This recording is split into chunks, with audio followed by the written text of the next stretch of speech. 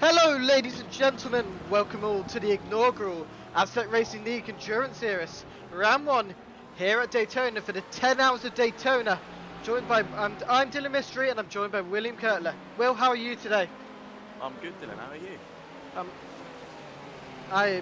I've just, okay, it works now, we're alive. Yeah, we're all good. We're on to qualifying. I do apologise for the delays. I had some CPUs issues, but the good news is we're out on track. We've got the LMP2s, we've got the GT3s. It's going to be a good race. Yeah, it's looking good so far. We've got a lot of entries this week as well. First week of the championship, and it's great to see a lot of cars out. Yeah, so obviously we're out on qualifying. We can see the lap times coming through. The big question is who is going to get pole position today. We've got a lot of teams with experienced drivers out there. So at the moment, Pandemonium Esports have set their quickest time. If you are in the league and want to see the live timings, I will give you that in a second. But let's see the lap times. The first lap time is a 1 minute 35.424, and that is set by the Dutch driver, Bojan Claessens. You know, serious when I'm standing up and I'm commentating, getting all the data. Up. So GT3's the first lap time set is a 1 minute 46. For the K1 drivers immediately beaten by the Pole Sim Racing silver car. Laps are going to start coming through now. We'll hopefully see them get quicker and quicker as this quali goes on. It's not the longest quali ever. It's only 10 minutes. So it'd be great to see how people manage the traffic in their quali and find the space for themselves out on track. Yes, indeed. It's all about positioning here at Daytona. It's a tri-oval, so you've got a mix of a high-speed bank oval, then you've got the road course. Road course is very quick, but you know, one small mistake and it's all over for you. You know, every small gap matters, and for some reason, my stream has this. Right, that should be shut. We're all good. Checking everything is good. Yep. Got 10 minutes of qualifying.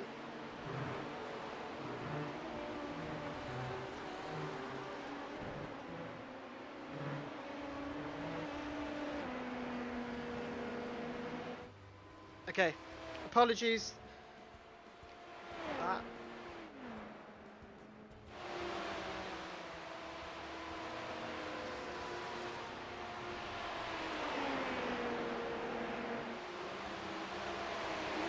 It seems like a lot of cars are bunched up here. You see it on the track map, which we Yeah. have drivers and teams. You're seeing there's a lot of cars now starting to bunch up around the first and second sector of the circuit. Let's see what happened here with Zelensky here. Zelensky's just spun going into turn 1. Unlucky there, but it happens. It's all about positioning here at Daytona.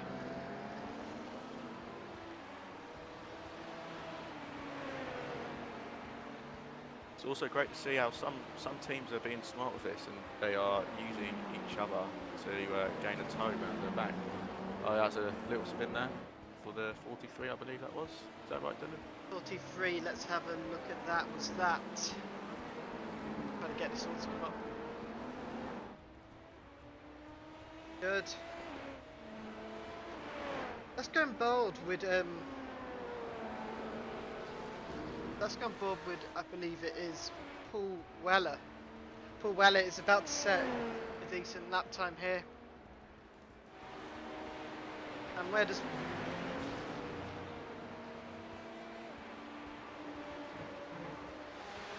See where Paul Weller goes. Paul Weller, what position is he going to go? He goes up to P10, the Big Pigs Racing team here.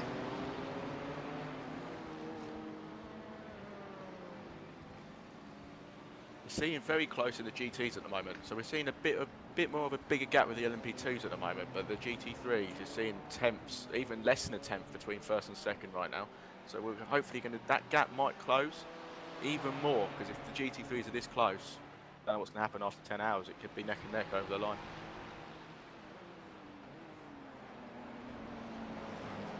So a lot of purple sectors, a lot of orange sectors coming up here. I think the track is starting to warm up here. Tyres are starting to overshoot. You know, it's only 10 minutes here. 10 minutes to set the lap time, the grid for a 10-hour race. You've got to be careful with tyres around here, especially as the track is warming up, the more grip is coming in. But it doesn't seem to be the case here. It will be interesting to see if some teams do go for a second set of tyres. I don't know if that's in the regulations, but I'm sure the race director would have said in the driver's briefing if they were allowed to use a second set of tyres. So it'll be interesting to see if that is allowed or not. You know, we've got 2 minutes left less than 2 minutes left to qualifying before we see the checkered flag here for our grid around Daytona for the ATRL Endurance Series. So it looks like all the GT3 teams have now set a lap. There's still 3 teams within LMP2 who are still yet to set a lap.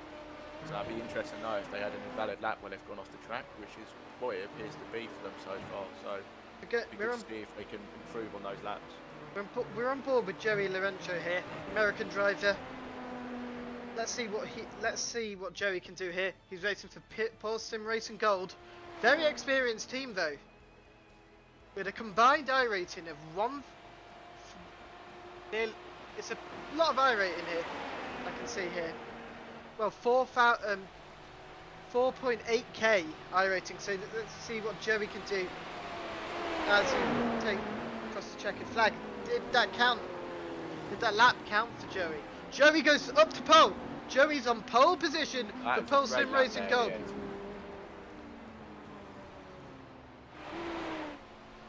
Also, some teams can still try and squeeze a lap in. They're a little bit spread out now, so that's beneficial. So we see here, I think it's a 16. I can't see who's just behind them. 6 on track. So we've got the 16 just going over the line. Are they with a teammate behind them? Let's have a look.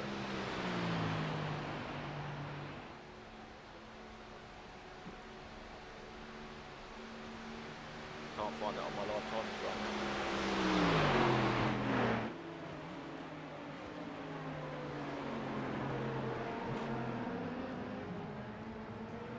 So yeah, we're literally just got 30 seconds left for this quali. Some teams might try and squeeze another lap out if they can get a good first sector, or might just abandon that lap in the first sector.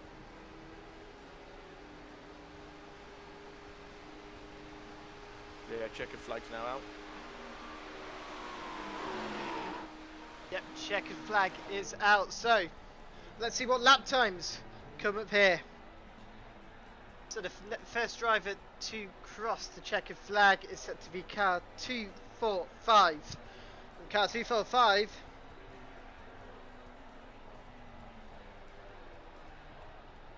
I want to show on my data. 245 is Zelensky's team, the Lithuanian driver. Where does Zelensky go? No lap times here. Did a 36.2 that time, I believe. Next driver to cross the checkered flag is car 78. See what car 78 can do here. Nope, 78 has dived into the pit lane. So the next lap time is Corey Price here. What can Corey Price do? Corey Price is currently... It's all orange sectors, but we should be having a look at Toby Prosser. We all gets a good lap in here. See what Toby Prosser can do. Toby Prosser to the line. Toby Prosser take pole position here. Can Toby? Let's see what he can do. Here comes Prosser. Toby Prosser. He stays where he is. No, Toby Prosser's on pole. Toby Prosser's gone provisional pole. So Toby Prosser has taken pole for Aztec Racing in the Aztec Racing League, bizarrely. Is there anyone else on a lap? I'm not too sure, but Toby Prosser, ladies and gentlemen, has taken pole position here for the Aztec Racing League Endurance Series 10 hours of Daytona. Right, it's time for the 10-minute warm-up. Let's go over the results when they come up. Not sure if a lot of teams are going to take part in this warm-up. They might see it as a chance just to see if they can get their setups right, see how they want to run their tyres, and see what they want to do with their pit stops. They could use it as a pit stop practice, or they could just go out there and just get more practice for some of the drivers who don't feel as comfortable around this track.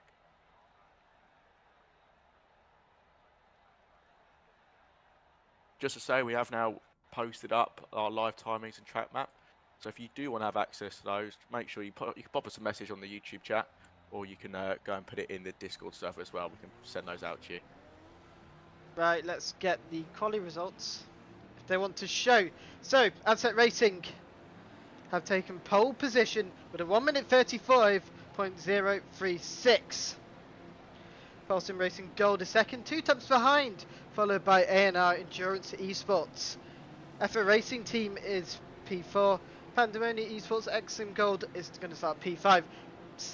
K1 Esports, Car 21 and Car 22 lock out right behind each other, followed by Big Pig Racing, SRB Motorsports, and P9 and QRT Esports, Mile High Club 69 are going to start P10. Followed by Rebellion Esports, who are going to start P11. Followed by SRB Motorsports, WMG LMP2 13th. Digital Racing Systems Esports, very late entry though, like 22 minutes before we were due to race, have qualified P14. Followed by pole position for the GTVs.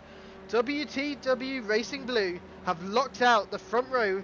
No, they've not locked out the front row. That is my bad. They have locked out. They're starting on pole position, followed by Walk Racing Esports and RNL Raw in the Corvette. STK Racing Team starts P4, followed by Bubba Gump Racing Team, who's the car 16 in the Porsche. Pulsing Racing Team starts 7th. STK Racing IMSA start 8th in this race. Turn 1 East Sim Racing is next, followed by WT Racing Red. The Wrong Stuff is followed. Vortex Black, Fast Repair Motorsport, LDR Racing, Big Pig Racing GT3 as well. Followed by Rebellion Esports, Examity Motorsport, 1 Horsepower Motorsports, WTW Racing Green, K1 Esports 23, Unlucky Gaming Motorsport. And the 1 LMP2 set to did not set a lap time, was Suboptimal Racing. They will start at the back. Okay, so apologies on our end about that qualifying session. I hope it didn't cause too many problems. We were monitoring the session, so it was rather carnage. But we do apologise. Yeah, we had the server issue this morning, so we'd lost the server settings from that were there. We kept the weather settings, oddly enough, from my last settings from practice last night, but the race settings all reset, so I do apologise. I seem to have missed that it wasn't on lone qualifying anymore. Yeah, it won't happen again across the season, especially now that that's happened. But yeah, I do apologise. Right, ladies and gents, we are going to change the screen here because we have a special lap recorded by Jake Pitt. This is Jake Pitt's lap at Daytona. If I can find my mouse, that is.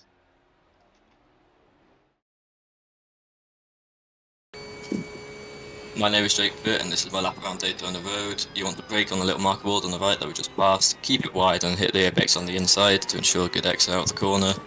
Yeah, I want to clip this curb on the right but not too much because it can cause you to spin. Clip the other curb and then braking about the 150 mark. It's the corner, hit the apex. Then you want to go out wide to get the best straight line exit. Keep it pinned. For the next corner you want to be flat, you want to turn in around where I just turned in, and then you want to brake as the tarmac changes. About here.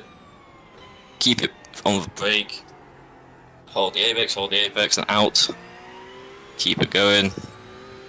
Going to the next corner, you want to brake on the little start of the road on the right. Down to gears, hit the apex. Then this is a difficult corner because you get a lot of oversteer. You need to aim towards the oval. This bit's a bit self-explanatory, it's just keep it low, keep it next to the line.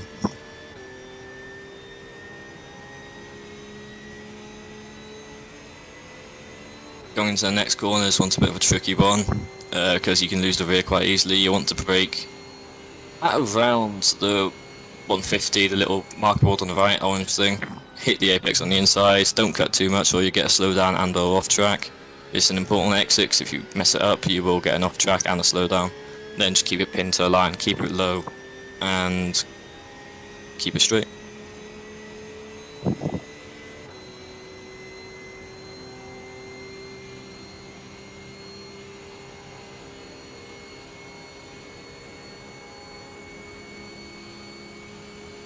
And that is my lap around Daytona Road.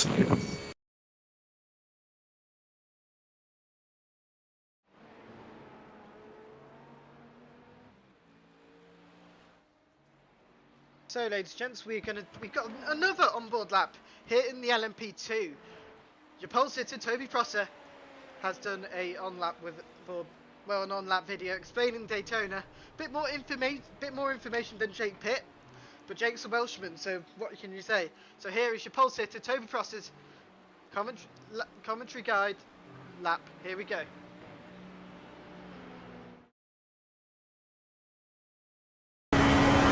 Hello everybody, my name is Toby Prosser, driver for ATRL Racing, and I'll be taking you on a hot lap today of Daytona International Speedway. And we're going to be on the brakes nice and early here for turn 1, use all of the track on entry and get back to the inside here for the apex, run it out wide, get on the power early, and we're going to get back over to the left hand side here for the International Horseshoe. Make sure that you get this apex, it's really critical for this run, down towards the kink, on the power nice and early, use all of the road available. And you're going to drift back over to the right hand side of the track here to open up the kink, and we are going to set up on the left hand side of the track here for the second hairpin in the infield. Hold the middle of the track here and get back to that inside curve as quickly as possible and back on the power. And we are going to sweep back over to the right hand side of the track here. Coming off of the infield, we are going to be on the brakes, clip that apex, get on the power nice and early, keep it tight, get the run short, and we are going to hold the yellow line all the way around the banking, going up through the gears in this Dallara P217, and we are going to wait for it, and we're going to fire up the banking now towards that right hand side wall, looking for our reference point for the bus stop. And we are on the anchors now, careful of track limits, hit that first curve, hit the second curve, and back on the power as soon as possible. Keep it left here, hug the yellow line for the run back round to the line. Keep it absolutely flat out here. The slipstream is going to be a big factor come race day here, and we are going to just wait for the banking to fall away here, and we are going to be flat out to the line now. And that is a lap of the Daytona International Speedway for round 1 of the ATRL Racing Endurance Series.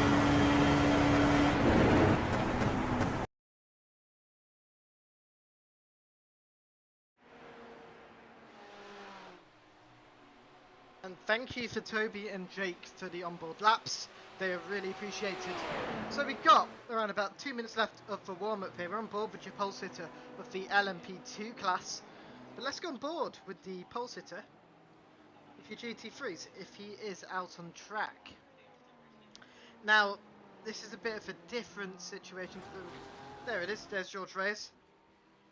In the Ferrari for W2 Racing Blue. Ladies and gents, where are you guys watching from today? We're broadcasting here. We're obviously broadcasting from Daytona. I'm based in Leicester, United Kingdom. We've got Will, who's based in London. We've got a mixed broadcast team across the UK, but we've also got an awful lot of drivers from different places of the world. So obviously this is a warm-up just to make sure everything is working.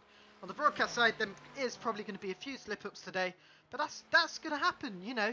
It's all part of learning. It's all about trying to learn different things at the end of the day. But yeah. Learning a lot as a league as well. So the league's only just started, so they're still ironing the race director and his team are still ironing out little bits. We've had some criticism in some parts. The team will work on those for the next round, and hopefully we can get this building to the end, and then some people can win some great prizes at the end of the season.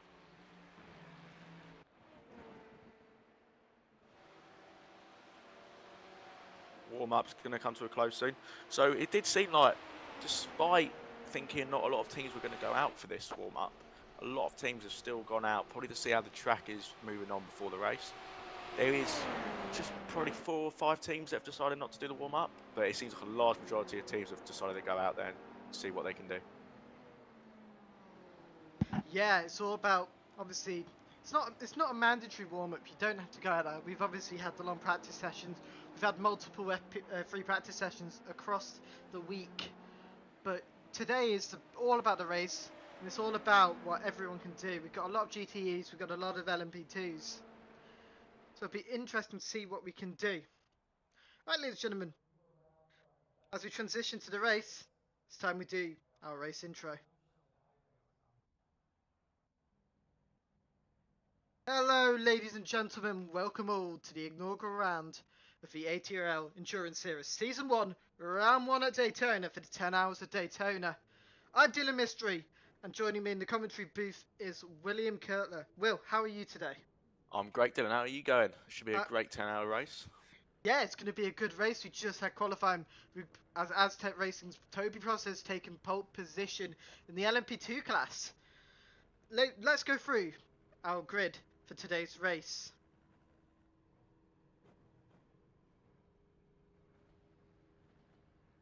Alright, just as a reminder to everybody that the green flag is done on my discretion, not on the in-game, so please ignore the in-game green flag. However, we will pull off LMP2 as normal, so LMP2, please follow the safety car is pulling away now. GT3, please hold position until you are 10 seconds away from the back of the LMP2 back. Okay, Toby Prosser has taken pole position, followed by Joey Lorenzo. I wonder if I can get the official ones up. Here we go, Toby Prosser. Aztec Racing has taken pole position, followed by Joey Lorenzo. Tim Trop is starting P3 and Samir Ashid is starting P4. Bojan Klassen is starting P5, followed by Oliver Munn, Matthew Bailey and Thomas Roundtree. Doug Ari Meselinsky starts P9, followed by Doug Sorrento. Trevor Kratzer and Davius Lorenzo starts P12. I do apologise for butch pronunciations. Zai Khan starts P13, followed by Arthur Kalenskis. The Latvian driver starts P14. And starting at the back of the grid, did not set a lap time, is LMP2, prepare for green. Is Andrew Divin. I think we're going to have to go to the race. Green flag, LMP2. Green flag for the LMP2. Green flags for the LMP2. Toby Prosser, let's see what Toby Prosser can do here. GT3, prepare for green. I do apologise for not getting the grid done. We had to listen to the race director. Toby Prosser is here, has maintained his lead so far.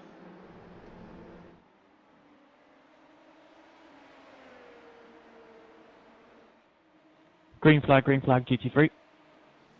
Go on board with the GT3s. Here we go.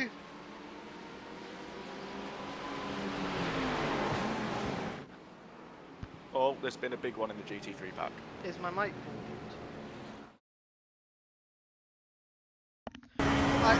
Hello everybody, my name is Toby Prosser, driver for Aztec Racing, and I'll be taking you on a hot lap today of Daytona International Speedway. And we're going to be on the brakes nice and early here for turn 1, use all of the track on entry and get back to the inside.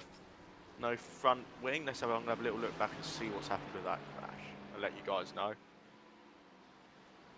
Yep, we've got the GT3s. Oh, there's been a big incident on lap 1 with the LMP2s, and there was a big one with the GT3s as well. That is Mr. Thomas Rowntree, who is missing his front wing, will be coming in at the end of this lap. Toby Prosser still maintains his lead here. Get the intervals.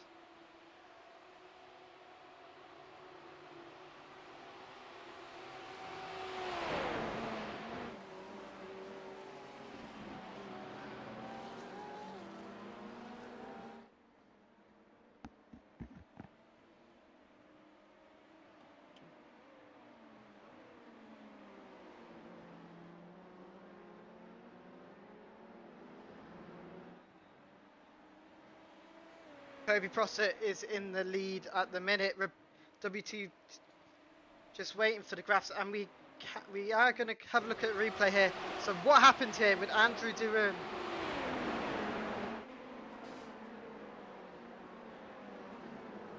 Ooh, just spun. Andrew has just spun here, and yeah, just a slight spin here.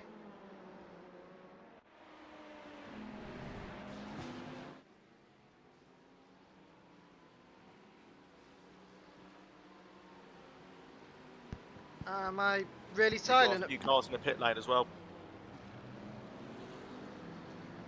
Wait, is it race stream silent? Well, It's just not as loud for some people. okay. Should be loud. Should be loud round about now, hopefully.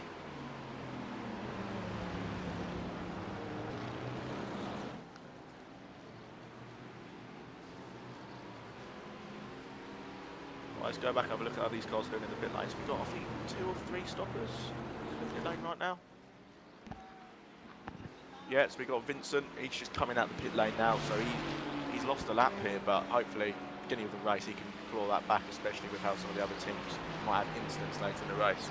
He had a big one on turn 1, so hopefully for Xanity Motorsport, they can pull that back in and just get in the rhythm now and just keep pulling laps back, especially while there's a lot of guys battling near the front. You never know where an incident can happen.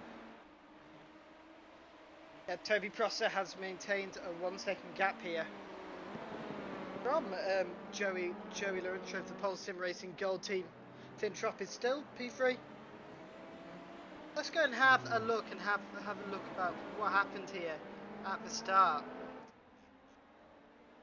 There was a lot of incidents.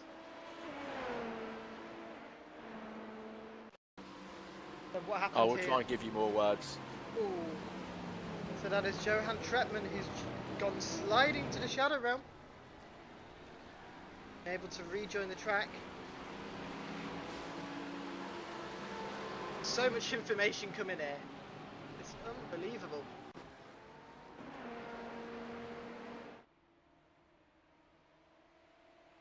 So Johan Tretman did jump to the pits. So I wonder what's happened here.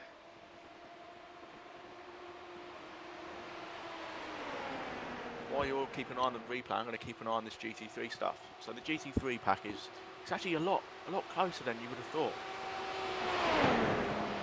So it's nice to see all of them bunched up at the moment. So it's going to hopefully produce some good racing later on. Around here it's all about drafting. So because there's a lot of them in a line, none of them are going to want to overtake each other. So they want to stay in that draft and move on. Well, we've got Thomas Roundtree in the LMP2, who's behind all of these GT3s. He's going to have to try and navigate his way around these guys. Need more words, do we? It's all about positioning in Daytona. The slipstream is so powerful that you just do not want to be making any mistakes early on because it's a 10-hour race. You do not want to slip away. But the GT3 pack is very close, as you can see here.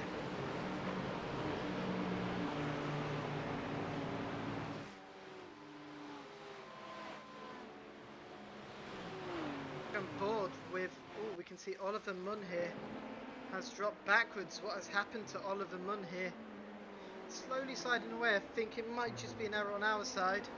But we can see all sorts of information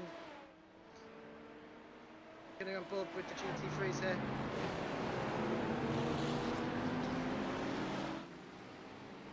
Going on with very tight side-by-side action here. Let's see if they're going to pull the overtake. Let's see if the Beamer can hold on to position. SDK racing team, it was a car 969. The Italian team is trying to carry on and holds position from the Corvette behind. The Corvette, a very, very loud car like the Ford Mustang, but loud. Some nice liveries on these cars as well, so it's great to see a lot of liveries. We are going to look at, we'll tell you now actually, because we haven't mentioned it before, we're going to look at doing a spotter's guide for future rounds. So we've got one of the guys who does a lot of our Xbox leagues, he's going to put a spotter's guide together, so he'll post a guide up at some point and we'll hopefully get one of those out for the next round. Just to add a little bit more for everyone, because everyone has great liveries out there. It's great to see people aren't just running the basic iRacing liveries and have got their own team liveries on as well.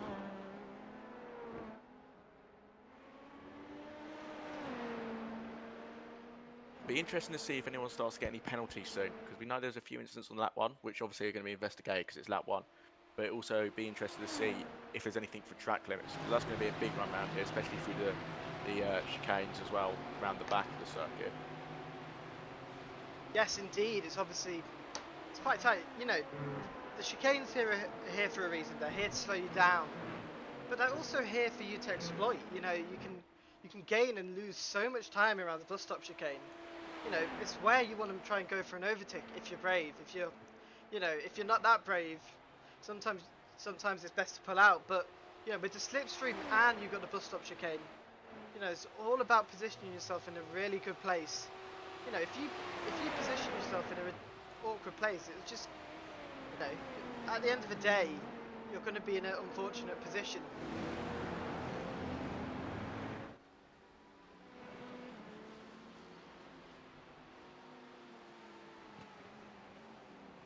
Oh, we've got Andrew and Oliver Munn here having a great battle. It's looking like, I can't tell exactly where this is. Oh, yeah, he's gone for a move there, Oliver. He hasn't just made that one. So that is the 19, and that's the 19 and the 19 and the 21. This just spread out a little bit now. Yeah, it's starting to spread out around here. The P2s have obviously started to pull away from the GTEs, and some of the P2s who are stuck behind the GTs are slowly pulling away. So Thomas Rowntree here, if we go on board with, yep, he's slowly pulling. Well, he's pulled himself back up to P15. He is ahead of all the GTEs. So all the P2s and all the GTEs are actually split apart. They're all behind one another, which is a good thing as well. Let's go on board with Tim Trapp here. The gap is pretty tight between these two. Go on board. Let's see what the American driver can do here.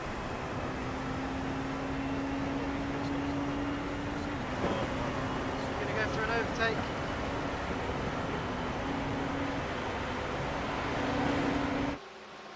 Let's see, it's Tim Trapp and, oh, they did have contact earlier, but it's giving each other enough space. Now they've got some lap traffic here, and now they've really got to position themselves in the right place. The P2s are now already starting to lap the GTEs. It'll start getting interesting now. Might be some instances when they first start to lap. That is when it gets interesting. After about 10 or so minutes of the race, that is when incidents can happen, because everyone's still bunched up in their classes and battling for those position. When it starts to get later into the race, when everyone's spread out, that is when you can see it'll be a big advantage for both drivers.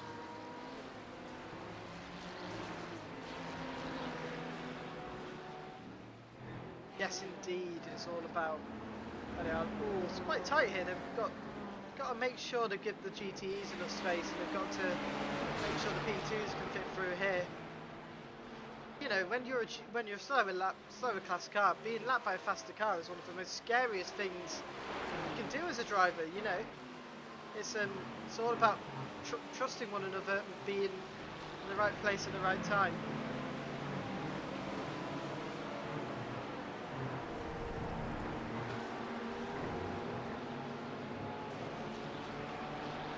Yeah, P2s are starting to get through the traffic now.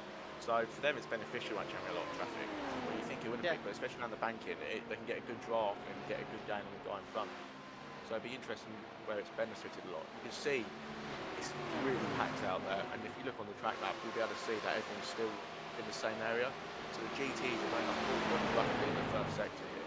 So that is, they're hoping, if you don't want to be catching them in that first or second sector, you want to be catching them around the banking through the chicane, off the chicane, sorry. Don't really want to be having them through there. So as you can see, that is, if you look on our live map, you can see everyone's bunched up. So it's bunched the whole grid together. So it's obviously being very, very close, and it's bunching everyone up nicely. Wow, nicely for us, obviously, as commentators and you guys as viewers. Yeah, indeed. Indeed, it's all about. It's very good we've got all these data systems. You know, you viewers at home are able to, you know, have a look at these live timings.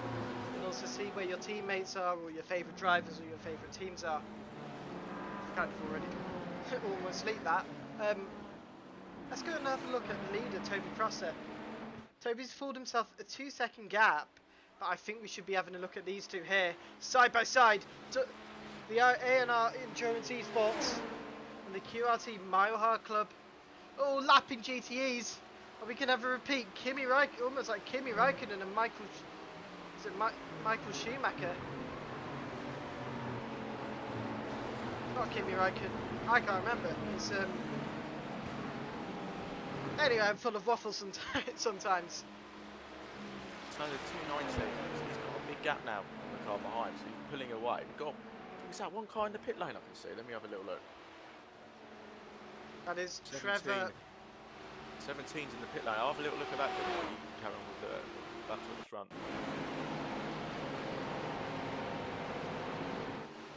Yeah, there's one car here in the pit lane. See what happened here with Trevor.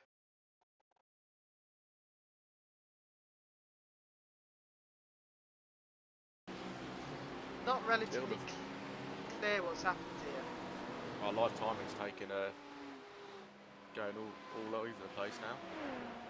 So it seems like everyone's still on the same lap. We've got one or two cars in each class which are off the back, maybe a lap down due to instance in the first lap. But I'm sure, especially in the GTs, he's one lap down. I'm sure he can pull that back. The Corvette lost the lap. He is gradually getting that lap back here, so I can see after an incident which is unlucky on lap 1, they'll be able to pull that back hopefully throughout the race and get there. Yep, it was Hakkinen and Schumacher. I mean, I got the nationalities right, but wrong way round. Wrong way round. Raikkonen came after Hakkinen in McLaren. They didn't race together in one season in Sauber when Raikkonen was in Sauber, and Hakkinen was in McLaren.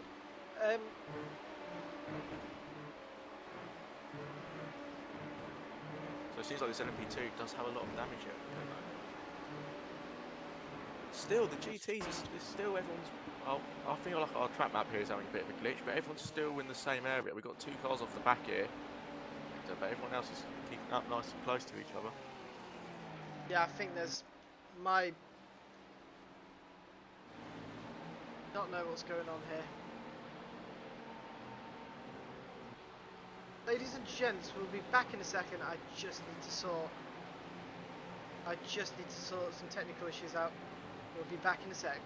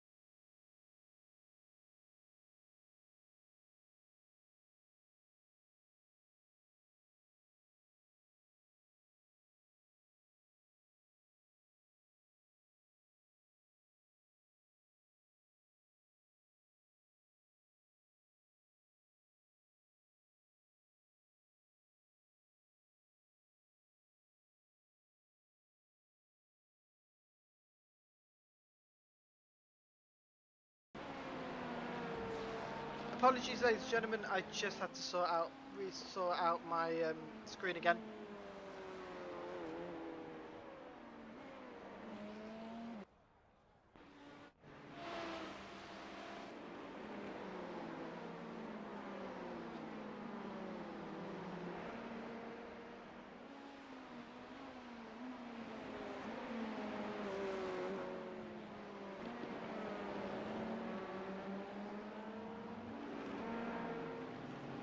And have a look in the GT3 class here.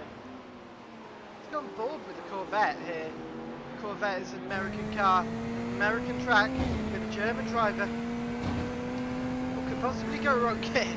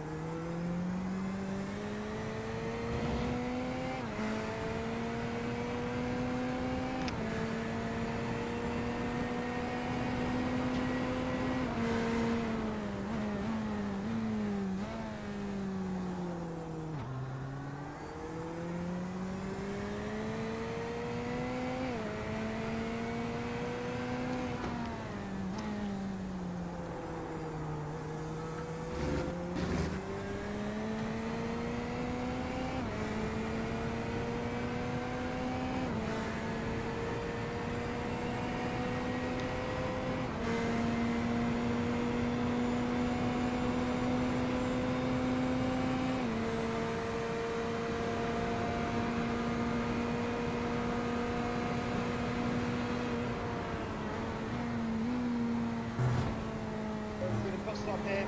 Navigate the exit. Turn here. Turn flat out on the inside.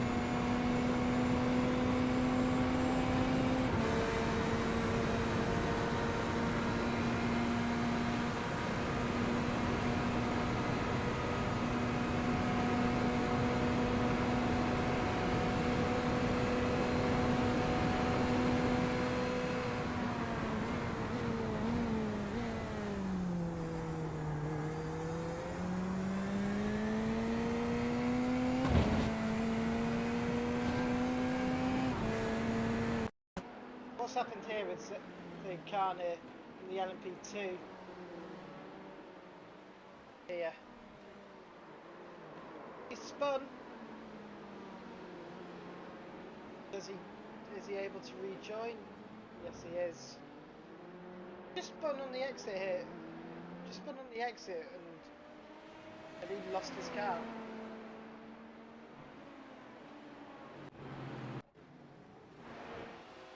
How it is in the GT, in the LMP2s. I'll start racing, have a 4-second gap. I'm also racing QRC Esports from Mile High Club.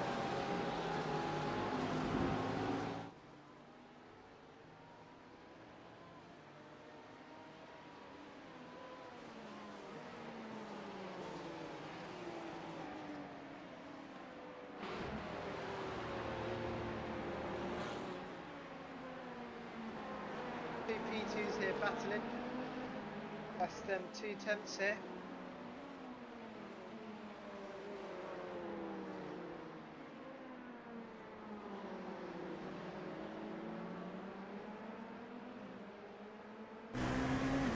See what the Lithuanian driver here can do.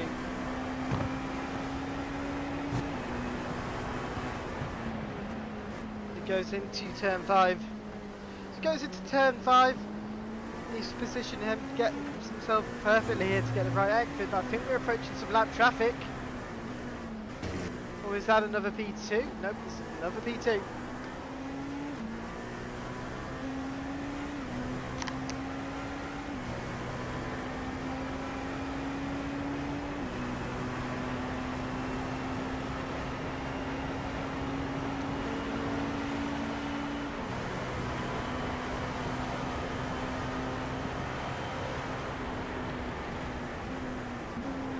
They go through the bus stop here. What is Lavinus going to do here? Lithuanian driver, SRB Motorsport. Matthew Bailey here.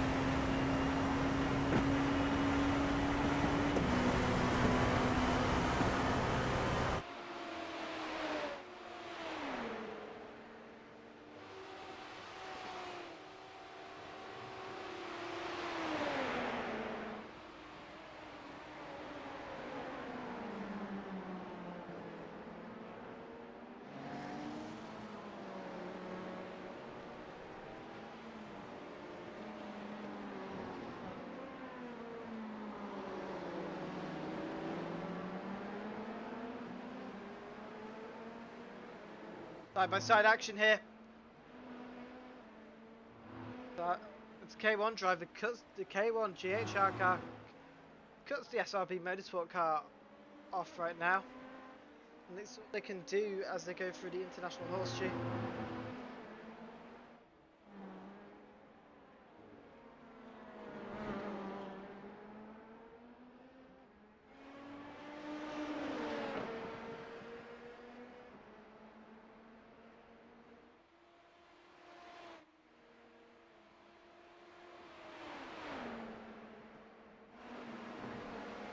Still very close between these two drivers here.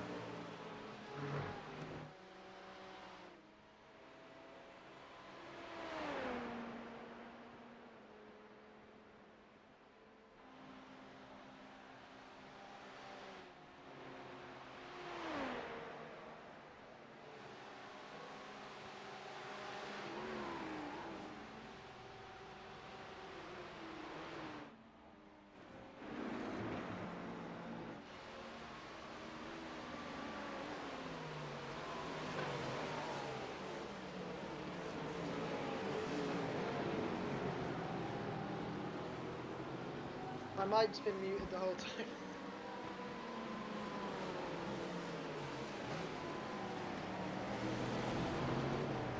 Alright, it's all running smoothly, it's just Iris being Iris.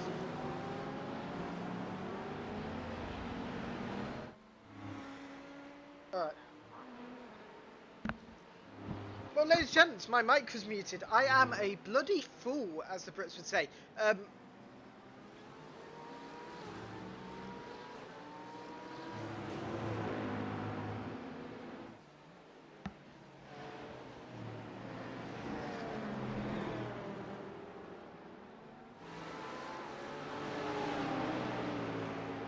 yet, so Joey... In fact, the gap between Tim and Joey is even smaller, so let's go on board with Tim here.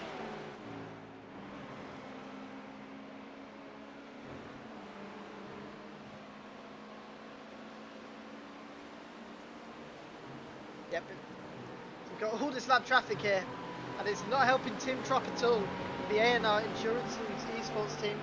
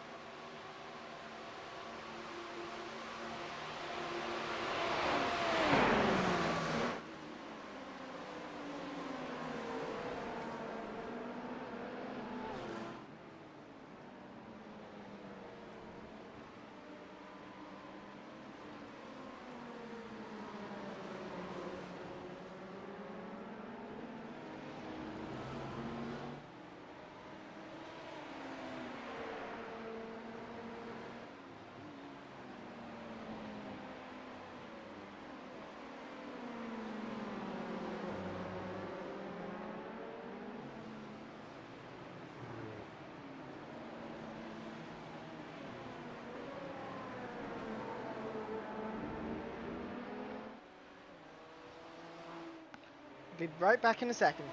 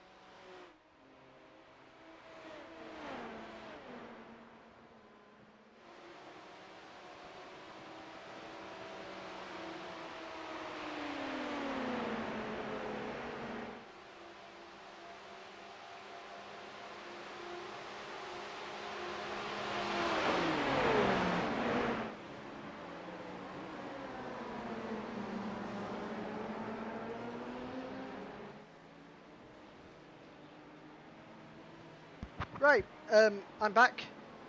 Apologies for that. I had to do something urgent came up. When I say urgent, it was pretty urgent.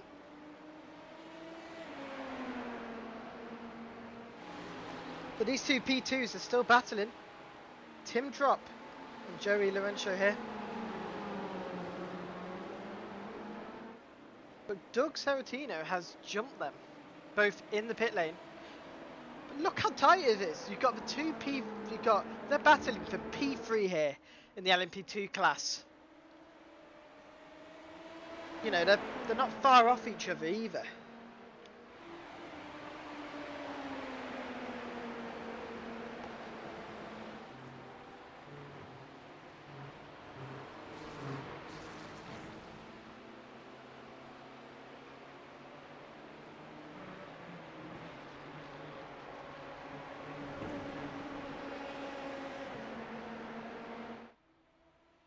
You know, they're side by side here.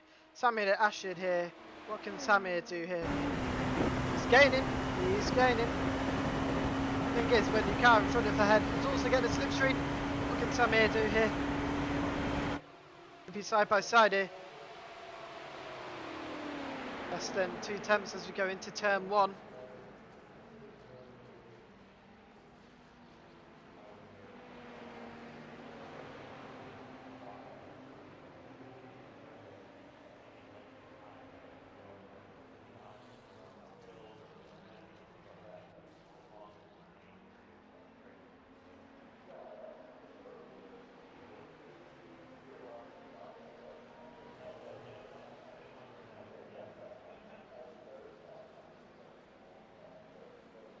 Ooh. What's happened here? Matt Webber, not Mark Webber, and Thomas Rowntree here battling. Bang. Yep, unfortunately Matt spun and Thomas has just been caught up in it. Thomas is not having a good day at all.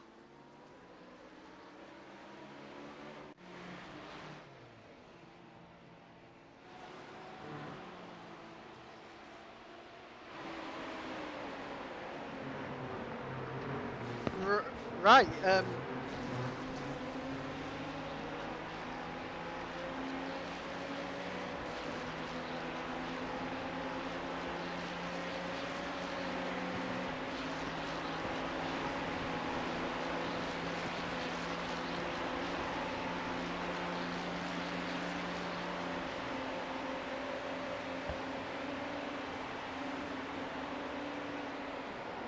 I think the gap's slowly pulling away here.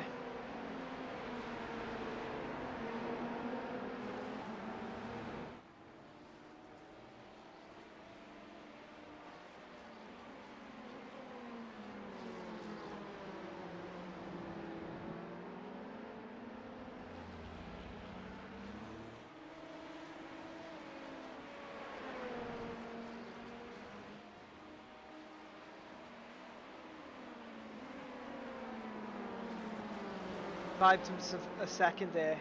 Let's go on board with Joey here. Joey's in like he's like the filling of a sandwich right now. He's tucked in between two P2s. He's got to position himself really well here because, you know, he's got Samir's right behind him in car 46. Oh, we've got two cars. What's happened here? Matt Webber. Happened.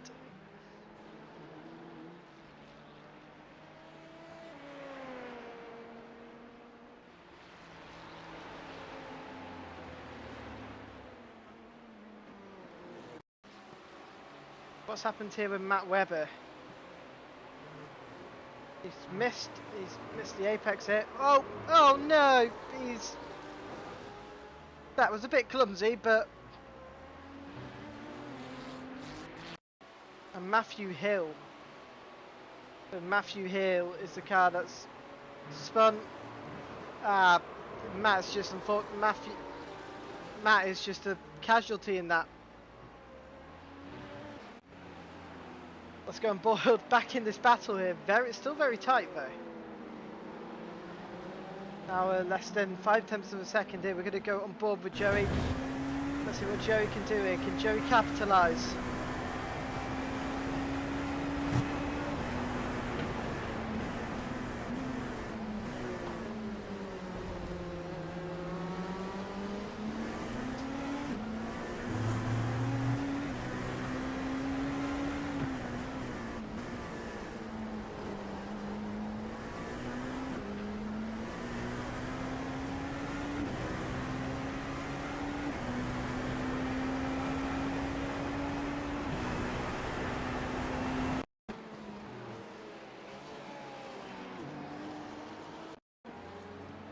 What's happened there with Matt?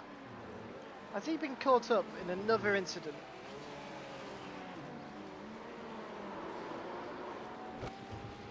Oh, Matt is not having any luck at the minute. He's had a collision with Thomas. He's had a collision with Matthew. It's not going his way today at all. Right, let's go on board back with the battle with Tim, Joey.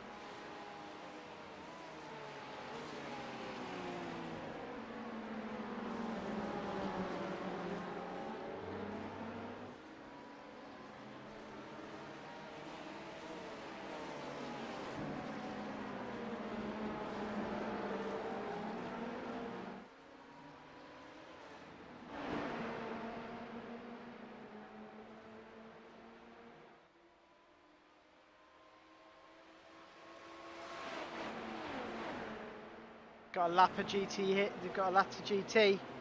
Side by side here. Who is that? Who's going to be ahead going into the bus stop? No, they're lapping a GTE. Oh, that's very tight there.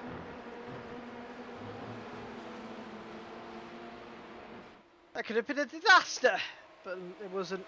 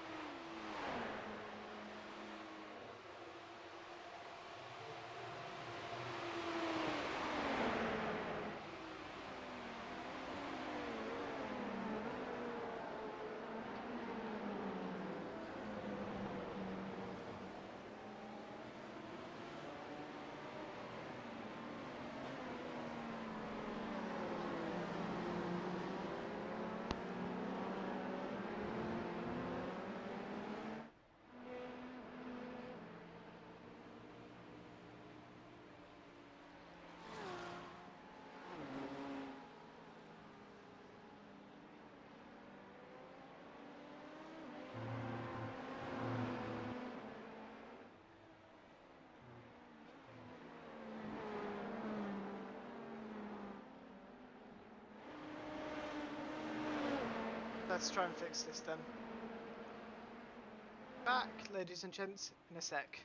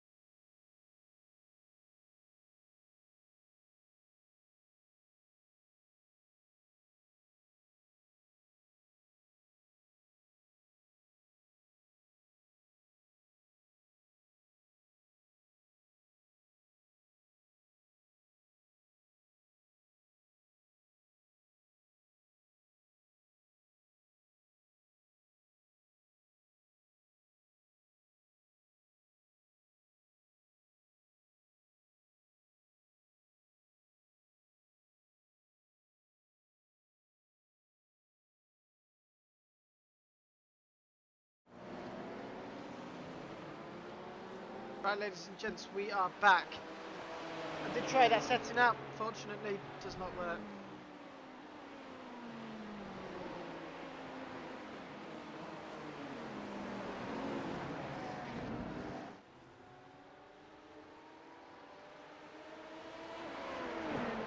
What happened here with Samir?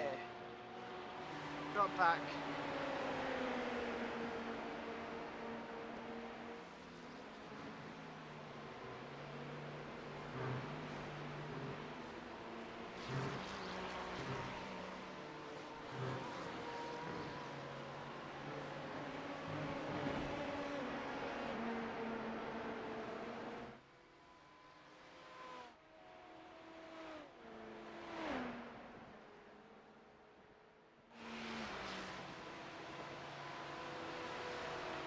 And I think the gaps are... Right, let's move on to another driver.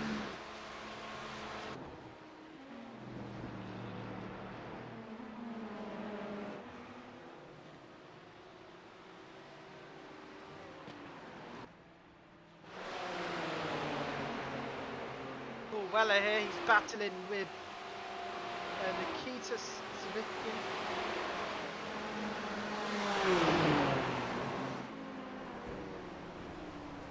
That is one of the Paulson racing cars. What's happened here? To Austin Ladner.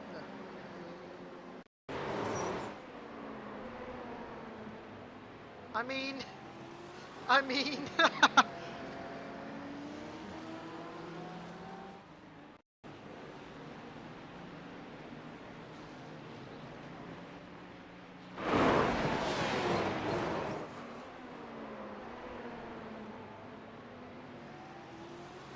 That's interesting. Am I muted again? No, I'm not. I am here. To my knowledge, I am here. My mic's on, so I am here. That was an interesting crash.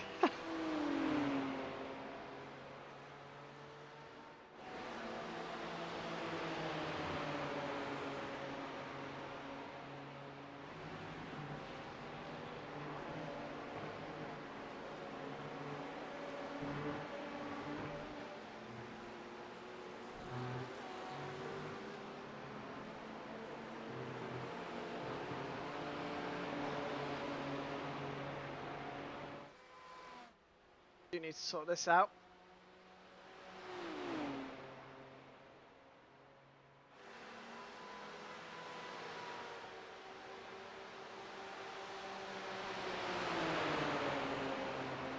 Oh, they're going to go side by side here, going into turn one.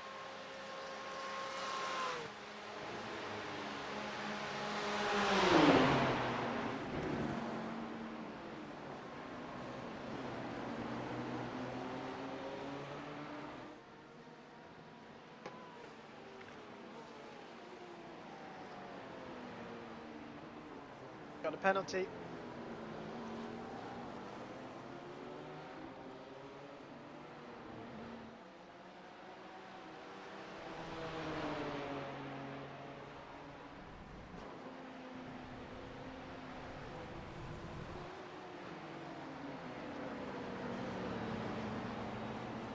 Got a penalty coming away.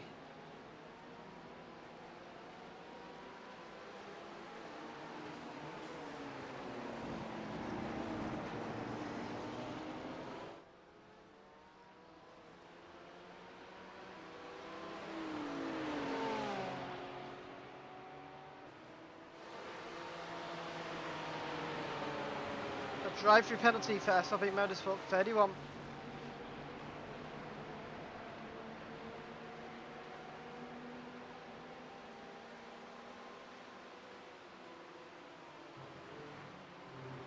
That's the first drive-through penalty being given out today.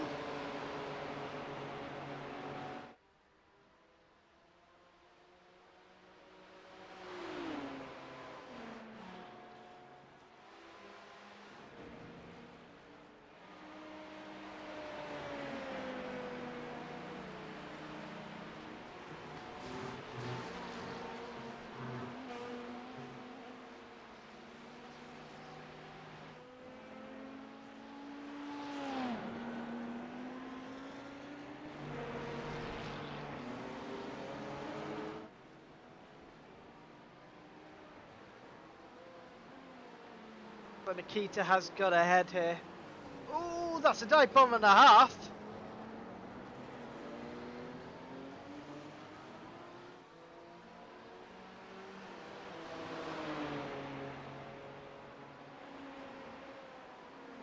Oh, and that's one way to take both drivers out of the race. Not out of the race.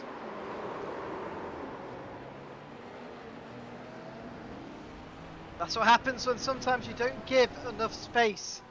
I think it's okay. Let's go and watch this from Pools on board.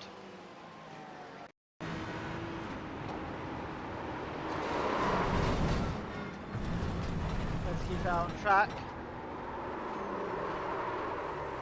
Very lucky there for no further incident, but that's unfortunate.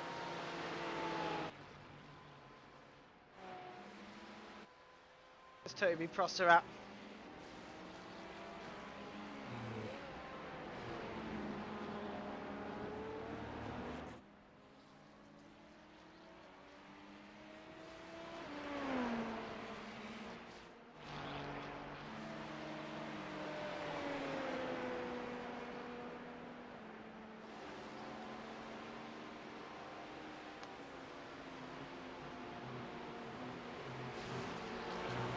Toby has an 8-second gap to Doug. He has an 18-second to Joey. We've still got these two battling, guys. It's been a long battle going on for most of the race here. See what happens here. Weird Tim drop. He is gaining, but good enough. They've got a GT here, so GT here. They've got to be careful with speed.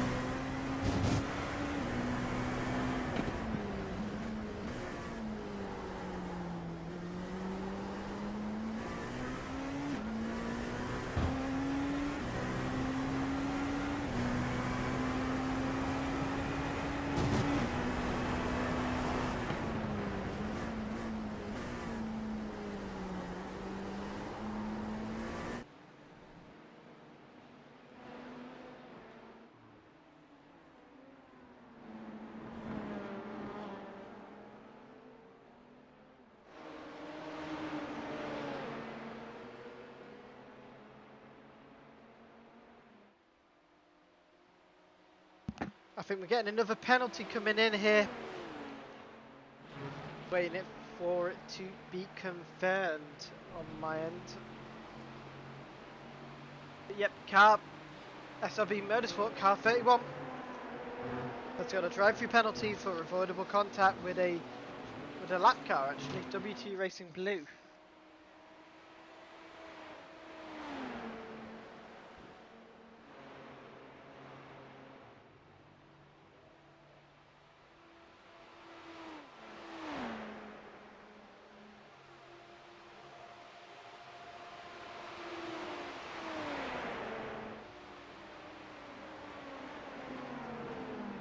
Getting closer.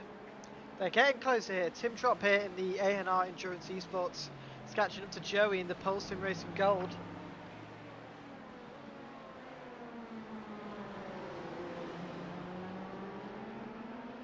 Ladies and gents, my name is Dylan Mystery.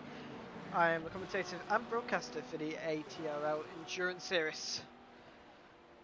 Alongside me is William Cutler, who is not alongside me at the minute. And there has been a warning for DRS Esports Car 23 for avoidable contact when lapping with WT Racing Red. Starting to get penalties here. Let's go on board with Joey here, and we're going to go on board with his gearbox. as you can see Tim's game.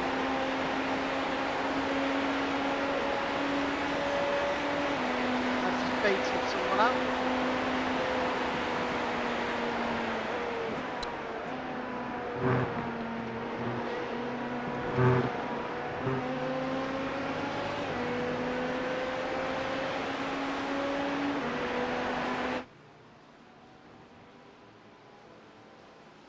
The gap's is 8/10 of a second.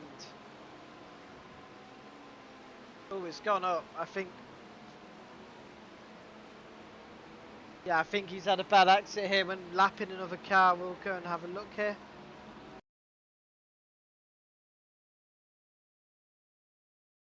Did he? No, he's taken a high line, so he's lost time here. Fortunate for Tim, but it happens. He'll probably gain back the time. Oh, we've got Pavel Jeffmore in the digital racing systems esports. It's in the pit lane. What's happened here with Matt Webber? He's just... Oh, Matt Webber's... He's not having a good race, is he, ladies and gents?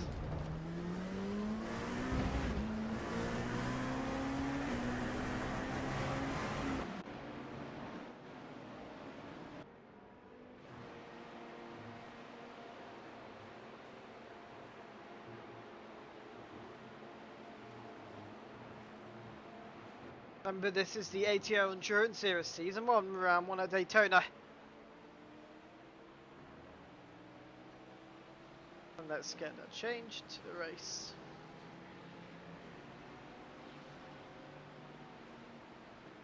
Let's see who has gained the most positions in this race.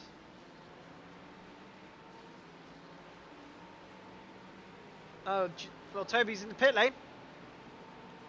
And so is Doug as well. Timing this perfectly, these two up front.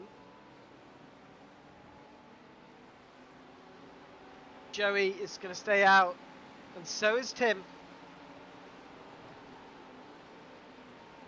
As Tim laps the next GHR K1 car. Oh, that was very tight. Joey is in the lead in LMP2 for the time being. Oliver Munn here, battling with Classens here. Let's go board with these two drivers here, the GHR car here, with the K1 colours as well.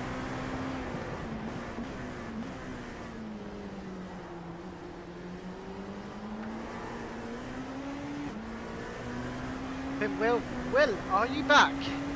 I am back.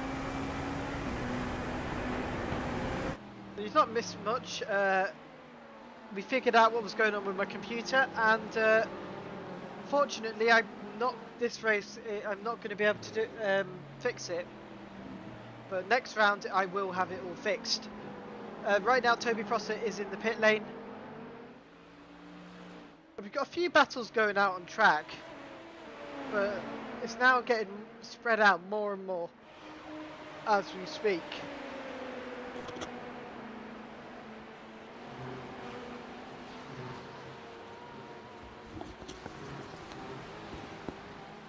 Still a long race to go. Hasn't quieted down.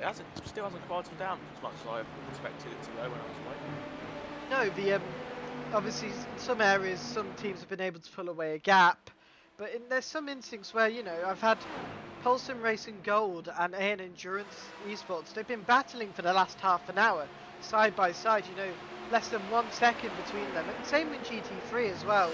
You know, the top 5 teams, there's some that are very, very close with each other. You know, the gap is so minimal here. We've had a few incidents this race as well. We've had one of the drivers, to put it politely, go to Narnia. When I say go to Narnia, he went flying across the track.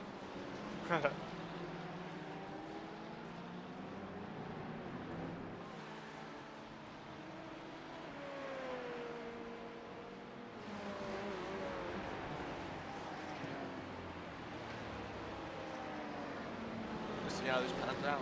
So we'll have to catch up on everything now. Toby's still got the fastest lap of the race in LMP2. Who's got the fastest lap of the race in GT? Oh, looks like the leaders again. Walk Racing Esports. They seem like they've still got the fastest lap there. Yeah, let's go on board with Walk Racing Esports right now. Their fastest lap time was a 1 minute 46.06. They've got 11-second gap, so they've got a big gap to the, you know, the car in front. Ladies and gents, let's do a lap with the Walking Esports car. So they approach the bus stop here, preparing to begin the lap. Position themselves absolutely beautifully here.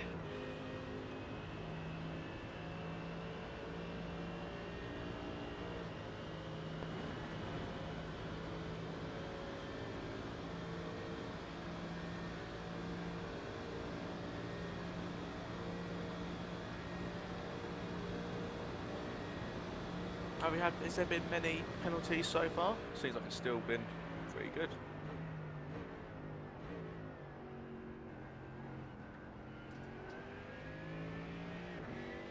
There's been one penalty handed out today, and it was for SRP Motorsport.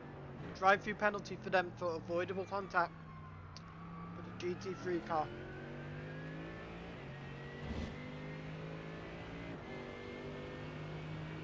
Should we see if we want anyone to hop in and have a little chat with us? As we're about to hit the hour and a half mark soon, so it'd be a good chance when the pit stops start to happen and drivers start to change over after doing a double stint. It'd be great to have a chat with some of you guys.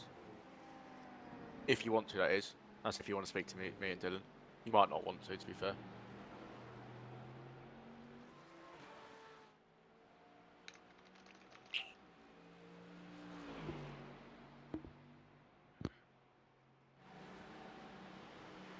We had any DNF so far? It looks like maybe one DNF. Yeah, it's not too clear if we've had a DNF yet. I mean, Trevor Kratz at Walk Racing Esports is, I don't even, how many laps? Yeah, 30 laps, so we've had a few, but I think we've had one casualty so far in this race.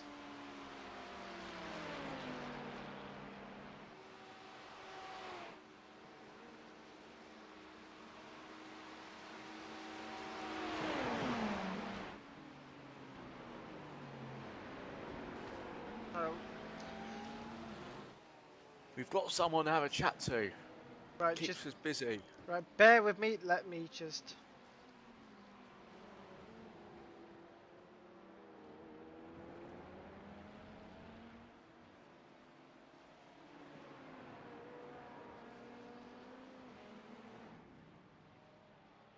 I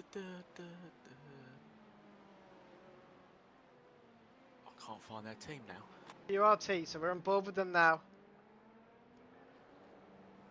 Ah, found them. Hello, Doc. How are you? Hey guys, doing well. How are you guys doing? Yeah, we're all good. Great. A few technical mishaps, but we're getting there.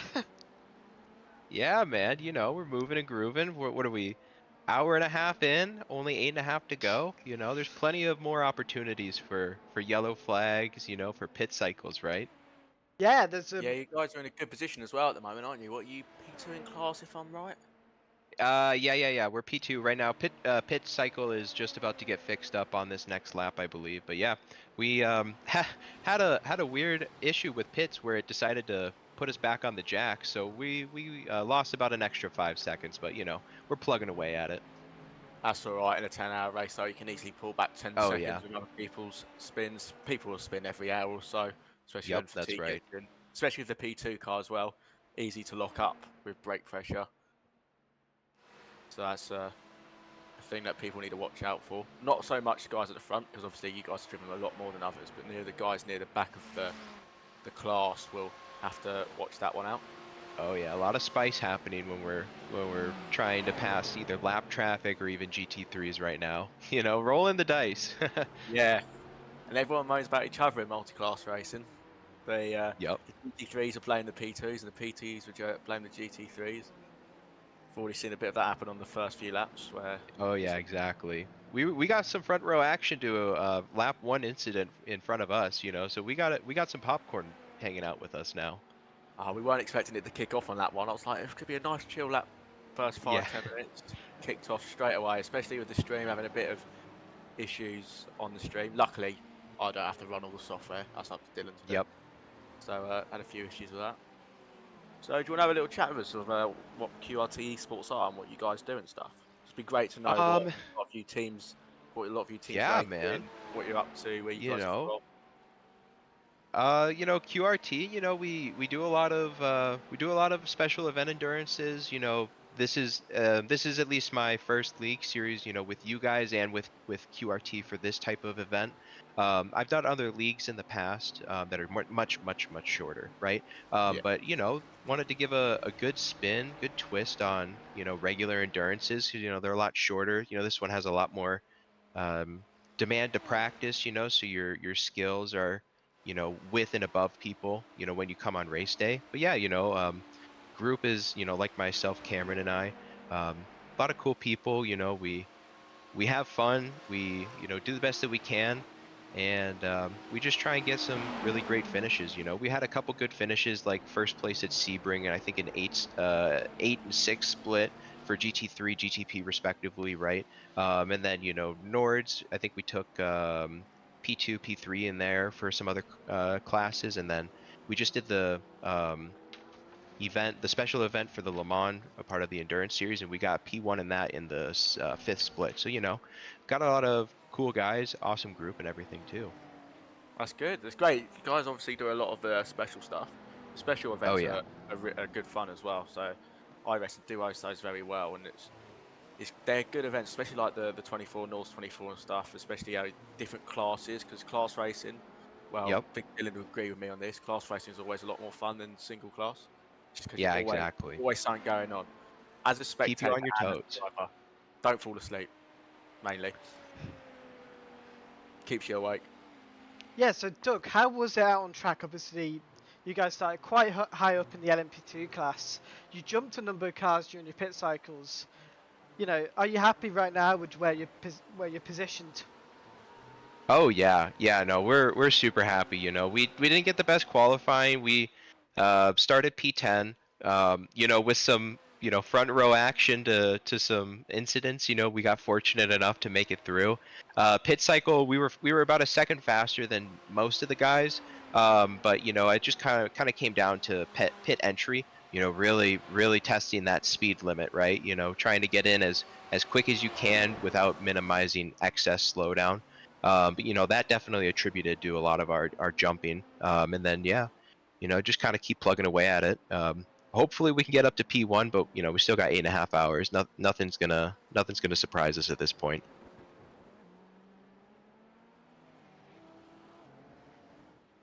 Yeah, it's still a long way to go. So it's only been what, an hour and a half. It feels like it's been ages already, to be fair. I know, right? We should just red flag it. I think, you know, call it now. Yeah. Dylan's been trying to work out this streaming software for a while, so if we could have done with it with a bit more time, but we got there in the end. Well, yeah, we've had a few issues. We're not able to display all the drivers, all the cars. That's down to an issue with my computer and not having a network card, which is a bit, yeah. I'm not even using Ethernet. I'm using something else. But yeah, we're getting there with the software. There's so much hidden data available, and it's really useful for when there's crashes nearby of the drivers you can view. But yeah, how has it been lapping drivers? You know, lapping the GTEs around here. Has it been chaos or has it been calm? For us, it's been fortunate. You know, after a few rotations, you start to learn who you can kind of be a bit more free with, right? And other drivers who you got to be a bit more precautious with, right? You know, but we haven't, you know, again, fortunately, we're in P2 still, so we haven't had too much incidents or any beef with anybody. You know, just making it through, being patient when we're passing cars. You know, this is you know, the first time that we're racing with all of these other groups, right? So you want to make sure that, you know, you're being respectful and diligent and precise with how you're moving, and you hope to get that reciprocated back from the other drivers too. But sometimes miscommunication happen, and maybe you try and make a send, and then you just got to check up a little bit harder than you're used to. Yeah, so you've obviously got, well, your team's got, drivers from across the globe. Right now you've got Cameron, Yep. and he's from Australia. So how does it Yeah. work? I don't know, man. He's got a lot of blood pressure in his head right now from driving upside down. Apparently, he's got 400 ping, man. We're plugging away at it. It's really cool. We have another drivers from primarily in Europe. I'm one of the few U.S. drivers on the team actually, but we have like Switzerland, UK, Germany, Italy, right? Everybody's everywhere, right? But yeah, I think it's right now like 7 or 8 o'clock for him, and he's gonna stay up through the whole thing. I think it's just him being upside down. It just messes with his clock. You know what I'm saying? Yeah, shout out to all the Australians out there. I was about to say, I was about to say the word to combine Australia and New Zealand, but it's escaped my head. Yeah, and he'll have a go at you as well, the Australians. Yeah. Yeah, you don't want to offend the New Zealand people. You say one wrong thing and then it's over. Right, thank you, Doug, for joining us in the commentary booth. Yeah, thanks for joining us. It's great to have a little chat. Cheers, guys. We'll catch you guys around. Yeah, we'll maybe catch up with one of you or your teammate later in the race, see how you guys are doing. We'll be keeping an eye on you as well, see how everyone's doing, especially the live timing, which I think is working. Yeah. It's all updating for me. So Looking pretty good. It'd be good. You've actually, looks like you closed the gap on Toby, from what I can see here. It was 25 seconds, I think, and it's now 19. So yeah, traffic might be playing into your guys' hand at the moment. That's what we need. We gotta start paying these people off. Get better traffic rotation. Tell them all to do it on the infield for him. That's and right. On the banking for you. Yep. Thank you, Doug, for joining us, and we wish you guys good luck for the rest of the race. Thanks, guys. Cheers. Have a good one. Right, ladies and gentlemen, we have one more driver joining us. He's not on track right now, but he is team manager for Walk Racing Esports. Who, if I'm correct, let's go and have. You are currently leading GTs in class. So let's go. Let's bring him in. Hello, welcome to. Hello, and obviously how are you today? Well, waiting to get my stint. Yeah. So your team's doing quite well at the minute. You're currently leading in class. How does it feel? Well, it feels good, but watching the times of the people, we don't have to relax. So pushing all the laps, trying to avoid all the contact and the errors, and making the best career we can. I do apologise. I got you mixed up with someone else. Yeah, so what team are you at the minute? What? Can you repeat? What team? Walk Racing Esports, Dylan. Walk Racing Esports. The Walk Racing Esports or? Yeah. Yeah. Got to. Oh. Number 24. 24. Yeah, 24. The leader of GT3. Yeah. The leaders of GT3. They've literally just gone through turn 1. They've got. I'm seeing here some good pace you guys have got out there. You're keeping it all consistent, keeping it nice and clean, trying to stay out of that trouble that other drivers are creating for everyone, and just getting in a rhythm for yourselves, and it's working well for you. Yeah, and that's what I say. But watching the times, we don't have to relax because BMW behind is doing sometimes better laps time than us. So we don't have to relax. We have to keep pushing and try to don't get any mistake. Yeah, got to keep concentrated around here as well. Yeah. So you can see between you and the BMW behind you, you're both doing around the same lap times. So if let's say your team makes a mistake or they do, it will either close the gap or extend the gap. So you want the BMW to make a small mistake and then you gain another 5 seconds because that can benefit you with your pit stop. Yeah, That's right. So we don't want, obviously, we don't want to people get a mistake or something. We want to race, but yeah, if they make a mistake, it's wonderful for us. The pressure and we have a little bit more gap. Yes, yeah. So you get that little bit more of a gap, which will give you a bit more of a bumper for when you come in for a pit stop or something happens. Yeah, I don't know because we are pitting stop like a lot earlier. The BMW is pitting earlier than us, so probably at the finish of the race we have a fight there in pit stop or something. Yeah, so it could be like a pit stop race in the end. So Yeah, yeah. let the pit stop right. Yeah, I see. I see. Fuel What you mean, yeah. saving and lap time, it's gonna be hard to make. Let's see at the end. Yeah, great having a chat with you today. We'll keep an eye on you guys throughout the race and might catch up with you guys at the end. Okay, thank you. Thank you. Have a good race. Thank you.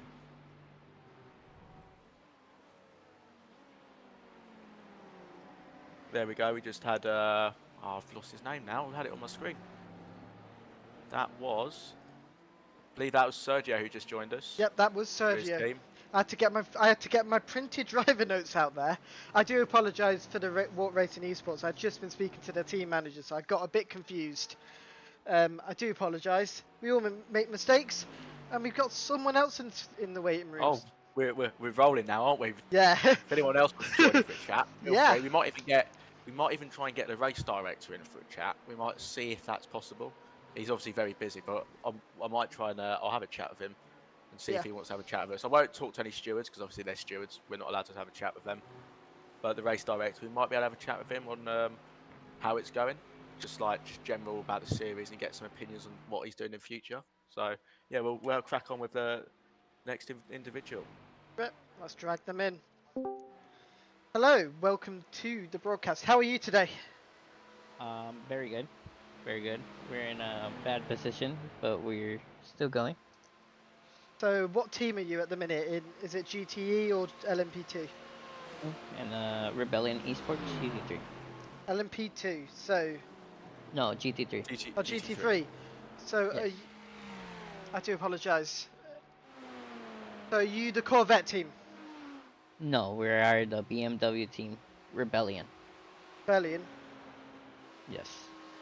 The number 71, I believe, is that right? Yes, 71, yeah. Yes. So yeah, you're, what's that, about mid pack? So we are behind P5 right now, so we are a lap down. We had a little incident and bust up. It's not really. And we had to do the fast repair, yeah. So yeah, using your fast repair, I'm assuming you had to use that early on, so that's... Yeah, that's pretty bad, but we're confident we can make it back to the midfield. Yeah, so you've still got a long way to go. It's only been like, what, first hour and a half-ish. But you can easily make those positions back, especially in the position you guys are in. You're not at the back where you've got no chance of making many positions back. You're in that, getting to that mid-pack where hopefully you can catch on to someone and work together to get that drag round. Yeah, exactly. So we're working with the P5, trying to be in their draft and see if we can keep our pace up. I'm waiting for my stint, and my buddy Andrew, he's pretty focused right now, trying to catch up. So you guys doing this? Is it a 2-driver you guys are doing this, your team? Wait, what's up? How many drivers you got in your team for today? It's two. Two of us. You, isn't it? Yeah, two. Yeah, it's Renee, and Andrew. Yeah, so you got two of you guys in that. So it's gonna be a good one, isn't it? So hopefully you guys can make some positions back. Yeah, hopefully when I'm doing my stint, we get other drivers are pretty bad, so I can catch up again. Catch up and get past them. Yeah. So how did you find the start then in the end? So you obviously didn't get the best start. We got a good start. We were P12, top 10, and then we're finding this other car. It was called Paul. His name was Paul. Is it Paul Weller?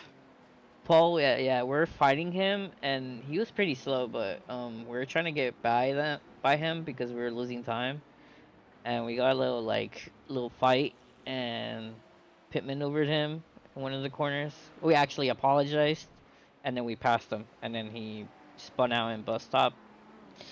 It was pretty hectic, to be honest, but then we moved on, and then we pitted, and then my Andrew just sent it to the barrier and bus stop, so we had to do that fast repair.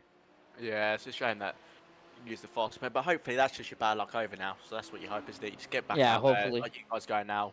Just Yeah, our teammate, other teammate for LMP2, Rebellion, LMP2. yeah. So Trevor and William. Yeah, so Trevor just what happened was that his wheel disconnected. Ah. Ah. His Fanatec wheel disconnected, and he got really pissed. And then Will came into the Discord chat and he said, "Where's Trevor?" I had to tell him his wheel disconnected, and he went back to bed. Yeah, that explains. So that's DNF then, isn't it, for you guys? But Yeah, this is a DNF, but they said that they're gonna practice a lot for next race. They'll be top split. They'll be on the top. They'll be fighting. William is a really fast driver. He said he would do next race. Which one is it? I forgot what race it is. I think next race is. I've got the regulations up just because I keep paying attention. It is 6 hours of Sebring. Road Atlanta, I believe. Road Atlanta, yeah. I'm hoping for Sebring. I'm pretty fast in Sebring, so. Yeah, so obviously there's two of you. It's a 10-hour race. Yeah. Are you splitting the driving in half, or if it starts raining, will you switch the drivers, or? So he's gonna do a double, and then I'm gonna be doing another double, and that's how we're gonna be doing it. Yeah, a lot of track time as well. So you get used to the track, get used to the conditions. Oh yeah. At first well. track temps were pretty high, to be honest. It was pretty crazy. Yeah, but track temps are going down now. Hopefully we put more time down and get back that time. There's benefits and drawbacks, isn't there, of doing two driver. Downside is fatigue, so you get driver fatigue, concentration goes. But the benefit is you'll know the track better than a lot of other drivers in a way. Yeah, like you'll know I don't get really fatigued because I'm a truck driver, so I don't get really fatigued. Oh, you still drive. Andrew, yeah, he gets a little fatigued, but that's when I come in and take over. Yeah, so you guys work really well as a team then, so you understand. Yeah, you understand each other's pros and cons with racing in a way, if you get one. Yeah. Me and Andrew have been racing for like 5 months now. He only likes to do endurance races. Ooh, pretty big accident with the Porsche in front. Ooh, yes, we've just seen that. Let's go on board with Austin. Have a little look at that, see what happens. We've just spoken to just see anything can happen in endurance racing. That's why a lot of people enjoy endurance racing, because you get longer races, you understand the track more, and you just get a lot more goes on. He's just hit the tyre barrier here, and he's got to be careful to rejoin the track here. Position gained for you guys. Oh, he braked really late. Oof. Bad crash for him. Yeah, that was unfortunate for Austin.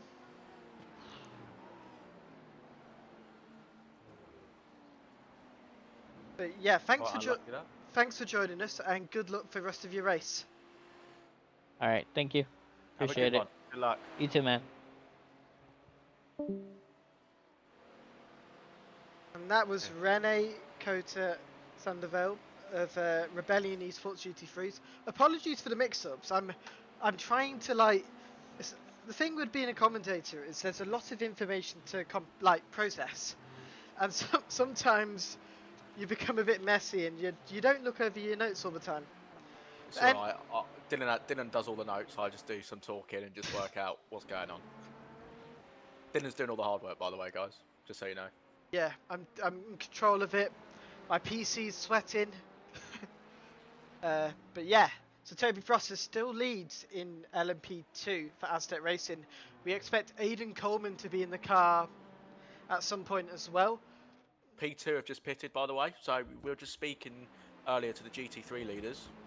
They're in the 24 for this race, but they're usually in the 79 car. Has some issues there, but drivers know about that. So the P2 car, that was the 969, which is the BMW they're racing against and trying to just get a little bit of pace on top. They've just pitted, so it'd be interesting to see how that pit stop goes for the 969 now, and see if P1 in class gets a little bit more of a jump on them, because as the driver said and the team manager, they do have a different pit window to the BMW because of different car, different fuel loads, etc. So it'd be interesting to see how that goes. Yeah, I think this race really depends. You know, I think pit stops are going to be important to get them at the right time. But, you know, if it rains, or if, for example, in the GT3s, if you need to change your rear wing if it starts to rain, it's going to be really important to time it out perfectly. Do you know what? At the minute, it doesn't say it's going to rain, but let's check on what it says on iRacing. At the minute, if it's going to rain, it's going to be the next 3 hours. So that's what the forecast looks like at the minute. Or the rain will show. So you never know. So some of the drivers near the back of the field to the mid pack might be a lot better than the leaders in the wet. So you never know how it's going to go. A lot of drivers could be really quick in the wet, but the dry just isn't really their thing. So it'd be interesting to see how that shapes things up. Yeah, it's going to be really important. So I think the car that I consider the unluckiest car at the minute is WMG Motorsports, the USA team with 5 drivers. Very last signed up at 3 o'clock this morning, but they've just been really unlucky with, you know, Matt Webber's been trying his absolute best, you know, to position himself correctly, and he's just had the worst luck today. But the car's still going. Unlucky. Yeah, they're still going. They're still going round. They're going. Hopefully, they come across the line. So, obviously, best thing to do if you don't get the best of races, just go across the line. If you have technical issues, etc., obviously you may have to DNF. But it's great to see. We had some last entries. We had a last entry today, 10 minutes before the start of the race. So that is very last minute for some teams. So great to see people really interested in joining this new league, and hopefully there's a prize pot at the end. So hopefully people can win some prizes. Yeah, it's going to be, you know, it's all about the long game in the championships. You know, it's all about doing your best. It doesn't matter where you finish. It just matters getting to the end. You know, if you get to the end, you're probably going to gain more points than a team that DNFs and finishes in high positions all the time. But, you know, as Will said, there is a prize pot in place, and at the end of the day, the prize pot for a lot of the teams is quite important, but participating as well is also really important.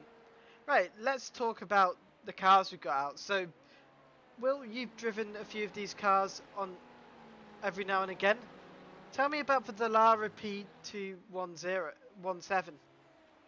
So yeah, I've driven this Dallara. Actually, just quickly, there is a battle going on between the K1 Esports 21, which is the 19 car, and the 531 happening right now. So we can quickly have a look at that battle, and then we'll get straight back to the conversation we're just having, because that's looking like quite a fancy battle. Oh, here we go. He's dived on. He's going to go dive for a dive bomb. There we go. We've got GT3 but now. He's got... Oh, there's been contact.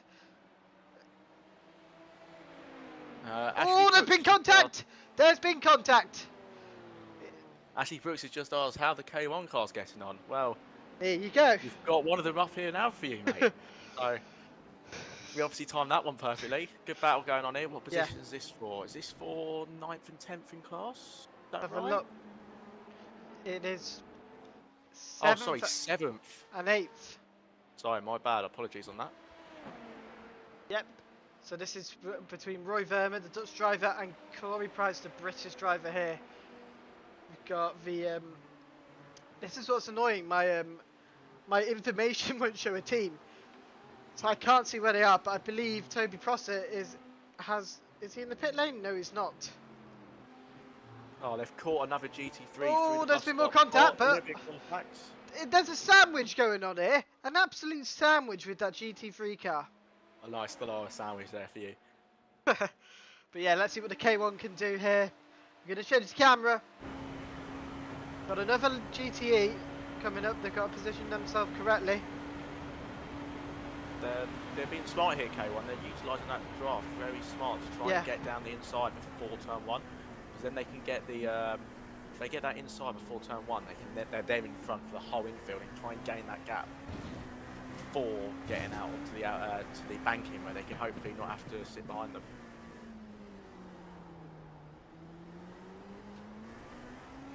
Got some GTEs coming up here on the horseshoe, international horseshoe. They've got to be careful because you know there's a lot of runoff area, but this runoff is very GT3's are battling in front as well. It's all going here, guys. GT3s are battling. So what position is this for? If you have a little look for you.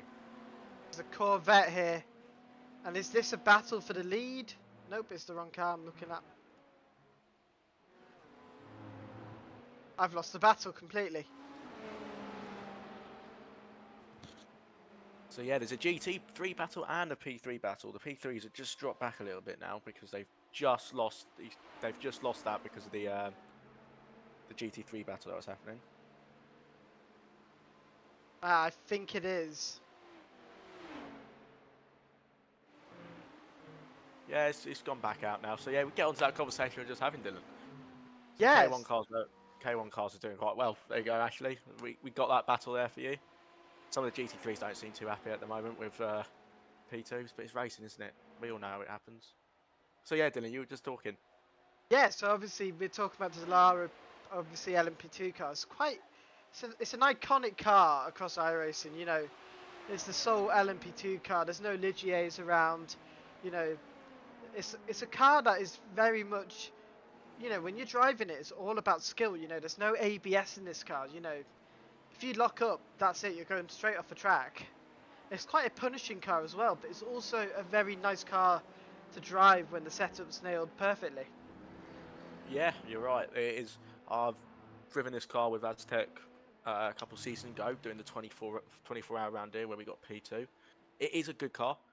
Don't get me wrong, but obviously it doesn't have ABS, so it is very easy to lock up and go straight on. So it is a lot of drivers like that aspect of it being on the edge. So I know I don't like cars out on the edge, but I know some drivers do, like Matt Cheverton, who is a steward now. He doesn't race as much. He likes the cars a little bit on the edge, just because it gives you that little bit of extra to work as a driver. Yeah, it's a car that is, you know, it's a car that depends on the driver a lot of the time, and you know it is on, as you said, Will, it is on the edge a lot. But you know, when you jump from a GT3 to an LMP2, there's a lot of adapting you've got to do. You know, there's no ABS. There's a lot more less electronics. You know, and there's a lot of adaptation to do between the two classes. Yeah, so it is a lot to adapt going from GT3 to LMP2. I would say a lot of drivers would agree. They can mention this in the YouTube chat when they jump in a little interview with us. They can have a little chat about it. It is a big difference. So GT3, I find that would be more what I'd want to drive in this sort of endurance, and I see a lot of drivers because it's just a little bit easier to drive.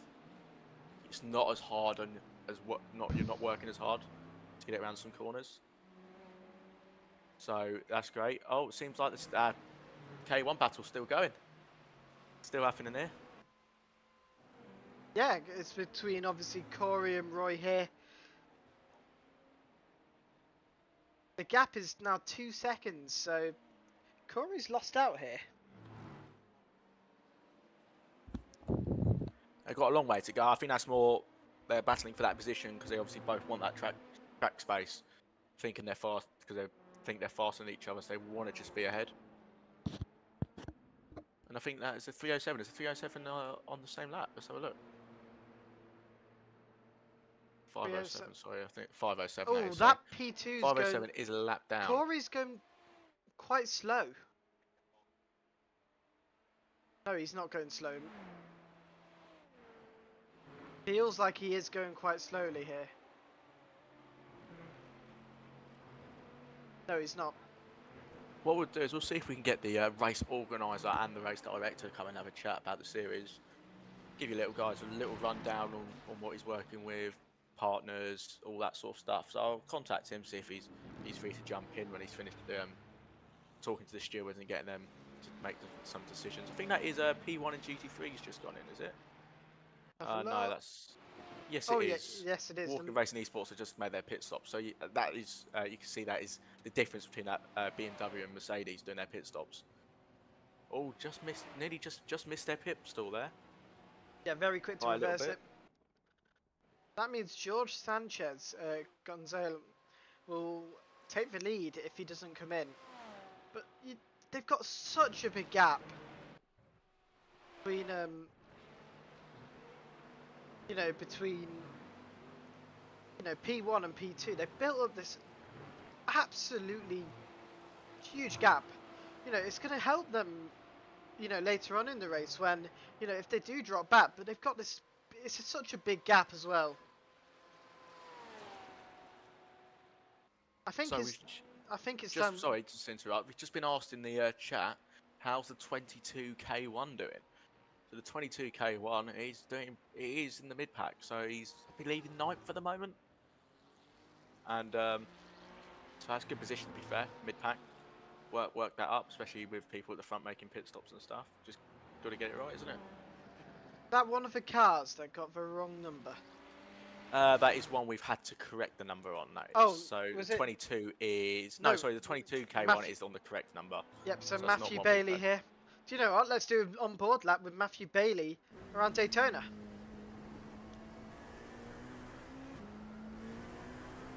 This camera absolutely demonstrates here the banking, how steep it is around, around Daytona. It's no joke. It's more steeper than Indianapolis, another famous oval circle in the United States. So as we approach the bus stop here, Matthew's going to be looking for the brake marker. There is a lit up sign here, yellow arrow, and he's going to takes the curb, a lot of curb. And it's all about the exit. You can run wide here. You need to hog the inside to get maximum speed here. There will be more marbles on here, so grip is, there's going to be less grip towards the end. Now it's just flat to the start-finish line here.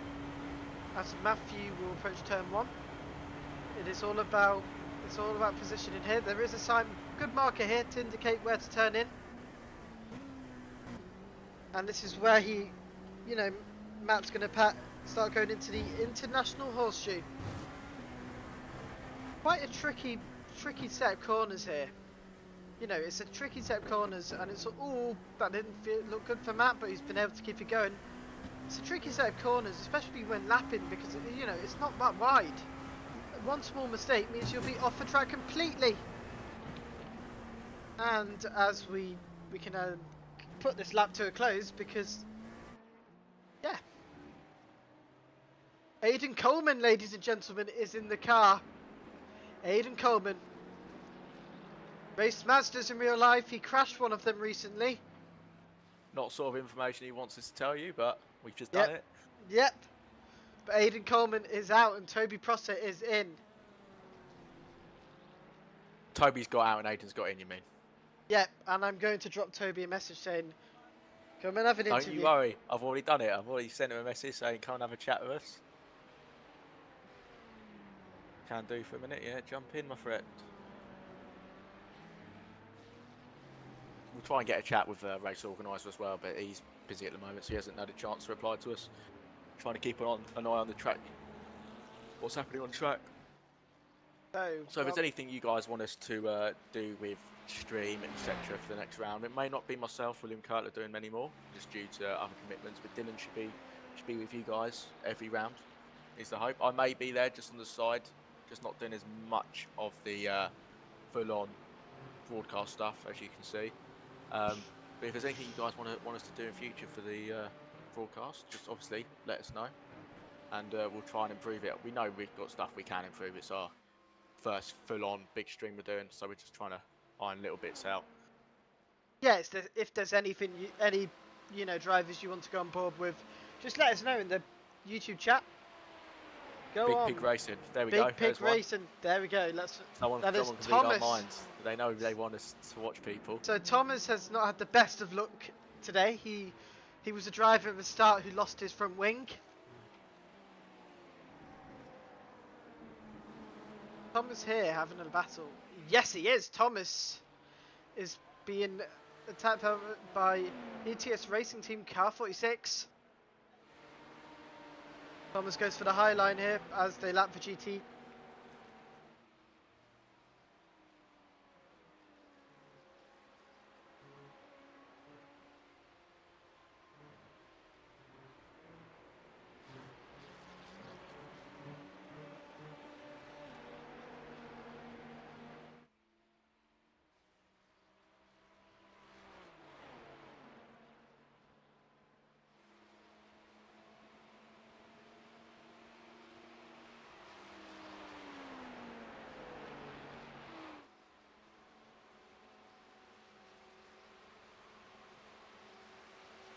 Oh, here we go. Toby's ready to jump in for a little chat, so let's see how he's doing. PSR Gold, go ATR for the Xbox team. Oh, we've got some Xbox guys. They aren't racing at the moment. Oh, Toby's in. Tobias, how was your stint? Yeah, that was an eventful triple there. That was hard work. Good fun with the traffic. Difficult on such a hot track, but yeah, it was a solid stint. You obviously took to pole position as well, so you know, an ATRL league, an ATR car, pole position for the first race. It's perfect, isn't it? Yeah, it's about as good as we could have asked for. You know, we've led faultlessly since the start. Aiden's just gotten in the car, so we're just trying to hold on until the rain comes in maybe 2 and a bit hours, and then we'll see what happens from there. But we couldn't have asked for any better, really. Big question is, who is the better driver in the wet, you or Aiden? Well, us Brits are a bit better in the wet, so I'm gonna have to say me. But you know, Aiden's a very capable driver himself. He's done a lot of real life racing, so I think we're in capable hands no matter who we put in the car.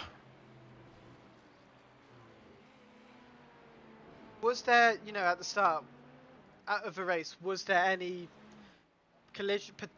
Were you involved in any potential collisions? There was a few near misses, yeah, but it was pretty clean. There was a few sketchy moments with GT3s, but we were pushing through. We had the QRT car on our tail for that whole stint. I think it only got to about 7 seconds back for the first hour and a half. They kept us honest, but we just managed to be a little bit better through traffic, and I think that was just all that we needed. Just gonna pause you here, Toby. We were involved with Matt Webber. Matt Webber has spun again. Matt Webber, I'm not kidding, ladies and gents, has spun about 5 times in this race and had contact. It's not looking good. But Matt Webber is back on track, but he's got to have a lot of damage by this point, you know, with the continuous spins he's had. Yeah, obviously Aiden's in the car. Are you confident Aiden's got enough prep in him today? Yeah, I think we'll do fine. Aiden's, you know, like I said, he's a very capable set of hands. He knows his way around this track, he knows his way around this car. I think we're both quite experienced with this combo. I think we'll do fine. Gonna win? Simple question. I'll get back to you in 7.5 hours on that. Good answer. That's the correct answer for that, isn't it? Yeah, it's too early to say anything. It's a long old race, so Yeah, we'll see. Got a while to go. You got a decent lead though, to be fair, over P2. Hopefully, just decent lead, yeah. Keep building on that and don't get involved in any silly incidents.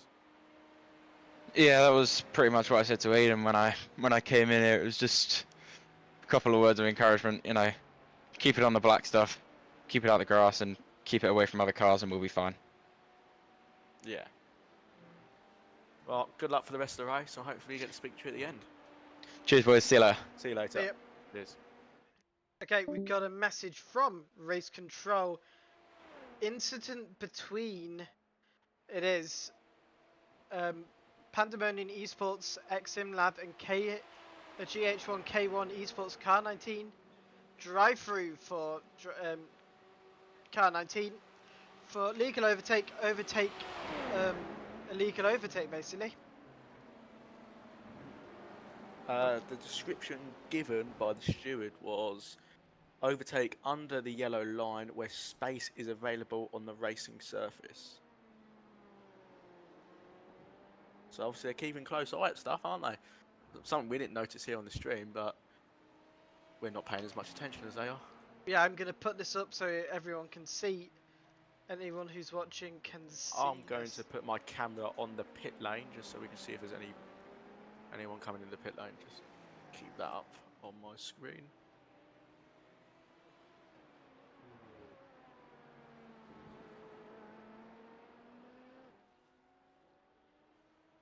So, drive-through penalty for K1 GH Esports illegal overtake. Overtake under yellow line where space is available on racing surface. So an illegal overtake, stewards are being really strict with it. Let's go on board with Aidan Pole, the Pole Sim Racing, his name's in the title.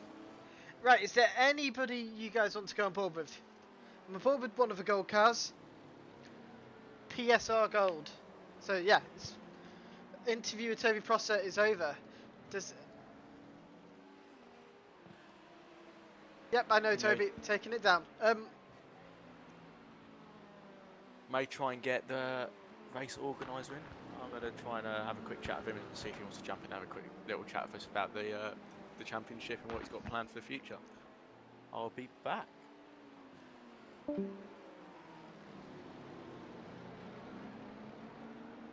But yeah, we're on board with the Poles Racing Sim Racing Gold. We had an interview with we had an interview earlier with Doug, and Doug was saying how he's quite amazed with not Doug.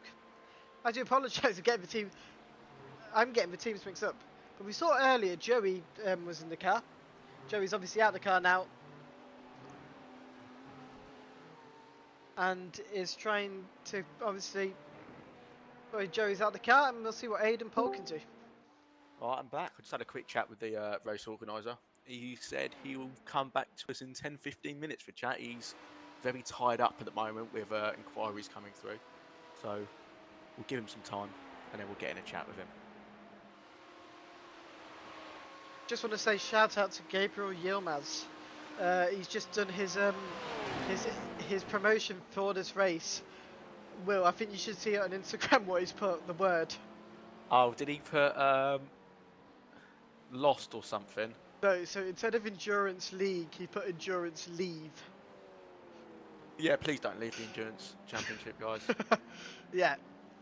That's Gabriel Yilmaz being Gabriel Yilmaz. Yeah. Well, I'm going to jump off and have a quick drink, and I'll be back right with you guys and Dylan in about 10 minutes. It's when James Smangascale wants to come for a chat as well. So I'll be right back when we get for an interview, but Dylan will still be here for you guys as well. Go AT. What's happening between P1 and P2 LMP2? It's just a glitch. Aiden's in the car. Aiden's in the car. He's got a big gap. It's just my computer. So I don't have a network card, and I can see why it's important to have one.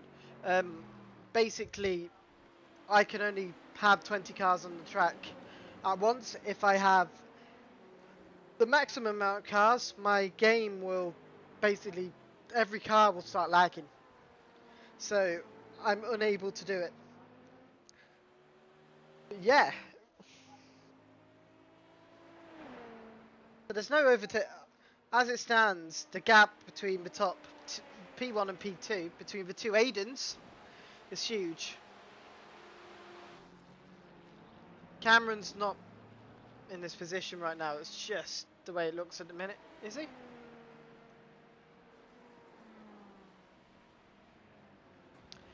Yeah, no, it's the right positions. Well, with Big Pig Racing, LMP2.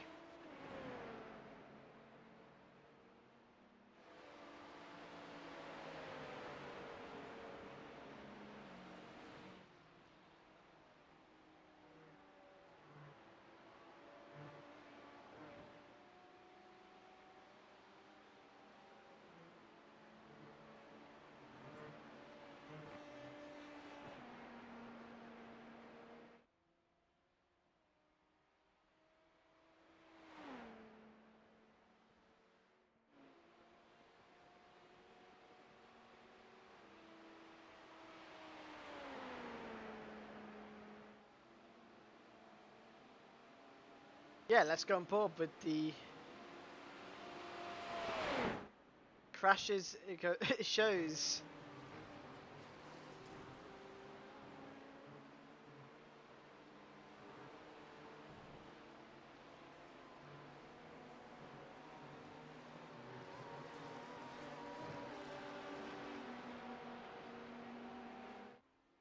Yeah, all the teams have pitted in this race.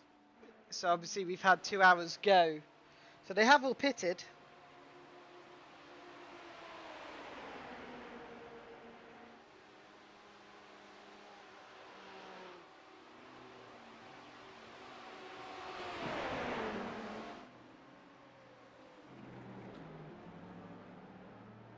We're on board with Patrick Rightow here of the ANI Endurance Esports team.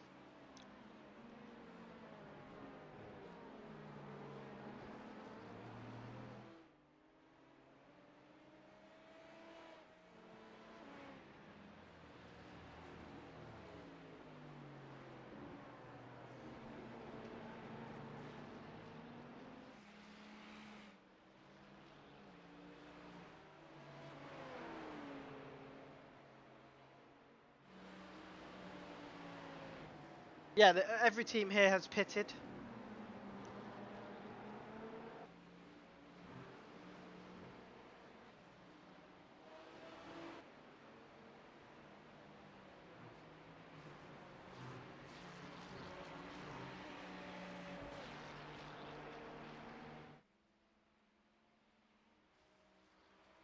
So 2 hours in, 2 hours in this race, we're on board with Aiden Pole. P5 at a minute for Pole Sim Racing Gold.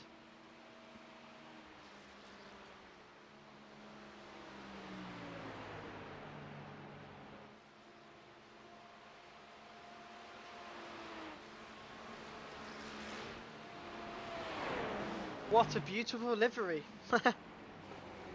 by the car 25.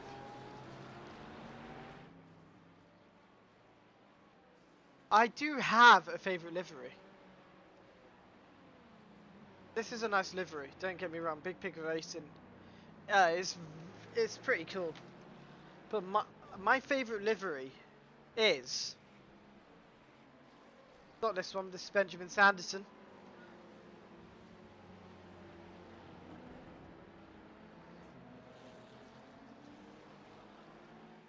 I've got to try and find it. But my favourite livery, and I keep on saying my favourite livery, I think he's pitted. I can't. Is the GHR car. I love chrome. I absolutely love chrome liveries. It links back to mine and James Mackersgale's first racing team. We had most of our car was chrome, and then we had like Chartreuse yellow, like the Brawn car, in a Ferrari and a Beamer and a Bentley. It was pretty cool. It's flagship colours for the team. And now gold for Aztec Racing is kind of the colours. Right, let's go on board. Exciting. Big Pig Racing again.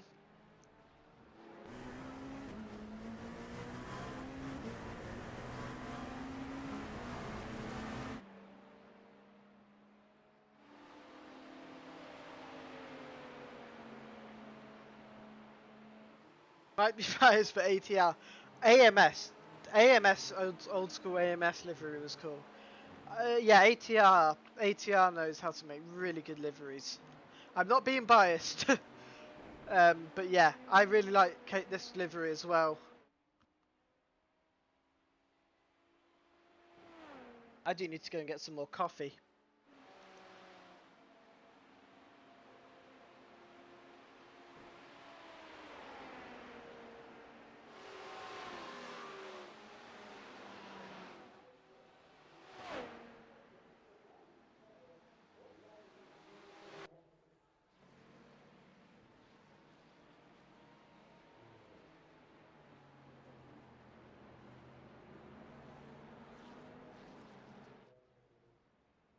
So ladies and gentlemen, where are you guys watching from? So I'm based in the UK.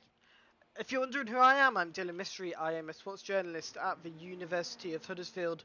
I'm also team manager at Fastech Racing, and I'm in charge of the broadcast for the ATRL Endurance Series. I've been a commentator for around about 3 years now. I love doing it, it's pretty cool. And this is an awesome battle here. So I'm Bob with Martin King here. Martin is, obviously, he's quite 1 minute behind Malcolm Coates in the GHR K1 car. But this livery is cool. It's like a basketball. It's like an animated livery. It doesn't look real, but it is real. Anyway, sponsors for today's race: Demon Tweaks, Smack 660 Media, and RSL Sports Classic. If you want to go onto our website, it's aztekracing.co.uk. There you'll find information about the team, you can, and our league, as the Aztec Racing League. Also, we're a British Formula 4 team, Aztec Racing. We're going to be racing against a whole bunch of organisations, big and small, in the next few months.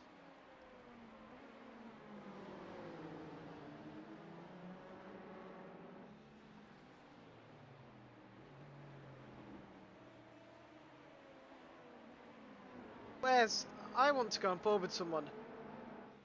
Where is the Mustang? Is it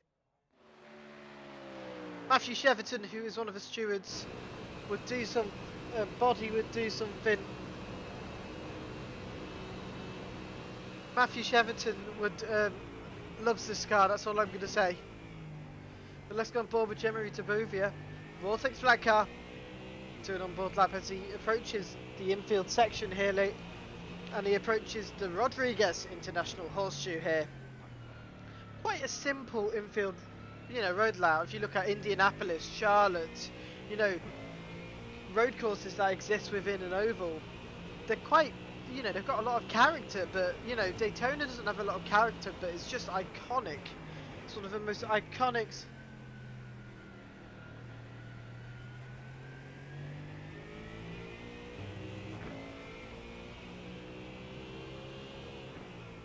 I can show it.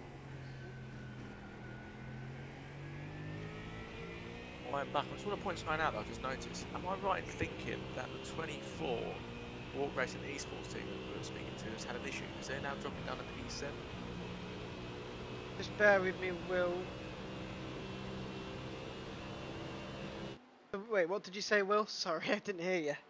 Sorry, the Walk Racing esports team, number 24, they were leading GT3, have dropped down to P7, I believe. Have they had an issue at some point during the race? Let's have a look. Nope, they're still in the lead. Oh, sorry, yeah, it's just updated for myself. That's obviously pit cycle that's happening.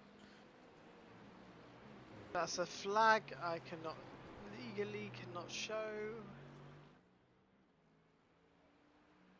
But yeah, the Ford Mustang, it's loud. I can barely hear myself talking.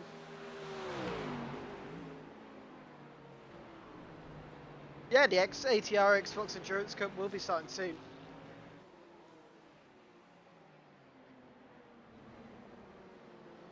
Anyway, let's go on board with your leader in GT. Let's do a lap with him.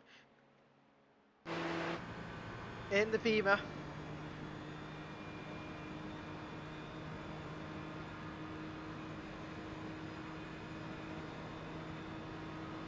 Oh, we've had another thing come through on the race from race control incident between the number 32 and the 27. That is between, I believe that is a 27 is a GT3. Sorry, that is between the LMP2 and the GT3 car. No further action. That was a racing incident. There is another student inquiry coming through on race control currently, but they have not put it out yet. They are still typing that one out for us. Yeah. Here we go. Got another one for you, I'm afraid. QRT Esports and Examine Team Motorsport Blue. Drive-through penalty for the number 815 moving under braking. Oh, there's more coming through now, Dylan. Just keep you updated on what's happening. There's another one about to come through.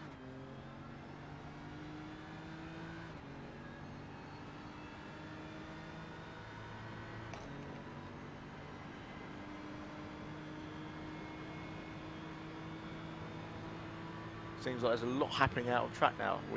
There's 2 cars in the pit lane right now. I'm keeping myself on the pit lanes. I'll give you some pit lane reports as Dylan gives you race updates. Yep, we are just giving you, adding the graphic.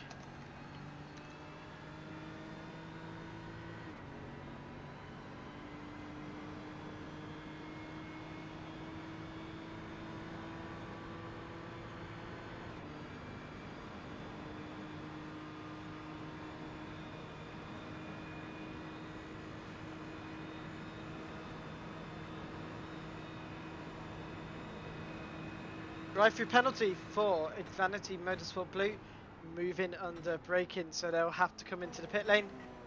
And the stewards have served them with drive-through penalties as we speak. That was on lap 73, so we could go back and have a look at that if we want to, but that's up to us. And there was an incident on lap 67. Obviously, can't argue with the stewards. They know better than us as Yeah. As just spectators. But hey-ho.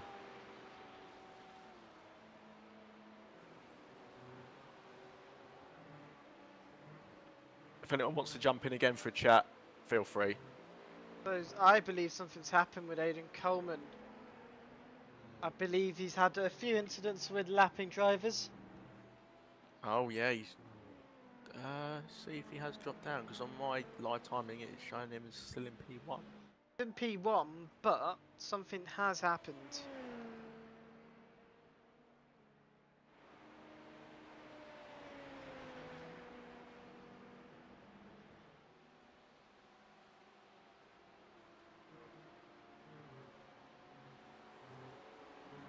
Still going to be close between first and second and GT3 for the end of the race. Be interesting to see how that goes. Yeah, it'll be quite interesting.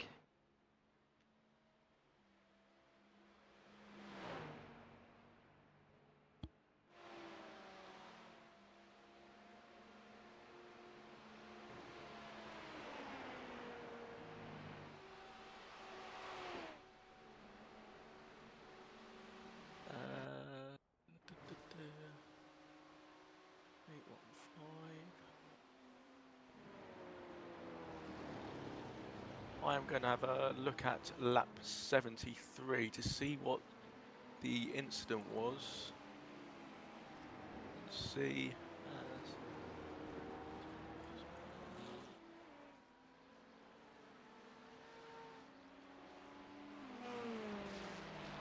We've got another.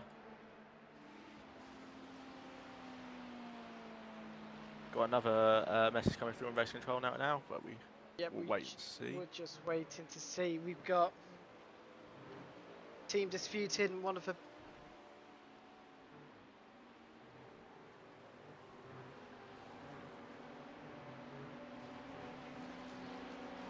Oh, it's a big one here. Okay. Drive 30. Okay.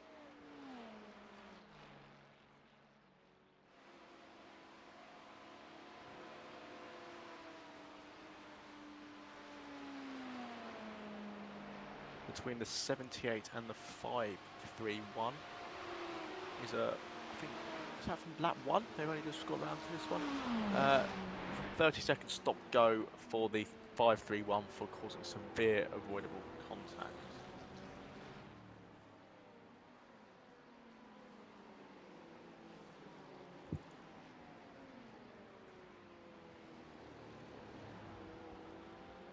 Oh, we've got another one coming through as well, then keeping us. Everyone's keeping race control busy. Let's go K1. Yeah.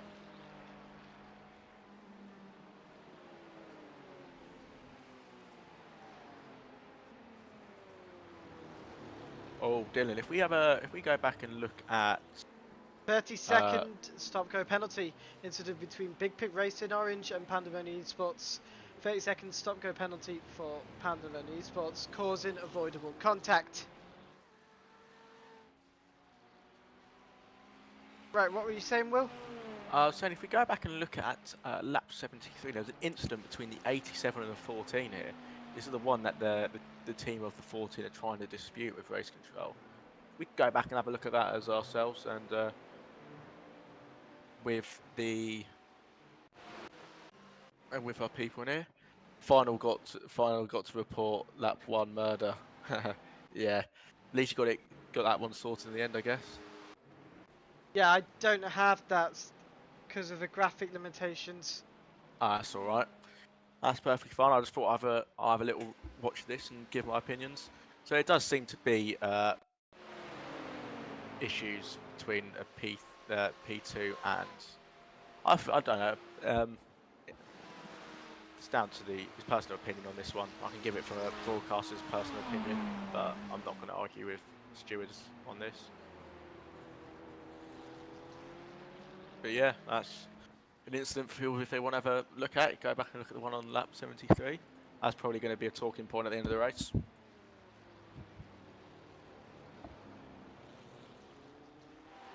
Let's go on board with a driver we've not seen today, Dan Husman in the LDR racing car. Got no drivers surrounded him,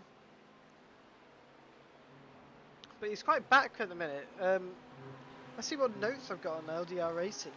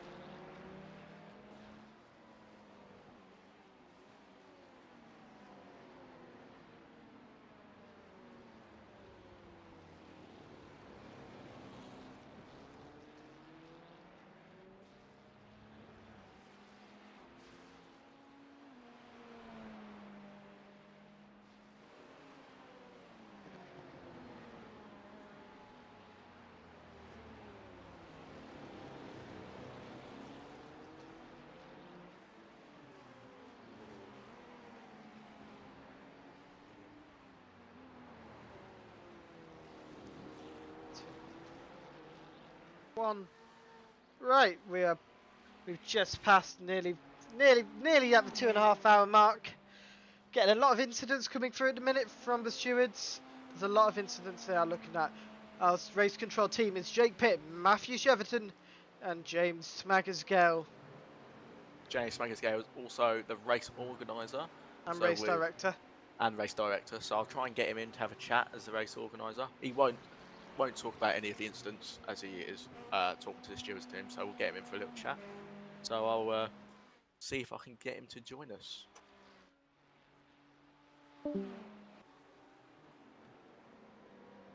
Well, with Linus here of SRV Motorsport. It's a really nice looking car here. But where are they currently at on track at the minute?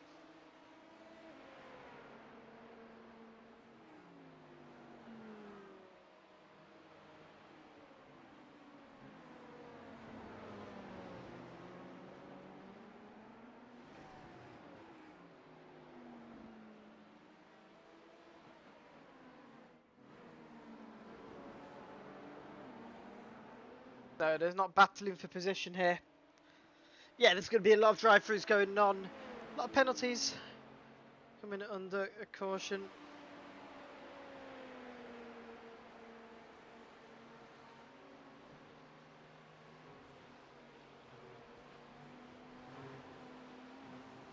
So we've not had any full course yellows yet. I'm jumping back in. I just had to try to get the race organiser to join us again. But they have about 10, I've been told by the race organiser, the stewards have 10 inquiries to deal with. They haven't told me what, they won't tell us what they are to do with until they are dealt with. Us as the broadcast team aren't allowed to see any of the race. Everyone knows that. Obviously, me and Dylan are still part of the ATR league team, but they still won't let us see the steward inquiries for the instance until they have been decided.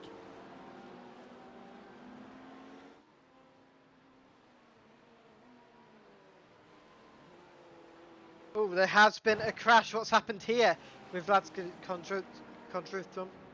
Big Pig Racing. Oh, he slipped. He slipped. Does he hit the barriers? Oh, he clips it.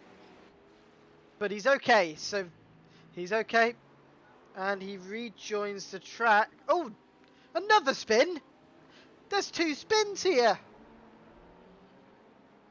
Let's go on board with. This driver was just on board with Zelensky. What's happened here? So 2 spins. It's like the same. They're slipping there. It's like there's fluid down. I think that's a case of being distracted. It's alright. It's little spin, no damage. Yeah. They'll be fine with that. They'll just crack on and keep going.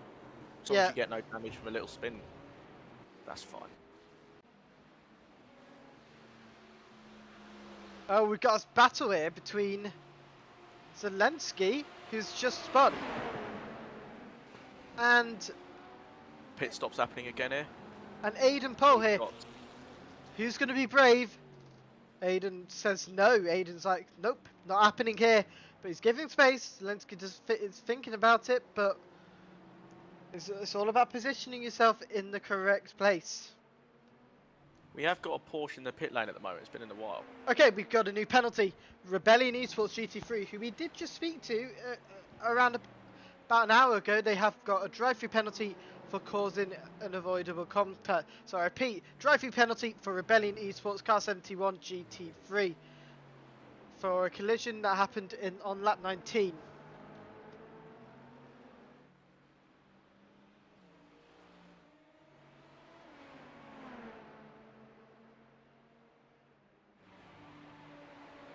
Going to keep us busy now for the next few hours. We have got some lap traffic battling each other as well. There's going to be a lot of student inquiries coming through, I reckon.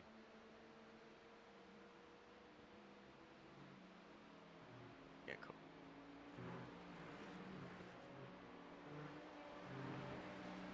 So Dylan has just hopped off, just to go grab himself a nice little cuppa. Oh, that's a Brit's word, cup of coffee. Just for the, everyone knows us Brits need coffee. So Dylan will be running the stream. I'll just be talking about the incidents which are coming through. We've got a few that are going to come through. As I mentioned, there's been a lot.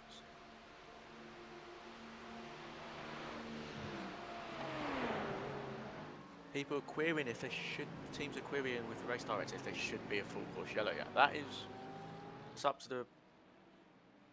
That's up to the race director if a full course yellow can be called. I don't know if it will benefit teams. To be fair, it might not benefit many teams.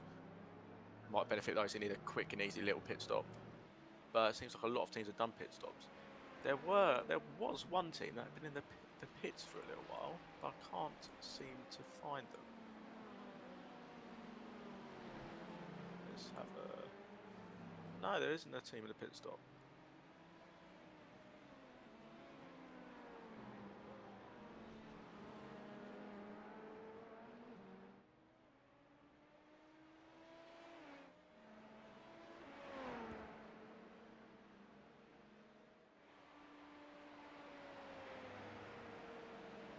So if you guys want us to have a look at any of your teammates when Dylan gets back as head broadcaster, since he will be he runs the software we're using to stream, we'll have a look. It seems like there's been a lot.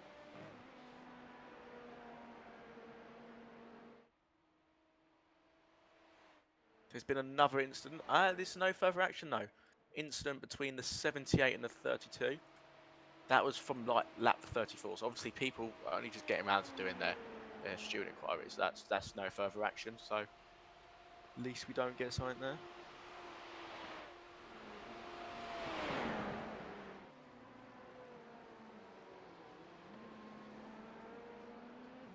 We hope you guys are enjoying the stream.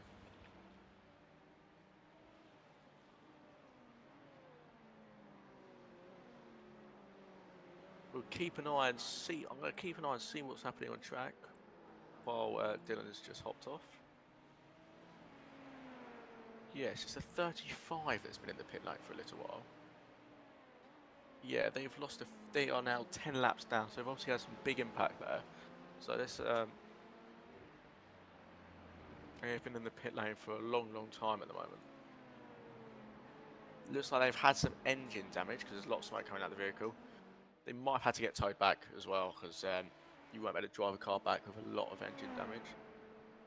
They appear to have crashed on pit lane exit. I may be wrong. I may double check this with a replay. And due to us some issues with the stream, we won't be able to show replays at the moment, I'm afraid, but we can show you live events. Did he crash into the...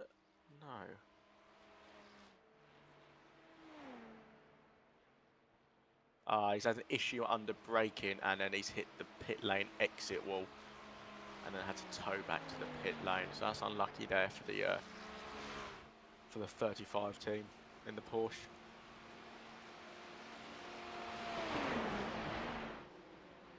Hopefully they get back out. So Aidan Coleman's now back up to P2. I think it may be a pit stop cycle soon. Yes, indeed. I'm back now, but yeah, pit lane cycle. Time to start soon. Let's get some more on board with. We have got one team in the pit lane that's been in for a while, the 35. Indeed, I think we should do a lap in the Lambo. But this is Liam, not turn 1 sim racing. Just the pure raw here.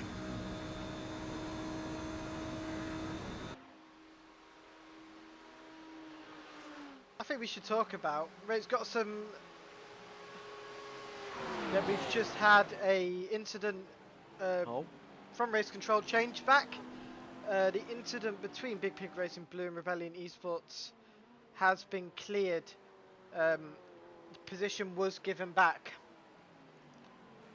So no penalty after all for Rebellion Esports, who we did speak to earlier. There's been a lot of student inquiries for the first 2 hours 40. It's a lot of stake, to be fair, though. Yeah. Some big prize money, so go through the calendar quickly. So obviously this is the first round. So it's a 10 hours. This is 10 hours of Daytona. We are so far 2 hours and 40 way through. We are doing stage points for these longer races. So at the 4 hour mark, points will be given, and then at the 8 hour mark as well. So that's great to see. Round 2 will be 6 hours of Road Atlanta. That'll be the 12th of October. 1,000 miles of Sebring. It's either going to be 269 laps or 9 hours. That's on the 9th of November. They've done it. The race directors chosen, race organisers chosen stage points at lap 135. Dylan can talk about round 4, 5, 6, 7 and 8 while I quickly just check some details on the live timing. Yes, so we go to, we've got 800 miles of Road America on the 14th of December. Going to be a cold one in the UK, but it's going to be a fun one to broadcast for. Moving on, we've got the round 5, 4 hours of Aragons. We head over to Spain on the 25th of January, followed by a trip to Germany for the 1.1k kilometers of the Nürburgring. I butchered the pronunciation. Followed by a home race for Aztec Racing. Round 7, we go to Silverstone on the 3rd of March. Followed by round 8, we had 12 hours of Le Mans, the finale is in this calendar. But yeah, is there anybody you guys want to go on board with at the minute? So on board with the GTs, Walk Racing Esports have pulled a massive gap. They're 1 lap ahead of everybody else. That's absolutely nuts.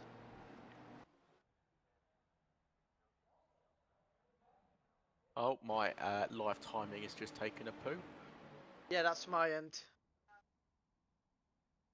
Back up? No, it's not.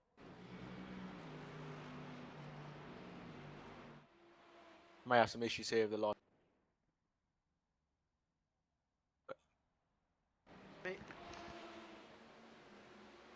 Ah, there we go. Live time is back up for myself.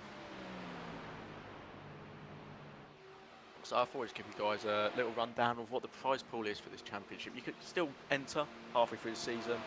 You have to just speak to the race organiser, work out what was happening. There is a fee for the championship. How much is it again, Dylan? Dylan's not here. Bear with me, we might have connection issues. I'm just... Yeah. All good? I think we're all good now. All good now, all fixed. Well, I was just talking about the prize pool. So you can still enter halfway through the season. You just have to speak to the race organiser on how much of a fee to pay. What was the fee for the whole season again? It is £20. £20. That is good for 8 or 9 rounds. Yeah, 8 rounds is pretty good payment, one-off payment, and you know, if you're quick and you've got a really quick team, there's a lot of money at stake and free entries for the following season. Yeah, so first, this is in each class, I believe, as well. I think that's right. Dylan will correct me if I'm wrong. Each class. So if you come 5th, you get £20. You get basically your race entry fee back in class. So if you come 5th in class, you just got a free season, plus half price voucher on entering the next season. So I hope that obviously as a team, as a league, we want to try and do this each year, another season in the next. So that'd be great to have that come. And then 4th, £30. Well, get your money back still, and a bit more. So that's brilliant, isn't it? Really. And again, 50% off the next season. And then 3rd, 2nd, and 1st is where it gets really good. £40, 3rd, £50 2nd, and 1st you get £60. So you can make some money as a team. Put that money back into your team to maybe host your own races or practice servers. But then also you get free entry into the next season. So it's costing you nothing to do the next season. But also there is one note here. I've said one outside of the top 5 standing positions who finished every round will get a 50% voucher off the next season as well. So even if you, let's say, come last, but you've raced you've raced every single round, you could still get a voucher to basically, instead of spending 20 quid to race, it's a tenner.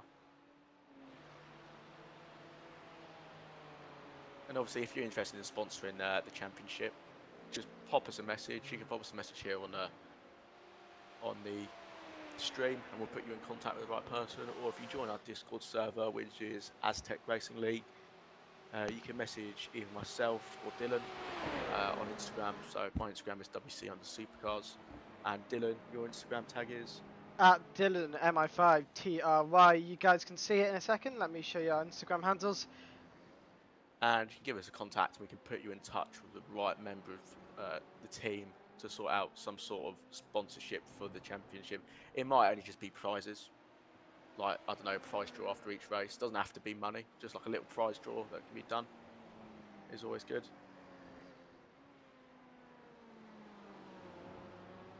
But yeah, we might get some incoming penalties. We're just waiting for some confirmation from race control. But yeah, let's talk about Aidan Coleman. So he's obviously out on track. He's back in the lead. You know, himself and Toby have put themselves in a really good position. I should say, Toby's got one of the worst looks in sim racing. You know, in his last special events, the last 5 special events he's done, Toby has DNF'd, and it's no fault of his own. He doesn't even get to drive. He's just immediately out because of his teammates. That's very unlucky there. Yeah. This livery. I'm down my brightness on my screen. This livery is my wallpaper. I used to drive the LMP2s. Let's go on board with. I think we're gonna. Eeny, meeny, miny, mo. We're gonna go on board with Fabian Ming in the Porsche, the Pole Sim Racing Silver. Still got the unlucky gamer in iMotorsport still in the pit lane right now, so they're still having issues with their car. Go yep. Unlucky gaming. Yeah, Pedro. Feel bad for you guys. You can jump in if you want. Anyone from Unlucky Gaming, have a chat with us about what's been happening with your race. Seemed very unlucky so far. In the pit lane at the moment, I believe. Unlucky Gaming iMotorsport. Will, can you give us a weather update So when The weather. Let's have a look. So it's cloudy for the. Phew. So from what we can see of the current forecast, I don't really know how this works, nor does Dylan basically. So we're going by what we're told. It is looking partly cloudy until 5:30 p.m. This is in game time. Now when it gets to 5:30 p.m., it's going to go mostly cloudy. So I'm assuming the track temperature is going to drop dramatically then. And then it will around drop. 6:30 p.m. it's going to be overcast till about 8 p.m. So obviously that's not. Some drivers are going to find that beneficial to then to get back in the game. And then it's going to go mostly cloudy for the last 45 minutes of the race. So it's going to be interesting. It could all positions could change dramatically with this weather changing. Yeah, obviously if it does chuck it down, it's a lot of teams will be seen as their weakness will be they might have to change drivers. Some drivers are good in the wet, some drivers are not the best. But it's all about strategies in this race. Everything every part of the way you drive a car in the dry becomes completely irrelevant in the wet. So all the racing lines, the way you position the car is completely gone. Also, the marbles will be washed away as well. So, the grip that's been built up on the circuit will start to disappear. Yeah, it's going to dramatically change the track, I think. I think we're still having some issues with our live timing board, but we'll ignore that for now.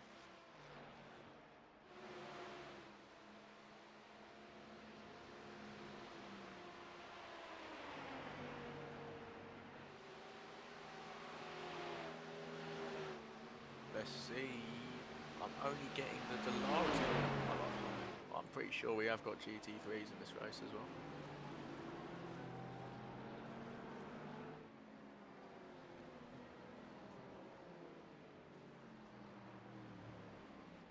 Dylan, do you know why our GT3s are not appearing on our live timing board? Oh, I can sort that out.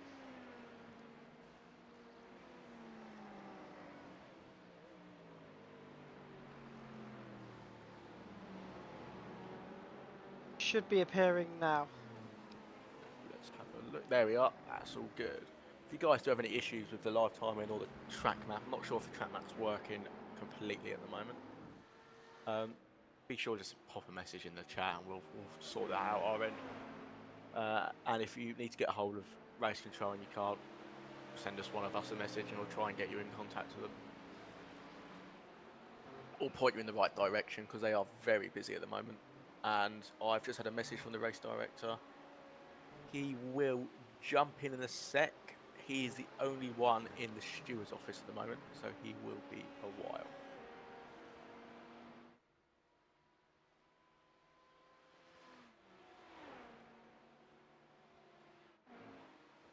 I don't think we said hello to this driver today. Eaton Racing Team. Ricardo Riva is in the car 46. They are currently P6 in my standings.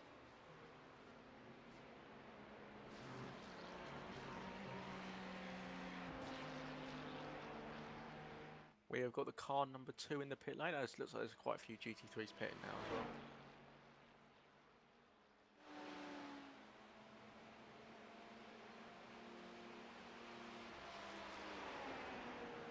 If anyone wants to jump in the chat with us again, a little interview, and join the interview waiting room, and we'll have a chat.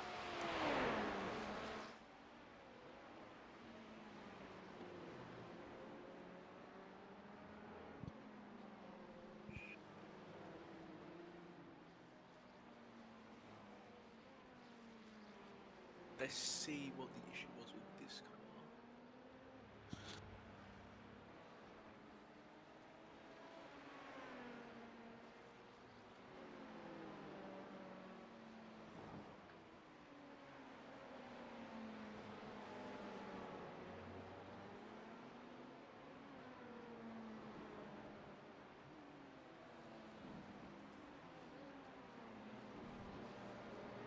If you want to jump in with the streamers, give us a shout. They're back out again.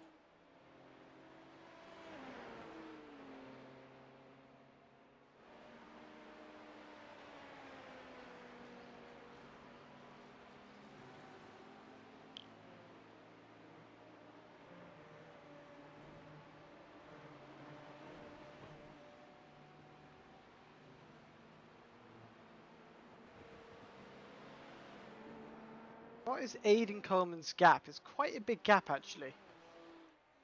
Is he back in P1 or is he actually quite far back now? No, he's in P1. It's the gap between him and Doug is quite big.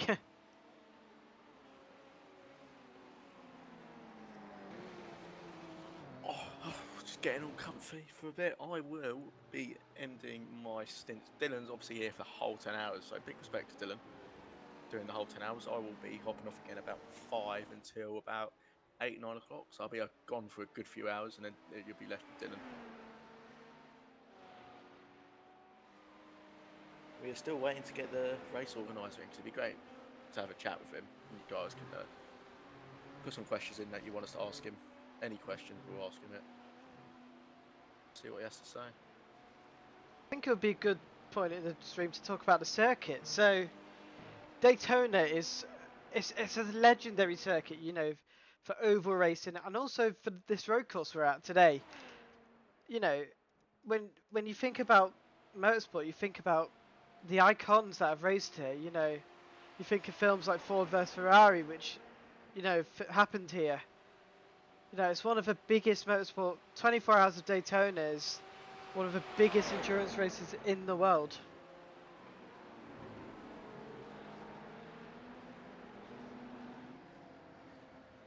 Yeah, Daytona is a great circuit. Obviously, Americans love it for the oval stuff, but I think us more Europeans love it for this sort of street circuit stuff as well.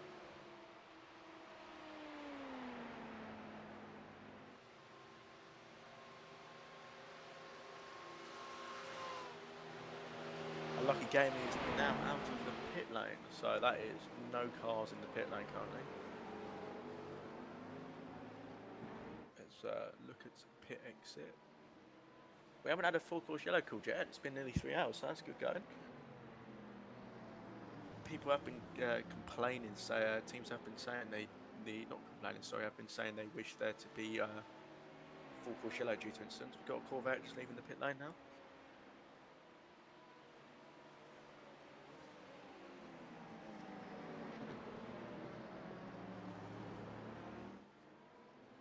And I am going to hop off till about 9 PM BST, sorry, for the rest of the stream. So I'm going to be gone for a few hours.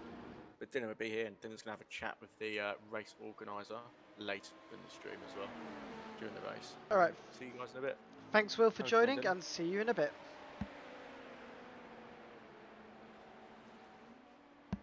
Right, ladies and gents, it's myself, I'm on my own now.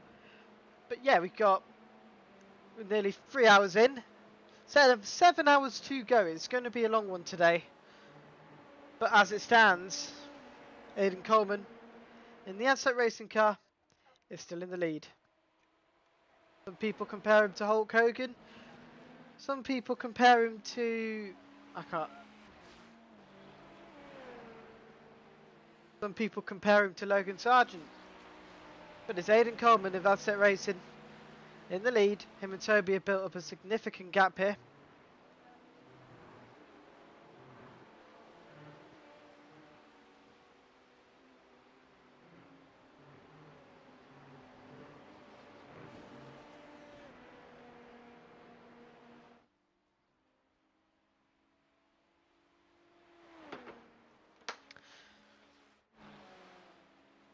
And also in the lead is the huge gap. Well, what Racing Esports are still in the lead. They've got a lot of gaining here to do.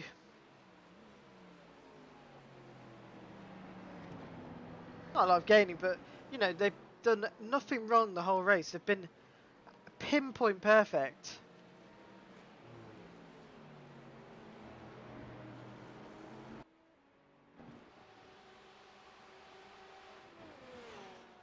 So far, it looks like 2 DNFs in the whole race. One of them is Rebellion Esports, the LMP2 car.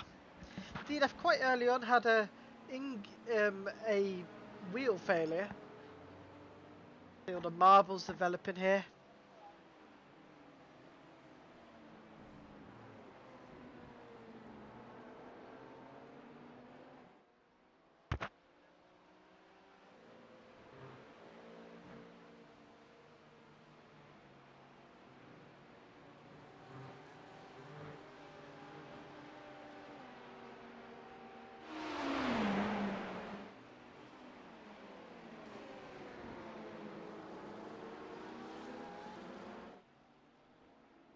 Oh, that Joey hit that curve too high. I sent the car to Narnia here. See what happened here. Big pig racing car. Oh, he's locked up. And he spins. Car back up going.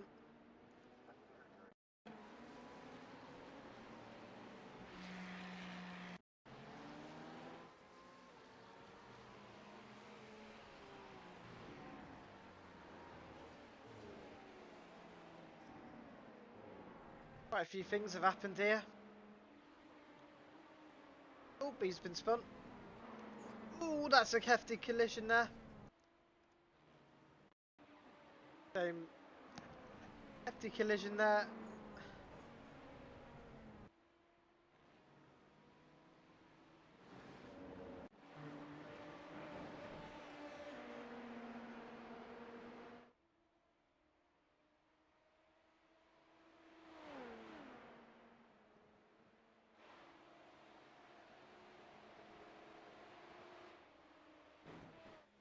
On board with Harry Shaw driving the wrong stuff red car. It's quite a vibrant livery, you know. It's a very vibrant livery with the red, you know, the blue. It's a nice livery in the AMG as well. On board, we're going to go on board with Harry Shaw here.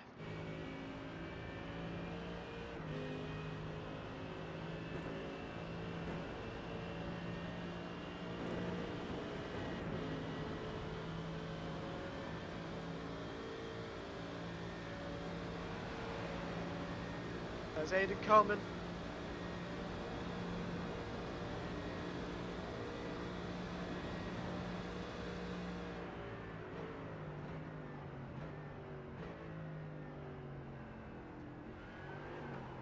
Oh, he almost spun there, Harry Shaw.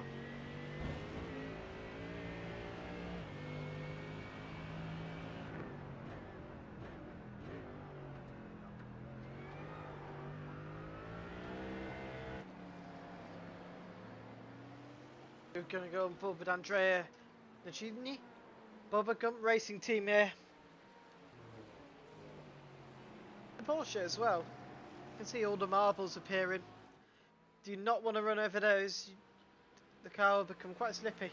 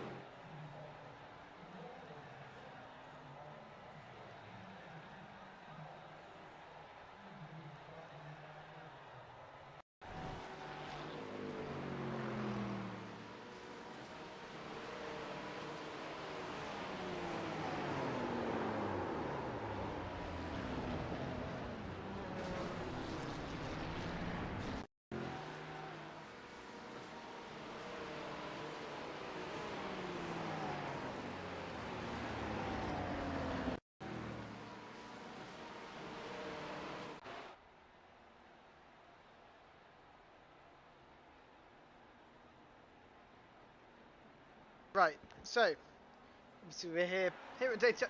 Welcome all to the ATRL Endurance Series. Round 1, Season 1, Round 1 at Daytona. My name's Dylan Mystery, and you are watching the ATRL Endurance Series.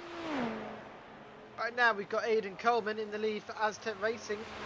The gap is over a minute between him and Joey Latrino in car 12 in the Dallara. P1 at the minute in GTE is Walker Racing Esports. They have got a massive gap at the minute from Jay Brooker, who is in P2.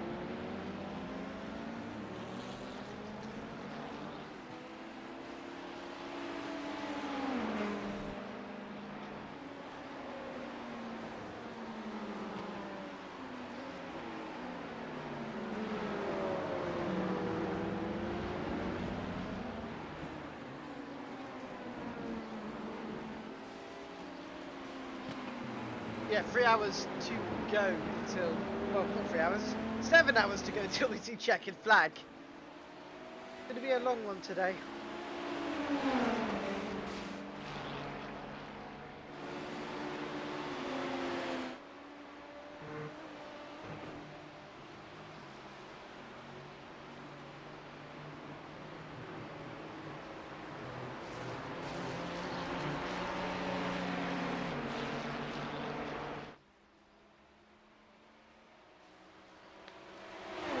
I have driver notes, and this was written before Jake Pitt said he didn't want to race. Jake is from the Republic of Wales. He's also in the stewards.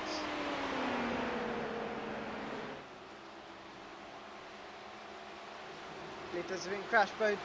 Let's see what's happened here. Bojan Klassens, the Pannonian Esports XM Lab car, 531. Just stopped.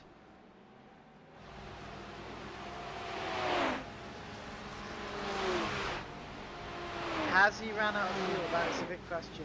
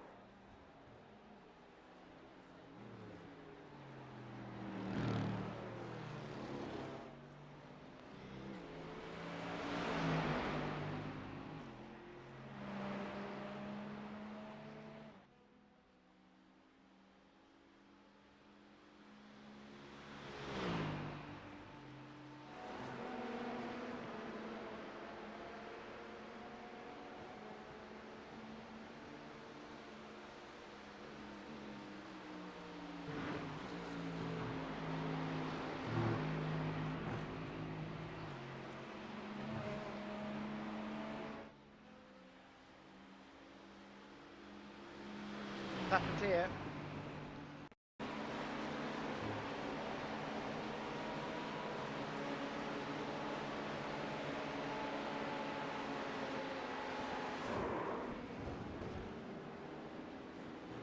So he's come spinning.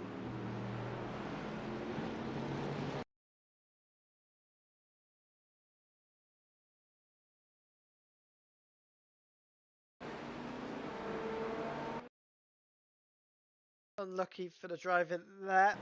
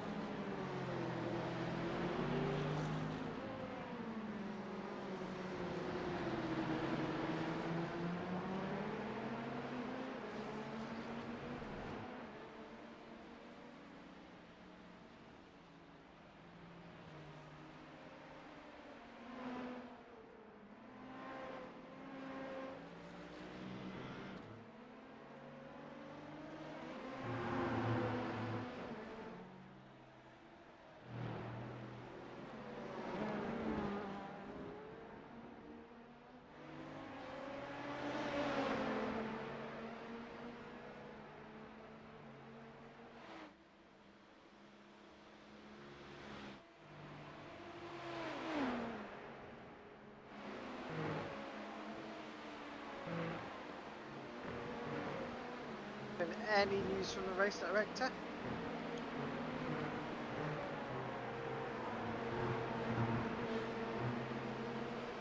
No news as we stand.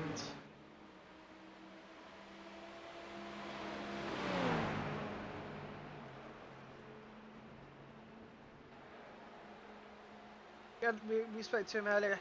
Let's go and board with Rennick to Sandoval.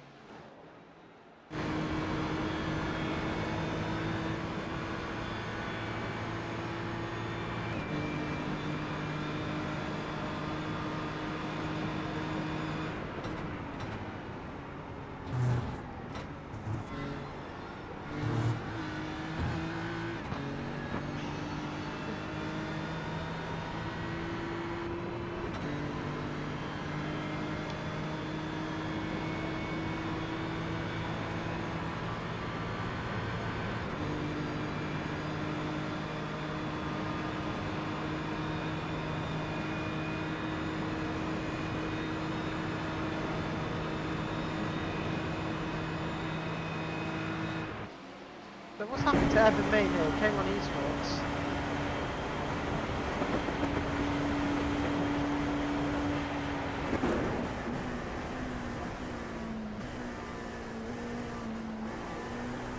What if you laps behind?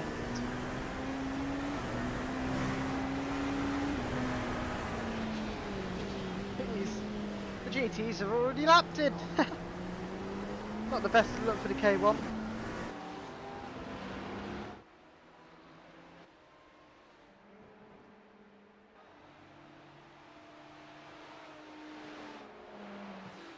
Gone for Benjamin Sanderson.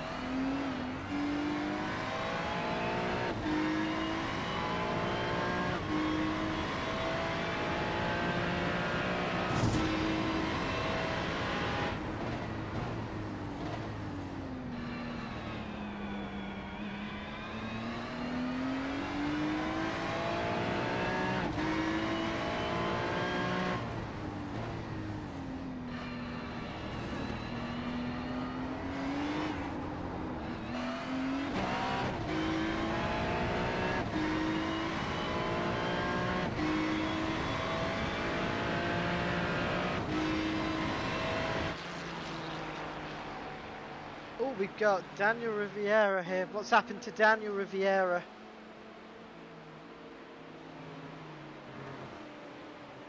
Just gone straight on.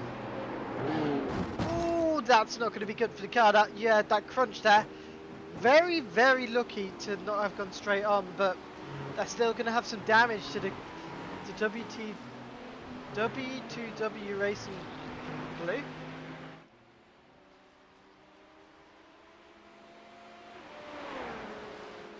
Yeah, no, WMG LMP. Oh, it's a car that's not had it's had the worst luck at this race. We had Matt Webber in the car earlier, and he was just very unfortunate. But let's go back to the live timings. That's the W2W Racing Blue car with Benjamin Sanderson.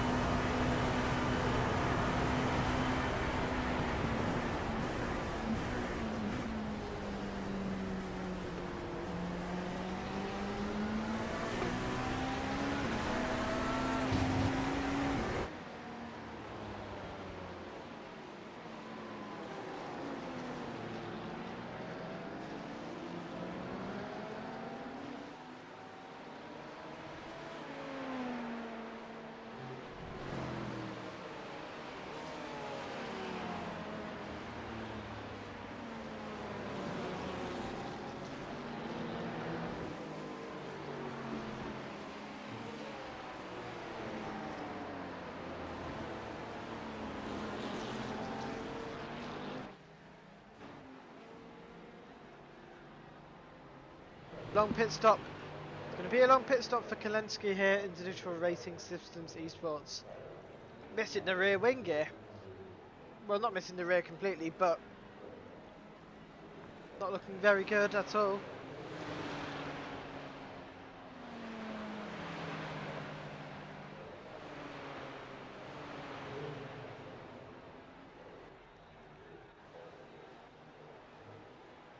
Fast Repair Motorsport. Let's see what. Let's have a good look on what they're able to do here.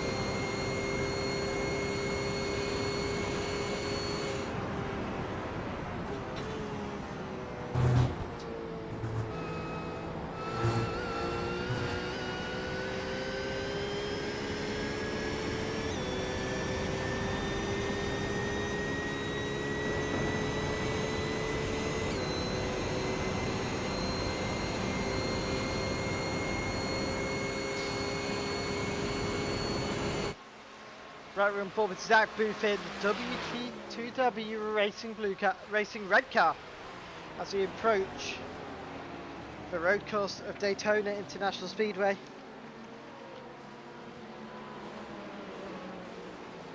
Car currently P4.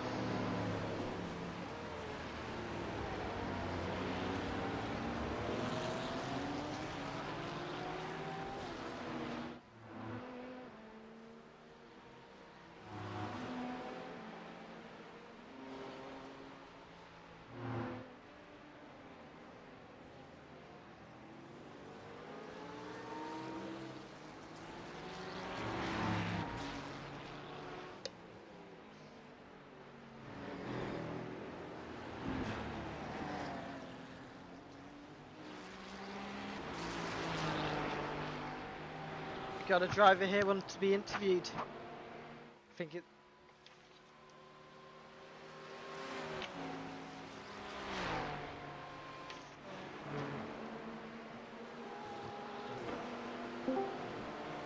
Thomas, how are you today? I'm good, thank you. How are you? I'm good. You've had a mixed race, I would say. Obviously, at the start, you were missing half your car. Yep, that was certainly a surprise. Starting on 6th and then lifting up to 4th by turn 1, I was very happy, and then suddenly, next thing I know, I'm in a wall. So, how obviously your team's used your quick repair. I take you've used your quick repair already, if I'm correct? Yeah. Our engineers in the garage said that, you know, dangling left front at the wheel, you may want to take your fast repair for that one. Yeah. How has your race been since, obviously, that incident on lap 1? Well, it's been a bit of a mixed bag. We, you know, after that initial damage and repair, I came back out and managed to get back up into, I think it was the dizzying heights of 9th position, and, you know, I let my teammate take over at that stage, and we've had one other incident where he spun, and unfortunately it knocked one of the wheels out of alignment, causing another 6 minutes of repairs. So, you know, we're languishing in about 12th, a few laps down, but we're still having fun. So obviously your car's up and going, which is the main bit. You're able to go, and you know, as long as it's drivable, it's not the end of the world. Oh, as we speak, there's just been a collision with a GT3. Yeah, seems like he. I'm a bit biased, but I'm gonna say he drove into the back of us there. Let's have a look here. Yeah. Oh, Matthew here was very lucky not to be collected there. Yeah. Yeah. Yeah. So tell me about the name, Big Pig Racing. Interesting story. So, when I started up the team, this was late 2022 for a charity race. Me and my friend were pondering about it, and we had a name for, you know, I had a name for my one called Backfire Racing, and he wasn't too fond of it. But he did say he remembered someone from Rocket League called Big Pig, and it stuck with him ever since. And he really wanted to kind of like remember them for a thing, and well, that's how it started. It was that simple. It's an iconic name with an iconic livery. You know. Yeah, fast food, even faster racing. Yep, that's what fuels us sim racers. We may sweat. Exactly. We also sweat like pigs as well. Absolutely, yeah. And it was an interesting thing where we were looking at the livery, and one of the commentators in the charity race mentioned, why is it not pink like a pig? And, well, the orange sort of came about because we didn't really see many cars flashing that bright orange, more of the blacks, the reds, the blues and greens. And we thought, well, maybe an orange could sort of like mix up the grid a bit. So obviously you've got 2 cars out on track, but also your driver lineup for the LMP2, you've got a mix of obviously drivers from across the globe. Yeah, absolutely. We advertise ourselves as a team that really wants to have people who aren't too sure or have many people that they can go to join in endurance racing, because personally I think that's where I have the most fun in it. And, you know, we publicise ourselves, we advertise for endurance events, and we get a mixture of everyone, really. So if anyone in the chat or anyone listening in wants to get started on this, they're more than welcome to pop over to our Discord and have a chat, and we'll see if you can get involved with us. Yeah. Right. Thank you for joining us, Thomas, and good luck for the rest of your race. Thank you very much, man. And that was Thomas Rowntree of Big Pig Racing there. We were on board with his team, obviously his teammate driving the LMP2 around. It's out on track. Shout out! It's got the Aztec Racing liveries on. That's all that matters. If you guys want to be interviewed about the race, or if you're out on track or your team's out on track, please feel free to join the interview rating room in the Aztec Racing League Discord. I will be happy to talk to you. I'm on my own, so it's like to hear another voice every now and again. Let's go on board with race update. Aiden Coleman still in the lead. The American driver does not want to show any signs of slowing down at the minute. Have a look at the lap times.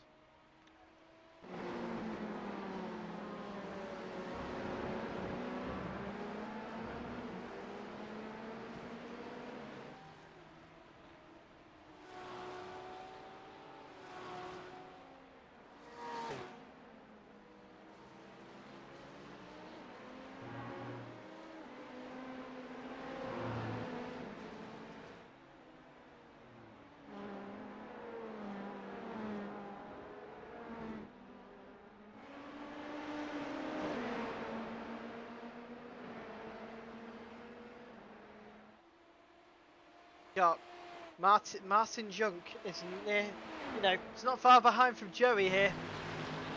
The A&R Endurance and the Pelston Racing Car, they've been battling for a while here. Obviously we've got Cameron Norris, who we spoke to earlier. We spoke to his team earlier. They're in a really, really good position at the minute.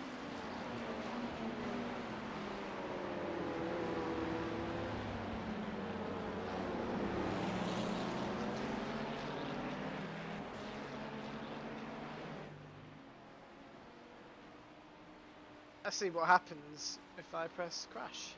So Aiden Coleman, I must say, is a million miles away at the minute. The two Fiat pole cars almost crashed into each other.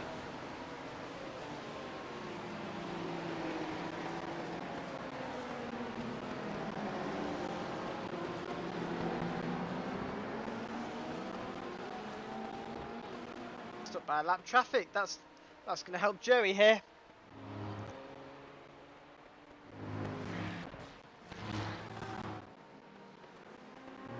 WMG Motorsports car that is fundamentally broken at this point.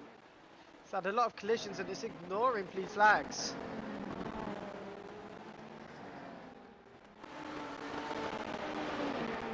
Do not always clip the wall. Very lucky if there's no collisions going on here.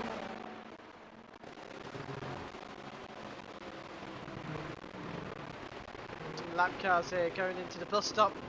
You've got to be careful here. Oh, there's been contact! There's been contact!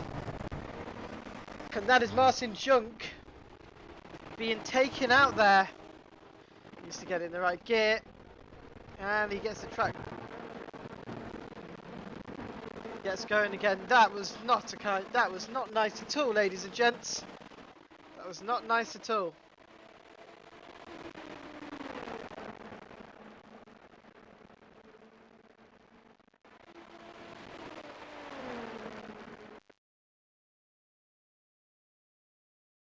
Have a look here.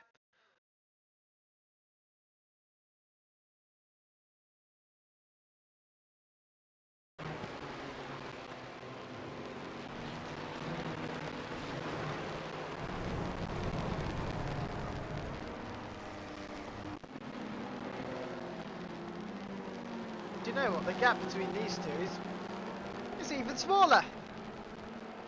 It's not a battle for third, by the way. He's lost a position here, Martin Junk, and you've got to feel for him there. He's done absolutely nothing wrong. Well, he probably could have backed out, but when back, he saw a gap.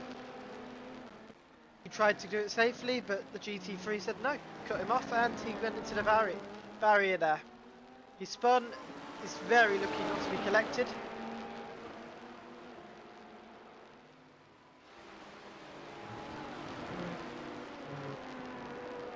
But he's lost 2 positions in the process of that happening, which is good for Joey. Not good for Marcin.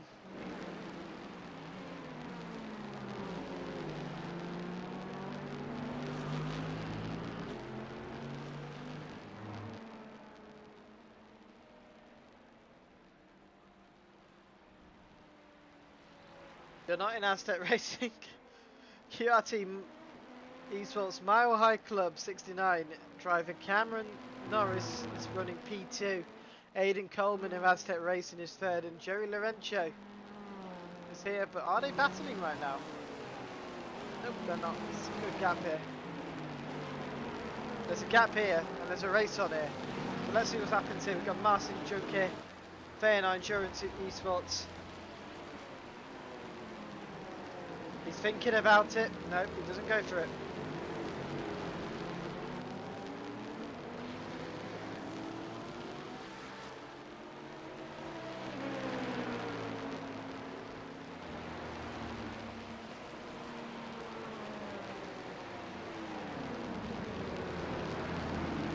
Someone's going to get sandwiched in. Oh, contact. But it's all okay. Marcin Junk is ahead, that's all that matters. But Alvaro Rick will want to be ahead. Let's go on board with the driver here.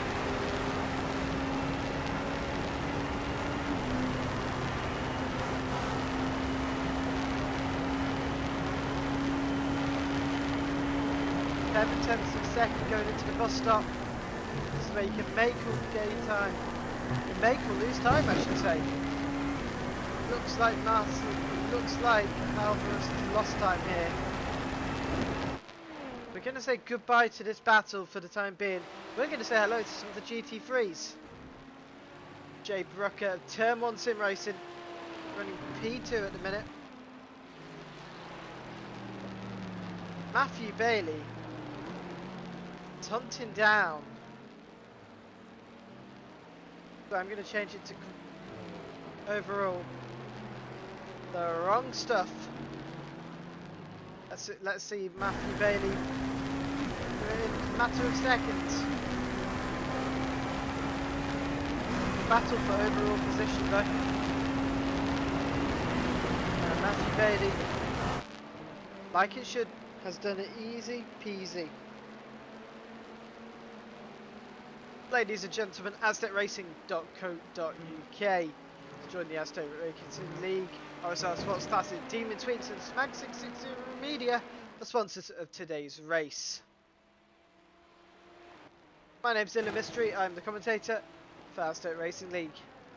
Race director today is James Magascale, along with live streamers Jake Pitt and Matthew Cheverton.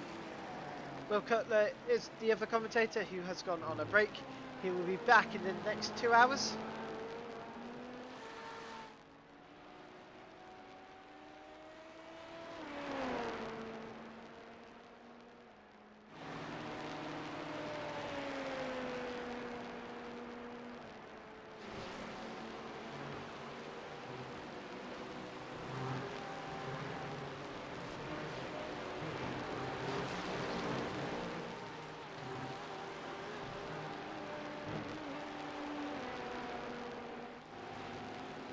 Not far from behind either. Artem Udu of a walk racing esports car they're in the lead. Look at all the marbles around the bus stop.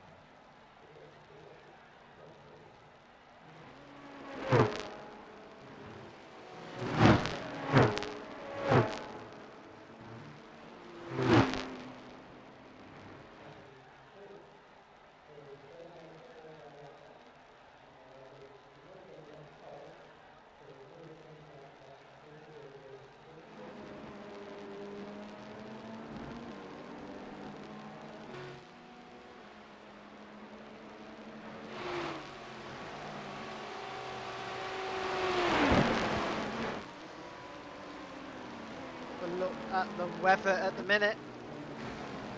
No rain as expected with Onboard and Coleman here, as he tries to approach lap cars as he heads back into the banking. Gives him enough space and he goes for the overtake.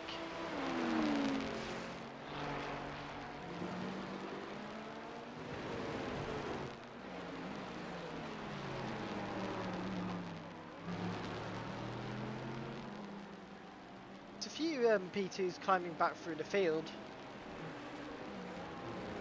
As it stands, he's got on board with a lap with Bojan Claessens here. But let's see what the Dutch driver has got to do. Never mind, Daniel Riviera's crashed, as I was just thinking. So what's happened here with Daniel Riviera? This car is genuinely cursed. 3 AM sign up.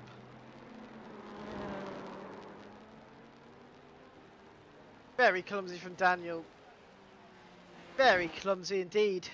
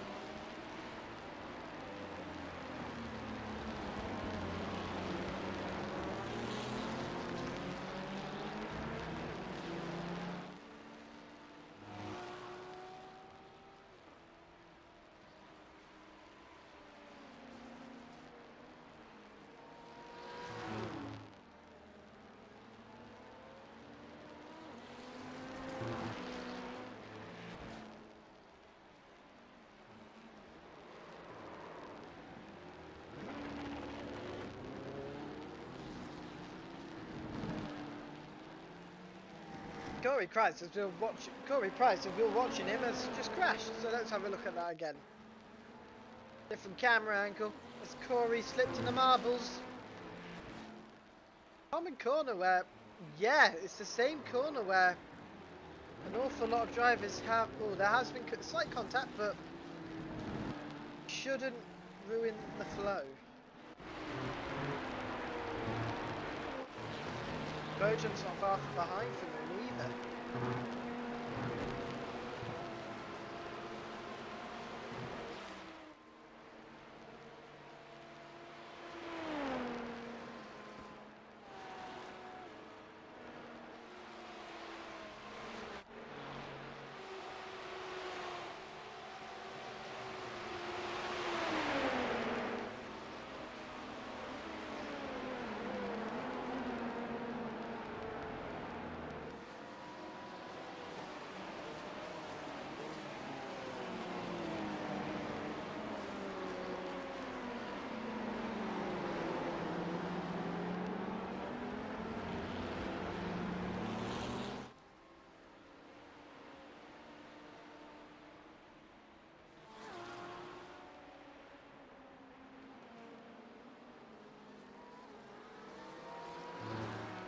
message from race control.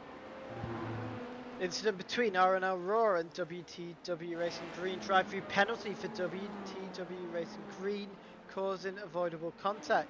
Incident between Big Pig Racing and STEK Racing Team. Lap 92. Drive-through penalty for SDK Racing Team 969, causing avoidable contact. An incident between WT Racing Green and Weber Motorsport Group. Lap 28, 60 seconds, stop go penalty for Weber Motorsport Group for causing avoidable contact, resulting in severe damages. So 3 penalties from the from the directors as we speak. Matthew Cheverton has published the deals. 60 seconds stop and hold penalty for Weber Motorsport Group.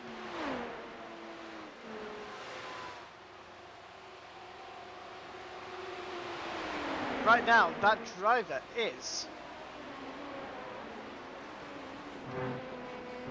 Martin King. Has the best livery. It's like animated, it's not real. Doesn't look real, looks like something from Lethal Company. And I think that's Daniel Riviera. Daniel Riviera has got to come into the pit lane for a 60-second stop-go penalty.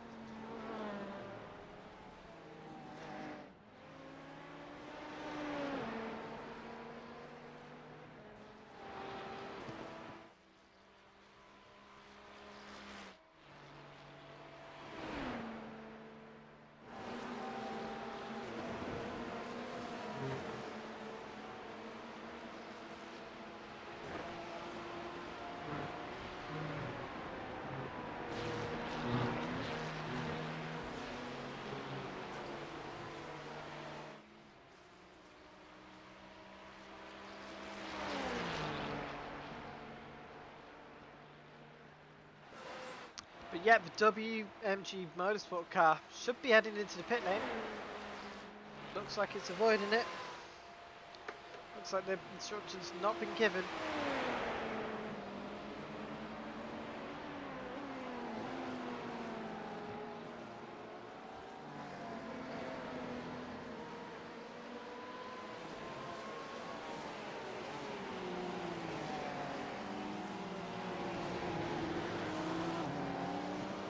Static noise. Let's have a look in the audio channel. Be the sound of engines from iRacing.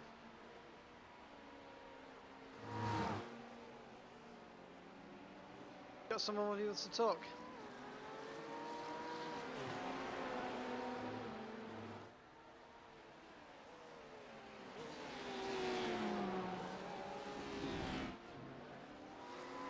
He was here, but it's disappeared.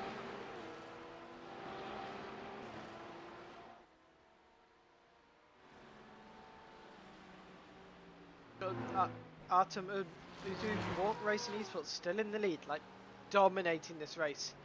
They've led majority of the laps in GTV. They're dominating, they're ahead.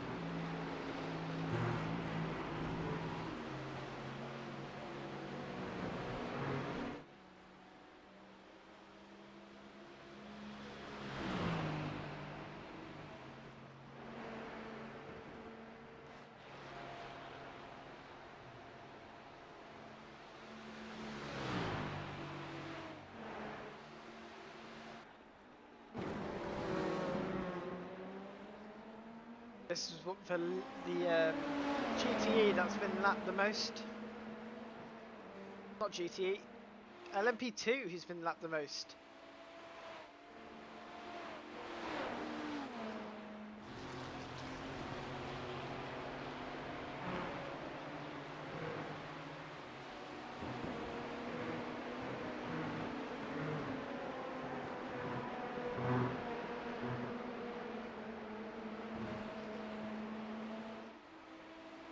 Okay, I need to plug my laptop in.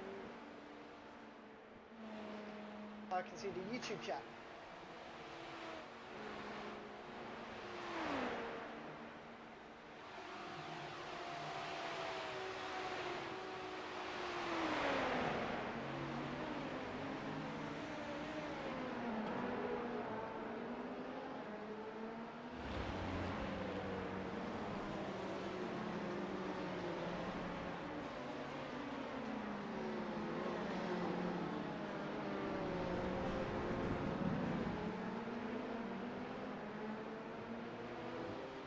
A few barely K1 esports with the Green Hell Racing livery.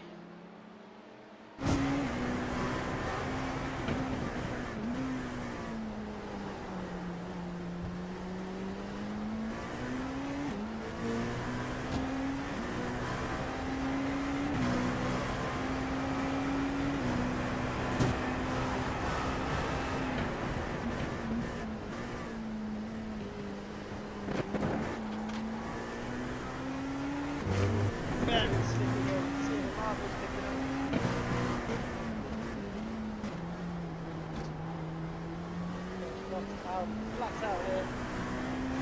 Let me touch it for the K1 car.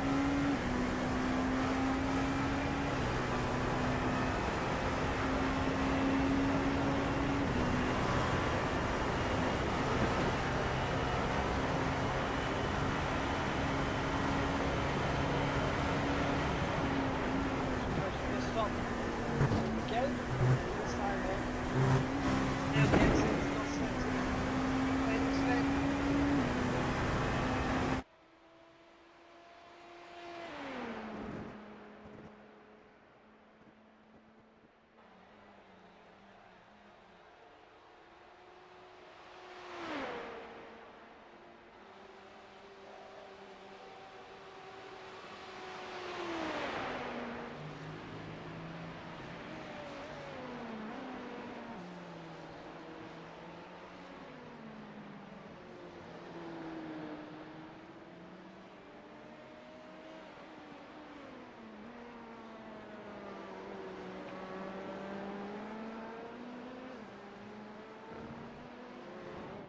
Go and have a look in the...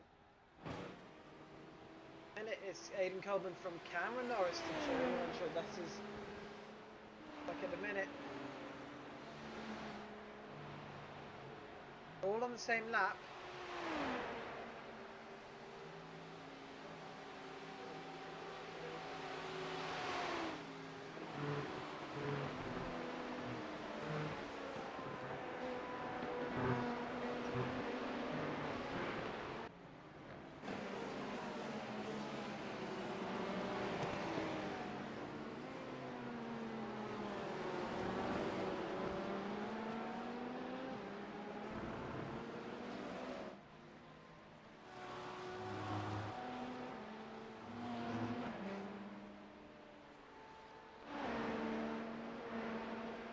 Martin's not far behind, so we're going to go on board with Martin.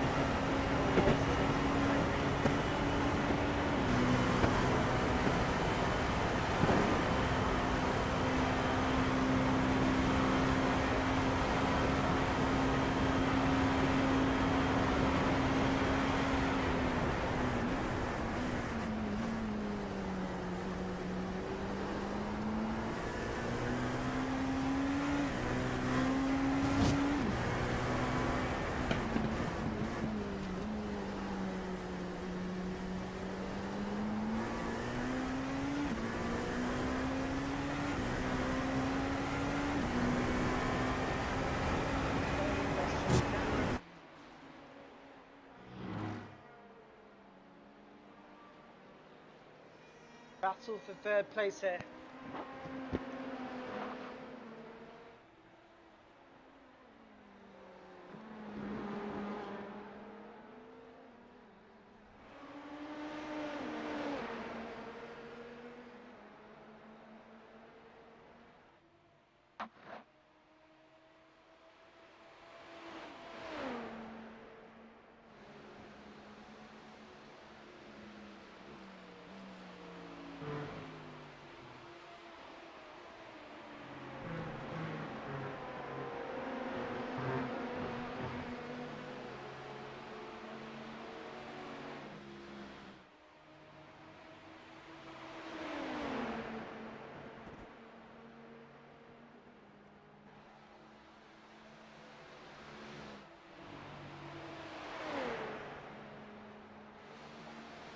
Remind us of the crashes that have happened today in today's race. Corey Price going to Narnia. Clement crashing.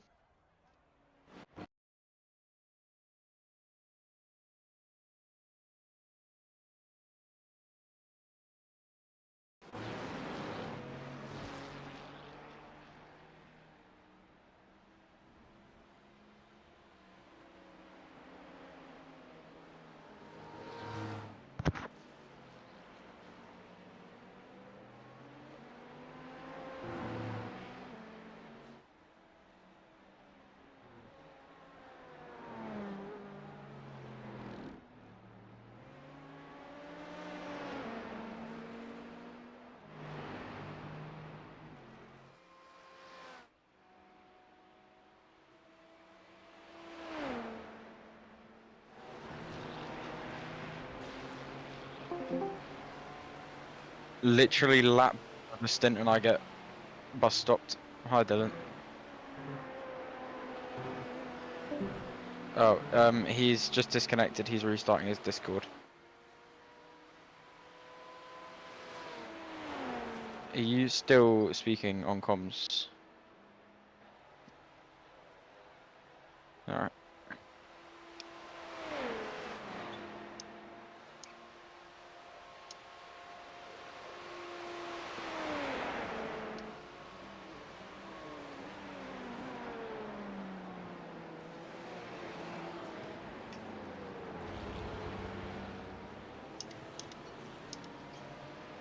Might be worth getting James to run the broadcast software. James just runs the software. But stays as race director. And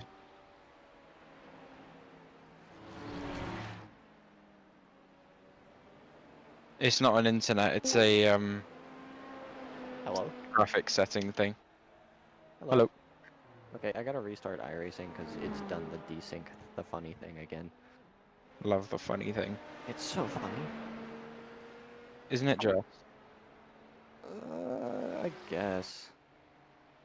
You said you wanted to do a practice interview for real life. I know, because I hate being interviewed, but, so, go ahead.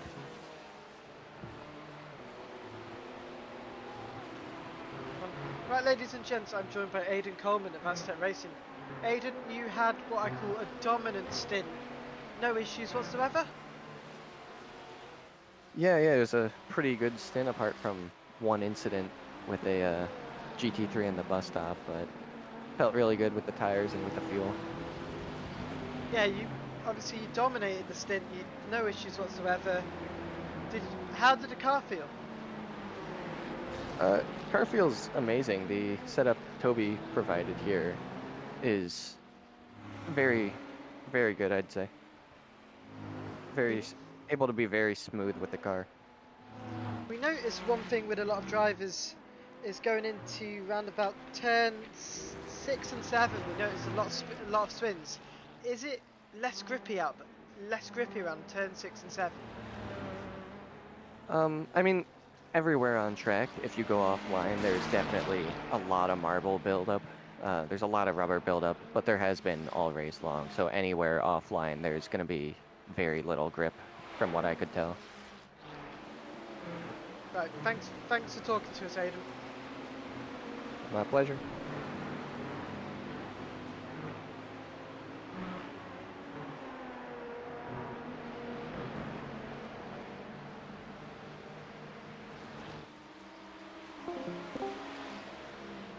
Ladies and gentlemen, that was Aidan Coleman. Yeah, if you want to be interviewed, join the interview waiting room. I am here. I'm Dylan Mystery. I am on my own at the minute.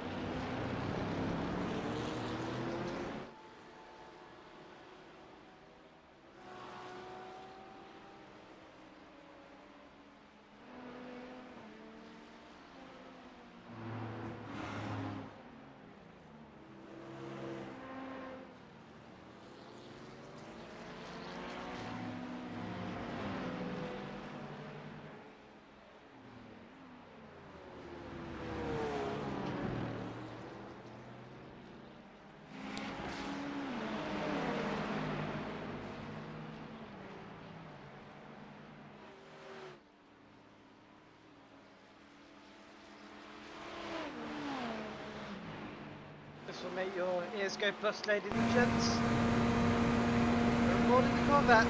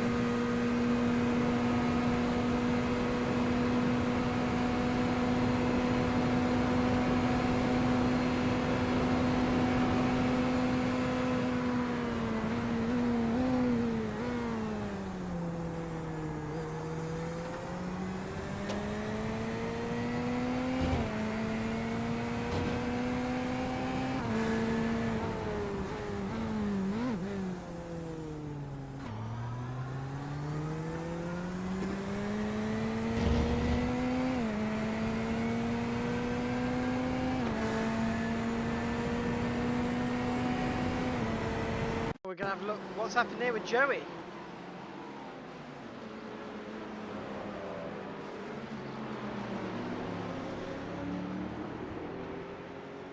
Crashed, he's just gone wide.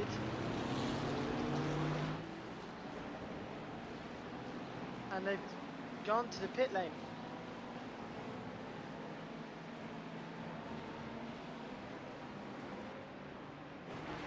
Interesting there.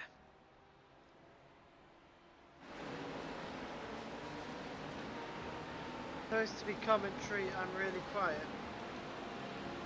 My mic is definitely working. I'm not too sure why it's saying that.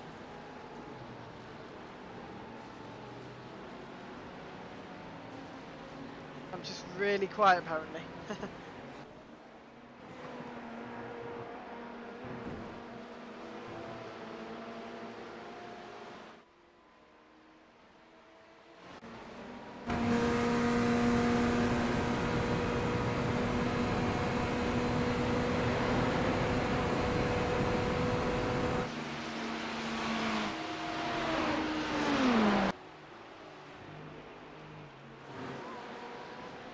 Sergio, who we spoke to earlier, is in the lead for Walk Racing Esports.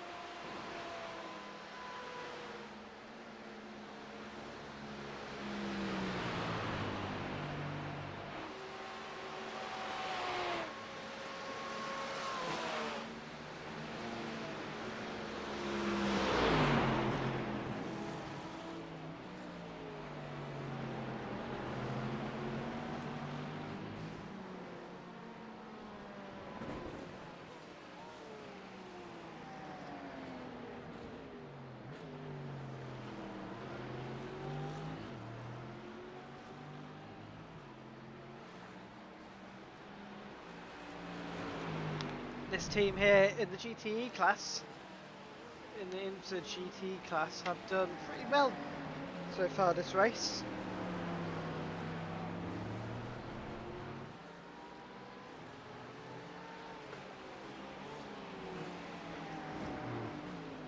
Let's see what's happened with Andrew Locke here.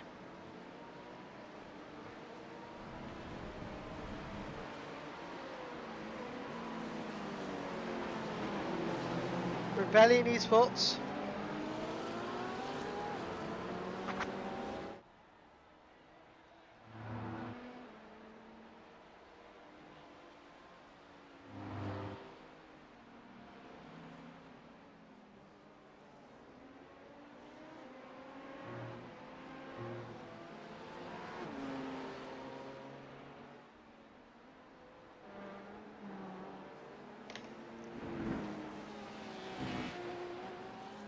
Let's say hello to Tim Tromp.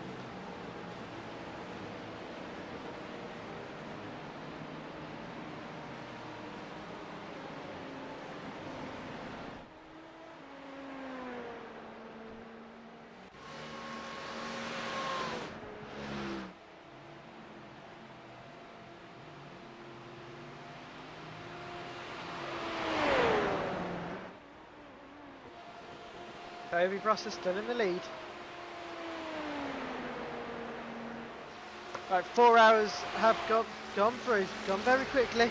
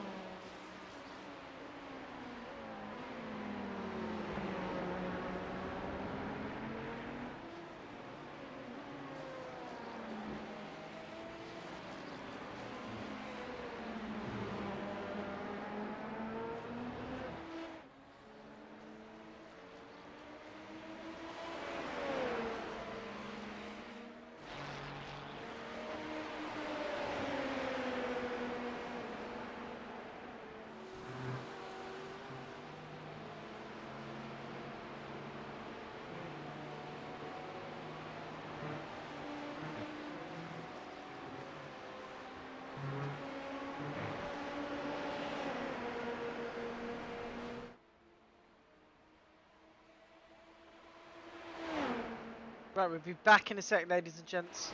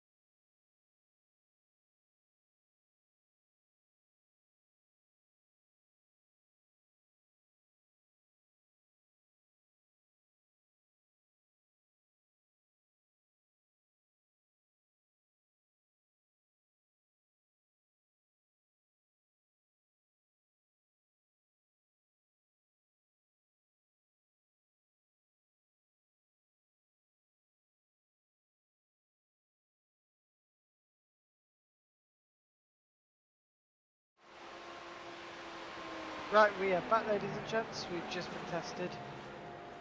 Testing a few settings out.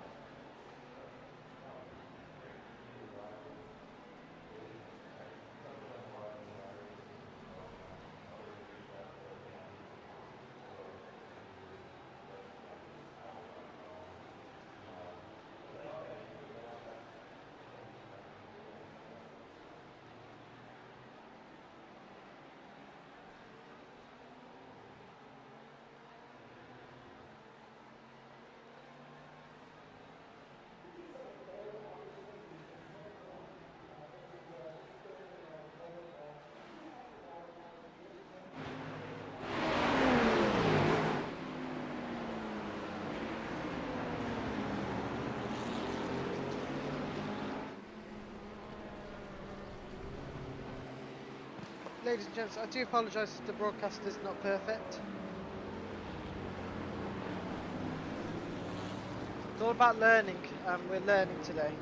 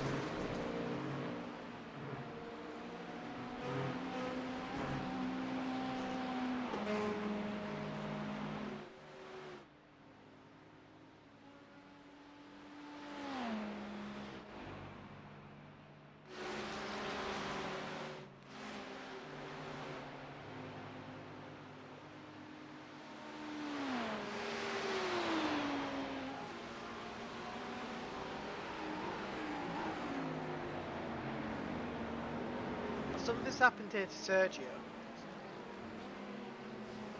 He's dropped back.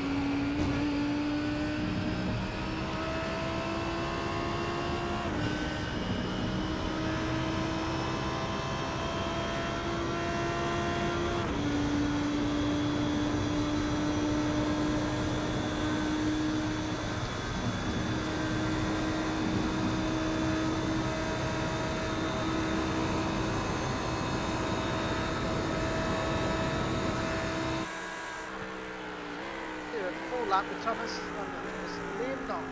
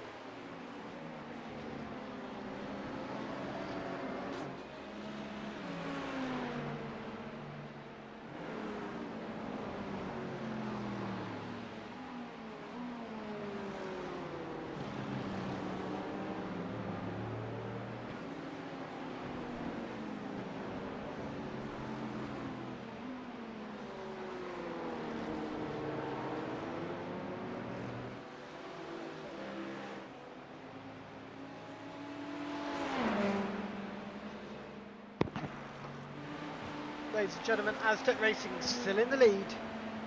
Walk Racing Esports as well, still in the lead in the GTE classes. These teams, I know we're not even halfway there yet, but these teams have been dominant so far.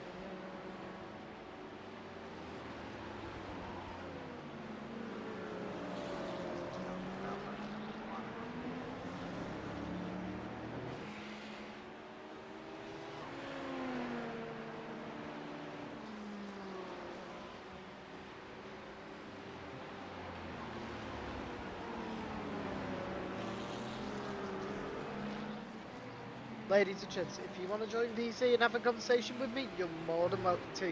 Just join the waiting room, interview waiting room in the Aztec Racing League server, and I will drag you in. My name's Dylan Mystery, and you are watching the ATRL Insurance Series Round 1 at Daytona.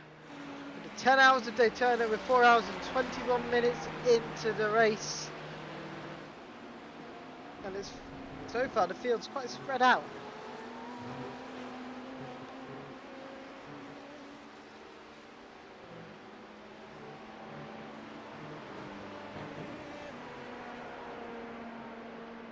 If you're not doing so at the minute, make sure you can follow and subscribe to the Aztec Racing YouTube channel. youtube.com/Aztec Racing. So visit our website, aztecracing.co.uk. Find more info about the team and future events. Driver I've not seen today, Hayden Wilfred. Hayden helped the Kurtz team out so far.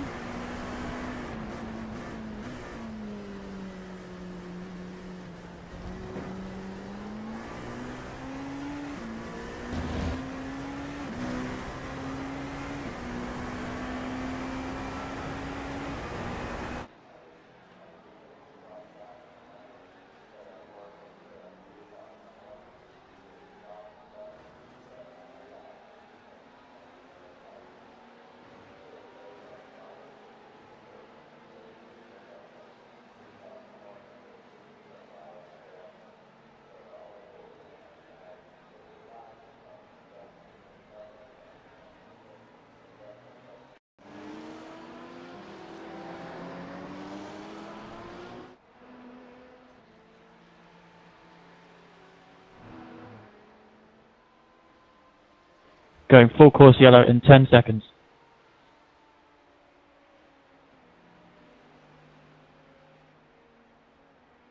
5, 4, 3, 2, 1. Full course yellow, full course yellow. Everyone on pit limiter, pit limiter.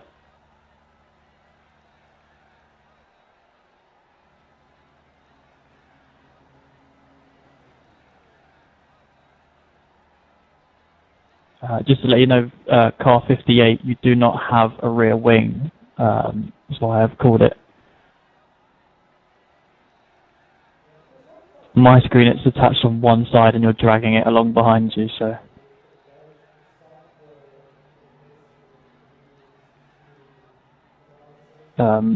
Yeah, if you could confirm that, if anyone can confirm that, whether it's a visual glitch on my end or not.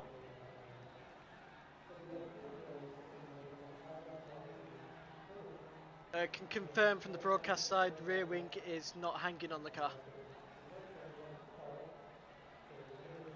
Okay, copy it. So we're just going to wait for the 58 to get round to the pits here, and then we will be going green again.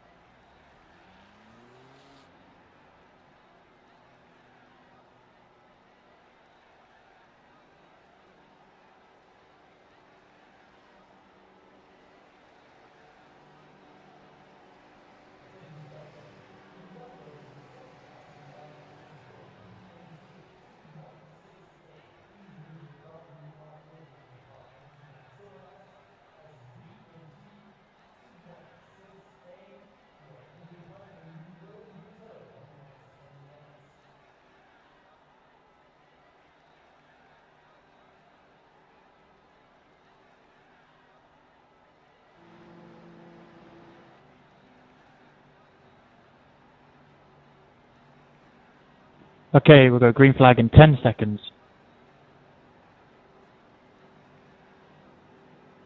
5, 4, 3, 2, 1. Green flag, green flag.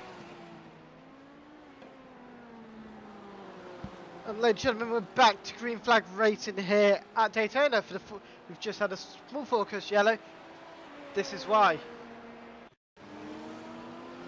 Pip Chop here of the ANR Racing Esports just taken out there, and as a consequence his rear wing was knocked out.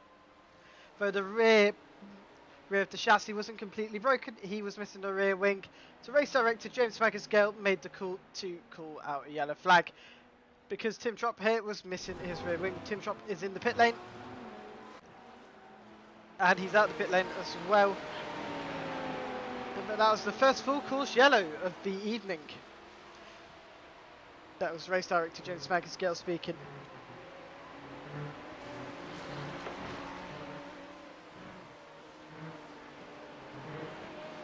Toby Prosser still got the lead.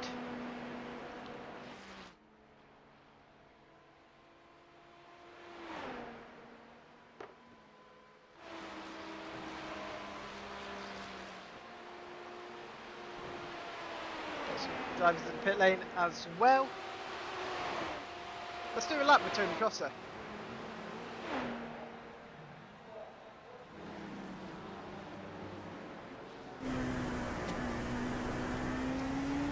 But it's getting darker.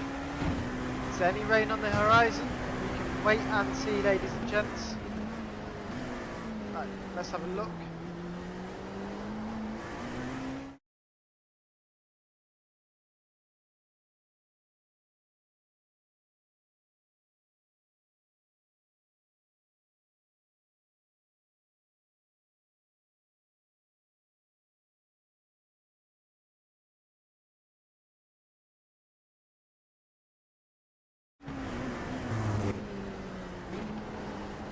Yes, I can confirm there is rain on the horizon. 4.5 hours into the race. First we've taken that long. Did you not hear anything?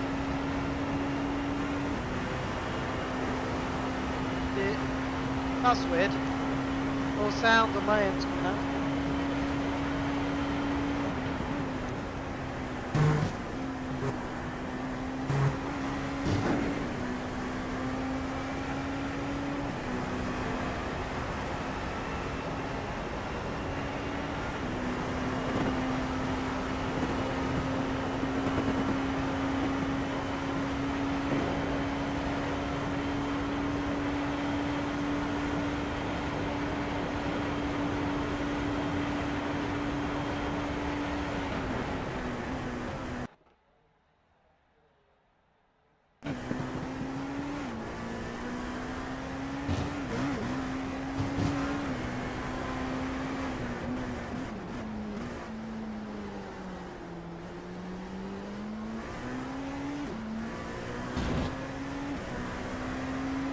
Yeah, not too sure what you guys mean. So, everything sounds fine. Right, TV1, let's go on board with leader in GT, the 3-second lead. Sergio's back in the lead.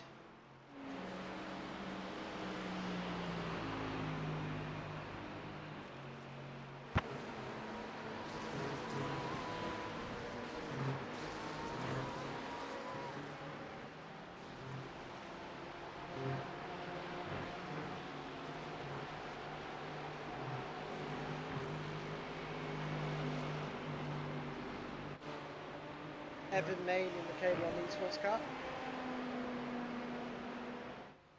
K1 currently running P13. We've had a bit of an adventurous race. They're running around about 10 laps behind, 12 laps behind Toby, who is the leader of GTP, LMP2.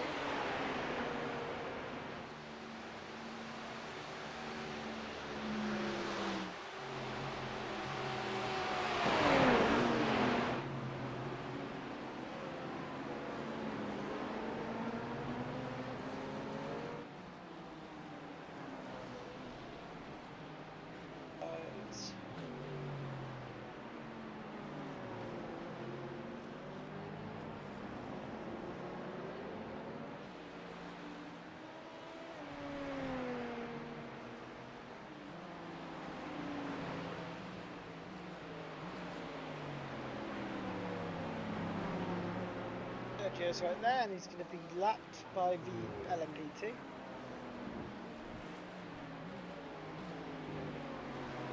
There's Toby in the background as well.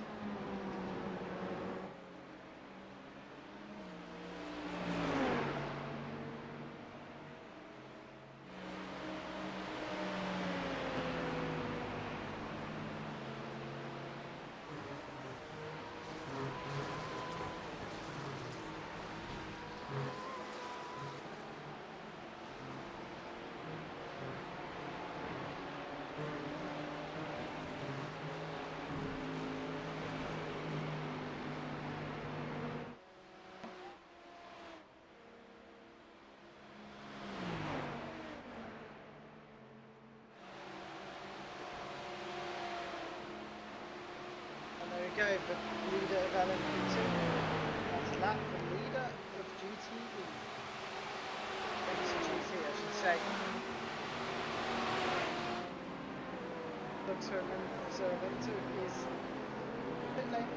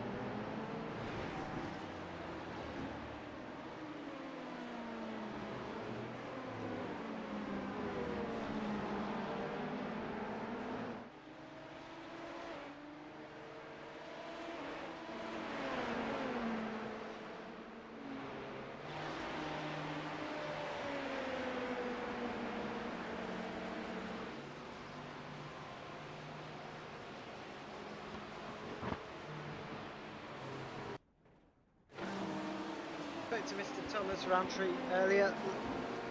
He's talking about telling us about a Big Pig Racing name, how it was a name of a username on PlayStation, and it was a name you just could not forget.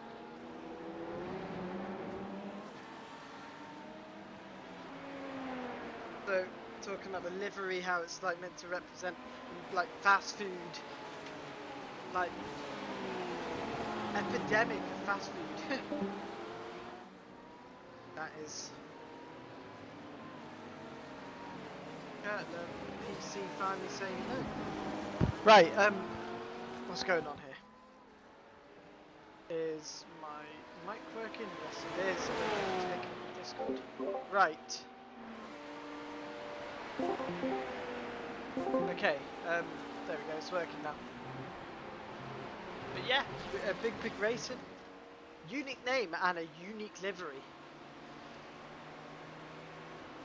Currently running P12, they've had a few incidents in the race, but listen, they're keeping going. Toby Prosser is in the pit lane.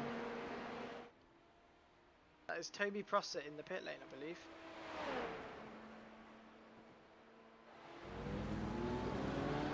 Comes out the pit lane and Toby is...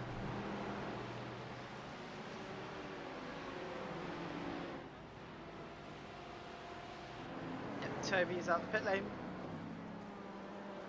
Let's go on board with a lap of Nikita Shabutskin. 1 horsepower motorsport.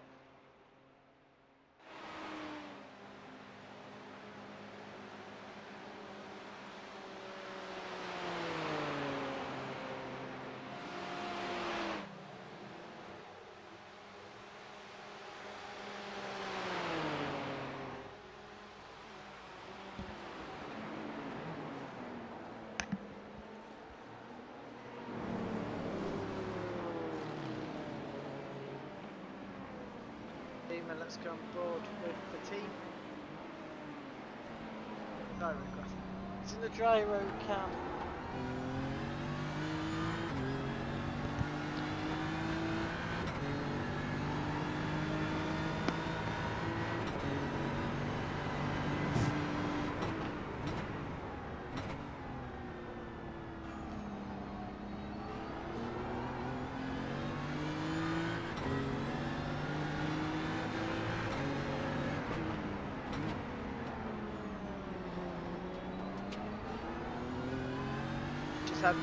She's had some GT.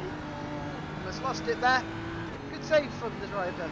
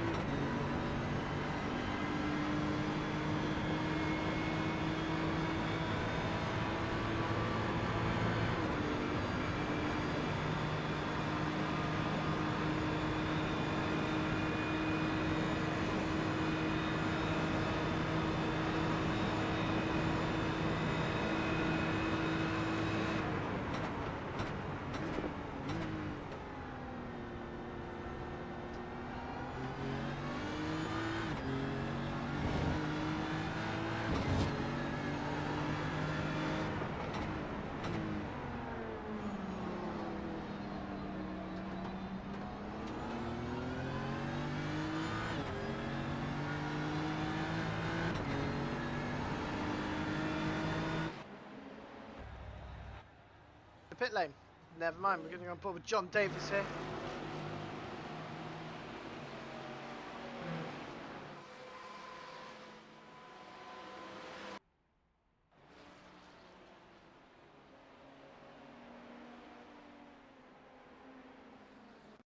What happened here? I mean, Hayden Wilford just dipped a wheel off track there. Was it this instinct, or did it go off again? No, just running himself wide off a track there.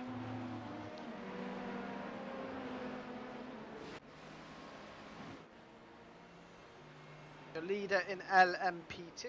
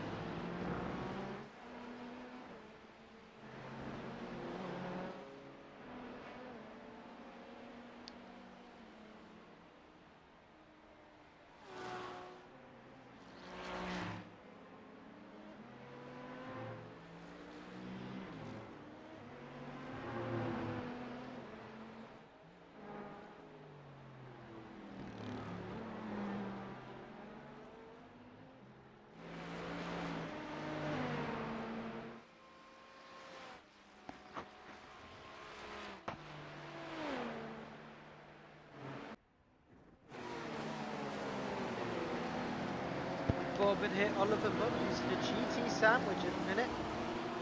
Battling with the Kelsa Racing silver car.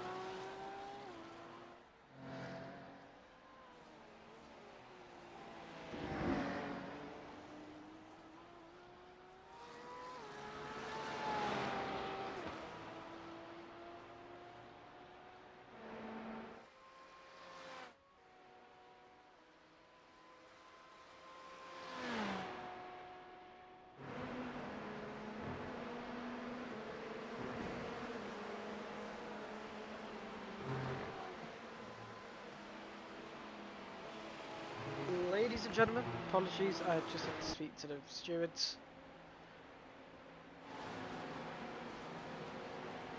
But we've got a drive-through penalty for the GT3 leader. GT3 leader has got a drive-through penalty. That is the Walk Racing esports team. They've been given a drive-through penalty for speeding under full course yellow. It's a straight incident, straight easy penalty that's been given by the stewards. Evidence was put in the general chat.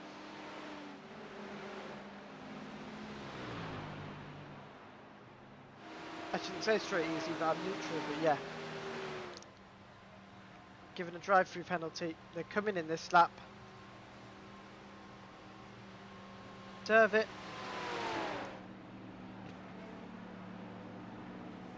And that is the leader in the pit lane.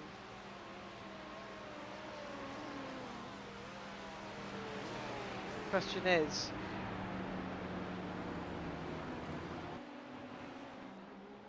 millions miles away. I think it's not a slam dunk penalty, but you know they've taken the drive through. They've come in, and they've come out.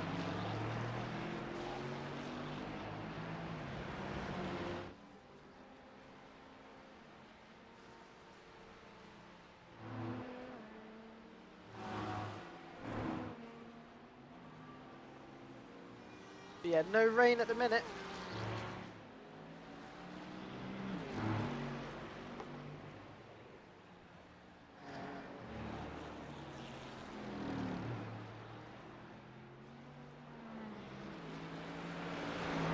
It is getting darker though, so maybe there is rain on the horizon. We'll wait and see.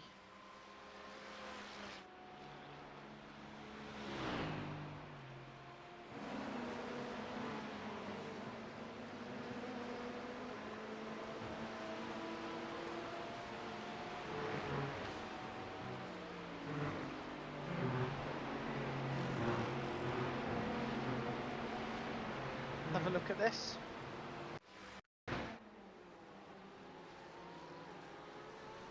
Same incident where he's gone off track.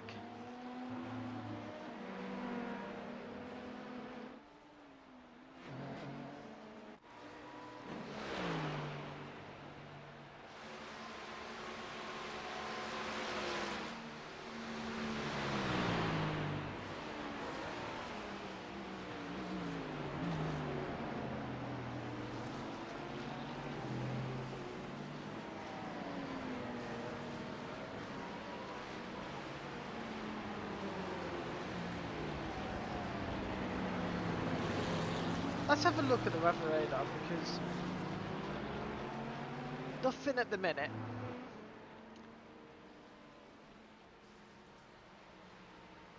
And it's supposed to be in 4 minutes as well. Maybe it's going to be Florida weather that appears out of nowhere.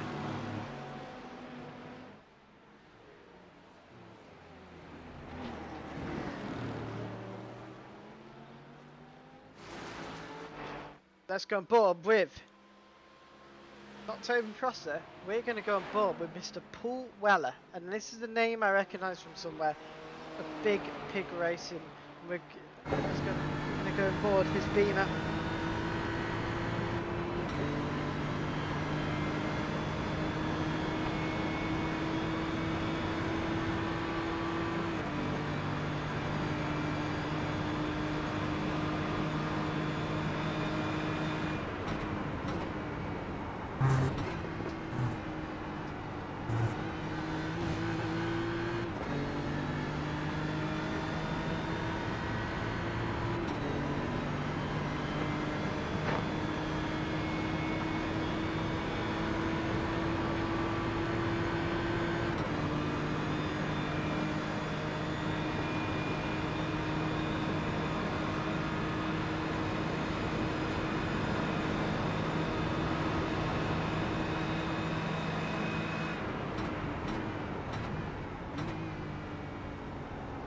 It's getting darker and darker. Is there rain on the horizons?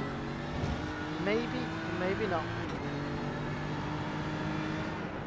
Sorry, I've clicked the wrong button there. Let's have a look at the weather. It is cloudy, it's getting dark and dark. There's got to be a sign of rain here, ladies and gents. We want to see the rain. We want to see it absolutely chuck it down.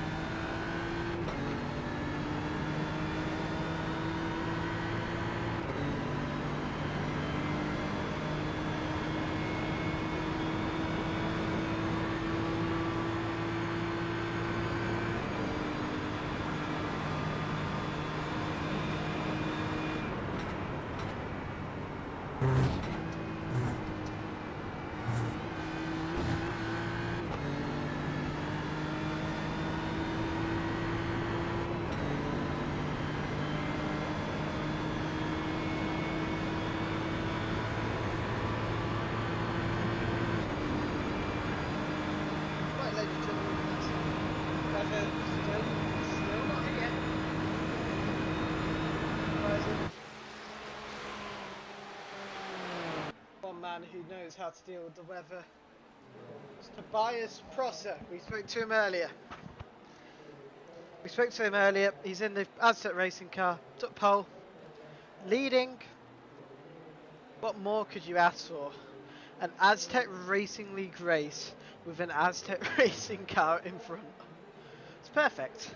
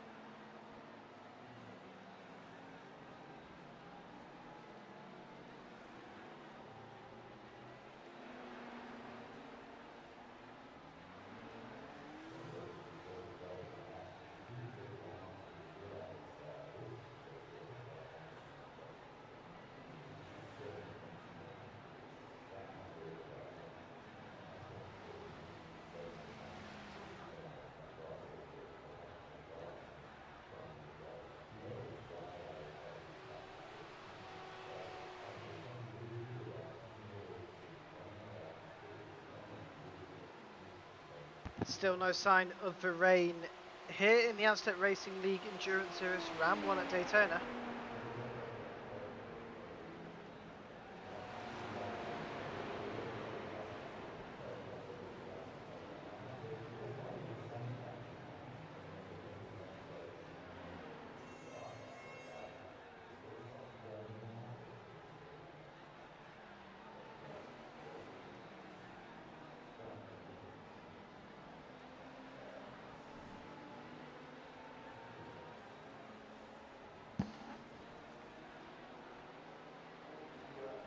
Currently, Tim Trop is, believe it or not, second, 1 lap behind Toby Prosser.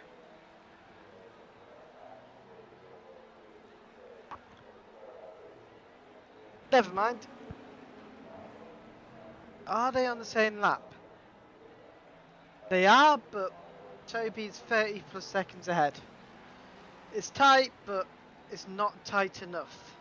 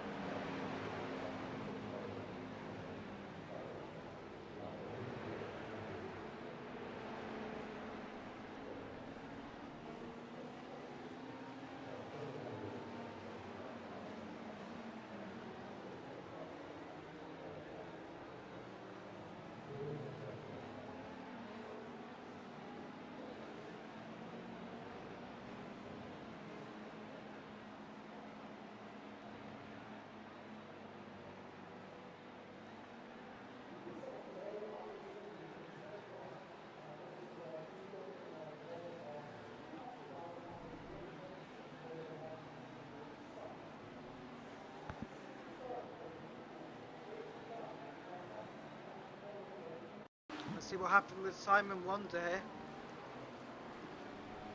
Just spun into oblivion. Maybe we should get a better angle.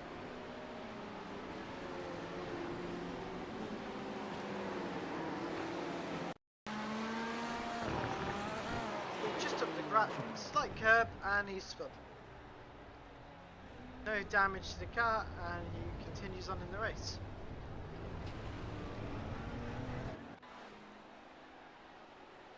Resume the race back on board with Doug.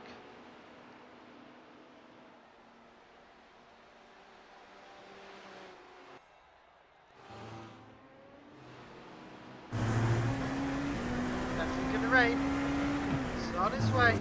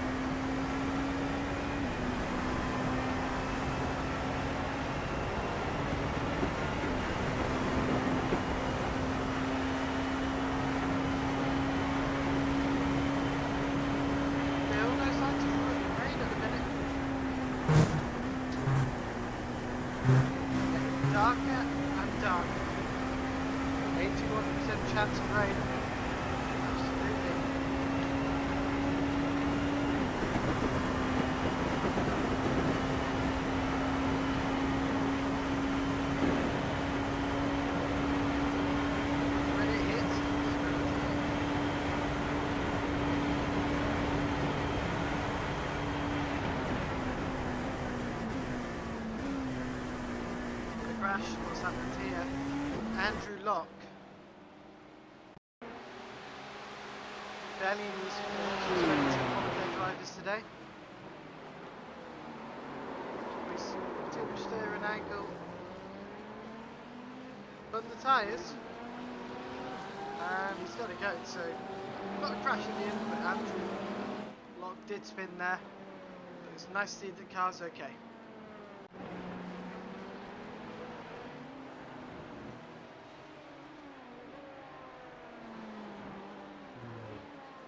Any minute now we're expecting rain. We're going to go on board with your leader. We can see Sergio here.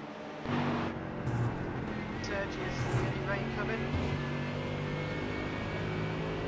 Going to hit hard. The rubber's going to disappear. It's going to, the track is going to absolutely dismantle, as you can say. As soon as the rain comes in, but the teams are short on fuel when they don't know what to do now. The rain, there is no intermediate tyres in these, two classes of cars. It all depends on what you believe is the right thing to do.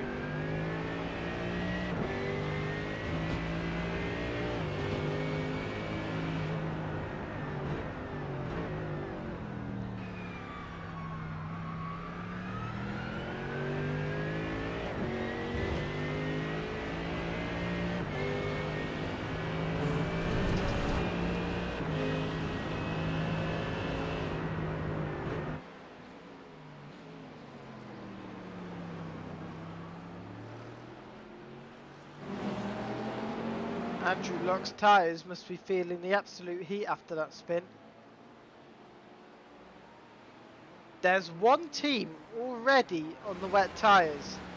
For Wrong Stuff Red, they're on the wet tyres right now. Now that might be a very clever strategy, or it might be a strategy that just, by the end ruins the race. Right now, see, they're on wet tyres. Everybody else is on dries. It is not raining yet.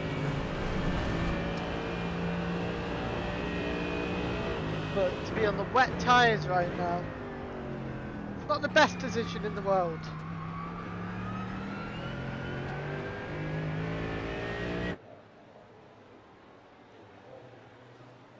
You might burn your tyres up, give them too much temp, the tread might come off. For name Wrong Stuff makes sense. But maybe you're too wrong. Me, it all depends on what Toby Prosser, the leader, does. He's not a tosser. He's Tibby Tosser. 88. Oh, Toby, that was almost ended in disaster there.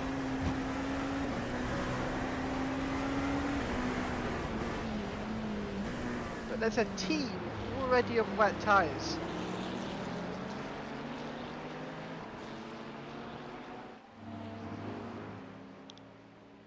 The question is right now, what tyres do you go on? Do you risk it, or do you stay safe?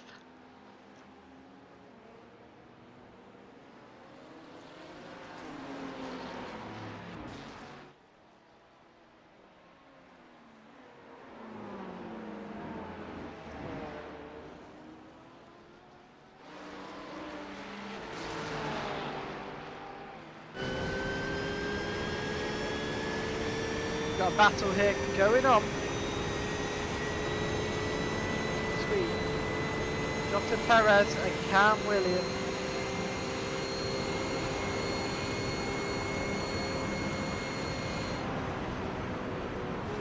Doesn't want to go for it.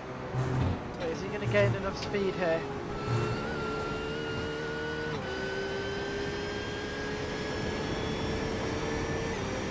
He's got it. And that's one way to overtake.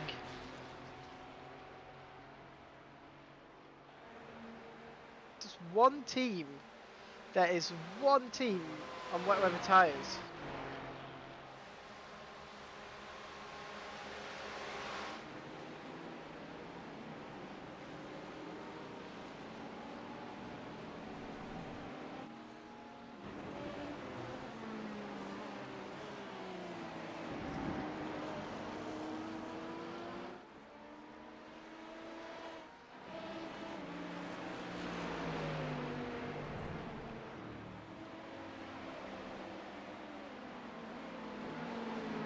Can't even see that.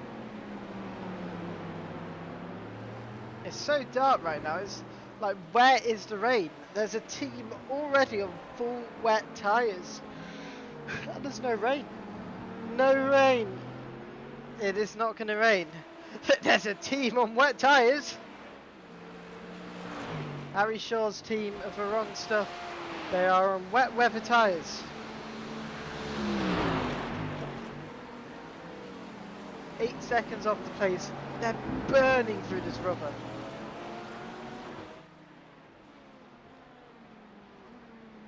They're absolutely burning through this rubber here. And as you can see, that's why you don't go on wet tyres on a dry track. Rejoin safely, but his tyres are absolutely destroyed. Even if it starts raining now, them tyres are destroyed. They're going to have no use whatsoever. There's a brave pit stop, but it was the wrong pit stop.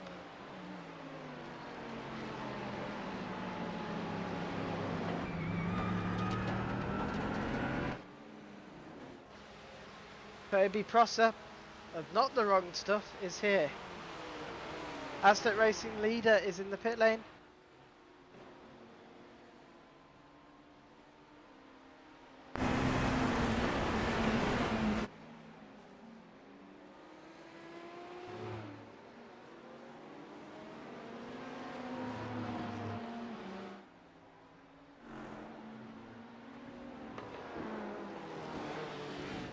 But ladies and gents, it does not look like it's going to rain. As it stands, it should have rained ages ago, but it's not even raining.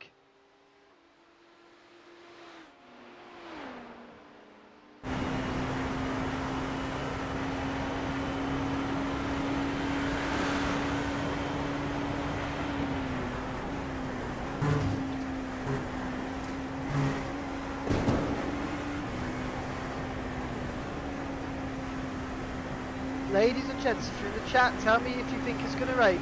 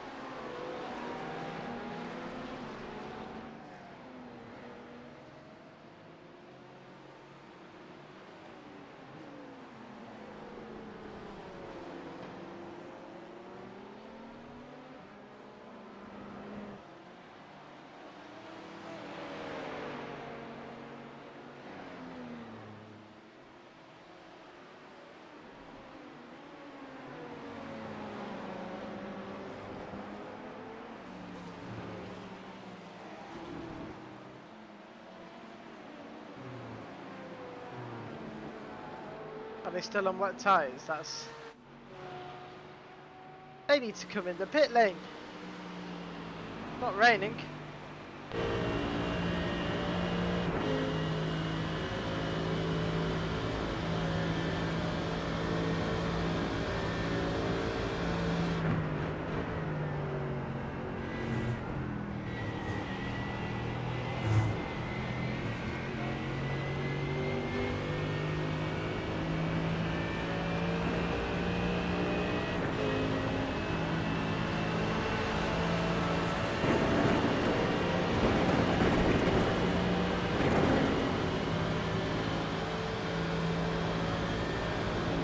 Pit lane, they've realised they're on the wrong tyre.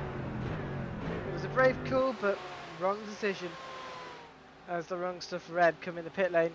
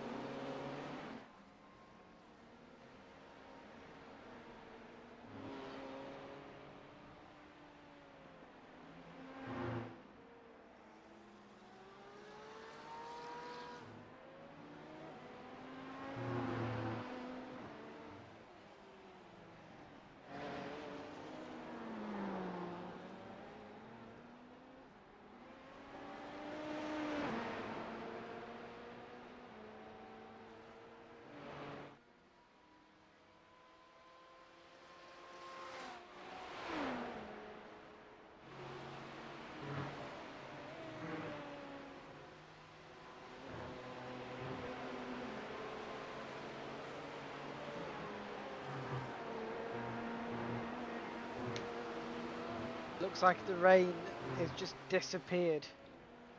I think I'm going to ask my weather correspondent, Aidan Coleman, where's the rain? But we aren't, like, it's very even to the next car, so if we keep this up, then it's good. But I don't know if we're going to get that opportunity of randomly gaining 30 seconds on them again. Aidan, you're live on the Twitch broadcast. Where is the rain?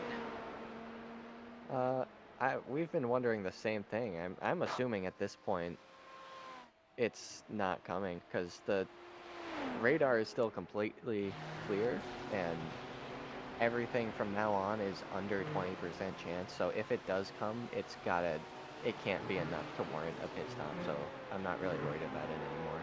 There was a team, Aidan, there was a team in the GT class who had pitted for wet tyres and they drove 5 laps with wet tyres.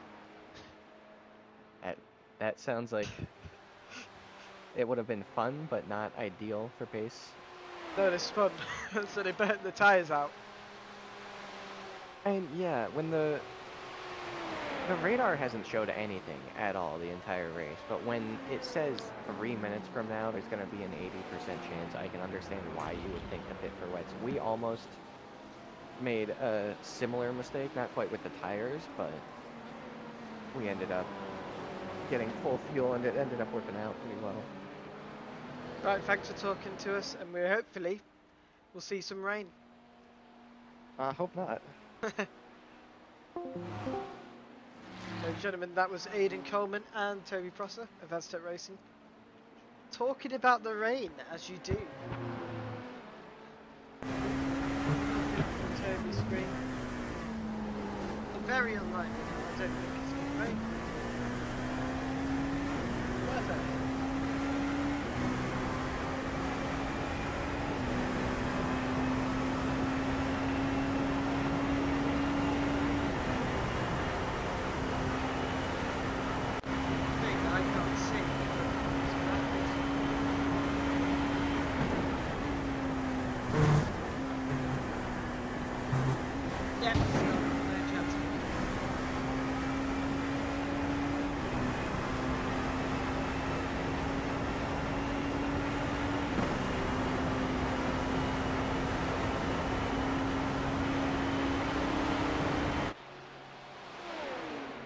Okay, I believe the team is out. Nope, different team. Harry Shaw's back out on track. I would love to speak to Harry about his thinking. Why did you go for the wet tyres? The thing is, the clouds got really dark. And it was pointing towards nothing but rain. By the way, ladies and gents, we're halfway through the race. We're nearly done.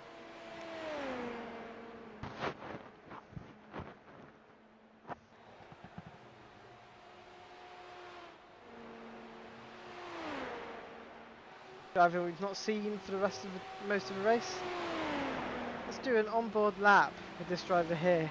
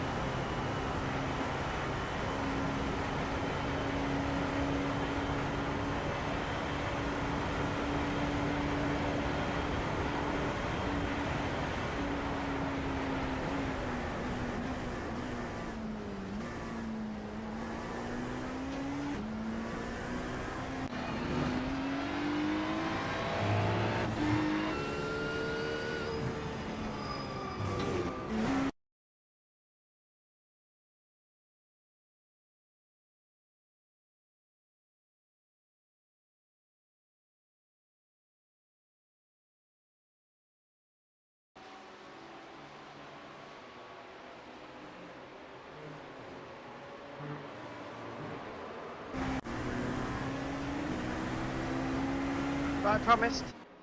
This is where LD Racing Team are. They're P14 at the minute. And since you asked, we'll do a lap with them.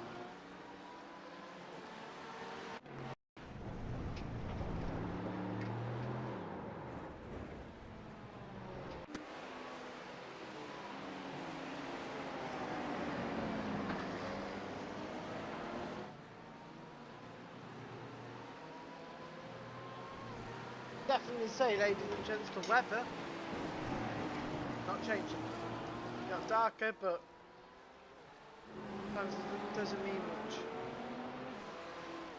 On board with Toby Camp. Big drop cam. Everyone's on the Toby Camp.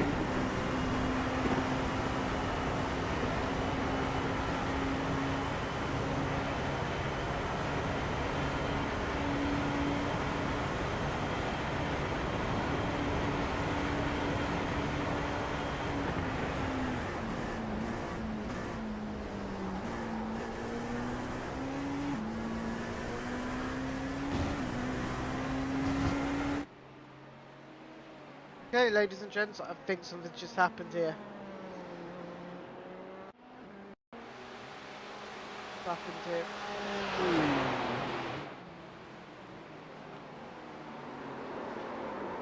Not that incident. What's happened with Harris? Oh, that's a big crash!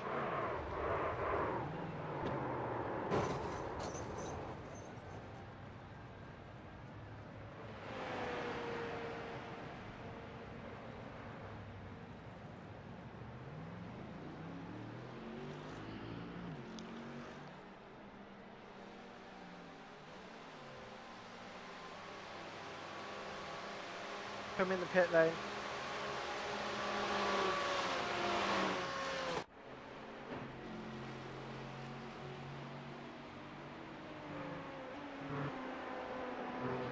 Ladies and gentlemen, I'm going to give you a chance again. Who do you want to see an onboard from? What team would you like to see an onboard from? Right now I'm on board with Toby Prosser. Let's have someone else. I can see Liam Kelso in a Dallara. K1 Esports. Scottish driver. Scott is all the Scots being humiliated by GTE. But what can happen here?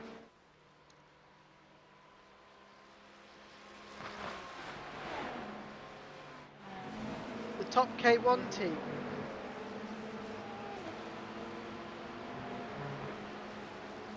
That is Ollie Munn.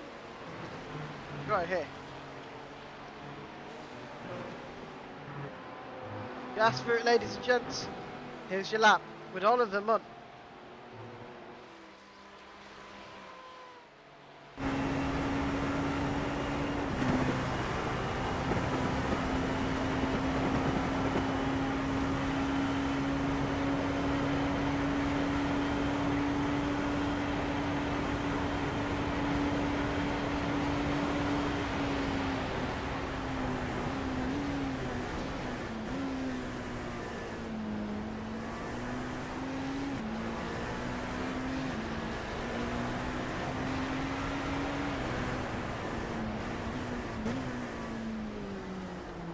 At this point we can definitely confirm there is going to be no rain.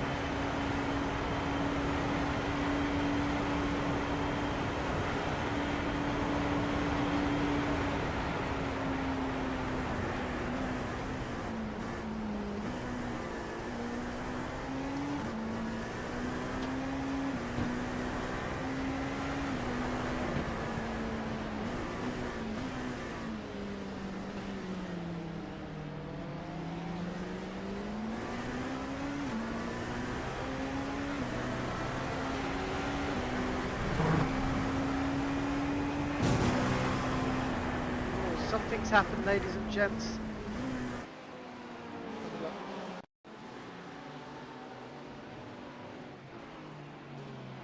Linus has gone off.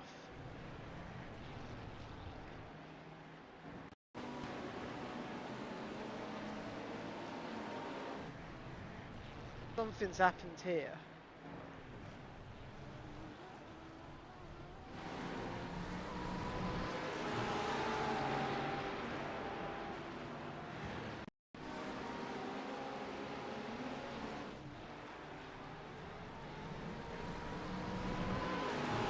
Ah.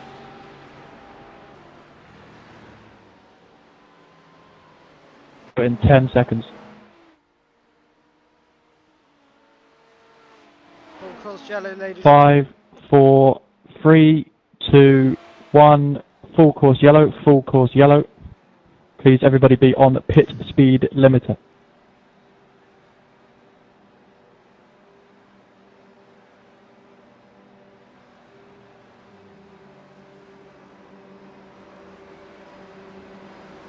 The incident is we have car 196 slow with no rear end and smoke pouring out the back.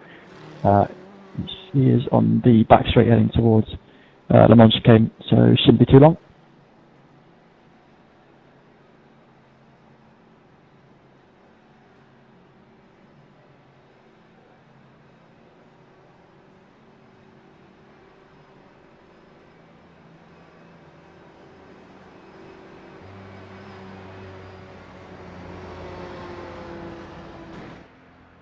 Cam Williams. What has happened to Cam Williams here? Got no rear end. But what has caused this? He's heading into the pit lane. He's on the inside line.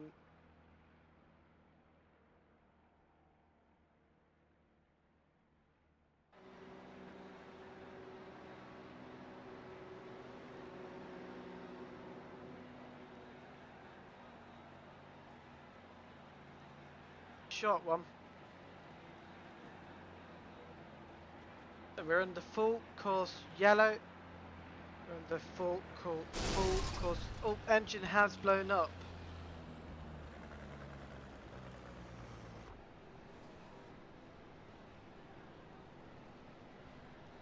Full course yellow still, but the engine's blown up. Not making it. Oh, he's right on the line here. Is Cam Williams gonna make it to the pit lane? He's driving ever so slowly. Definitely gonna have to get towed. But the engine has blown up. As we see, Toby Prosser. Yeah, the engine has blown up here. Full course yellow, and it is due to end.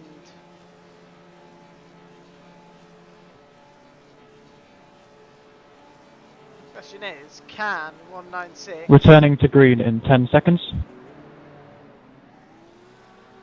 get it going? 5, 4, 3, 2, 1. Green flag, green flag. Yeah, we're back to green flag racing here in Daytona. Still the same leaders. Toby Prosser leading for Aztec Racing and Sergio Apecho leading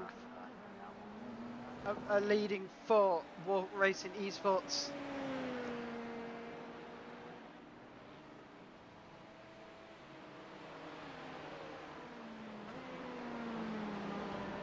Okay, we've had some incident reports come back.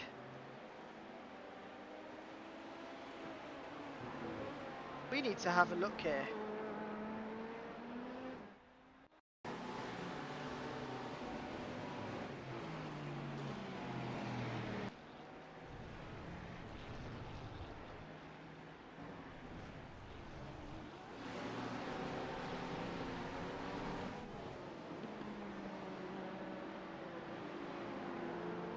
Is any of these incidents related? It's a big question because he had no rear end.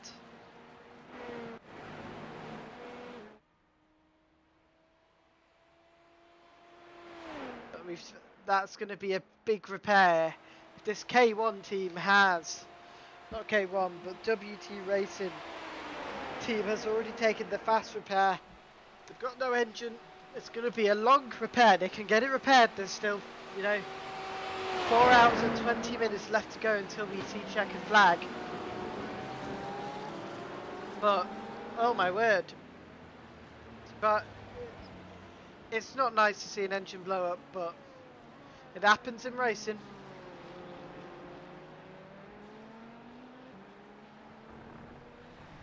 That's what's happened with Harry Shaw here. Oops, fun. And you keep it under control? Yes, you can. Marshals. Had a few incidents this race. Most notably, he put on the wet tyre.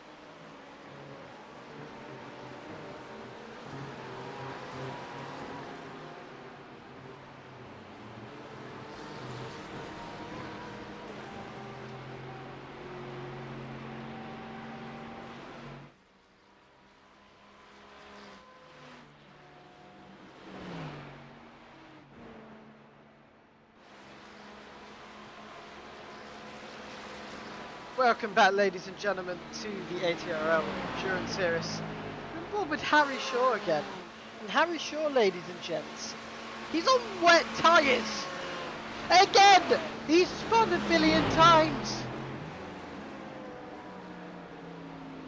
I'm sorry, but it's a dry track, Harry. You're not going to have any grip if you stay on wet tyres.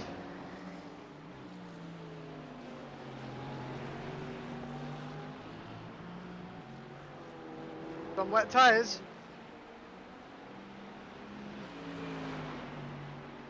"12 seconds off the pace." I don't know what to say. Anyway, we can ignore it. If there is another crash, we're on board with Daniel Riviera, WMG LMP2001. Pretty cursed car today. They've not had the best of luck. Doesn't matter what driver's in, whether it's Khan, whether it's Webber. They've not had any luck at all today.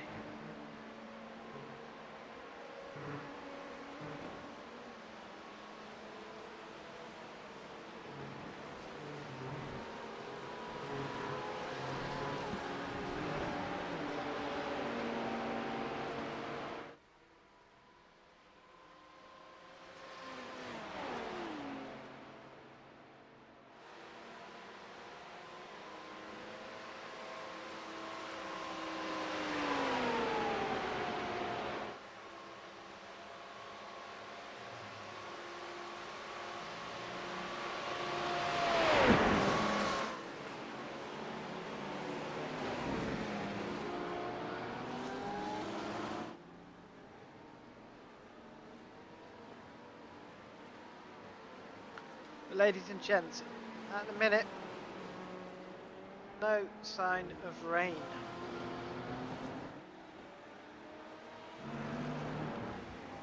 What was his lap time? 7 seconds off the pace. It's on the wrong tyre. He's gonna. It's a hazard.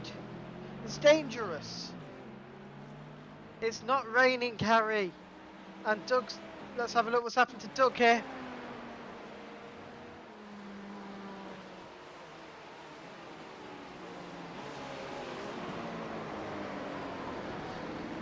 He has just been held up at traffic and he has spun.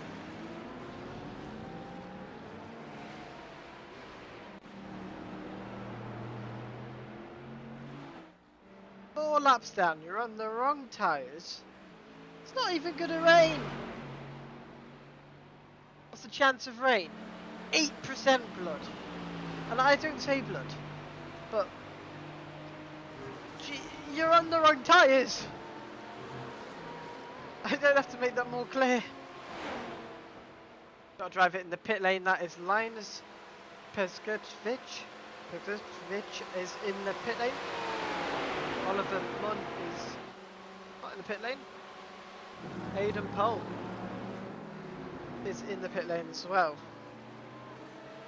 And there is a battle going on, ladies and gents, which has now been interrupted by car 16. But when I think about it, I think the exit's a bit better here. No, it's not.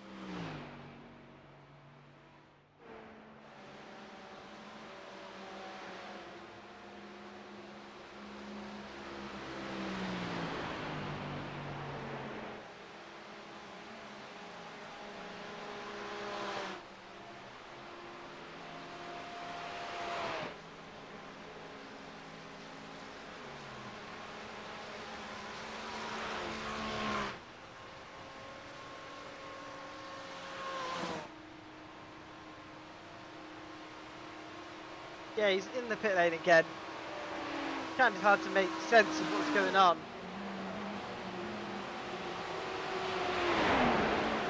But Ricardo Meckin is in the car for QRT. And he runs wide.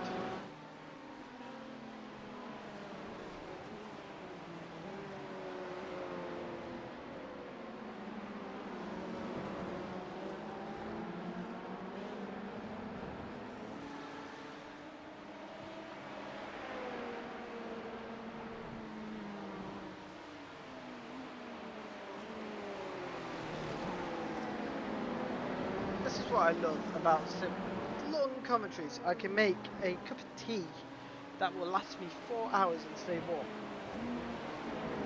Just put it in a flask. That's how British I am. Right, let's go on board and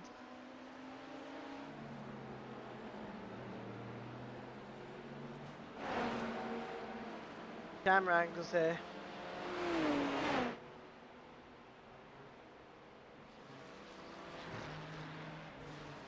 Iconic corners in motor racing. In motor racing.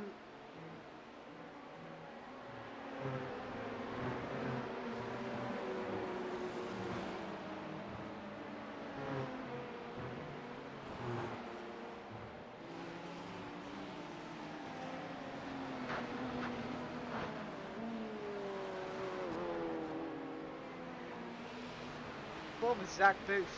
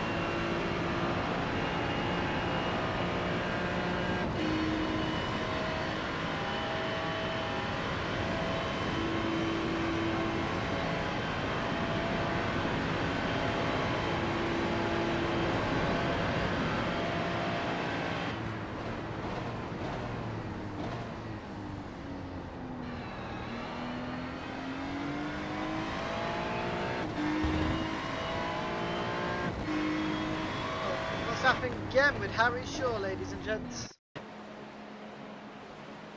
I don't even want to question it. He's fun. On dry tyres though. He's, oh my god. Right, let's have a look at off tracks.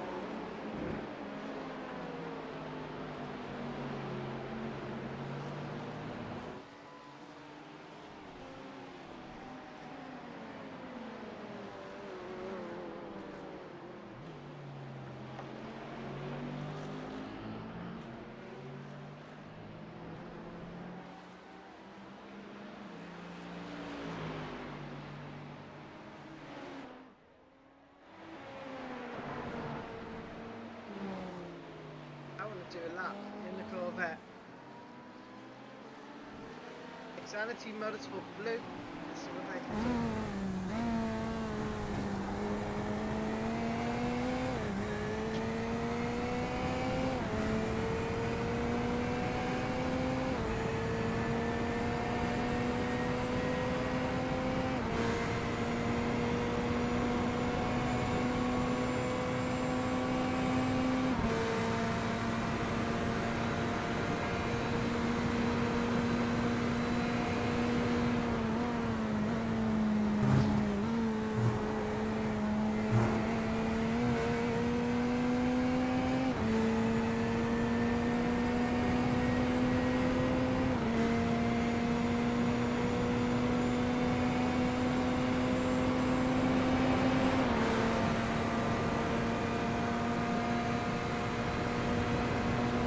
Now on to the night period. There's no rain.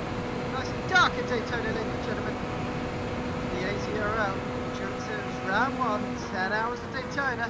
My name's Dylan Mystery. I'm the commentator today. As you can see. Will Kirkland will be joining me at some point in the next few hours. He's just on a break at the minute. He will be here. He will be here for Checkered Flag. I can promise you that. If you guys want to be interviewed by me, just ask. I will be happy to talk about your racing and how you feel about everything tonight. But yeah, I think the big question is Harry Shaw. I would love to get. I want to know that. Oh, this is tight here. We've got a prototype. Wanting to get out of the way. He's flashing the lights. He's every right to do that.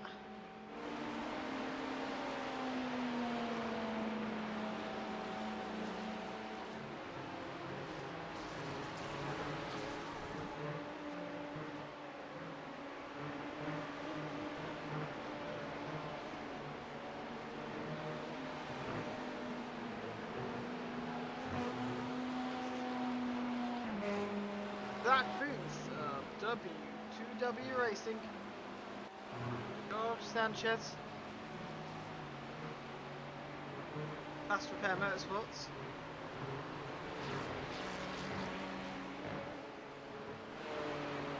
Daniel Tulli.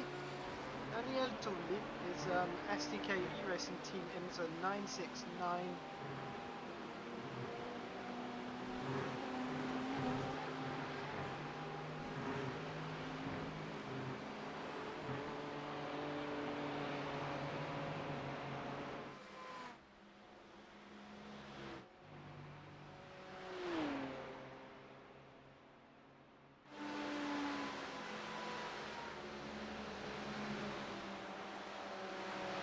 Coleman.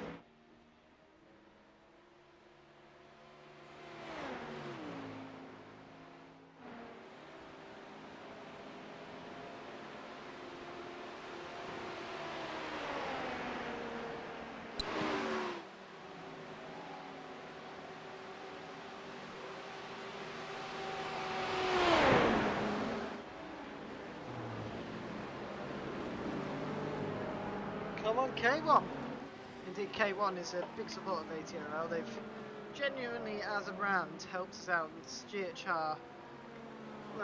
We almost worked with GHR. We were in negotiations with GHR many years ago, or a good year ago, over a year ago, and the negotiations collapsed. And instead, we ended up working with Aztec Racing instead. Best decision I could have done.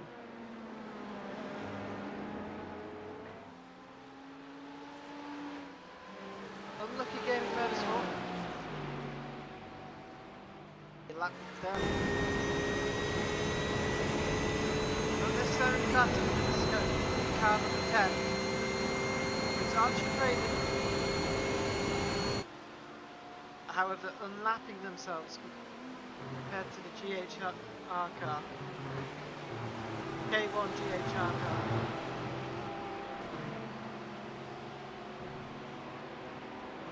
Absolutely beautiful liveries today, car 24.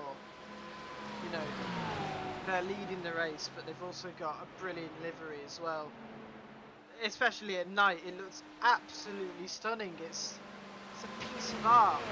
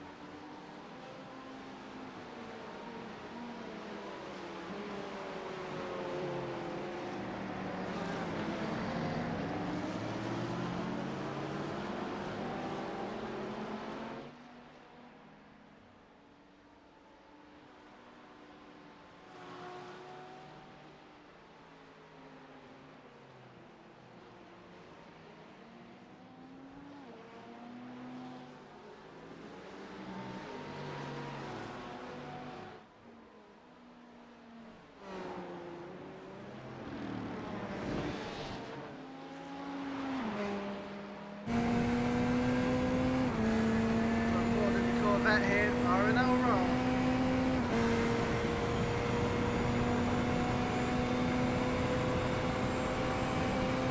In a good position right now, we're in P2 GT class.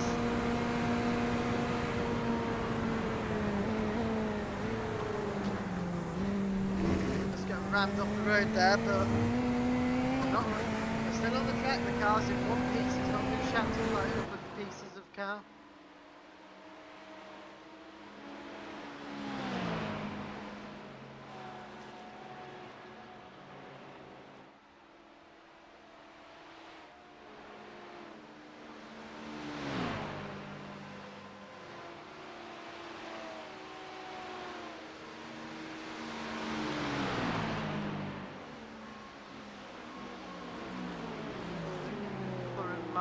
Market here in our roll in P2, and he has just been lapped. I'm not kidding. By the leader, there is 1 lap gap between these guys. Sergio, we spoke to earlier in the broadcast with Will. It's absolutely dominating. I don't know what to say. They're miles ahead. You know, the team has done such a good job this race. You know, 6 hours in, lapped everyone in their class. That's unbelievable.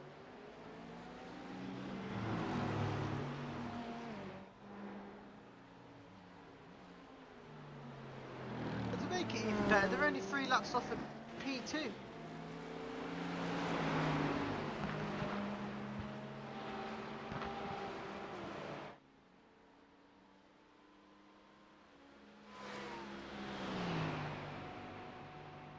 This driver here, unfortunately, Harry Shaw, got the wrong tyres and the wrong time. It was going to rain, but it didn't rain.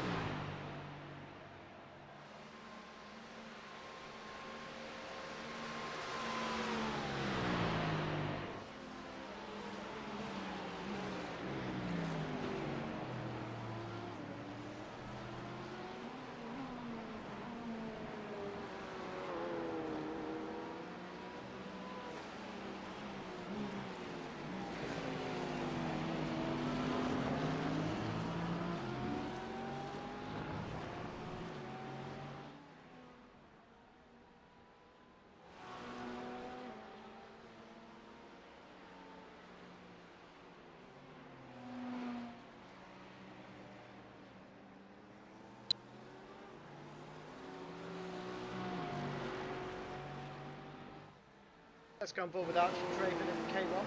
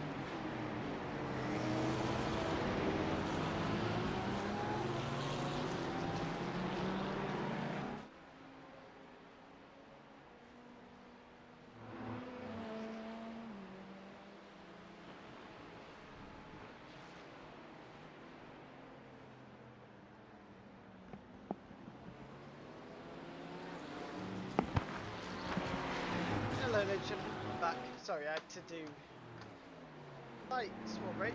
Not a big break, just almost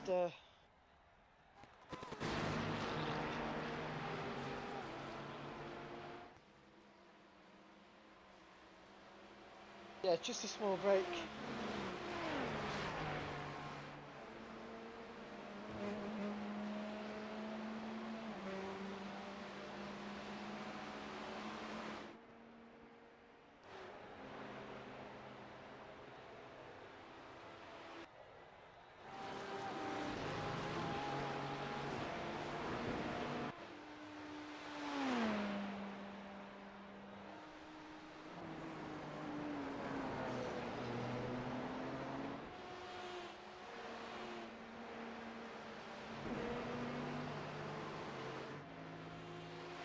I read that as T on SR in the GT3.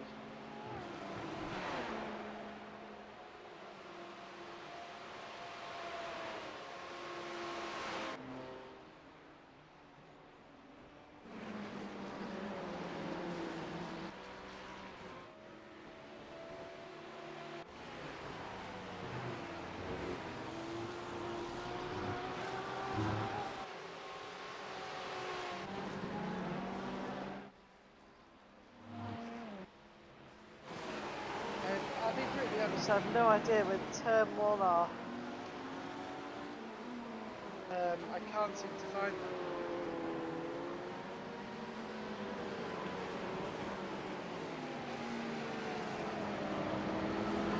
This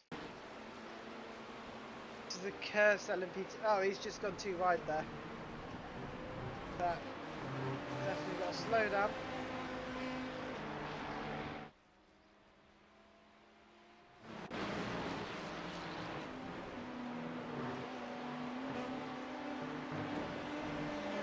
Yeah, ladies and gentlemen, 6 hours done. We're more than halfway there. I'm getting really tired, but we should have William Kurtler near me back. William Kurtler should be back in 1 hour and 10 minutes.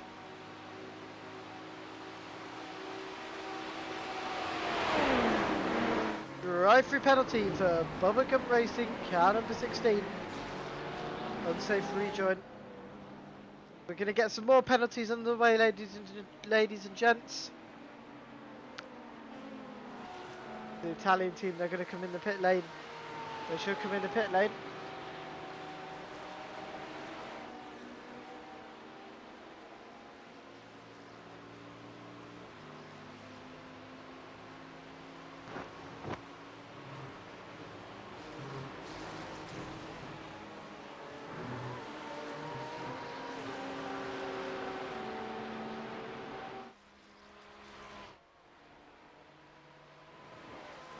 Guests, ladies and gentlemen.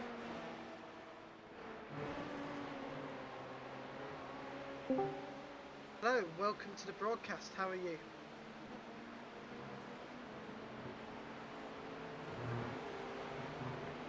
Hello, I'm fine, thank you very much. Good evening. Good evening. Your team is currently in the lead. It's dominated the GT class today. You know, in the 6 hours 20 minutes we've had. How does it feel?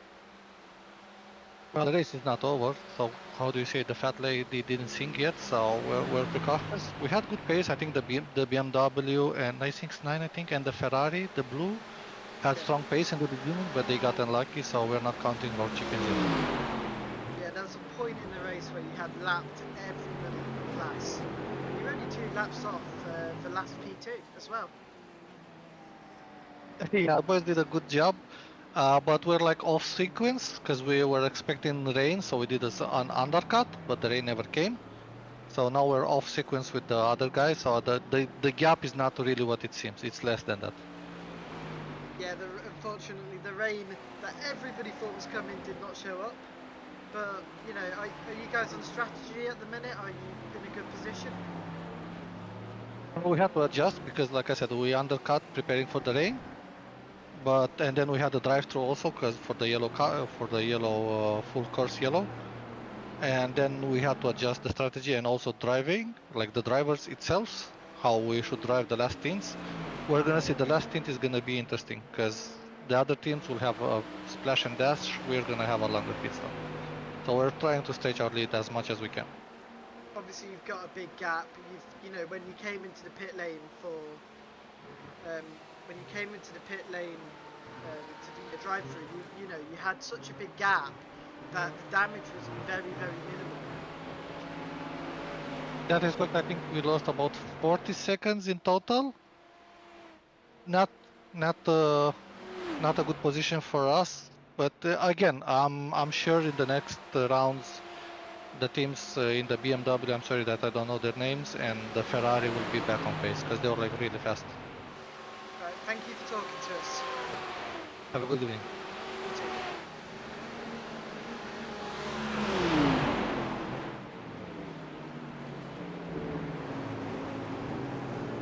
That was the team manager for Walk Racing Esports talking to us there. We are, you know, we're halfway there. It's absolutely knackering doing the broadcast on my own. It's quite sad doing it on your own, but you know, at the end of the day, it is what it is. Someone's gone off track. That is the Pulse Sim Racing car. We are going to have a look at this. That's Fabian Ming. Oh.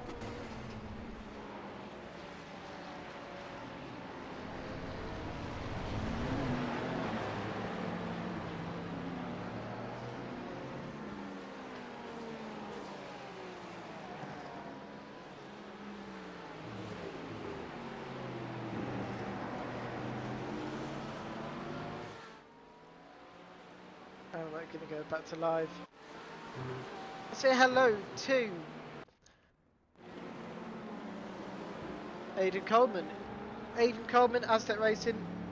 Bit of a legend. We got off track from Costa here. What's happened to Costa? He spun. Unlucky gaming. He spun. He's gone backwards. He's rejoined. He must have spun. I've not got the rest of it, but he's got the car going. That's the most important bit. He's got the car going. It's in one piece and it's not falling apart.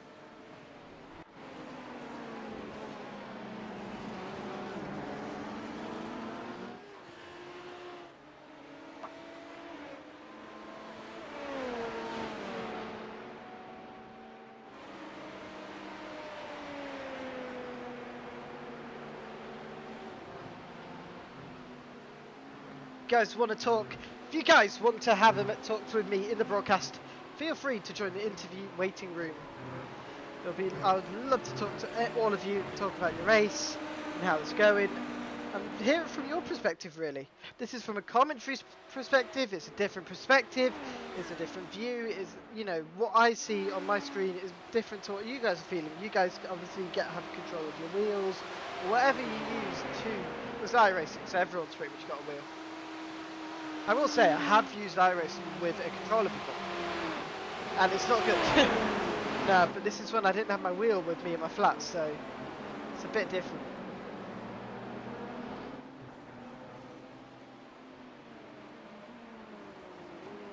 But it has Fabian got damage.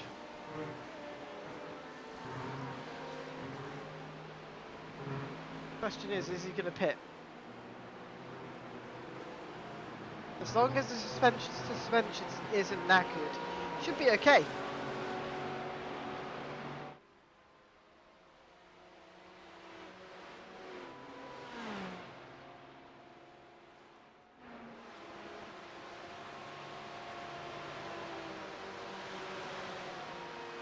Yeah, watching. I'm at Dylan.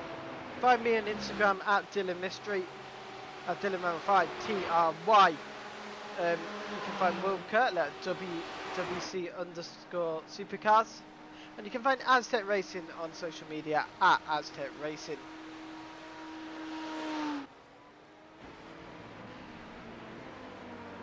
Ladies and gentlemen, aztecracing.co.uk is the website you want to go to join the Aztec Racing League.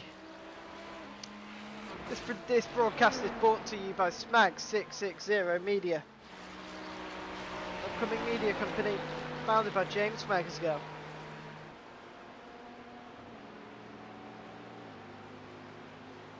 And what's happened here? He's come off track.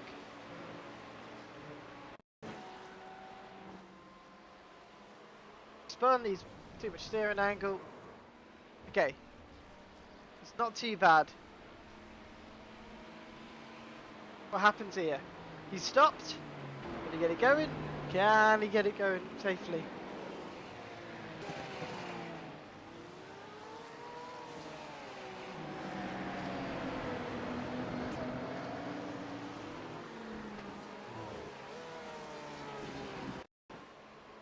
Yeah, it's the same spin, unfortunately. It's unfortunate he's got damage, but he should be able to come back on. It was a hit with the wall, but you know, at the end of the day, the car was in one piece. It wasn't broken and it wasn't knackered either. Oh, he's crashed. Is this the same crash?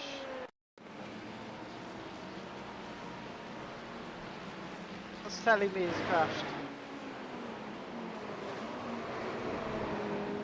Tyres are absolutely shot.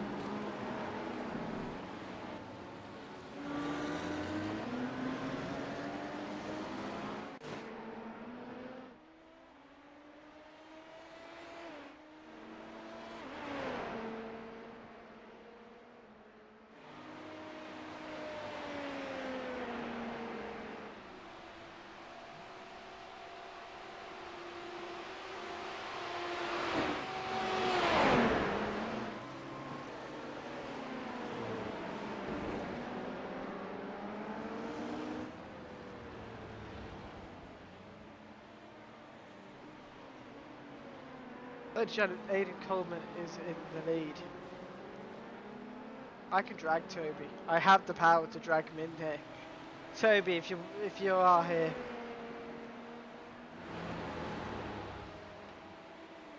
But yeah, if you guys want to join.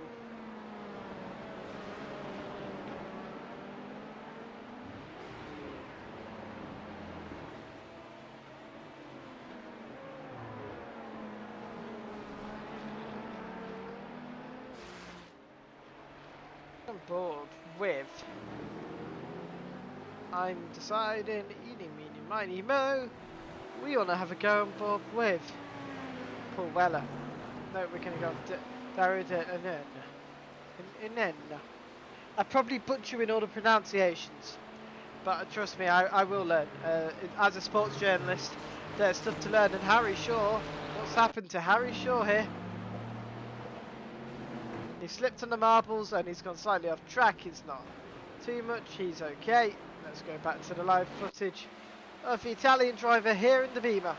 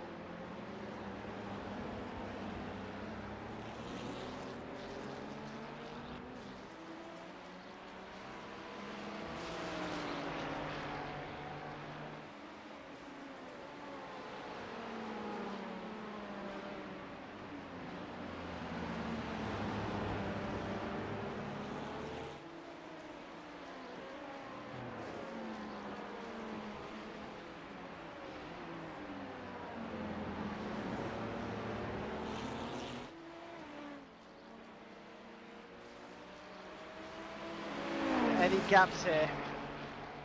Quite big gaps, you know. It's there's small gaps and there's big gaps. You know, there's big gaps by minutes at this point. We've got Joey out on track. We've got Zelensky out on track, the Lithuanian driver. You know what? He's earned the chance. Here's an onboard with Zelensky.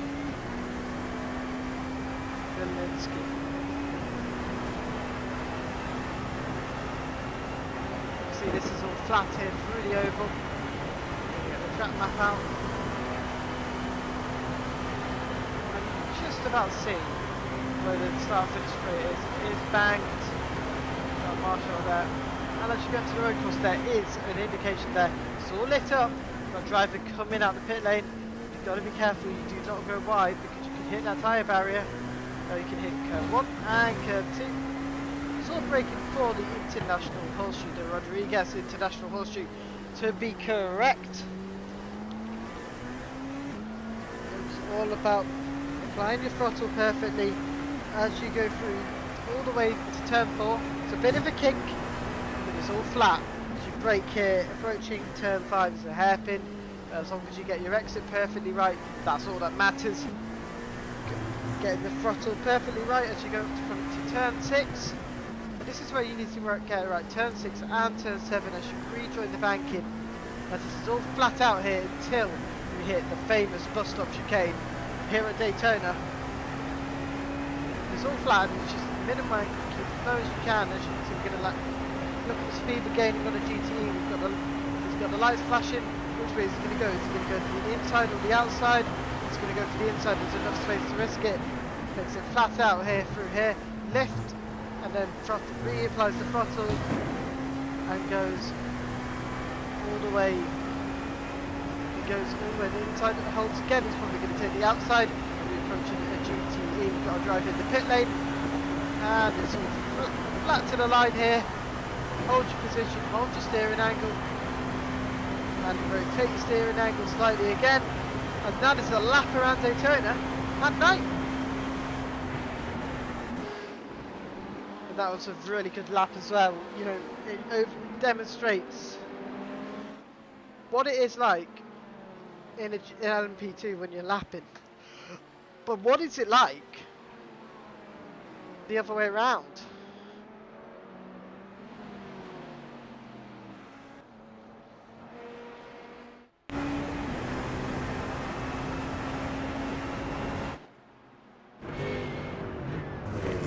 This will be the best way to demonstrate. This is the leader of the GTE class.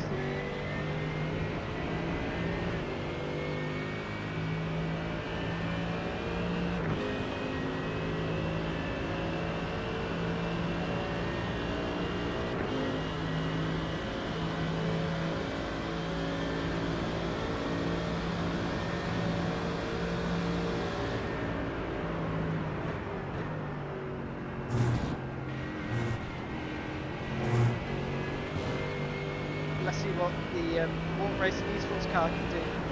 Florian Kata here. As you can see, he's being lapped around the oval. It's fine. There's enough space, but if you know, two drivers side by side here, where do you go? That is the big question. You know, you've got to be careful. There's another one. There's an Aidan Coleman in the Aztec Racing 290 there. Now, as we approach the road course, approach the turn 1, you can see there's a light up sign. It's in yellow, and it's telling you where to turn.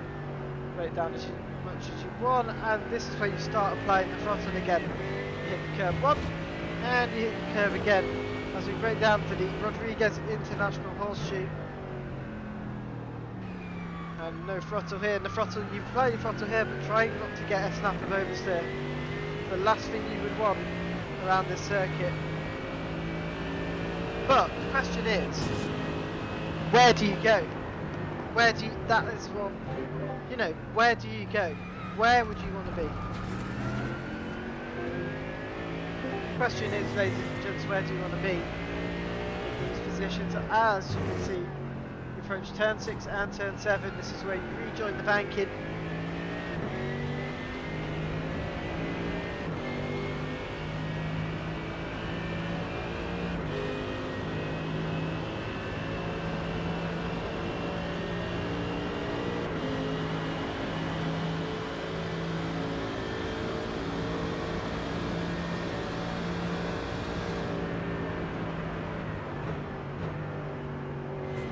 As we approach the bus stop chicane here, you can either make lose time here. Quite one of the most powerful corners in motor racing, I should say.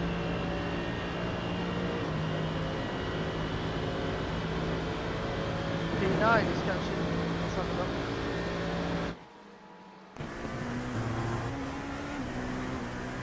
It's Andrew catching. I love this livery. It doesn't look like it looks like a cartoon livery.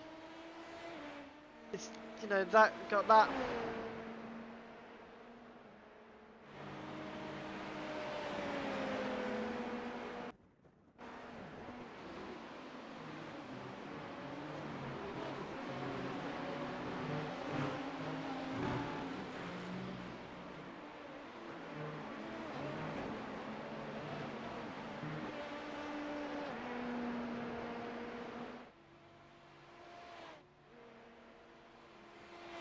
Some arguing going on at the minute.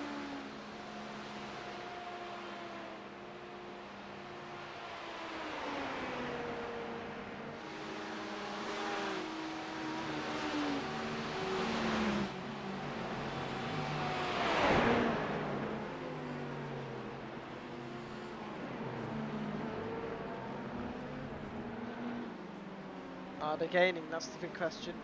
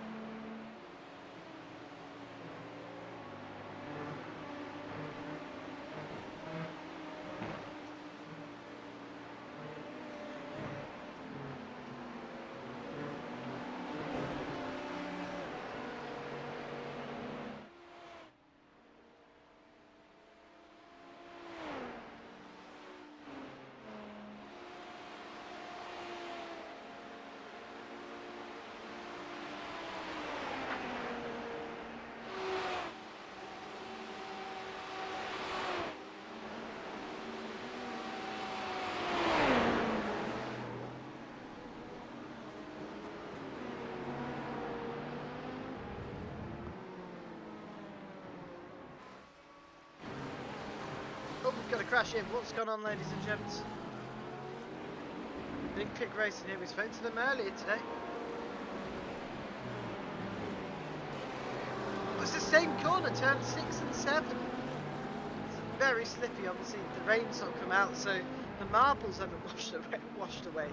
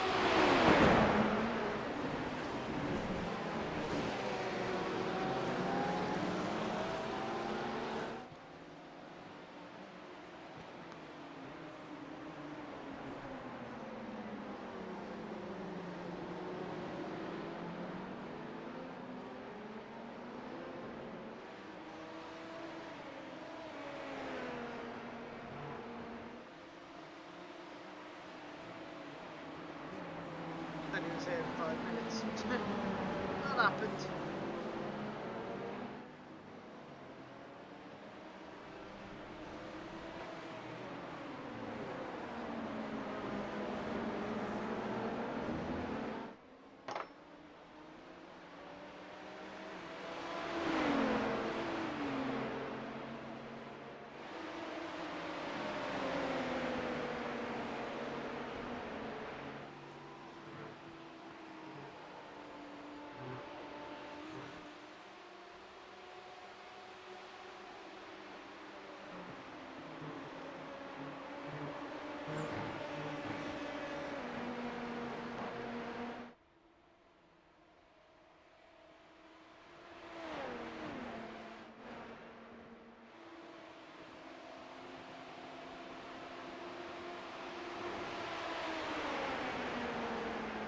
up with your leader from GTA here.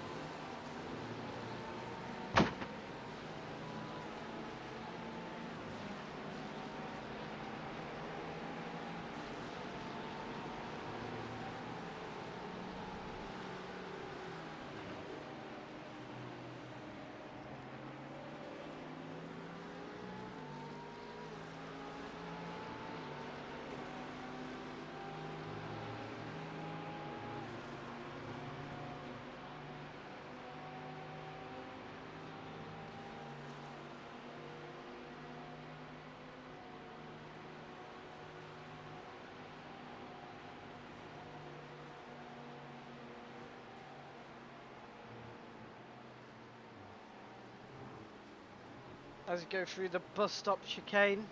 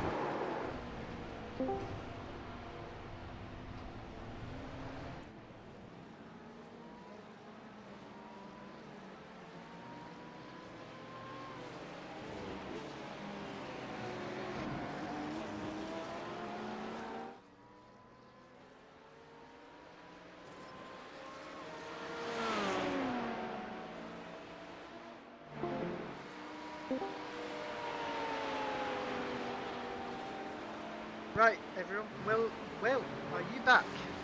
I am back. Finally, I'm not alone. I'm back now until the end. Yeah, we've had a few full pulse yellows. I've missed a lot of action then. Yeah. Just trying to get things set up again.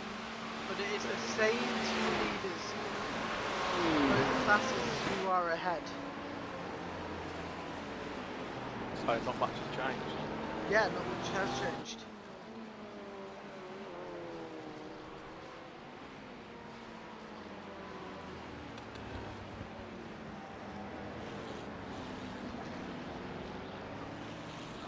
Aiden Coleman for Aztec Racing is still leading, and Walk Racing Esports are still in the lead in GTE.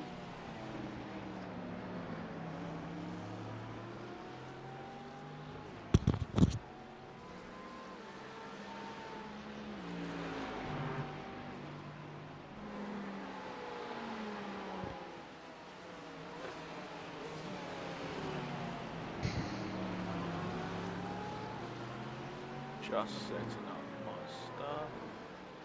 Does that work? Yes.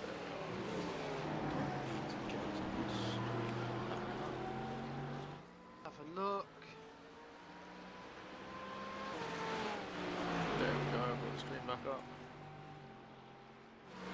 Got what, 3 hours left roughly? Not long. Yeah, around about 3 hours and 13 minutes until we see checkered flag.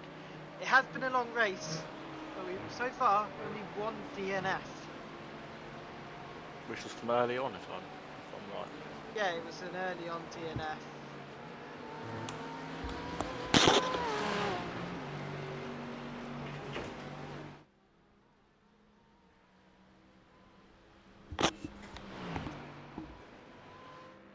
Have we had the race organiser jump in yet? We've not, and I will say it was due to rain in the race, but it unfortunately did not race. It did not rain. So there was no rain, but there's a lot of marbles. In turn 6-7, a lot of the spins have been that corner because there's a lot of marbles and the grip is very unpredictable.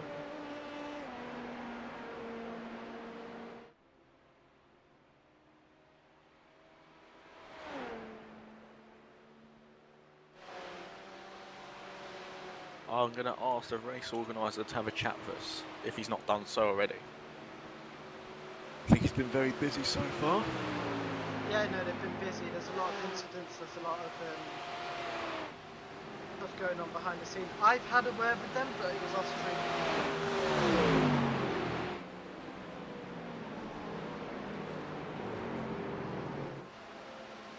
Just still loading up my stuff. I believe.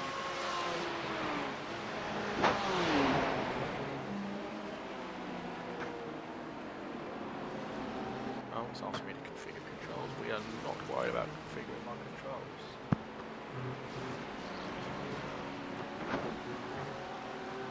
I will say the most cursed car today is the WMG LMP2 car 27. Very unpredictable. They've had a lot of incidents. Every time they put a driver in the car, something goes wrong. Not their day from today. Nope, and they head into the pit lane as we speak. Talking of them, they've gone off. Oh, they've gone off track and they spun at turn 6-7, and they have had a bit of contact with a GT or an LMP2. But I think they've come in, they've got damaged.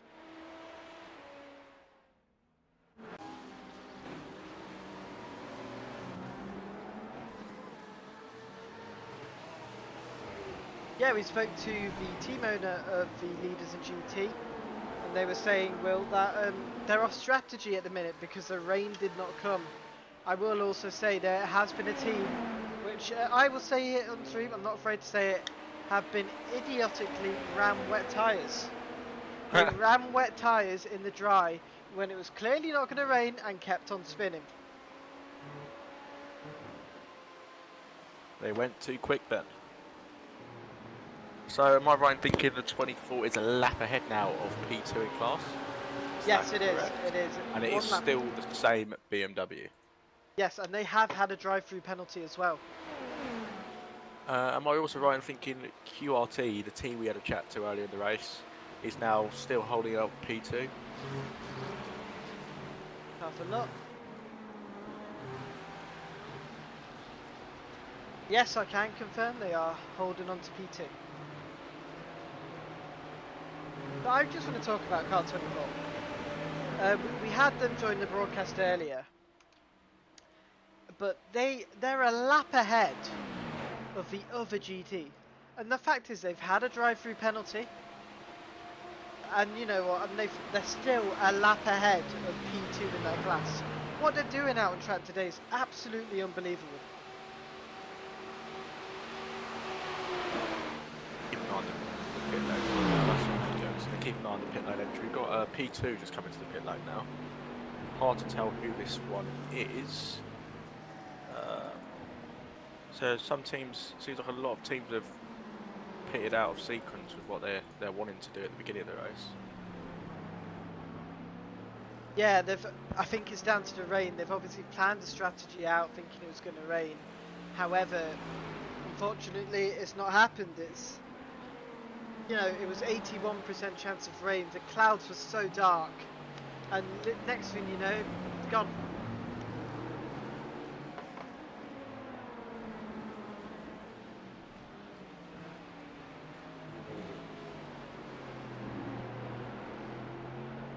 We'll wait it out and see if the...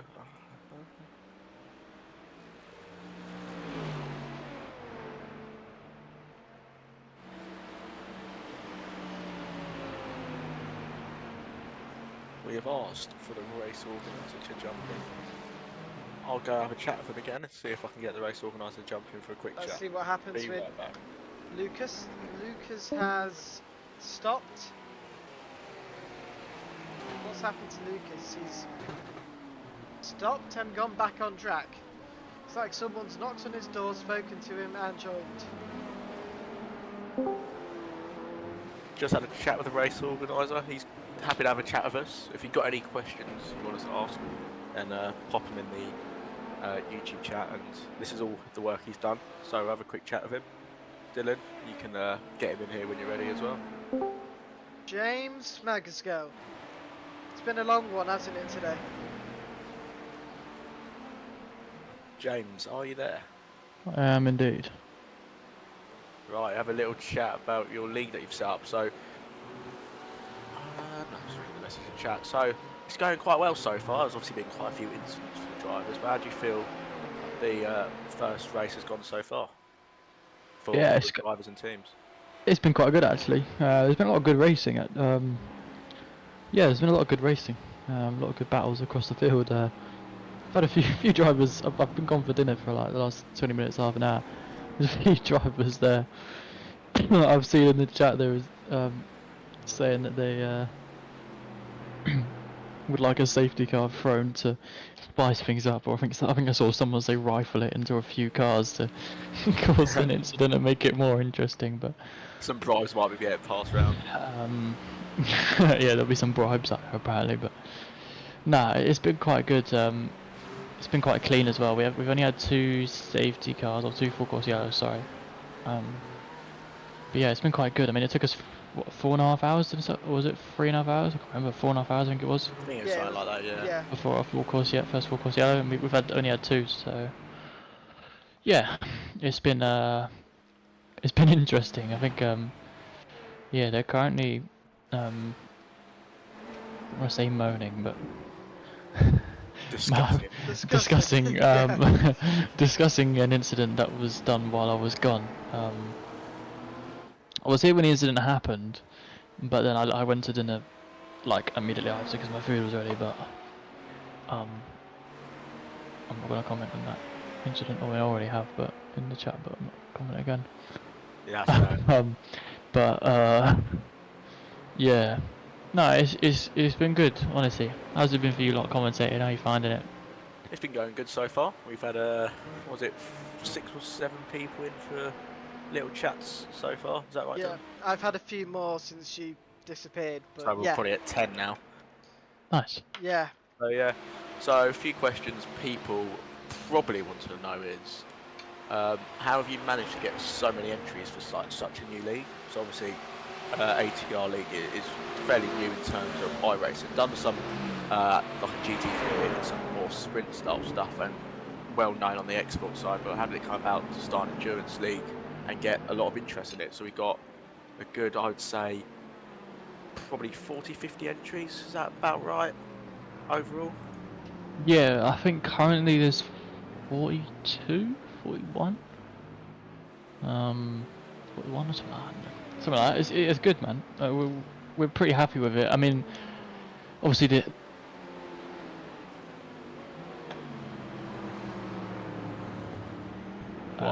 this would have been Road America or whatever, I think, or Road Atlanta, sorry, for round 2 this weekend, but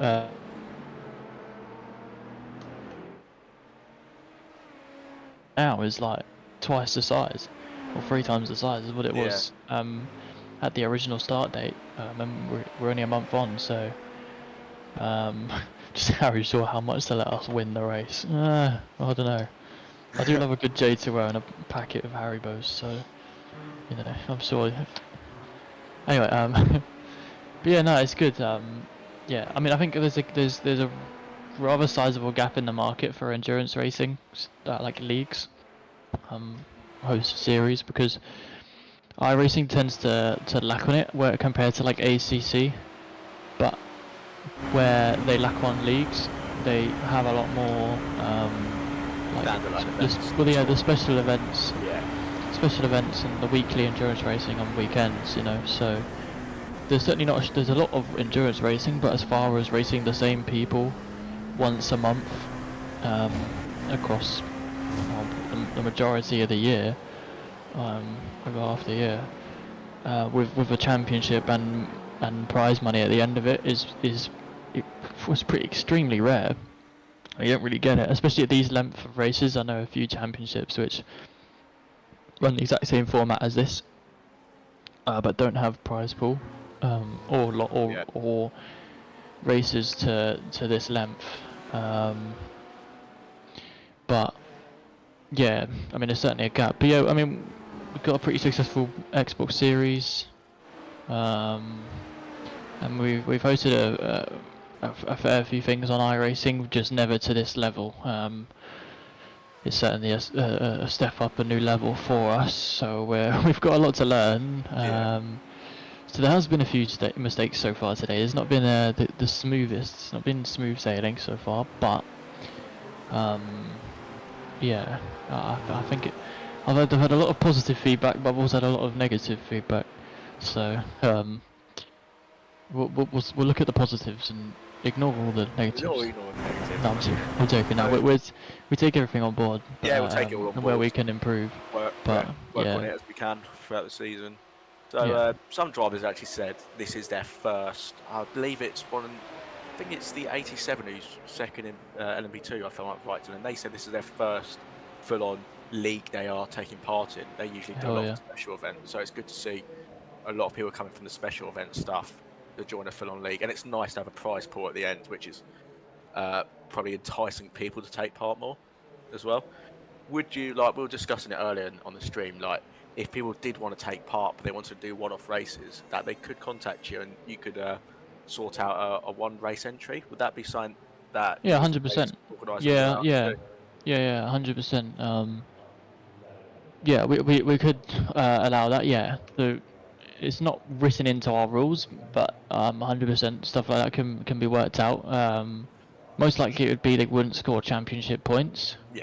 They'd still be affected, so you know, like any cars that finish behind them, you know, let's say they finished 5th place, if a car finished behind them but was part of the championship, finished 6th, they would score 6th place. There would be no points for 5th place given out for that round.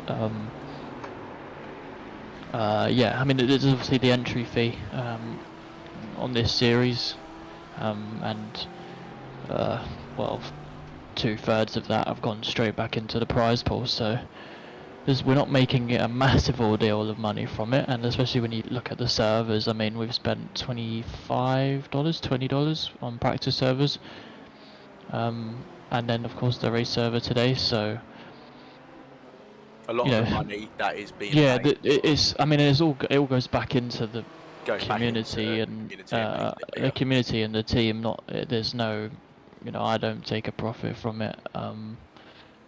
Cable doesn't take a profit from it. So there's a lot of pros. Like it could be going to worse people.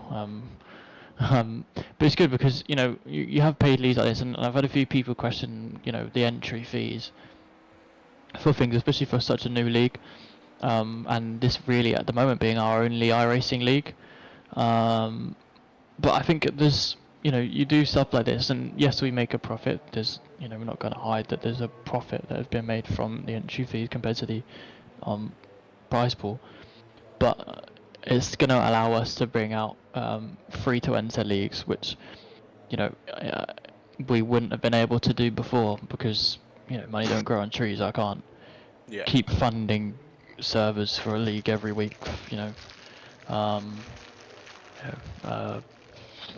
I've got other stuff to do as well, you know, so yeah, you know, making profit on this allows for free leagues. So the GT3 league that we tried to start will be coming back. Just can't say when or where or who or anyway. So that will come back. As well as your Xbox League, which the Xbox League is also coming back. That's got a lot of interest. Yeah, for that new season. Some of our entries on the iRacing League today, I think it's 2 or 3 teams. They do take part in the Xbox stuff as well. So people. Yeah, we do like to bully K1 a little bit, you know. We do like to take the mick out of GHR K1 just a little bit, you know. But nah, in all seriousness, like, yeah, it's good to have teams like that because they've come on the same path as us. It's nice to see that other people have done the same, you know, because a lot of the old console teams, they tend not to make it past console. Now, I'm not writing console off there completely and, you know, making a fool of it, but I think, you know, the level of not just competition, but where you can go and what you can drive and whatever, and the amount of stuff you can do is obviously a lot higher, not only on iRacing but on PC in general. So it's always nice to see other teams do it because, yeah, most teams, admittedly, you know, when their drivers either move to PC or they stop racing, they just tend to dissolve, and there's no real future ahead other than console, which, you know, is fine, but, you know, I think it's, at the end of the day, the PC is the place to be.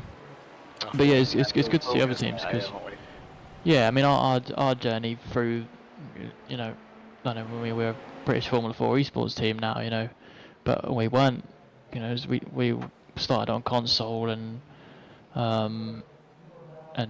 bumped onto R-Factor 2 when a couple of us moved to PC and started through that, which ran in the same format as this. We ran with LMP1, so LMDHs and GT3s, not LMP2 and GT3s, but nevertheless, it's run with the same sort of format with the full course yellows and penalty style and stuff like that. It's all the same, race length style, it's all the same. Just now we're on iRacing and hosting it ourselves, but yeah, we're certainly a different team, a different look to team and community compared to the old console days. Yeah, that's a quick insight for you guys by the race organizer. We might look at this as an idea. We'll see what people think, and doing some interviews with yourself and maybe some of the drivers and posting those up on the YouTube channel as well. So if you guys want us to do a full interview with James Smagasgo, who is the owner of the Aztec Racing team and the Aztec Racing League, just let us know, and me or Dylan will do a full-on interview with James with questions you guys may have, with ideas for the league, etc. So me and James have done an interview before. It is available on YouTube and Spotify. Just type in James Magascal and the interview will come up. There you go. Great. Yeah, I mean, I don't like seeing myself as an owner. I will point out, I mean, as much as I am, and that's where my name is on the gov.uk website, my name is in fact down as 50% shareholder.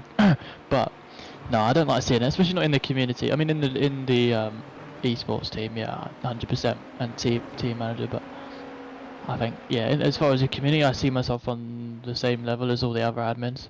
I might do a lot more work than them, I will say that, and that's fine. We get the easy job. We get to sit here. Yeah, you get the easy job. I do the difficult bit because it's sort of. James is the one you guys have to moan at. So if you need to moan at someone, no, please don't. Moan to James. Please don't. Thank you very much, James. Enjoy race control. No worries. Oh yeah, great. I wonder how many more penalties has been dished out while I've been in here. But no full course yellows. I am still watching, but Jake hasn't called a full course yellow, which is good. Have we got any more? Yes, we have. Well, we'll see you in a bit, James. Busy evening for me. Alright, see you later. See you later. Right, Will, we have a battle in LMP2 with Tim Trop, Lucas Dirksen, 0.5 of a second separating these two P2 drivers here. Yiska, I've just seen your chat come through. I saw that when we were having our little interview there, so I'll just get those details for you now while I go through the drivers out on track. Let's see what Tim Trop can do here. Trop has obviously got Luca behind him, but Luca's not far off. It's 0.5 of a second. What's Dr. Kane? Oh, Tim's going for it, but Luca's going to be held up here. Luca's being held up by... Oh, there's been a contact! There has been contact! We're going to reverse that. So Yiska, just so you know, the driver who's driving in the W2W red car at the moment is Zach Booth. So there you go, Zach Booth's in the car. Once we get away from this battle that Dylan's currently commentating on, we'll grab some onboards with. Okay, what's happened with Sergi here? We're gonna reverse it.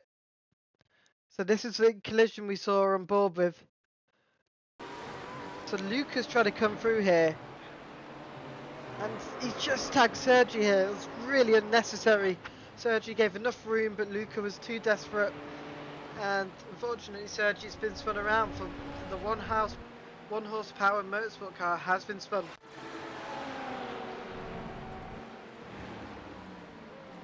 But now, look how tight it is. They're lapping GTEs. And you know, Luca's been able to gain. Luca's ahead. There is a battle for P2 in LMP2 as well, just to point that one out there. QRT and Ether Racing Team are having a little battle out there on track. Oh no, there's a lap difference between them. Oh, is there? Yep. Apologies, that is my bad. They're battling with one another, but you know, there's a lap difference between these two. The only two teams... No, 46 and the 87 are on the same lap in P2. No, one's on lap 256, one's on 255.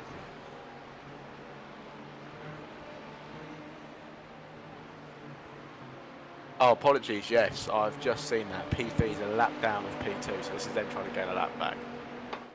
Apologies on that, guys. The only two teams on the same run lead lap is Aiden Coleman for Aztec Racing and QRT. The battle is really between ATR and QRT, even though the gap is between like 30 seconds. And they come into the pit lane.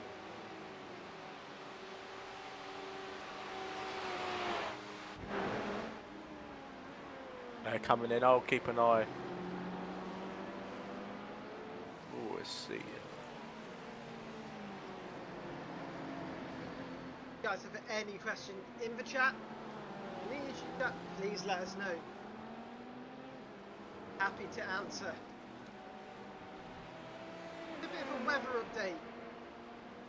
It's getting cold. It's nice and dark in Daytona in Florida. No rain, but plenty of marbles all over the track. Which means when you're going into this corner, turn 6 and 7, you've got to be careful to not spin. It is absolutely slippy there with the amount of marbles bouncing back onto the track. Well, at the end of the race, there's going to be a lot of marbles over that track, so you've got to make sure you try and stay online, not to gain any sort of pickup. On board with Matt Webber here. Matt Webber, when Will, you were last here in the broadcast, he had quite a few incidents. And so is this team, WMG, but last minute sign up, 3 AM.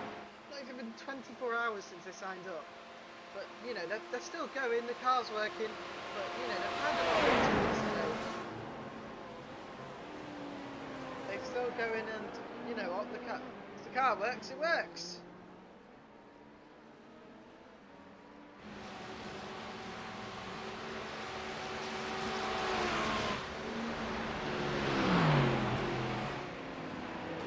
If we have a little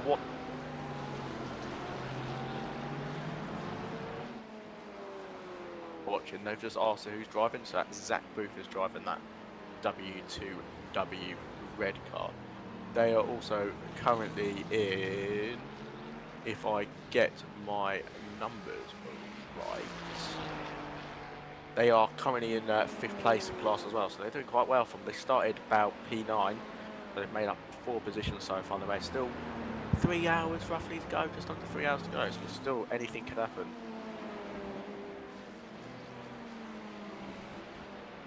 If you guys want to join in the chat, just come and hop in with us.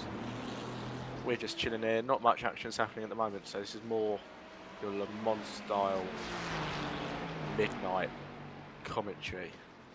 Don't have cake, have cocaine, as they would say. Maybe don't quote me on that one.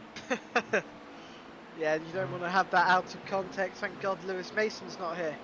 Something coming from race control here. Incident between... Drive-through penalty for Aztec Racing. Drive-through penalty from the 290 for avoidable contact. But they've got a big gap. They've got a big gap at drive-through. That's going to help. QRT Esports are going to be over the moon with that, because that's going to help them punch that gap up. Is this a battle, is it? Or is this a lapped car? It's hard to tell now at this stage of the race.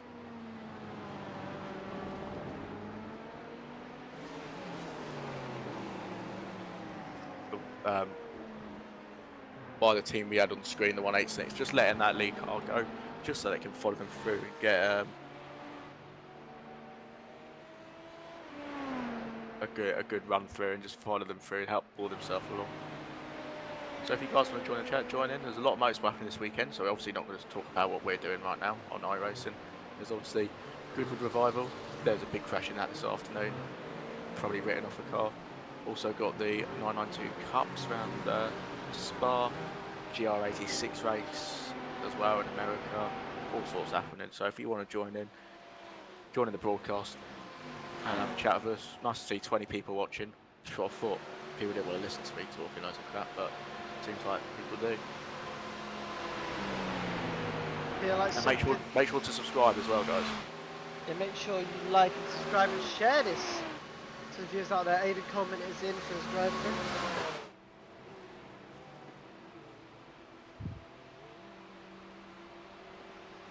What's your favourite looking cars on the grid, and why is it the big pig racing cars? Right, let's have a little look. Go on, Dylan, what's your favourite looking car on the grid?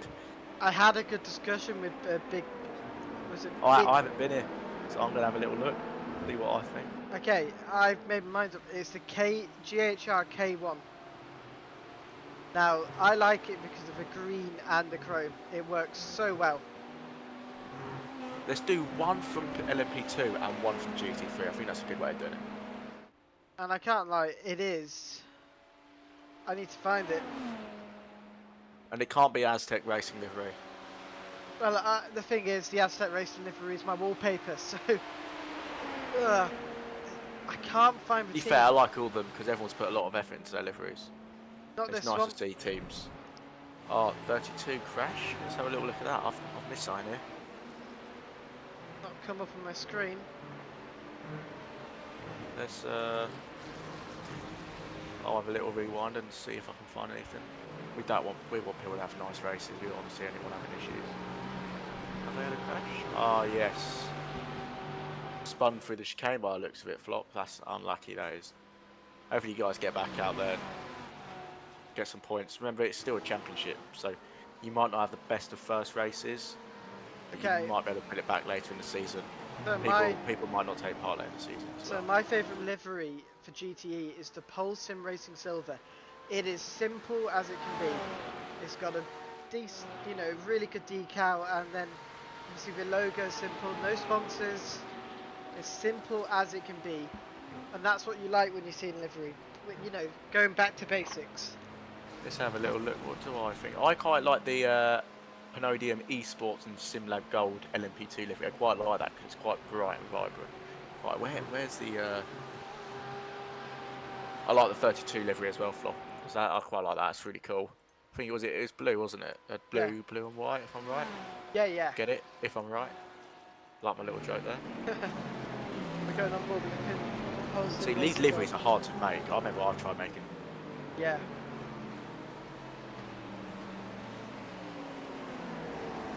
It's just black, just like, they don't care. They just, easy colour. Respect that. Oh, I've missed the Porsche livery I was looking for.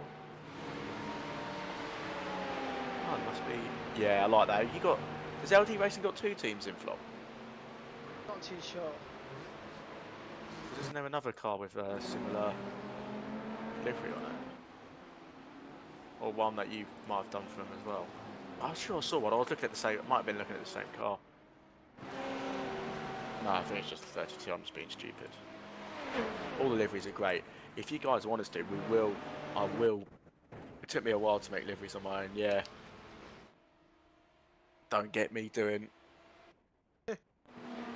Don't give me liveries to make. Tried doing it in Forza back in the day. It didn't work for me. I used to do Forza Motorsports, haven't Livery, I couldn't do liveries. I've always got it wrong. No, one team at the moment, only the 32.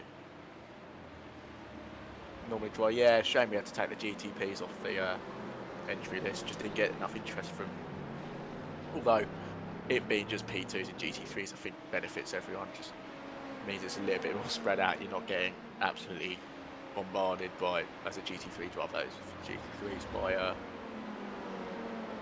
the hypercars. Not used to being lapped. Yeah, I'm used to being lapped when I've done iRacing. I'm always in the GT car. It's something different though, isn't it, for you guys? Hopefully next season we can bring back the hypercar and see if we have enough interest again. Yeah, I do think we did cut the hypercar entry a bit too soon, but it was the right decision at the time.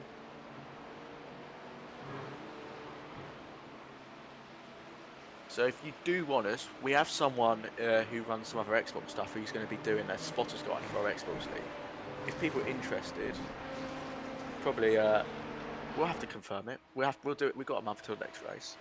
He is organising a spotters guide. He can organise a spotters guide with drivers' names, etc. before each round. That'll be something we'll have to obviously sort out. But if you guys are interested in a chat, me or Dylan will host a little poll and try and get that organised. Obviously, it need a bit of work from teams, a bit of work on our side to try and get one made. That'd be quite nice. Only the big race in the GT3s. Yeah, I've done the N24 once on iRacing. Yeah, not again for me.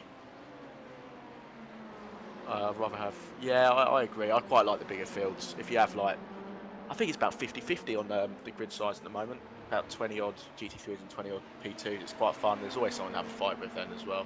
And it's not there's 15 of one, 5 of one. You get what I mean.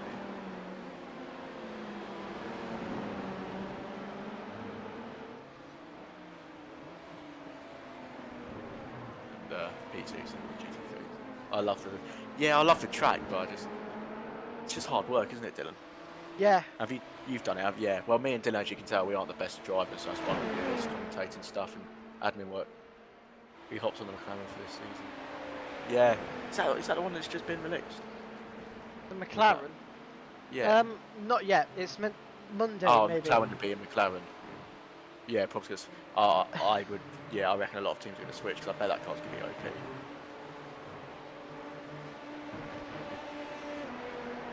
Nothing. Has anything come through race control incidents between the 196 and 27? 27, no further action. There we go. Signs come out. Race control were busy. I think there's what, three of them in race control doing student inquiries and race director, just doing general stuff.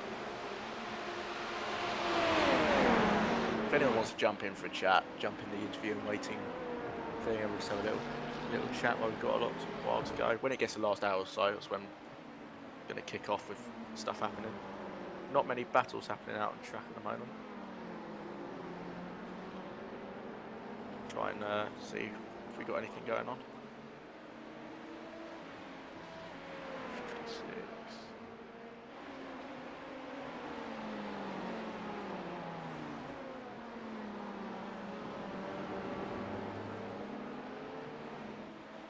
Obviously, if you guys got any feedback, let us know, because no matter how good or bad the feedback is, we want to know people's feedback to try and make streaming better, we know we've worked out some things we could do better with streaming. What we could do better for the league, mainly the league, because the streaming stuff.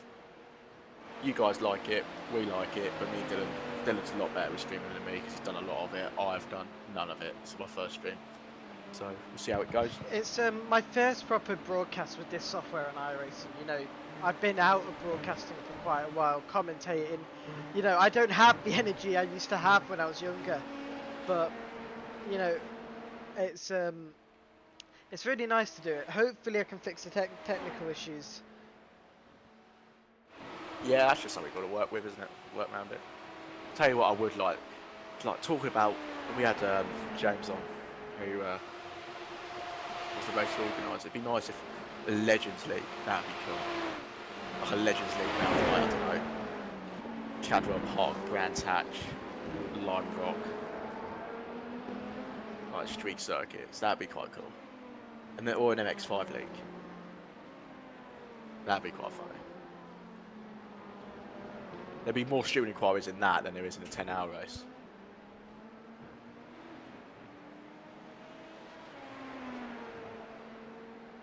Is Aztec Racing still in the lead? They are, but only by 10 seconds.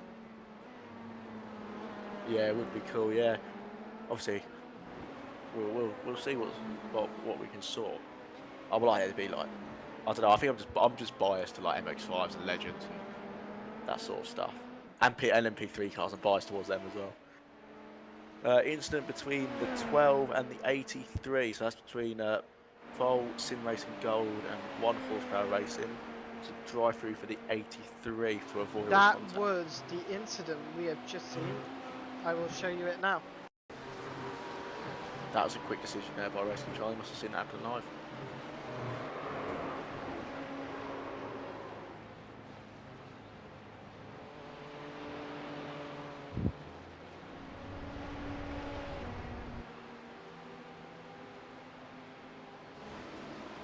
Sorry, mate.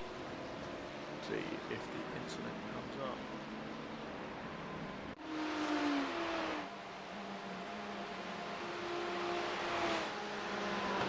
Oh, yeah, that's the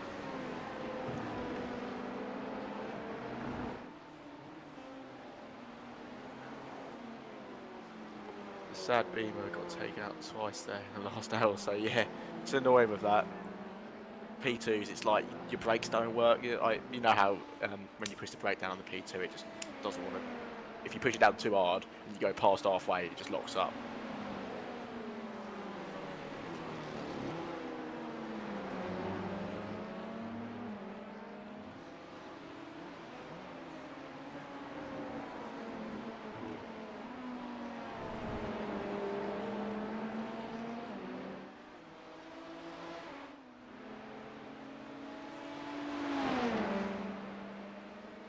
I'll try and get some people in it and have a chat with us.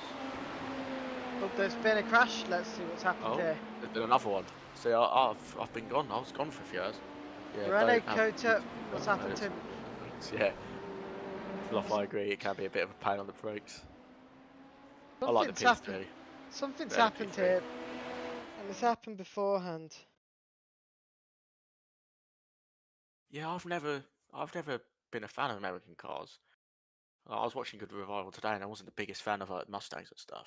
Matthew Cheverton, we all know about Matthew Cheverton. Oh, Matthew Cheverton admin, he loves his American cars. The Corvette does look good though.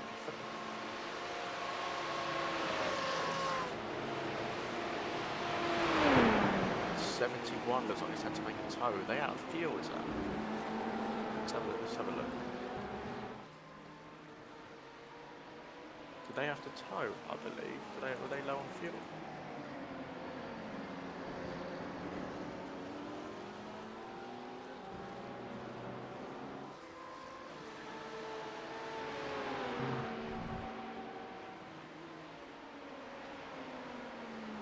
I love American cars. GT40. Oh yeah, GT40. Yeah, I agree.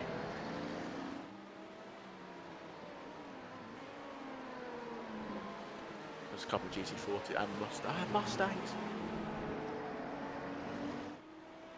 Mustangs, I'm a bit. Yeah, Mustangs. It depends what sort. Yeah, I'm just a bit. GT40 though. Yeah, all day long. people are wanting to. Looks like teams are wanting safety cars happen at some point. We're going to need a big one to cause that. Could we go, Dylan? What do you reckon? Do you think? We've got someone in waiting. Pedro wants to jump in. Dylan, are you ready for a quick interview? Yeah. Right, drag him in when you're ready. Hello, Pedro. Welcome to the broadcast. How are you today? Good day, good day. I'm doing well. How about you guys? We're great, thank you. So Team 35. Unlucky. Are you guys part of? Is it Unlucky Gaming? Truly unlucky, guys. Truly unlucky.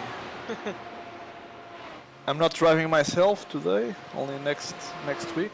Next race. But yeah, we had an incident that plagued us with a lot of laps down early. Not looking good, guys.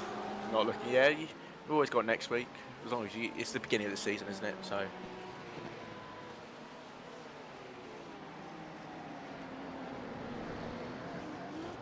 So you guys are having a little tussle here with other Porsche as well. So you want to tell us a little bit about your team, what you guys get up to, just a little bit of chat about you guys as a group. Yeah, we have come together since early this year. We are all from Portugal, and we mainly race GT3, mainly with to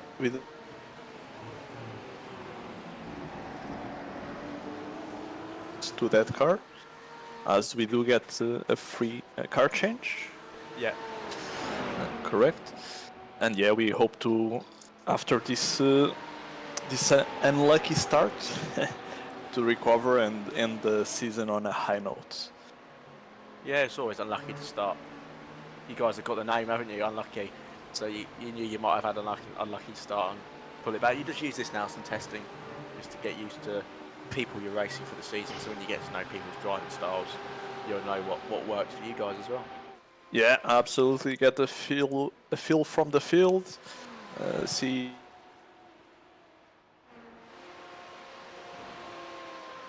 their tires, good on.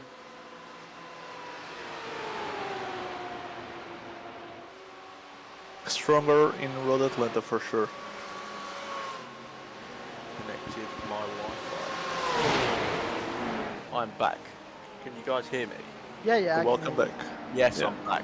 My Wi-Fi's playing up. But yeah, so you guys are showing the Porsche. I'm biased to Porsches. So what you guys were... I can't remember. I don't read the regulations properly because I'm broadcasting. But is it you guys get a... Is it a free car swap? Is that right, Dylan, as well? Yes, you get a free car swap. Obviously, McLaren's not been released like we thought it would have been. But so drivers will get the opportunity to change their car for free change.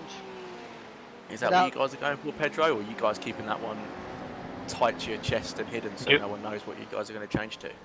Yeah, no, we can speak openly about it. It's no secret that Unlucky Gaming Motorsports has a contract with Ferrari, and we will be racing it from Road Atlanta onwards.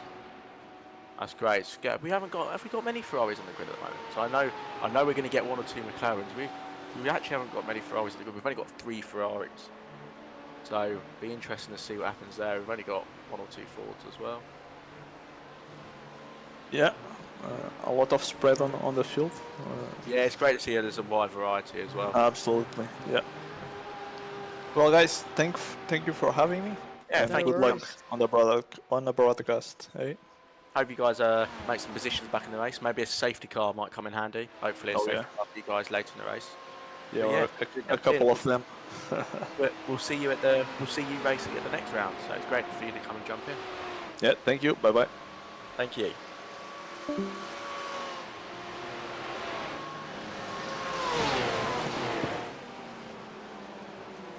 There we go, guys. That's some Unlucky Gaming. So they've told us they're gonna move to the Ferrari for the next race. So they're obviously using this now as testing, just to get used to the people they're racing against, which is what a lot of drivers are using this first round for.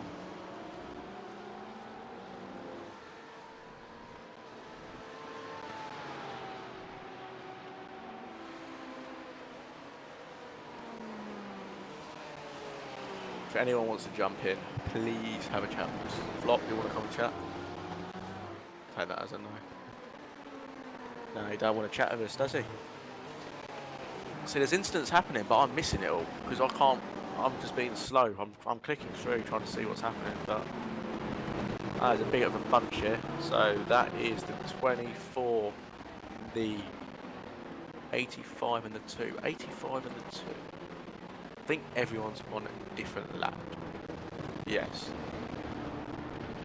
And the 196. A lot of people there on different laps, so it's having to work it out.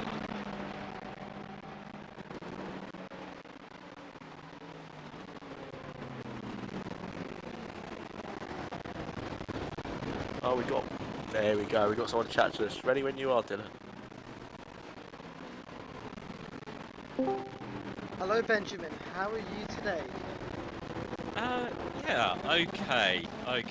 Bit of a recovery drive, but okay. Bit of an eventful race for your team.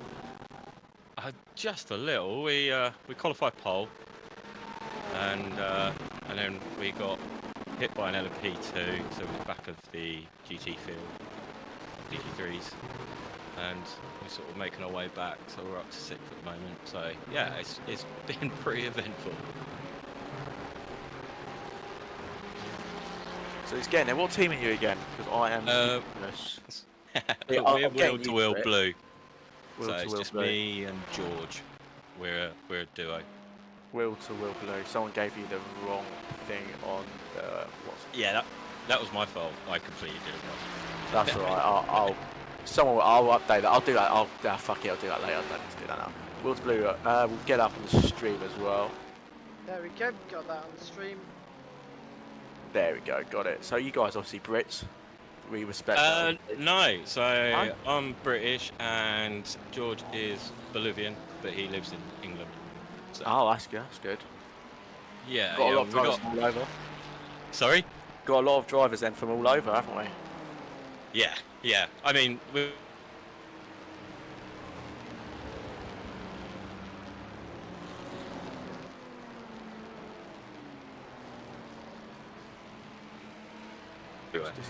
Disconnected again. I'm back anyway. My Wi-Fi is playing up. But anyway. It disconnects for me as well. Oh, so why is it doing that? Is that just Discord? Yeah, that's just Discord. Discord's not that good then, is it? Oh, there has been a crash here. Let's see what's happened. It's Ricardo Meckin for QRT. So Ben, we'll have a little chat to us about what W2WR is like, you guys as a team and stuff. Just nice for us, obviously, me and Dylan, to get to know teams and stuff as well. Yeah, so we do, quite a few of us who are racing today race in a weekly league as well. We do pretty much all the special events. The last one, me and George did it as a duo, a 24-hour round Road America. So that was pretty cool. Big respect doing that as a duo. Yeah, when you do a 6-hour stint, because the other one needs to sleep, your arms and legs just feel, it's just ridiculous. I know what you mean. So, yeah, it's horrendous. But it was one of those things that we just wanted to do it as like a, one-off. So yeah, it was pretty cool. I think Dylan, didn't you do one as well where you tried doing it as a solo or something and you gave up after an hour? No, I did. I've done 2 Nürburgring. No, I think it's 2 or 3 Nürburgring Endurance Championship rounds on my own. And okay. They are absolutely. They kill you inside. That track's you've got to concentrate like all the time. Yeah. With Daytona, it's a very simple track, so it's not too bad. But something like the Nürburgring, God. It's a grueling one. That's probably the hardest one to do. So fair dues to you. Yeah, Daytona's quite a simple track. It's got a mixture of the roval and the road course. It has a lot of different characters as well. So, what was it like when being lapped by the LMP2s? Yeah.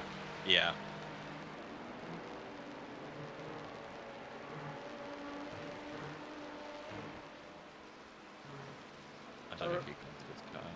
Oh no. Yeah, typical Discord, never wants to work properly. Yeah, right. So obviously Daytona's one of the fast circuits around with a lot of a different mixture of the road course and oval.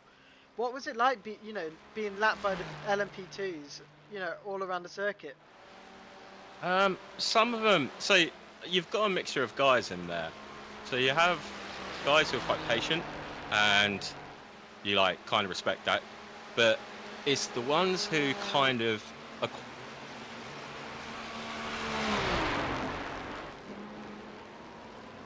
the braking and the handling of the GT3s. Like, you can throw them about a bit, but it's not great to go offline too much with them, because you not just lose a lot of lap time, but it can sort of understeer or oversteer and stuff like that. So there's quite a good number of the LMP2 drivers who are really respectful, and you kind of give them the room and stuff like that. But it's a bit harder when you've got a group of them. That's when it gets a bit hairy for any GT3 driver, when you've got 2 or 3 of them, and they might even be racing for position, and you're kind of a moving chicane at that point.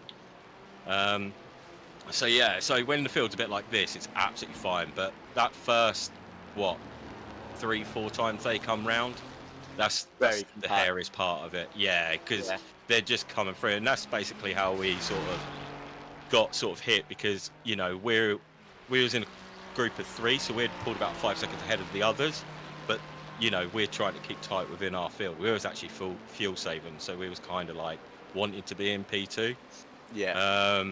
But yeah, and then you sort of trying to get out of the way, and sometimes it's sometimes they're just incidents, you can't help it, and sometimes you could. It's a lot of race as well, so hopefully make it back. So we're in 5th at the moment. P3 on my live timing. That might be because of pit stops. So I'm. So on my relative it says we're P5 at the moment. That knowing my live timing is probably wrong. Yeah, I wish we were P3. We're a lap down on those guys, so that would be hopefully a safety car. See, everyone wants a safety car or full course yellow again. Yeah, we was really lucky with the first full course yellow. We had already jumped in the pits, and then full course yellows come out. That's brilliant. Yeah, so we only lost basically we gained 40 seconds, if that makes sense, in the pit lane. Yeah. Because everyone was so slow. So yeah, we got really lucky.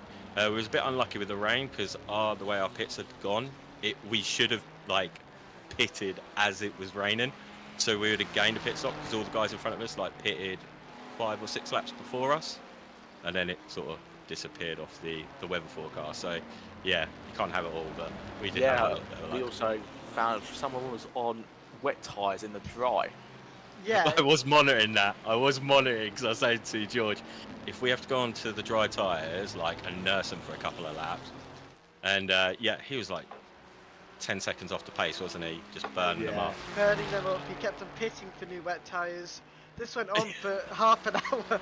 He was in the pit lane 4 times, and he kept on changing back to wet tyres. I'm just thinking, you gotta love the roll of the dice, though, haven't you? You gotta love the fact you tried. But then it was the constant spinning, and it was a bit this guy's a bit of a hazard. Yeah, I don't know if you've driven with wet tyres on the dry, but they literally on yours. Yeah, they go red on your screen. Yeah. And it's just you just gotta get off them. So yeah. But no, it's been a pleasure talking to you guys. It was fun, and thanks for putting this on. And we're really enjoying it, and we're looking forward to the further rounds that are coming up soon. Great, nice having a good chat with you guys. Hopefully you can get to that P3, which came up on my live timing. That'd be great. Yeah, that'd be great. Great speaking to you guys. Take care. Have a great one. Cheers. Everyone's wanting rain. Everyone's wanting rain, a full course yellow, or a safety car. Ladies and gentlemen, that was Benjamin Sanderson of WTW Racing Blue. George Reyes, his teammate, is in the car at the minute. Thank you. Currently P5. And Flop, you can jump in if you want. I can't remember what your Discord name is, or to be honest, I don't know what the Discord name is. But yes, you can jump in if you want to have a chat with us. Yes, just jump into the interview waiting room. I will drag you in.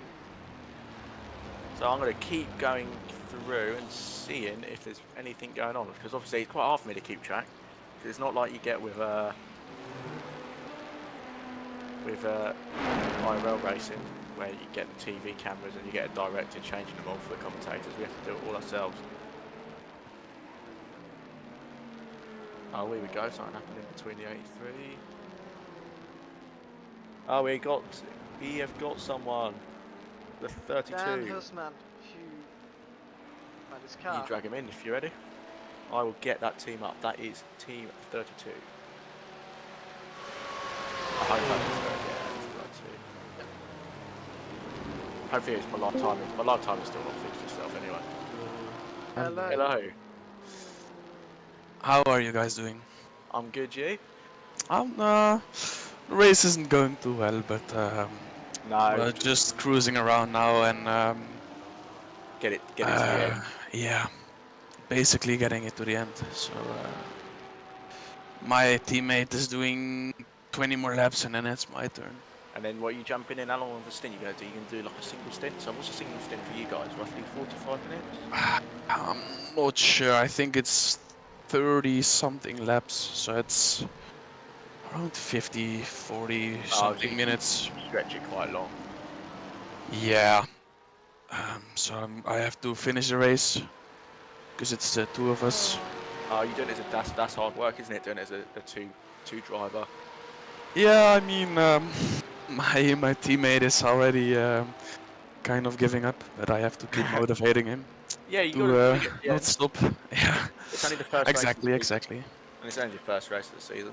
True. So it's basically about not getting the incident points and stuff.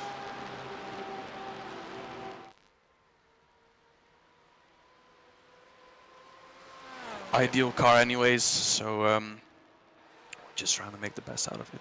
Yeah, exactly. Kind of hoping for the wets like everyone else. Yeah, that's but, on stream with a lot of people, as you might have heard if you're watching. Yeah. Yeah, there was a team. Much don't happen. Yeah, there was a team who had pitted for wets. Yes, I saw it. It was not the smartest thing to do. I think I saw them pointing the wrong way on the track a few times. Yeah. So that wasn't very smart. Yeah, but I mean, as soon as you do one dry lap on the wet tires, the tires are already already overheating, and then they're gone. Yeah. Even if it had rained, you know, the advantage they would have had would have been completely wiped out. True. So I don't. I mean, I think it's a good lesson for these guys to just pit when it's already raining and not before. Benefits. So, do you want to tell us a little bit about what LD racing are, what you guys do, what else you guys racing as well? So it'd be great to hear what a lot of people do as well. Me and my teammate right now are mostly GTP drivers or prototype drivers. Yeah. So it's something different to try out GT3s. We got a few GT3 enjoyers in the team as well, but me and my teammate just really wanted to do a championship, and the rest wasn't really super interested in doing a championship. They just like doing the big events, and that's it. So that's why me and my teammate decided to do the GT3, and we're both Porsche GT3 enjoyers. So that's also the GT3 I have the teammate have the most laps in. So that's why we chose it for round one. Kind of hoping for the McLaren to be out. But I think a lot of teams are, aren't they? A lot of teams are wanting the McLaren. Yeah, we'll have to see. The McLaren, see how it compares. And we just like trying something different than the rest. Normally, if it's like Porsche's meta, we just drive Acura for fun because it's different than the rest. Go for something different. Yeah, exactly. But yeah, your livery looked really good, by the way. We're liking a lot of the liveries out there. Yeah, great. We had doing liveries. it took a while to come. Got a QR code on the top of your car as well. So yeah, definitely scan that.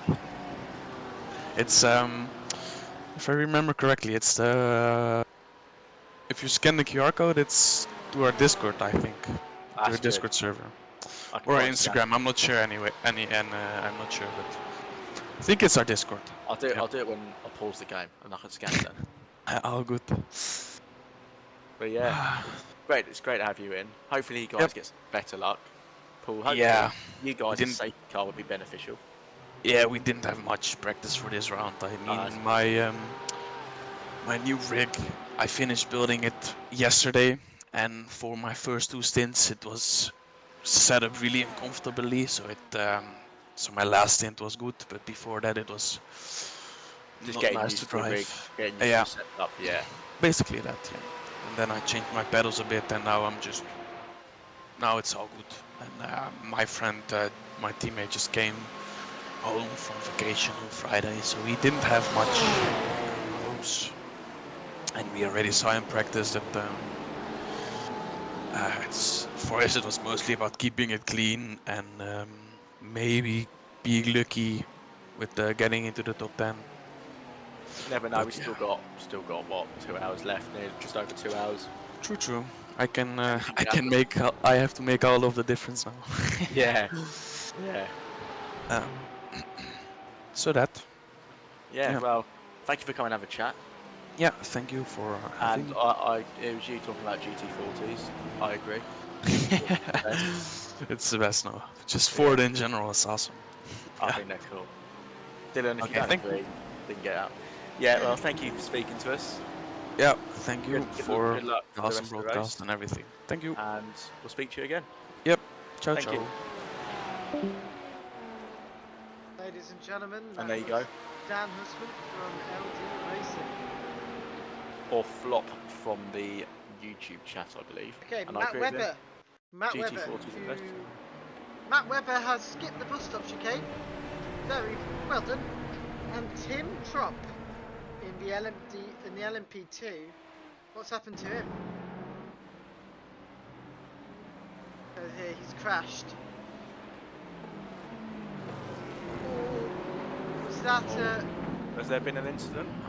Was that a car reappearing out of the blue? Let's have a look at that. Truck driver Tim Trump, ANI Endurance Esports. Oh, someone's gone off there. I can see that just from the stream itself. I'm obviously a little bit delayed to what Dylan can see. Oh, we are having issues. Is that the 815? Was that tapping the 815, do you believe? Yeah, the 815. Who is the 815? That is Hugo Fryer. I think that's a car which also had issues at the beginning of the race as well, just appearing. I'm sure race control will be aware of that. Talking of race control, incident between WT Racing Blue, the team we spoke to earlier, and Rebellion Esports, another team we spoke to earlier. Drive-through penalty for Rebellion Esports for severe avoidable contact. This was on lap 205. Incident between Fast Repair Motorsport and the wrong stuff at lap 187. No penalty given. That's right, we like that. When we see no penalty given, I'm happy. Well, actually, no, not everyone's happy though, are they? Yeah, not everyone's going to be happy. Yeah, it is what it is though, isn't it? The team that submitted the report, you know, they're taking the time out to enter the details. Yeah, I remember me with touring car races. I never do one, and I should, because I just 24 is still very far ahead. Thing is, W Racing Blue, what are they? WT Racing Blue. Yeah, my live timing seems to be wrong. Where are they? They are Telling me they're in 3rd when they are in 5th. in here. They are in 19th. So yeah, it's not correct. So maybe ignore the live timing. Yeah. No, it's updated now. Oh well, live timing doing live timing things, I guess. Yeah, a penalty has been given to W Racing Car Blue. We saw them earlier. No, it's Rebellion that got the penalty, I believe. Yeah, Rebellion, apologies. Ignore me there. Don't always ignore Dylan, because usually he is right. Ignore me. Oh, we've got a driver who has crashed. This looks like the same incident. We got a spinner. It is Fabian Ming from Faux Sim Racing Silver, so that is the number 11 car. It's just had a little loop there. Don't believe there's any damage. I think they're just He's waiting to rejoin him. Yeah, they had a collision with the second place LMP2, hit the inside of the pit exit wall, and then they have rejoined. If I was Fabian in this situation, I would have used the escape road. The other And piece of he has tarmac. severe damage, I believe. Yeah, severe damage there. I'm just seeing they're obviously going to limp that back round to the pit. Yeah, he's using the shortcuts where he can. Oh, he's spinning. The car's broken. Yep.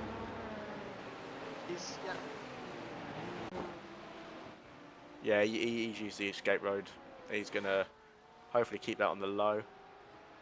Hopefully the race control seen that he's going to grab that round. He can go on the lower bank in there. Might be beneficial. Yeah, it's very unlucky for the 11 there.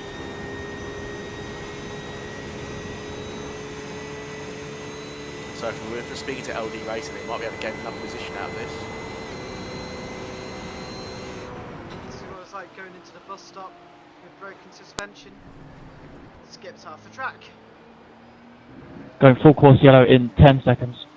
Ladies and gentlemen, full course yellow. Full course yellow called by race control. 5, 4, 3, 2, 1. Full course yellow, full course yellow. I think multiple incidents, because I'm unsure if is that for the 11's incident, do you reckon? I think it is. I think it is, because he could have, race control could have held out on that one for a little bit longer to see if he got that back to the pit lane, because I think he could have got that back. Wait to see what race controls say the full course yellow is for. We'll see this come up in race control, hopefully. But yeah, he's keeping that on the down low, so I must admit, for the driver's incident, that is, I must admit, that is very good driving by that driver to get it out of harm's way and not ruin anyone's races by having a silly incident. It was very good there. They made sure to rejoin safely after having an incident with the P2. Going green in 10 seconds. Yep, it was for the it was for Fabian here. This Polestar Racing Silver. 5, 4, 3, 2, 1. Green flag, green flag. So yeah, that was a good call there by race control. Just do a full course yellow, let the car get out of harm's way, back to the pit lane. So that's clearly what is good. There we go. That's what was needed for LD Racing. Yeah, that worked well. So he did some good driving there. I'm very impressed there by the 11. That is professional driving to get that back safely, and great call by race control. We're a bit unsure here in the commentary booth as to why it was called, but clearly called just to get the car out of harm's way and not to cause a further incident. Fabian did a good job there. You know, the car would have been quite out of control when you think about it. So to keep it, he's had good car control to bring it back to the pit lane, and yeah, no more. Thank God there was no other casualties involved in that. I'll keep an eye on that car and let you know when that comes back out of the pit lane, because that could be a lengthy pit stop. The question is, how many teams today have used the fast repair? Probably all of them.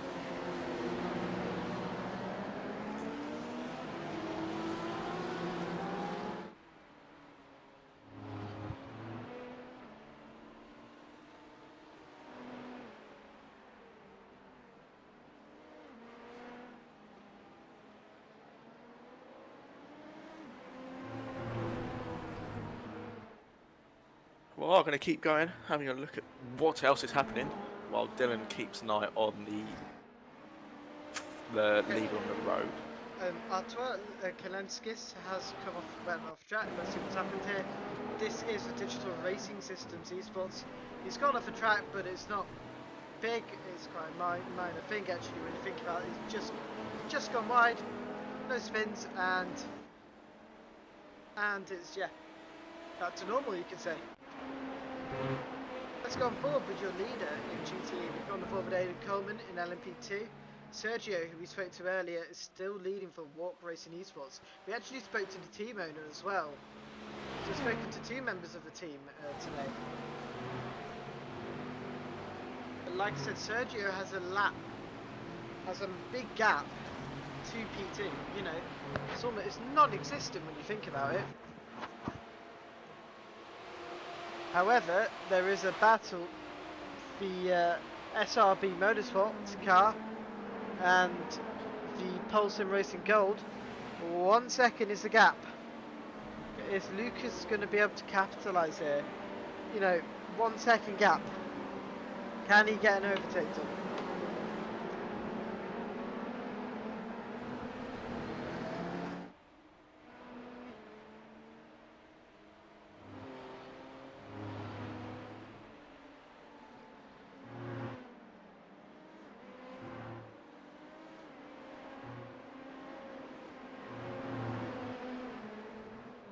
What we got now? We are about to hit 2 hours left of the race.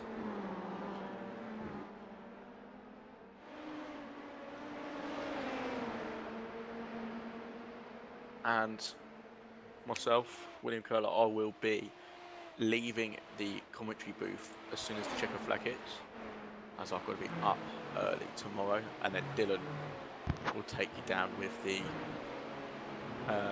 after race thoughts. Is that alright with you, Dylan?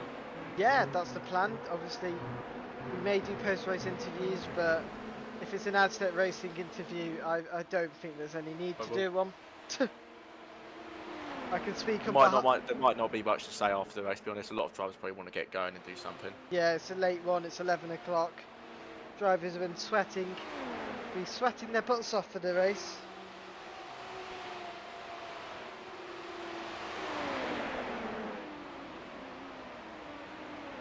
I'm going to keep going through and see what action there is, see if there's any battles to keep an eye on. There is a group of P2 cars, 1246 and a 507. I believe they're all on different laps.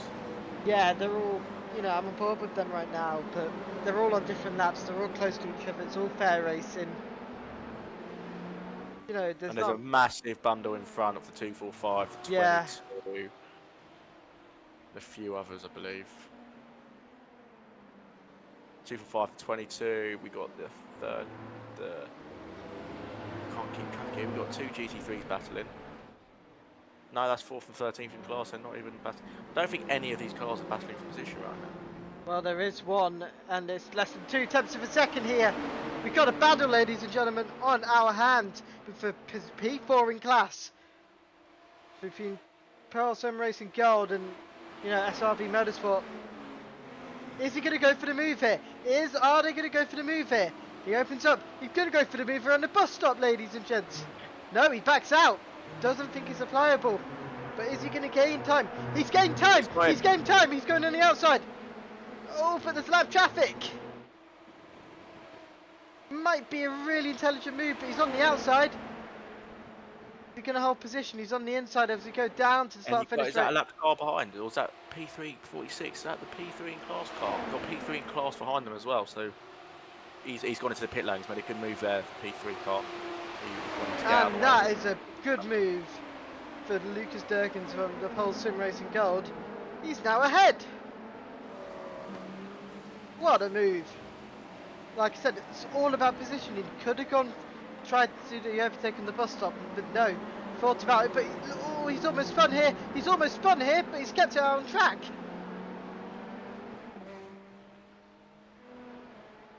Go on board with him. Let's go on board with the SRV Motorsport car. Guys, feel free to talk whatever language you like in the chat. We don't mind.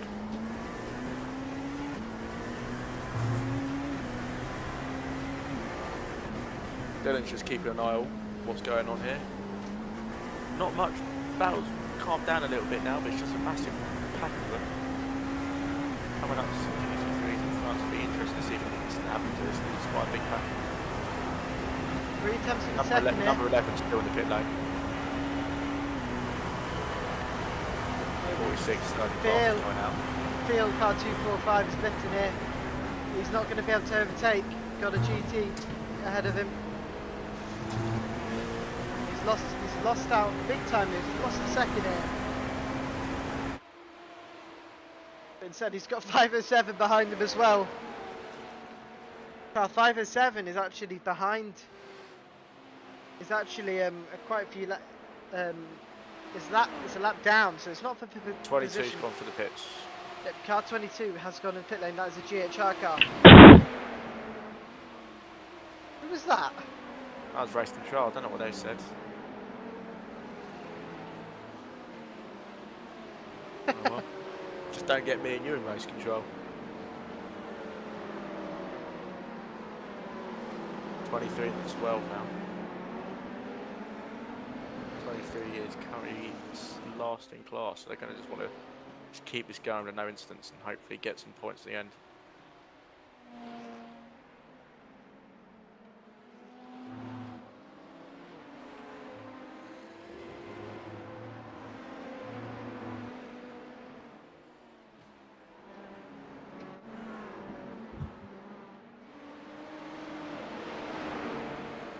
Kind of just rotating cars here. There's not many gaps going on at the minute. However, there is Tim Trop here. Second gap between himself. Oh, cars just come out of the pit lane as well. Big Pig Racing. Love that livery, to be honest. That is a brilliant livery with a pig on it. That's brilliant.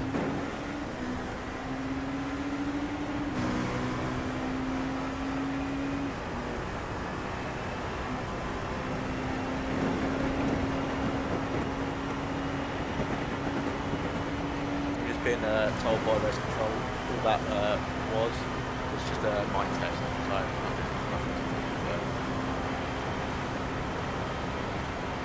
Oh, looks like race overs now when on the flying ship. No.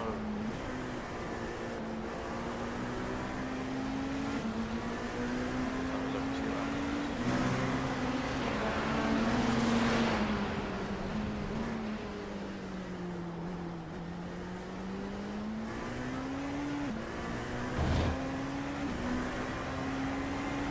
That's very unlucky about that.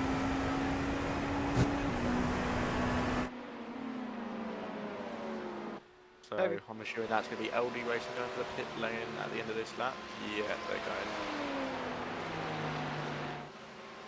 they're going in.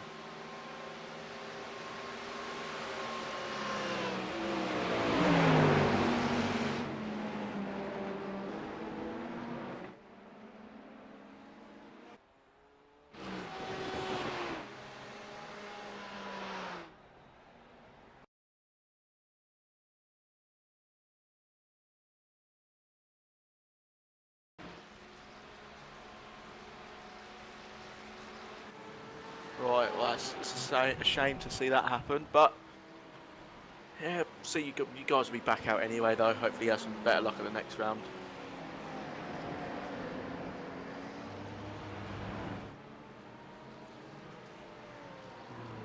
Ladies and gentlemen, we've just hit the 8-hour mark. Less than 2 hours to go until we see the checkered flag. In lead right now is Aztec Racing's Toby Prosser.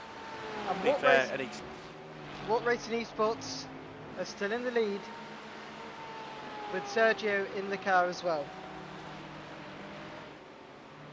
Any finishing in the top 25, you get points. So any finish can make all the difference right now. Even if you have loads of incidents, just finishing is what you need.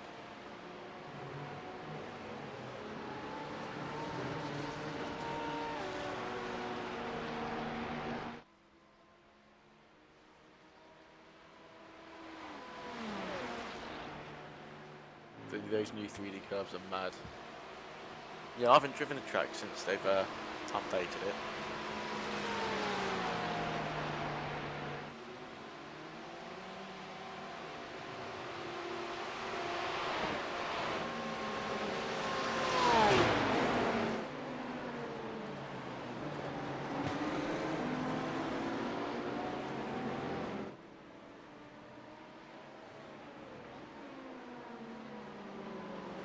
You can see the two GHR cars are just side by side, a perfect pinpoint picture moment. GT car and the LMP2. Oh, I've just seen it from Simon about the 3D curbs for the 32. See what you're talking about there.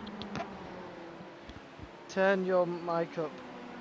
Jake, Pitt, my mic is as loud as it can be.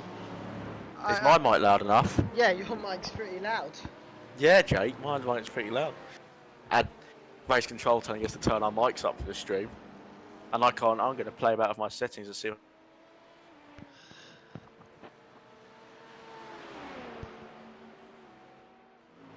are not many incidents going on in the last hour with something's bound to happen, but it's not been captured.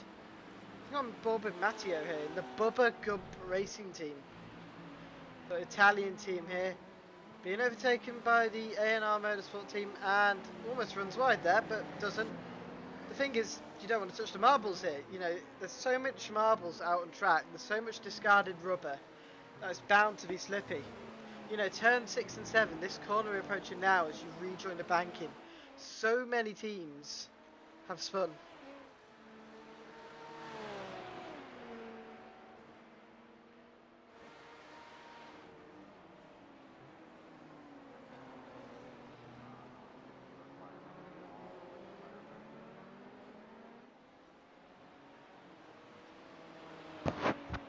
Me trying to play about with the voice chat because I can't hear race control. That's alright.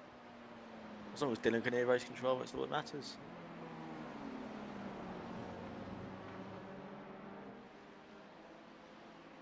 I will be here till the checkered flag and then I'll be jumping off. We've got about 2 hours left of the race. I will say, ladies and gents, the cut-off point for the broadcast is midnight. Obviously, race finishes, well, the checkered flag is scheduled around about 11:20 this evening, 11:20 BST. And Dylan's already tired. Yeah, I've been tired all day. Do you know that cup of tea I made ages ago? That's only... Didn't work? No, that only just got cold an hour ago. I put it in a flask and it stayed warm for so long.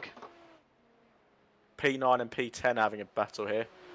So that is the number 815 and 396 or 369. Am I right in thinking that? Oh yeah, that they is are. A battle for P9.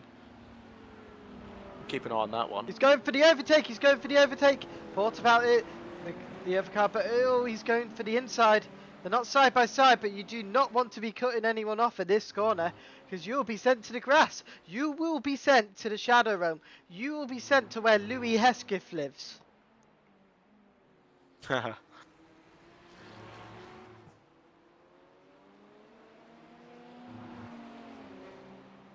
yeah, the two teams here battling out SDK. Thinking about it, but the banking is where you want to do it. Get the toe, then you've got the Corvette in front of them. The big, loud American car that makes Matthew Cheverton do things that you don't want to say out loud.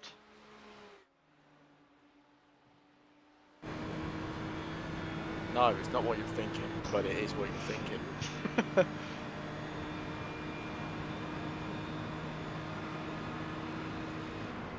Nope, they're not going for it, but is he going to gain time? Yes, he's gained a lot of time here, but it's all about the exit. Has he got a better exit? No. The Corvette's got a better exit. Gaining, but it's very, very marginal. There's a battle. Oh no, sorry, that's a lapped car. I apologise. That's P3 trying to lap. 2 attempts. He's got the overspeed. Does he want to squeeze through on the inside or go for the outside? But they're trying to almost squeezes him off. That's an absolute shambolic way of driving, but he was ahead and completely cuts him off there.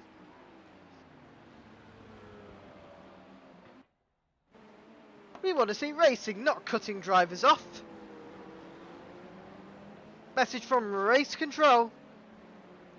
Incident between Pulsam Racing Silver and QRT Motorsport. Stop and hold for QRT Esports for a severe avoidable contact causing race-ending damage. So 60-second stop go Second hold. That's the. Was that the P2 car at the time? Yeah, that's P2 who. They will lose roughly a lap, so they may keep P2. Yeah, they'll lose a lap, but obviously 60 seconds stop and go plus the pit lane time. It's going to be over a minute. They'll probably drop back to P3 or P4. No, I think it will. They'll drop back to P3. It's unfortunate for the team. We spoke to them earlier. They've been doing an awesome job all race weekend. Right, let's go back on board with the battle between the Corvette and the Beamer. Still going on, and they've got a... Oh, we've got to have a proper look at this, ladies and gents.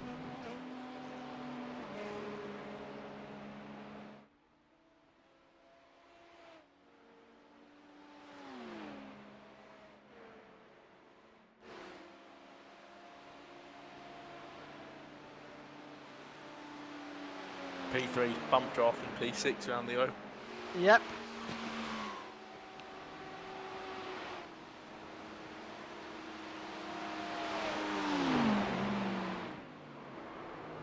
Oh, no, spun! He spun! He spun! The beamer's gone off as well! He's spun! He has spun! Let's have a look at that, ladies and gents, again. We were already watching it. Was there contact? That's the big question we want to know. Yes, there was contact! You know, the Corvette turned into the beamer. Will, I don't know what you think of that, but it looks like the Corvette turned in on that. Oh, that's going to be an interesting. That'll be going to race control, I think.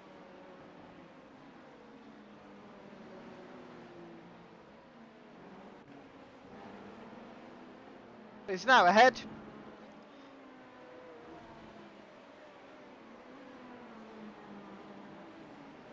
That, ladies and gents, was a interesting one. That's the best way to put it. Toby Prosser, he knows inside that he hasn't got long left in this race. Just over an hour. 1 hour and 47 minutes to be precise until we see checkered flag. But Toby must be thinking, oh my god, we haven't got long left.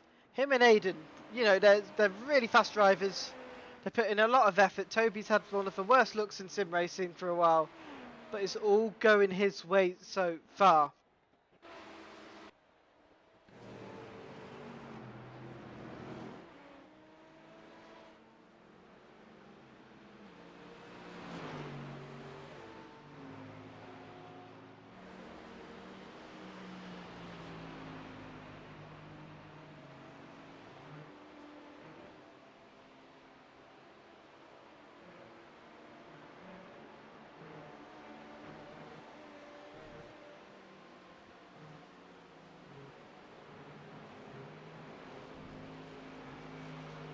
I'm going to keep an eye on this, but I am doing something else at the same time, so I'm just going to keep clicking through while I multitask.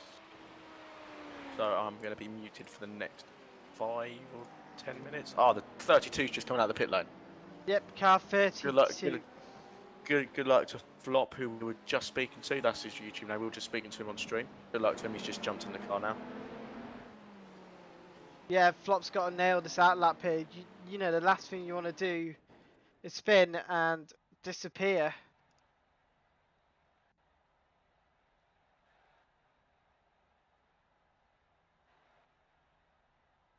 We look like we are having stream issues. Our stream has...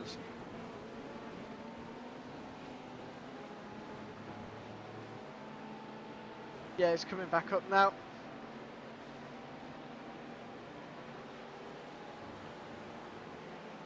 Bear with me.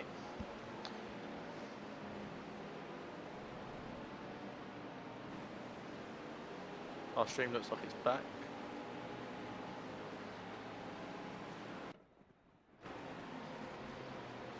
No, the stream's gone. Bear with me. I'm going to have some words.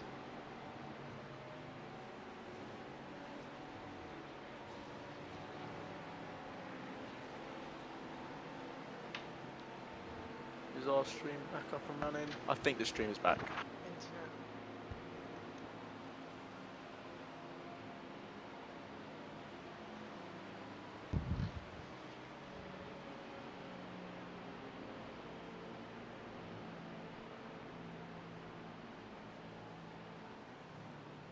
Yeah, I am still here. I don't know what's going on. Technical issues. We've been streaming now for 8 hours, just actually over 8 hours, so probably 9 hours. So the stream may start to suffer.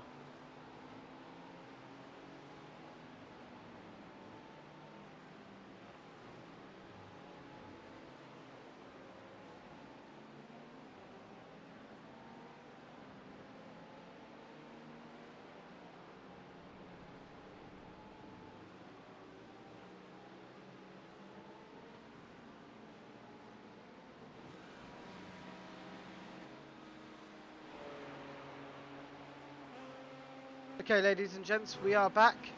No, we're not. We are, I believe. Oh, no, we're not. We were back. I don't know what's going on. I think we are. Now it's gone back to red. Yeah, I think it's back.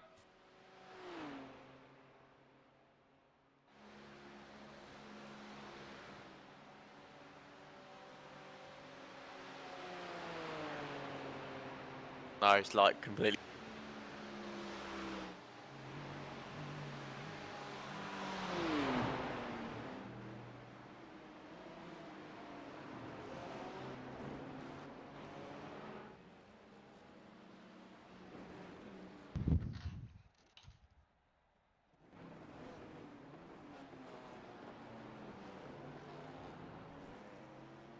Okay, we're gonna stop potentially, and yeah, I'm just stopping for a sec.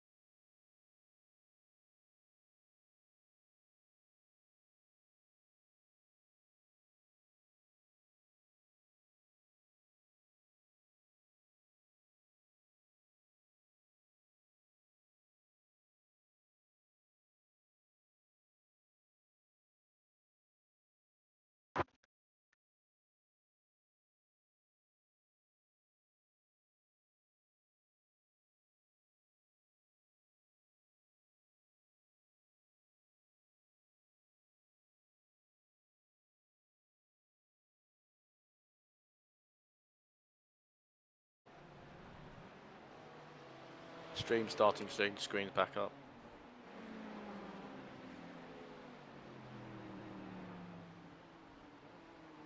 It's back. We're back.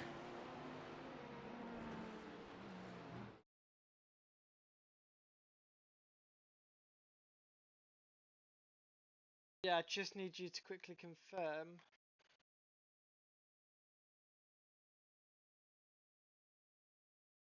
I don't know what that was. There it is. We're back, ladies and gents. Apologies. It was. Yeah.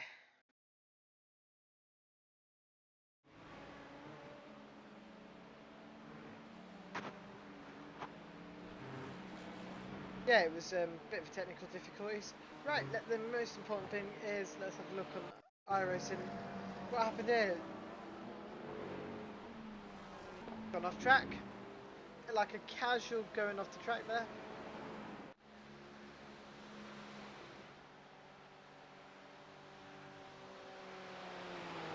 I'm going to be muted for the next 10 or so minutes. Oh, no, it's not. Is it working? Stream is back up. Yeah, it's all good. All good, all good. I think we're good.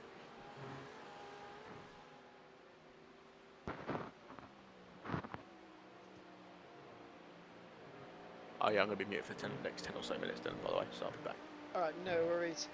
Right, ladies and gents, we've got 1 hour and 39 minutes to go. Had a bit of a spike there, but we are backing up. We are backing up and running. That is the most important bit. Cameron Norris, who did have that stop and go, it has been fixed. They are.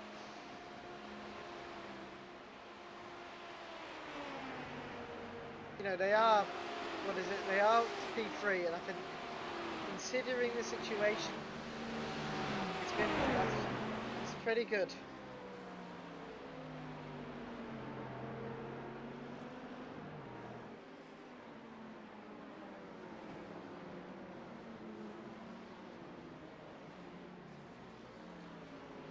With Andrew Dewa of Suboptimal Racing. Now, I will say from the bottom of my heart, this is the coolest livery. I do not care. It is so unique. It is like a, you know, you can't tell it is an iRacing car. It looks so animated.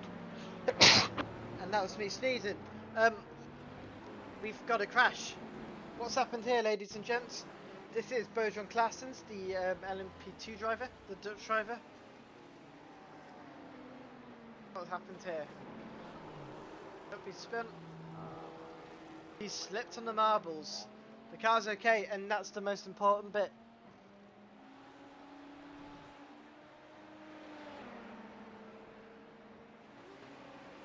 Back up and going, so that's the most important bit. Right, ladies and gents, do you know what? Let's do a lap time with Artem Ut in the AMG.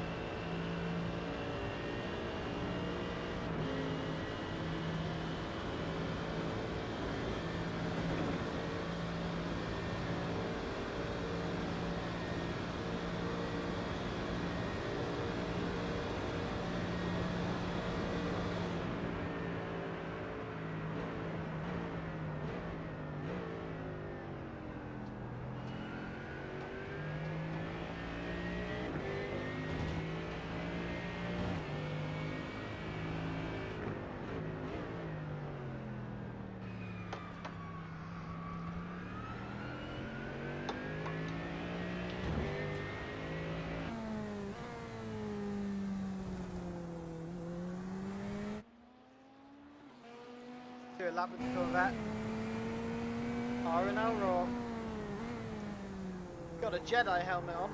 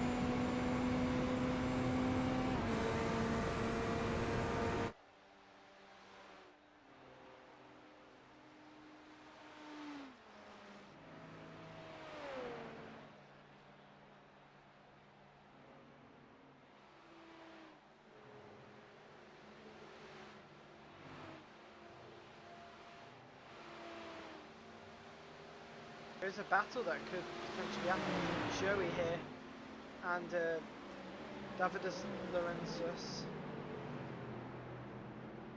Involved with him and see what he can do.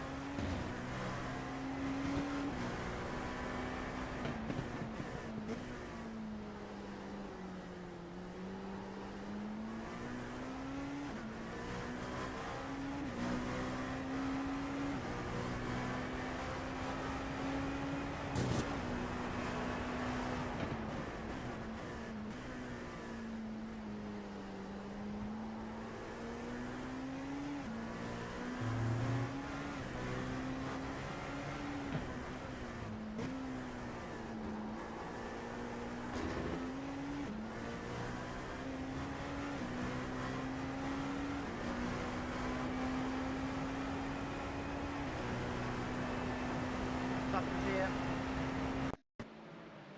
This is your leader in GTE.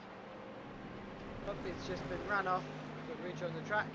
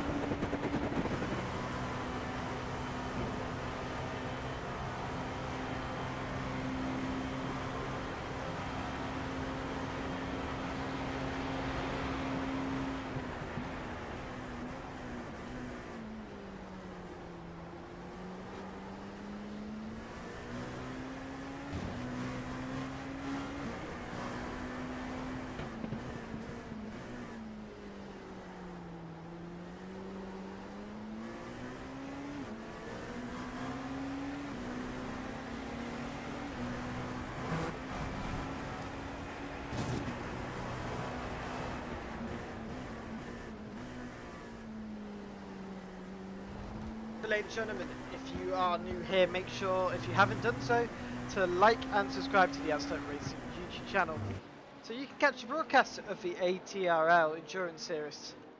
If you want to join us, there is a link in the description to the sim grid. It is a £20 entry, but it's 8 races on the calendar, and 8 races you can join. From Race Control, we have a message.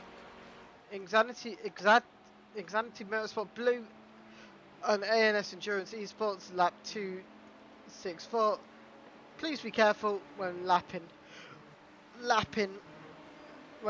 So that is a message from the race stewards.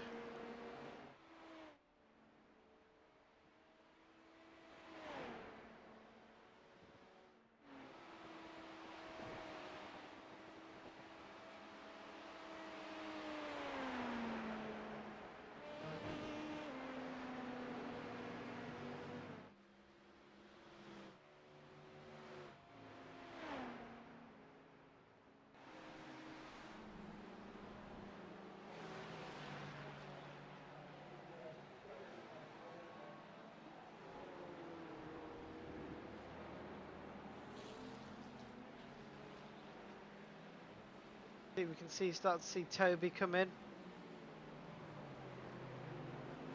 All the marbles that have been absolutely chunked into the track. We have, and what's happened here, Rene, who we spoke to earlier, Rebellion, ooh, kept it going.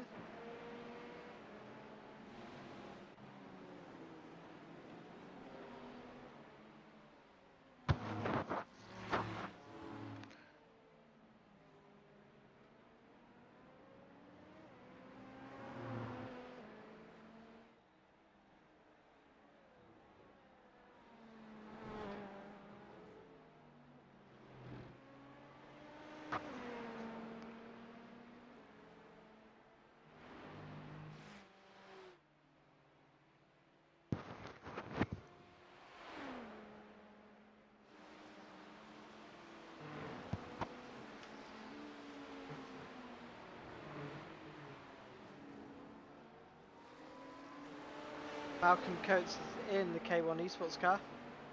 Let's go on board with him using a gyro cam. This is gyro cam. Let me show you how, how banked Daytona is. And as you can see, it starts to level as we approach the bus stop. Now there's going to be very minimal elevation when approaching the bus stop, but you can see there's an indication. Could have carried a bit more speed, but he's not got a best exit, but he has got it on, and as you can see, he's on the lower bit, and the camera automatically rotates to show how much banking there is out on track.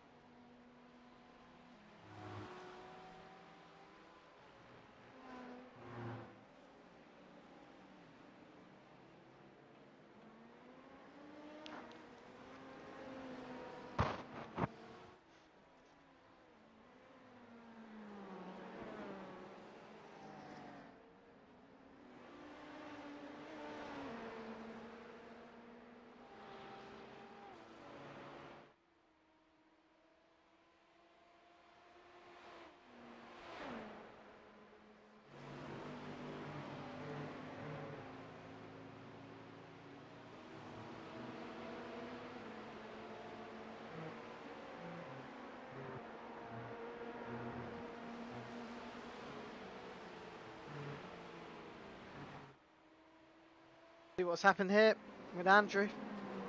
Ooh, contact.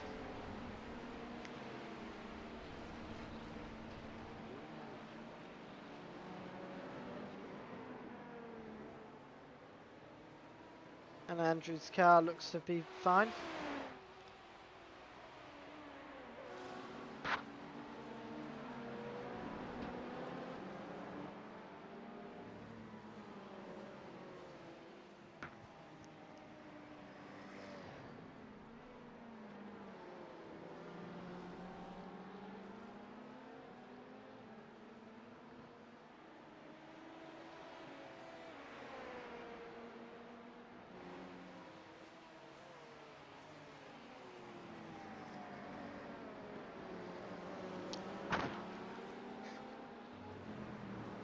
But a can of the cursed car is in the car.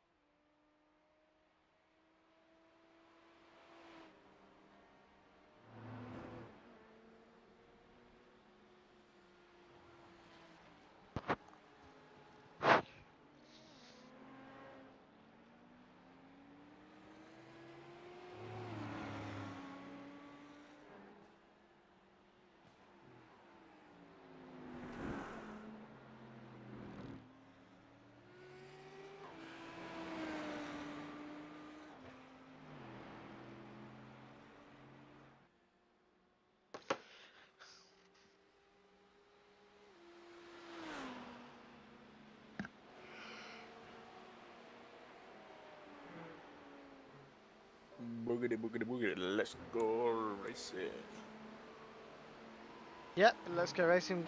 We're on board with Jake Brooker of Term 1 Sim Racing. People were asking about him, I just could not find the car. I looked on my list, could not be found. In the Lamborghini, says they're running P3, but I know that is not true. I'm going to be right back. I've just got a message to pass the race control about someone wanting to enter the championship.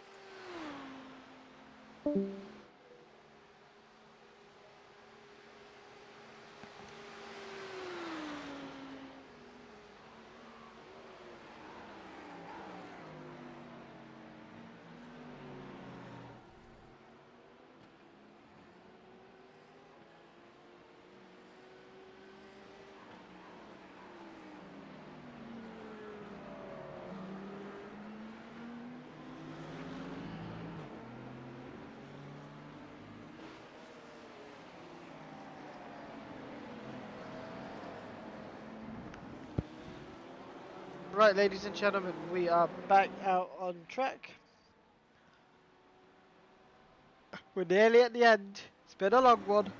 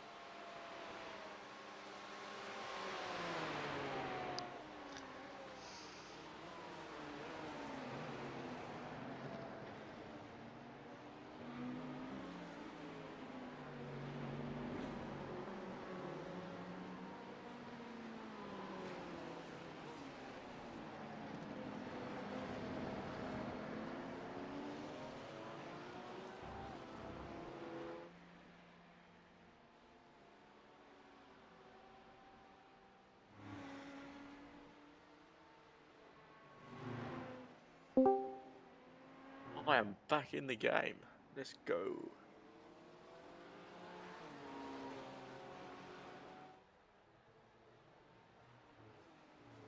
Now, so as it looks, there was an incident that happened earlier in this lap. Did you get that bit?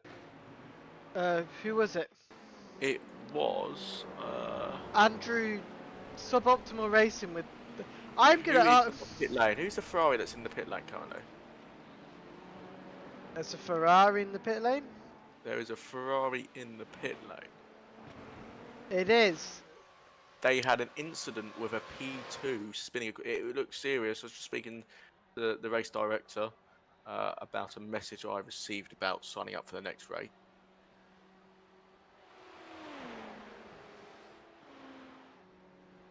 Toby I can't Prost. find it. Toby Prost is in the pit lane.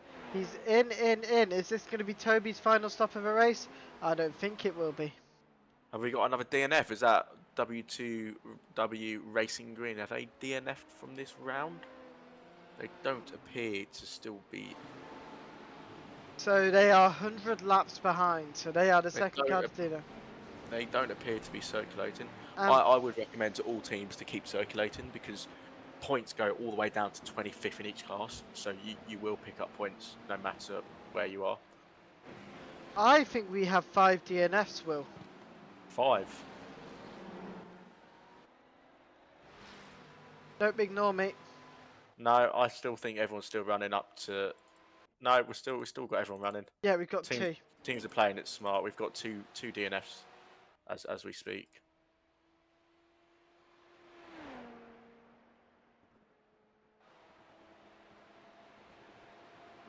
Coming up to the last hour and 15 minutes.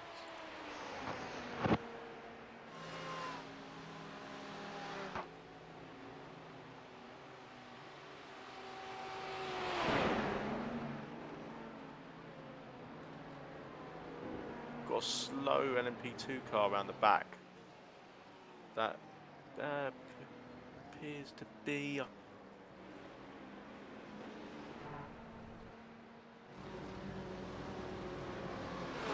Number 22 is moving slowly. That might be damage they have, but also. Don't think they're moving slowly. The 531 and the 507 are battling for position. Not currently, but it may happen later. No, but with 7 tenths of a second, we are going to be watching this battle. It's the battle between the. Okay, my argument is Andrew Dower of Suboptimal Racing. Well, I'm saying that is the best livery. Which Suboptimal Racing? Yeah, 507. Oh, I'm a big fan of all of them. No, it reminds me of. It's like an animated livery, you know. It's like it's meant to trick your mind. Yeah. It is meant to, yeah, I'll see. See if I can find any more battle. That might be the only battle on track at the moment that we should be keeping an eye on. If you got if there's anyone in the chat who wants to see any particular teams, then shout. But as it stands, we're going to be keeping an eye on this battle that's happening here.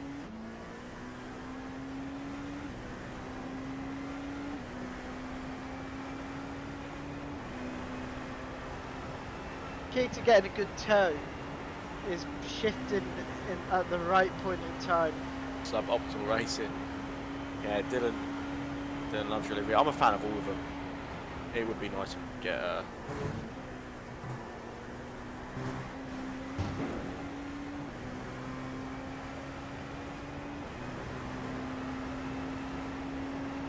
if we could get a sponsors guide down at some point.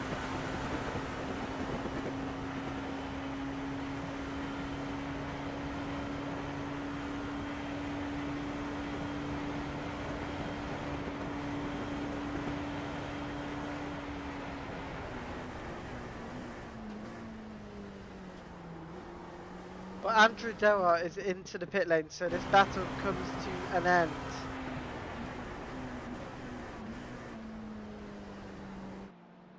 But someone's crashed. Let's have a look at if one of the prototypes has crashed.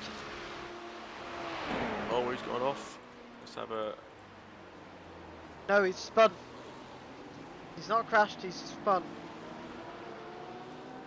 And that is but that's Andrescus has crashed.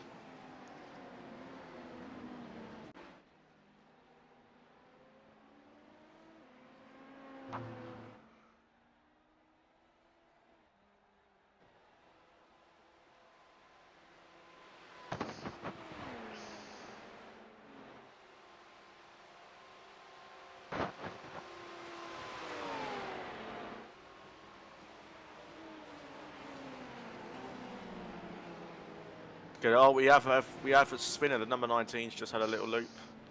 Malcolm Coates has had an I hope incident. you get that going. Yep, we'll have a look. Malcolm Coates, number 19. He has spun in turn 6 and 7. It's He got it going again though, so yep. That's all good. That's just a little spin, but seems like he's all good now. Yeah, that corner is notorious, you know, for spins to go. Yeah, no worries, suboptimal racing. It is the best livery. I decide. It reminds me of Lethal Company. A game I never played, so I can't say. A lot of the Aztec, we've all played it.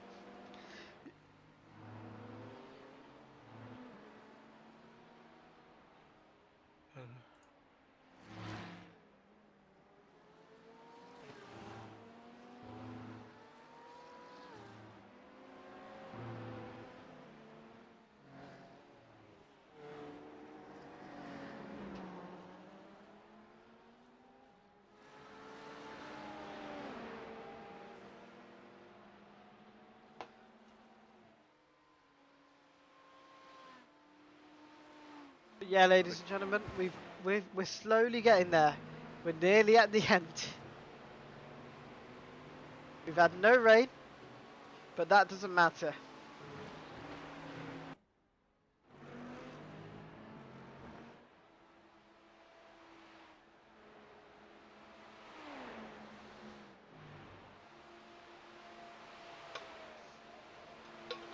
No.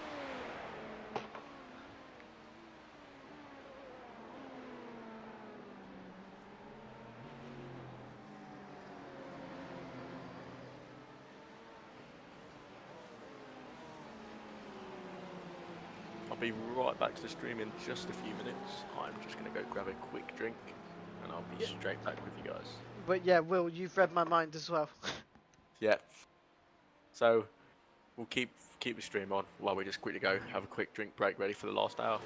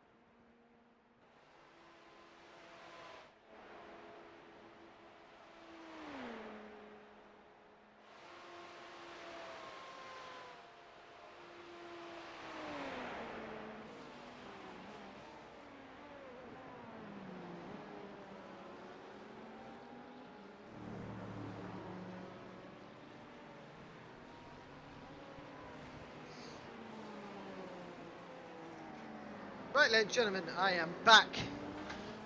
8 hours and 50 minutes have been done. We've got 1 hour and 10 minutes left. Here is your leader, Toby Prosser. Top pole position, has been in the lead for the entirety of this race. Says a lot about the driver combination of Aidan Coleman and Toby Prosser. You know, you've got a mixture of the Hulk Hogan, and you've got a mixture of the Toby Flanderson. You know, we've got all of that within this scenario. Inside the Tobyverse, meanwhile, here's a crash. Oop, he's spun. And that is the best way to rejoin, but does he No, looks to be so good. In a minute, the K1 GHR car. Green Hell Racing.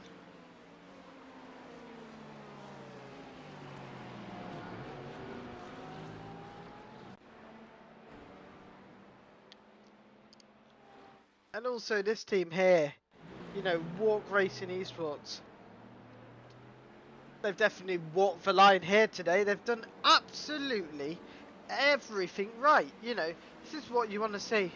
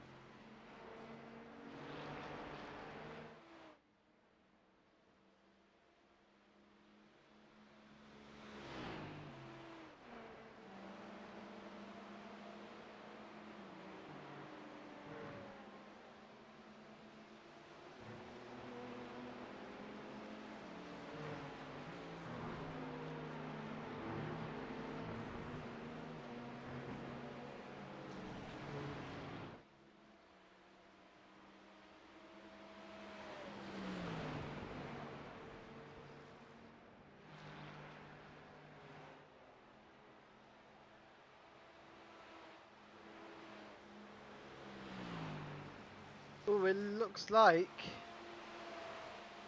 Nope, it's the same incident. This car here, WMG LMP2001.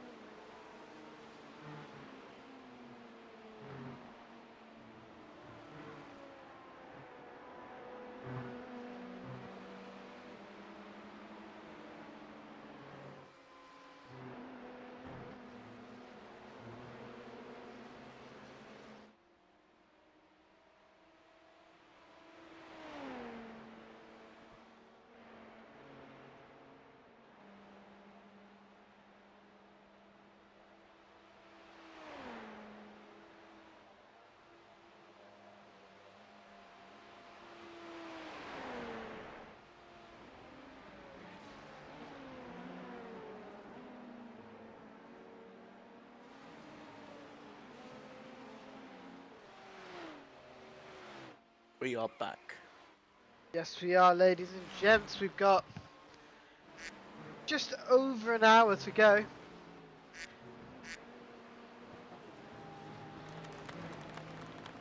Will's discovered what a soundboard is. I've muted the soundboard so I can't even hear it. I need to mute mine.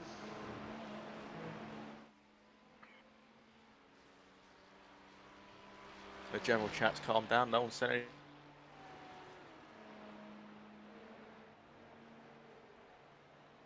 That almost killed my stream, Will. The soundboard. What, did it? Yeah. Yeah, I won't do that then. Got any more DNFs, or is that still the only one? No, still only 2 DNFs.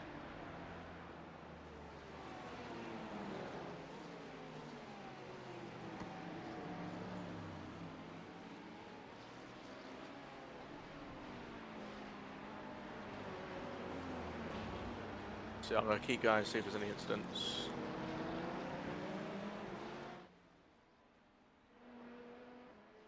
Well, Dylan can carry on commentating on what he does best.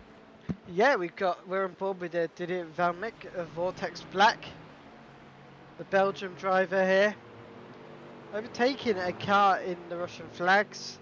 If this was up to FIA regulations, I would have to censor the flag, but this isn't FIA, this is iRacing.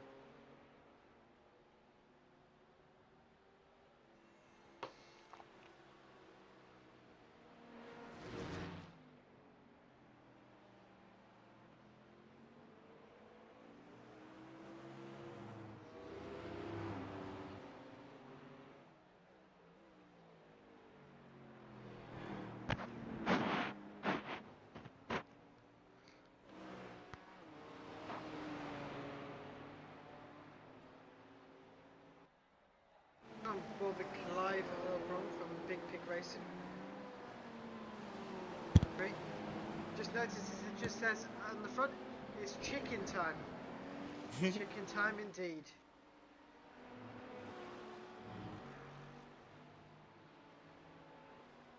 Race control's been quiet for the last 20 minutes, half hour. People have calmed down a bit.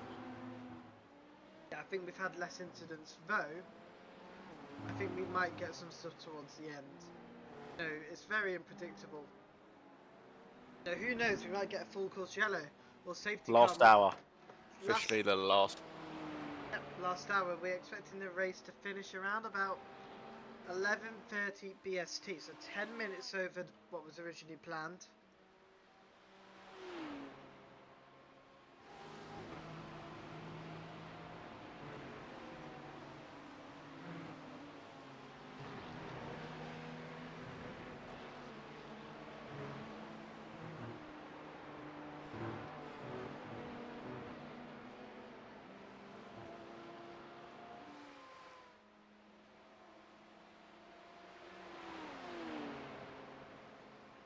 Instagram.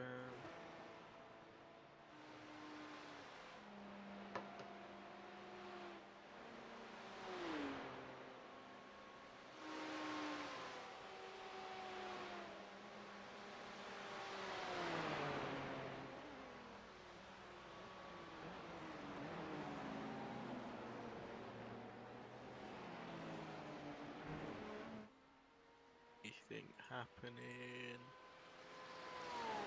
Oh, there's a battle for P5.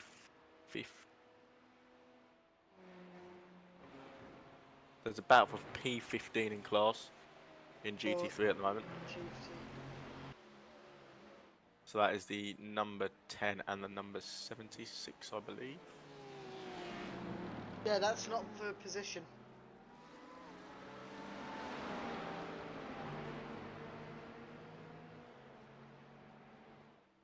I believe. the number 10, and well, it's separated out now.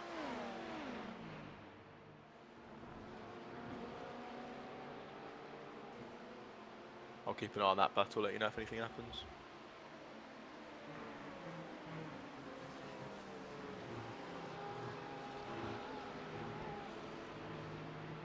Oh, fuck.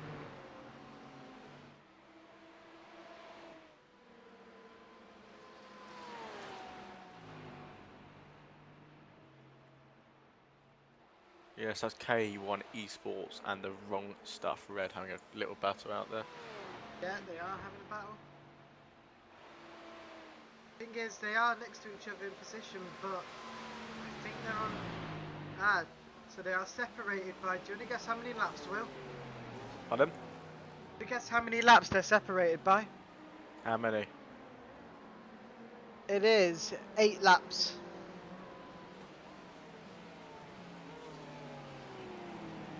And we've got... they are separated by a large amount of laps.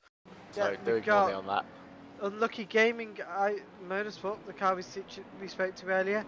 They've just got off track, but it was they've not spun. They've been able to rejoin safely, and we carry on as per usual. It is a battle for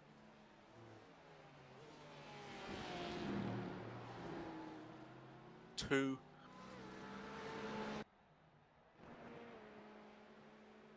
We're going to start having a lot of battles happening soon.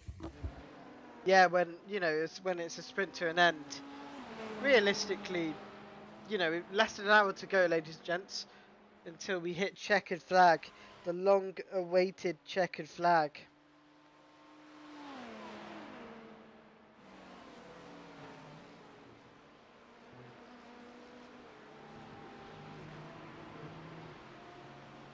Oh, what's happening?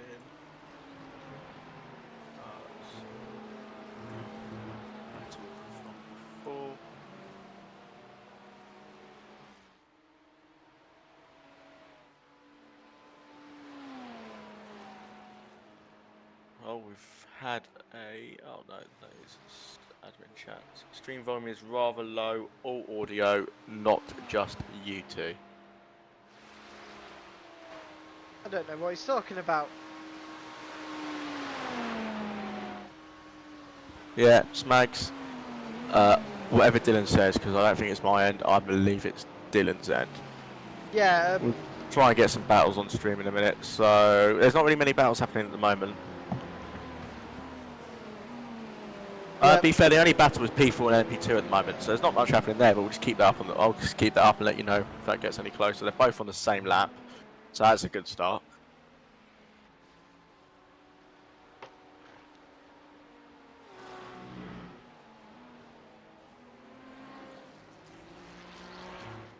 Well, yeah, we're not being too loud, obviously. It is quite late in the UK. It is late. We're just trying to keep the noise down. If you're James Smaggers Gale, turn your volume up. Yeah, turn your volume up. Put it on full blast. Get the techno tunes blasting. Get a drink out the fridge. Crack it open. Go to bed. Don't wake your parents up. They'll shout at you because you're on a game all night. Yeah, James, it's an issue on your end, not mine. No, it's fine for me. I've just tested it. Yeah.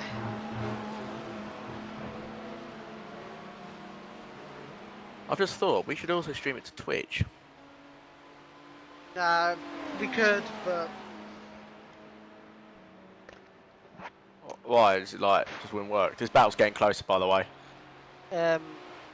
What car?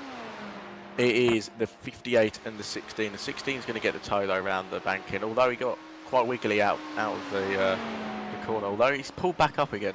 I must say, it is not. Could be a move on the exit. Is it not? Nope, it's not. It's between P12 and the RNL Raw car, which is it says P1. I know it's not P1. I'm talking about A&O Endurance and SRB Motorsport. The 58 and 245. Ah. Yes, Will, you are right here. You're right. Yes, Will, you're right here. It is a battle again between these two P2 cars. We've seen them battle all across the race, but they need to be in the right place, right time. Oh, he's going for a move. Is that going to be moving to turn 1? No, backed out of that backed one. out. James, it's an issue on your end. Matt's saying the same. Well, my end is fine.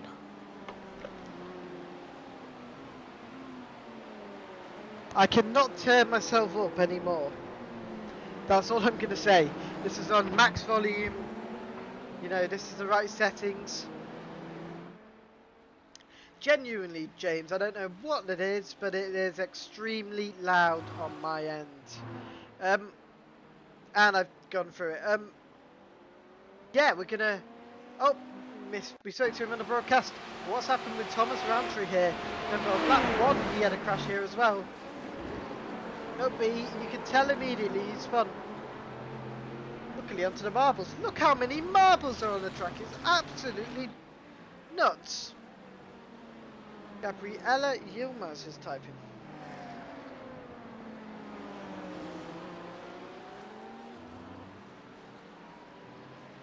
It's...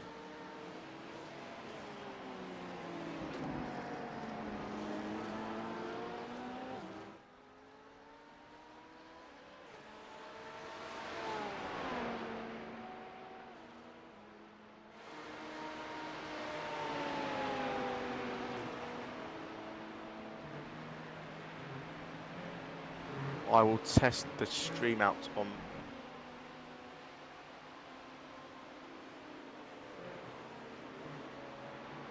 Stream's fine on my phone. So, I don't know where that issue is. Yeah, turn your volume up.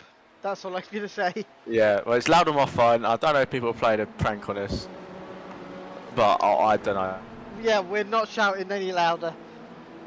Stream, are we quiet? That's what we want to know. Right, anyway. Me and Dylan are two idiots, so it is probably just trying to play a cheeky little prank on us, isn't it?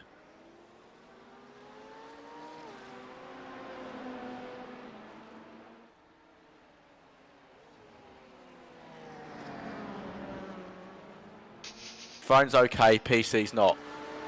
Dylan, yes. I'm so lost now, mate. Can't you hear? I don't know. But anyway, so the battle's looking brilliant. If you can't hear me, that's probably a good thing. I'll put the mic closer to my mouth. Is that better? Or does that sound worse? That's loud, Will. Okay, I'll keep it closer to my mouth. The Fabinator, is that better? Yep. Alright, let's go on board with Lucas Durkin's hit. But we're going to go back on this because it's a gap. Still tight. We're going to go change We'll the cam. still work towards this out.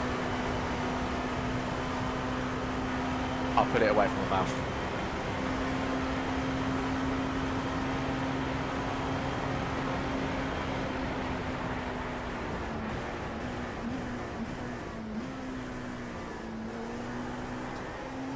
Battle going on here, but oh, the GHR car has, yeah, it's gone off track, but it's okay.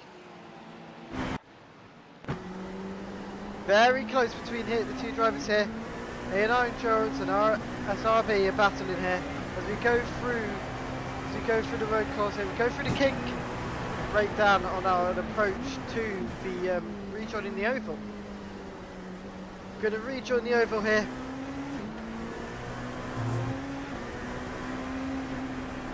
Suey. Sobe, Froster, as said, Suey. Onboard is loud though. We apologise for the onboard being loud. He's just giving more of that realistic feel. Yeah. In car. Our stream's really loud and giving me an earache. I'm joking, I can't hear it. I'm just working my way through, trying to find any battles.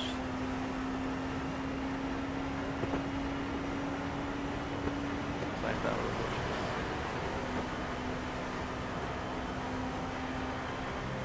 go, he's gaining. He is gaining. He's gaining. 3 tenths of a second here as we go into turn 1. It's all about positioning here, getting a good exit. You can hear the tyres absolutely screeching.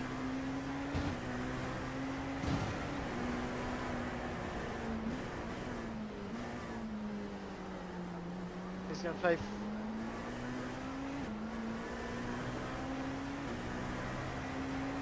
And as we're getting more and more time going through all these corners.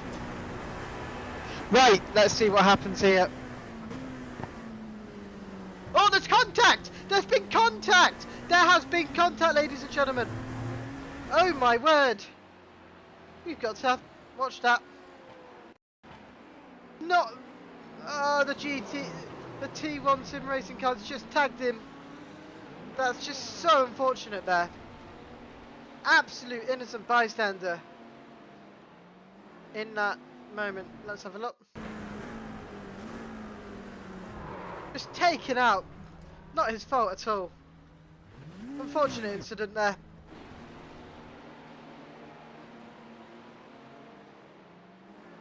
And we've got quite a few incidents here.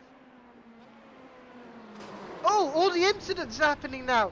Andrew Darrab's been punted off. And this is obviously Roy Verma as well. Oh my word. All these incidents is happening simultaneously. It's absolutely nuts. But yeah. All the collisions are kicking off now.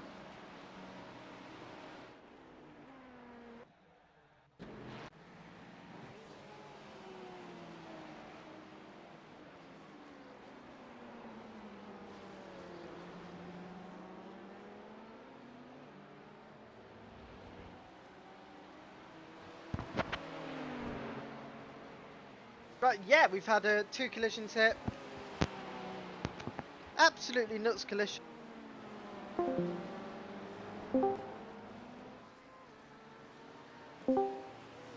I am back in the stream. Oh, Will, you've missed everything. Someone spun. I saw that on my stride. We've had 2 crashes here.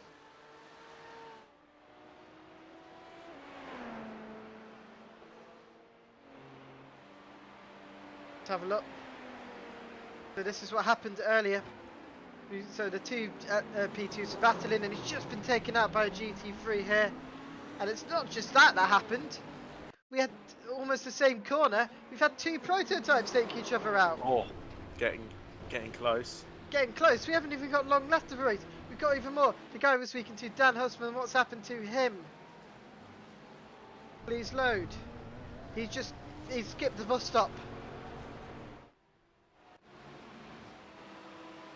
Going on board with Tobias Prosser, the leader of the Tobyverse.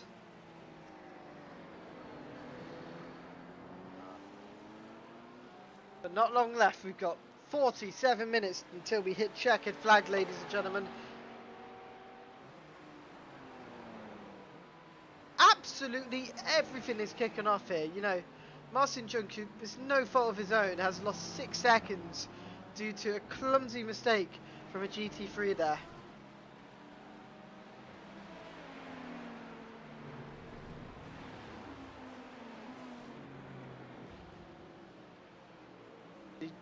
This driver here, De Velmick, has come out of a pit lane. The Vortex black car. He's going forward with Zaid Khan, USA WMG car.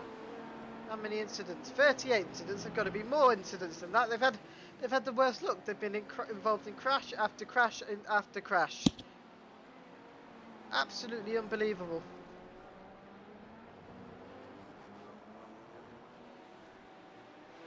Thomas Rantry, who was involved in an incident on lap 1. The Big Pig Racing in the LMP2. Running in a solid P11 at the minute. There is no P2s who are out on track who are behind the GTE overall at the minute. That's been the case for the majority of the race, but at certain points in the race it has been like that. We've got the 2 Big Pig cars, Big Pig Racing cars, side by side, the GTE and the P2. All battling it out here as they lap one another.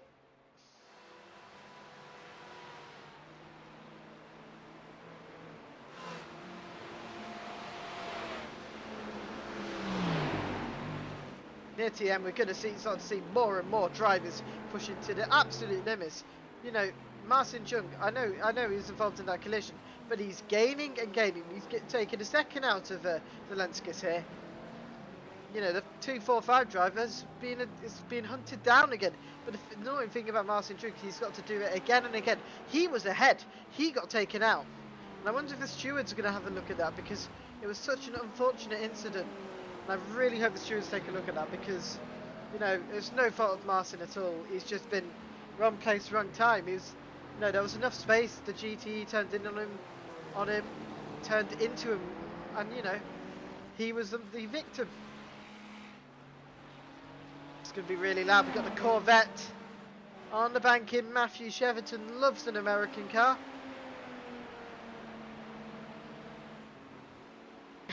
We should have got Matt to sing the American national anthem before the broadcast. We tried to, but he said no. She said no, Charlene. She said no. She said no. It's like, you know, Le Mans this year when they were singing like the Italian broadcasters were singing. Yeah. That's what we're doing right now. Yeah, it's at that point where we're getting absolutely knackered. No, it wasn't it Spanish? I'm really 40 in bed. Wasn't it Italian? Italian, yeah, Italian. Italian broadcasters singing a Spanish song. Mate, I would be the worst at doing like 10-hour broadcasts is hard work, but imagine me doing a 24. I'll just do what I've done this time and just sit there all the time. I can watch a whole 24-hour flat. That's easy. That's fun. Now, if we ever did a 24-hour race in Aztec Racing, we'll need 2 broadcast teams. Like, no, we will need 4 broadcast teams. No way on earth we split in it for 10 hours or 12 hours.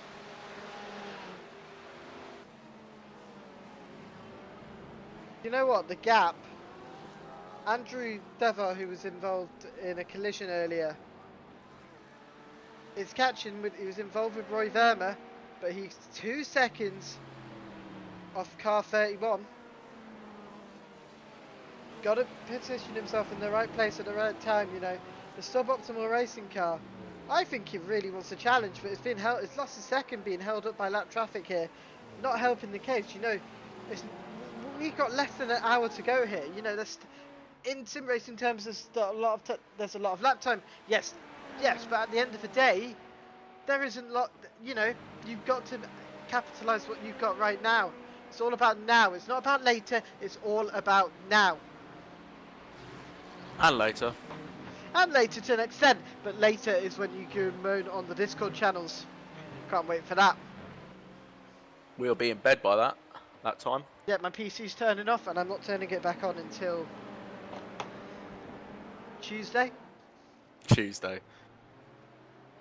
I could turn it back on, but I can't be about that. Got packing to do. I need to packing. Nah, it wasn't a funny joke by me. Thought it was a funny one, but wasn't that funny. If there's any cars people want us to concentrate on, let us know. I'm always flicking through, see if there's any action, any packs. Might have missed an incident here and there when while I'm flicking through.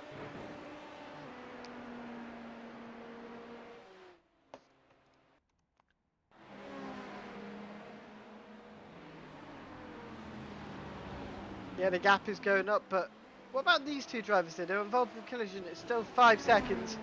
I feel so bad for Marcin Jung. It's not his fault. He got taken out there. Let's have a look at this incident with him earlier. He was ahead. The T1 SR sim racing car. So unfortunate there. Then also we had this collision as well. With the 2P2 drivers.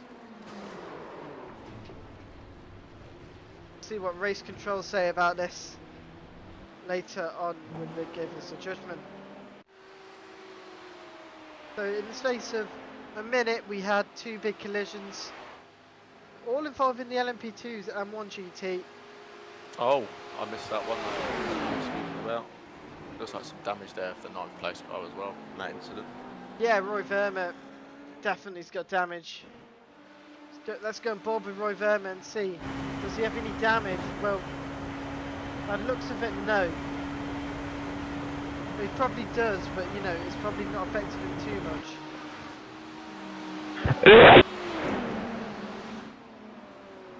We've stream looks like it may have had another buffering. Oh no, stream's back up. Had a bit of a buffering issue there, but we are back up and running.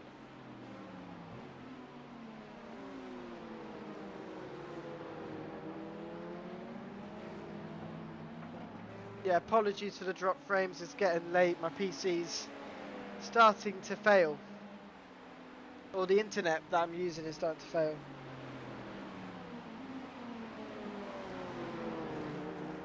Yeah, Dylan, when it's onboards, your mic can be very low.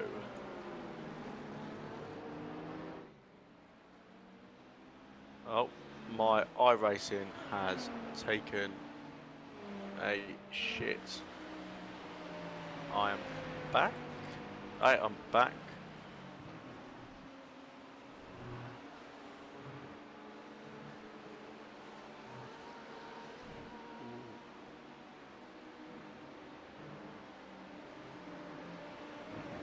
Was that a mass disconnect?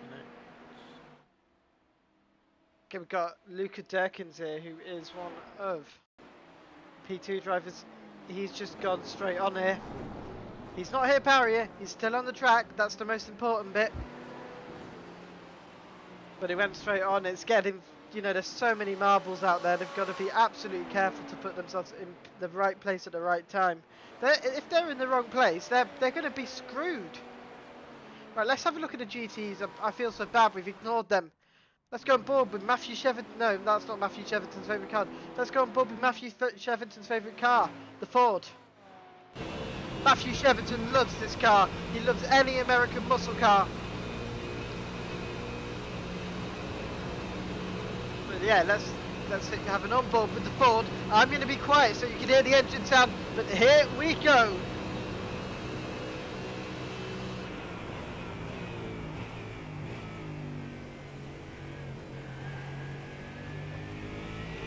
I will be back in just 5 minutes. So I will be back.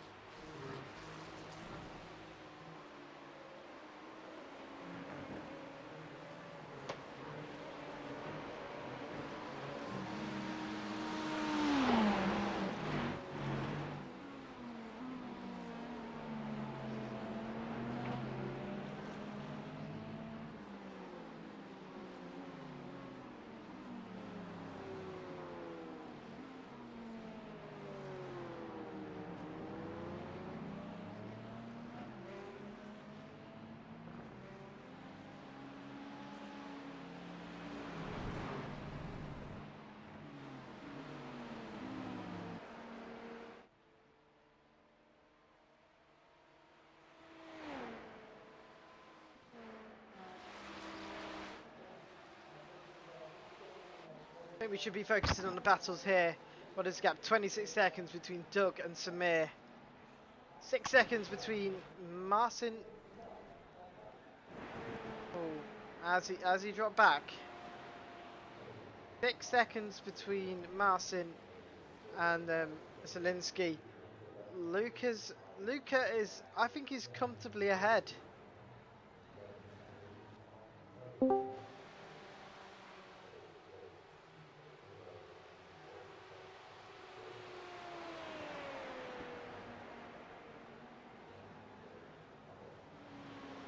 Hello Dylan, I am back now in the stream.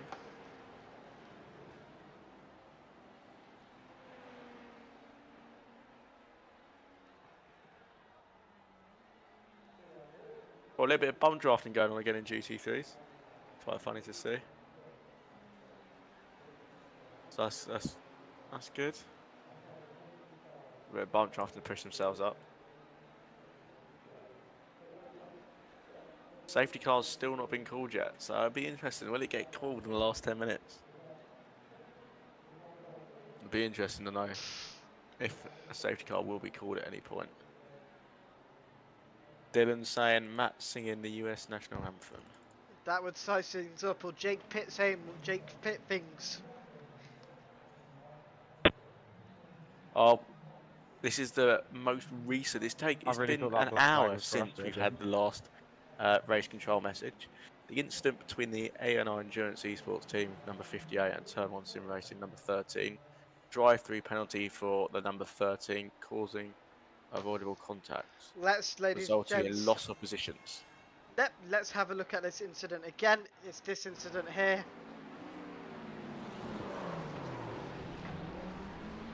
They've just crashed into him. You know, he's lost a position here. It's not even his fault.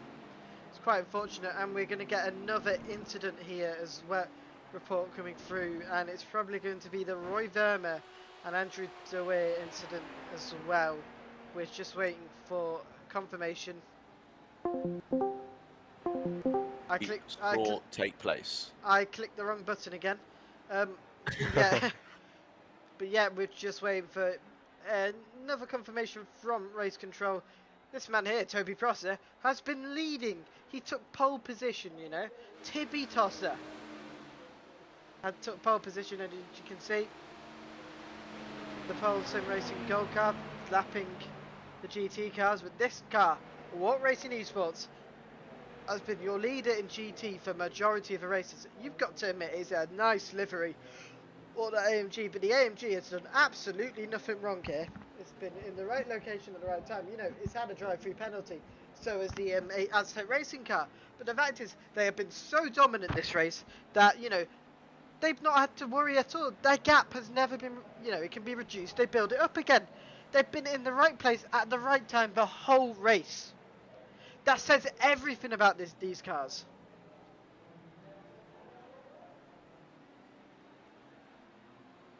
There seems to be something else coming through from race control. It's not been confirmed yet, but I can see they are going to add something else. It's good. I think it's going to get a bit spicy now. Last half an hour. Let's have a look at the live timings to see how that's looking right now. So live timings give you a last half an hour update. So first in LMP2 is Aztec Racing. Second is Ethiopia Racing Team number 46, and third is QRT Esports Mile High Club. Okay, we have got another incident through.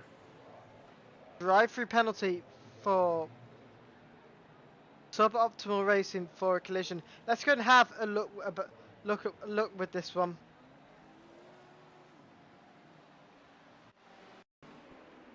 Yeah, he's just gone through a dive bomb. And this has led to a drive-through penalty for the driver here.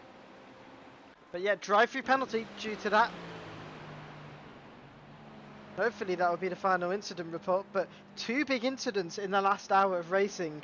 Ladies and gents, we've got half an hour to go till we see checkered flag. We'll get the white flag first, but that will all depend on Toby Prosser's positioning out on track. But that is in half an hour. So in half an hour, we've got checkered flag. It's 11 PM BST here in the United Kingdom. Don't know what time it is in America. We can ask Aiden, who's in Maryland. Not Maryland cookies, but Maryland in the USA. Yeah. Let's go on board. But I think this team's been really underrated. Samir Ashid for the ATRL Racing Team, Italian team. They've been in the right place at the right time, and they've been managed to gain so many positions, you know. How many positions have they gained? They gained 2. Maybe not a lot, but they've gained a lot. And look where they are. They are P2. They've been consistent. They've been clean. You know, who knows? This is a really good result for the team. You know, I've talked a lot about the dominance of the leaders today. But, you know, at the end of the day, you know, you've got to be consistent, and this team has been consistent throughout the, you know, throughout the 9 hours. Driver we spoke to earlier, Benjamin Sanderson, WTW wall-to-wall racing, blue. I should know what WTW means. It means wall-to-wall. I completely forgot. I worked in a restaurant which served a dish called wall-to-wall chicken. I should have known that. But yeah, it's been a good race. Bit of a shame about the weather, but what can you do? It's you know, it happens. It won't. It doesn't seem like it's going to rain now for the rest of the race, so that's good. Yeah, it's good, but there's a lot of marbles out on track, meaning it's quite slippy.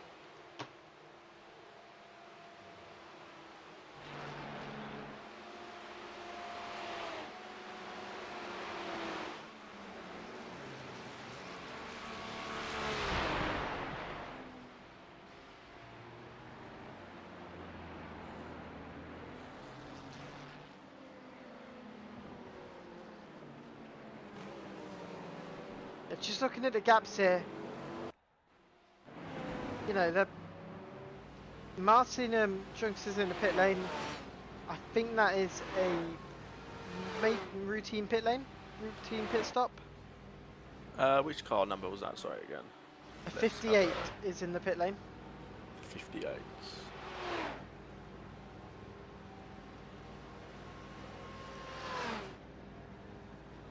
Is that going to be? I'll have a little look. See if that should be a routine pit stop with only half an hour remaining. It is a routine pit stop. Probably a splash and dash. Oh, a new set of tyres. It'll try to capitalise in the end.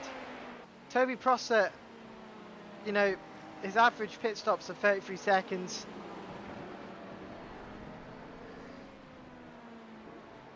Let's have a lap with Toby Prosser using the gyro cam.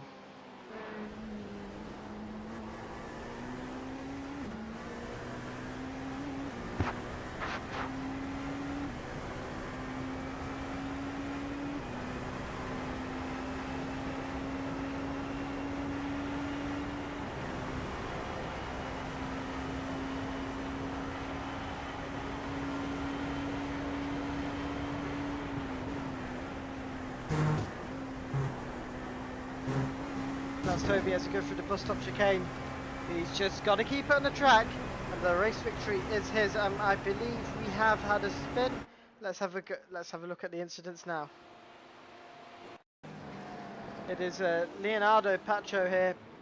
He's just gone straight on, and he's brought it back on track. This is the same incident we just seen with Toby. The car's fine.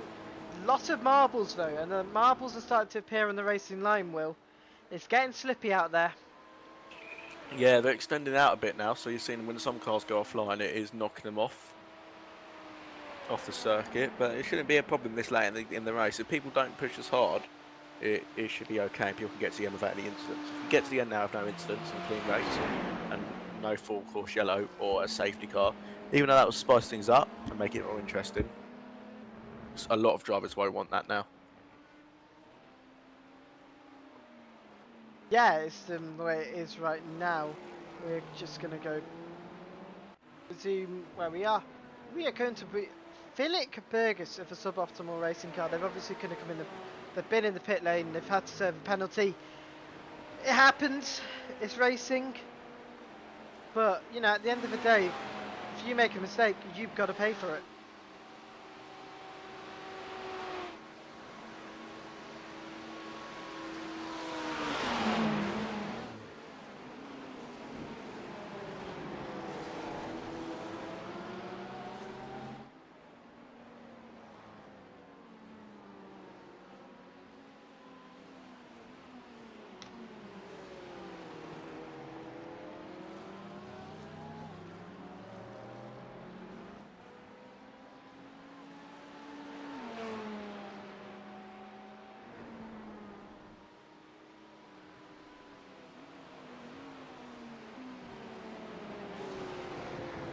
Seems like the grid's quite separated out now. Yeah, no battles on track. Yeah, the grid separated out. The battles we did have building up in the P2 class. Although we have got a battle for last in GT3. Last of the runners in GT3. It's getting close to being a battle. Still got half a corner, roughly, to catch up. So that's the number 11 in the 35.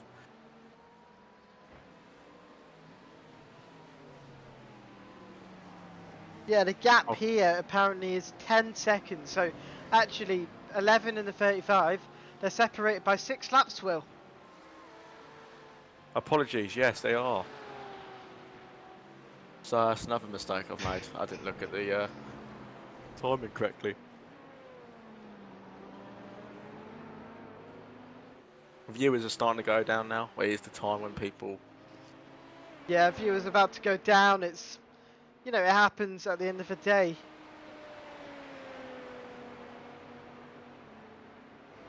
Okay, we've got an incident. Philip Berger's here. He's gone off track. Suboptimal racing. Oh, he's just gone wide at the bus stop and he's just cut the track. He's now been overtaken by a GT3 and he doesn't want to rejoin the banking. Probably the best thing to do so he doesn't destroy the car, but weird move. But he's not positioned himself correctly and that's the consequence.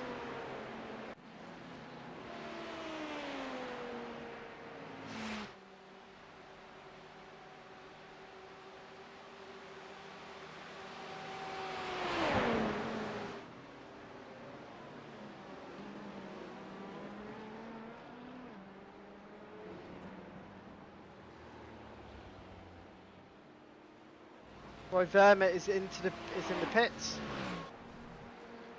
Roy Verma got damage from obviously an incident earlier on in the race.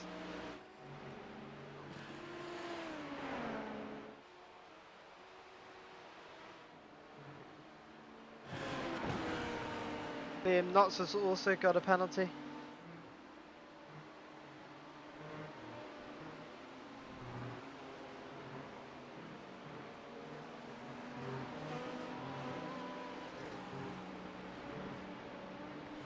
We have got 20 minutes to go now for the race. Long, yeah, 23 minutes. A lot of drivers are going to want us to be finishing. Yeah, obviously drivers who are working in the team of 2 are going to be absolutely knackered. There's my screen saying Tibby Toss has gone off. Nope, he's not gone off, he's just gone to Narnia.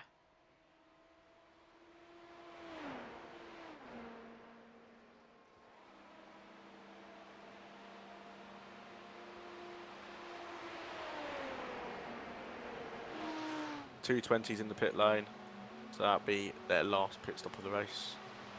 I think a lot of people should have done their pit stops, their last stops.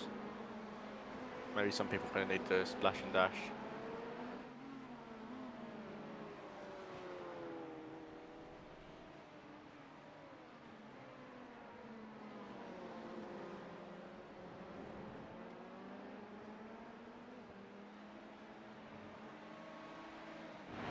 This is also another thing, you know, QRT Esports Mile High Club 6-9.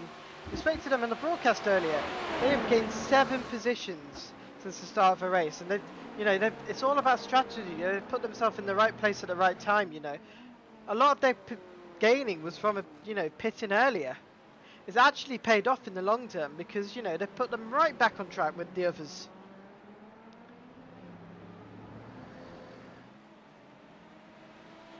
Right, 20 minutes to go, ladies and gents.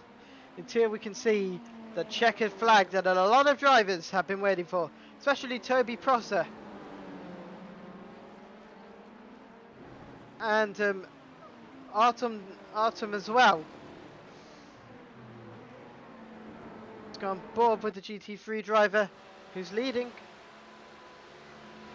They're gonna lap the GHR car here.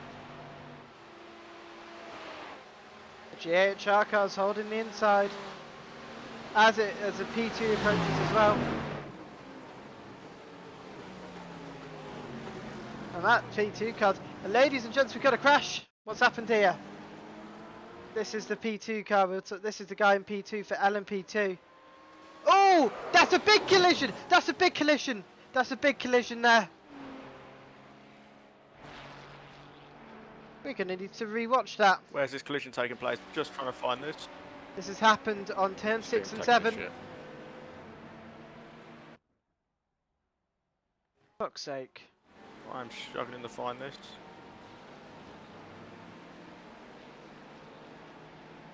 QRT is still on track on my stream. Now turn 6 and 7. Samir Ashard has had a big shunt there. Now please tell me my internet gets better, because this is a shunt I want to show the people back home. Oh!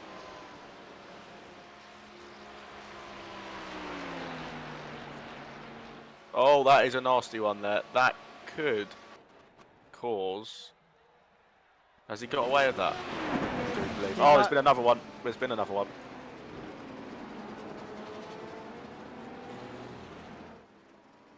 False sim racing, I believe, in the number 12 has just gone off and tapped the barrier.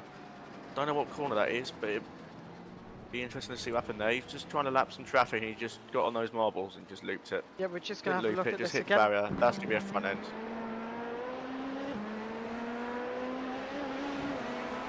It's all happening now. Drivers just keep it on the black stuff. They'll be all good. And we've got some bump drafting going on with the Rebellion Esports and Vortex Black happening. Both on different laps, but they're clearly just wanting to get to the end now. What's happened here? Dan, who's... Oh, you can hear the damage.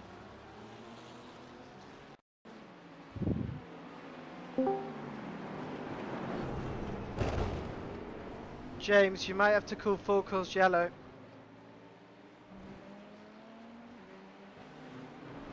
Who's off? We believe Samir Ashard's got damage. Who? What number? He's 46. Lucas is in the pit lane, and the 46 is still on. He's on track. That car's buggered. Don't know if you can see. 46. No, he's still going. He's fine. He's still going. All cars are circulated. Action's kicking off everywhere now.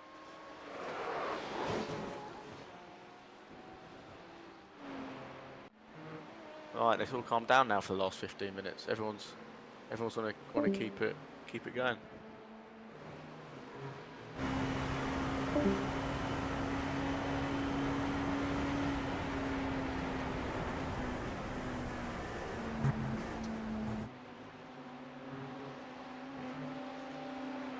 But yeah, this obviously Sammy Ashford is, you know, he was in P2. That's the last thing he wanted. Have a look at this again.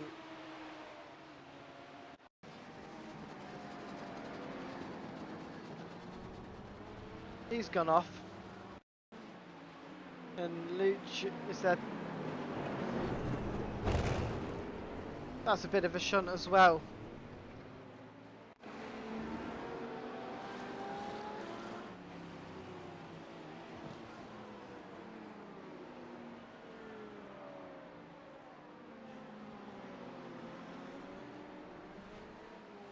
Right, 17 minutes left to go.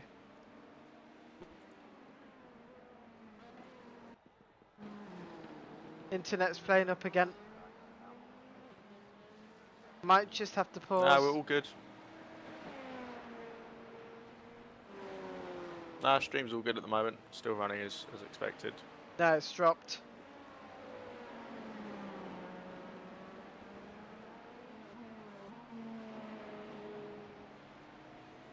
Back up.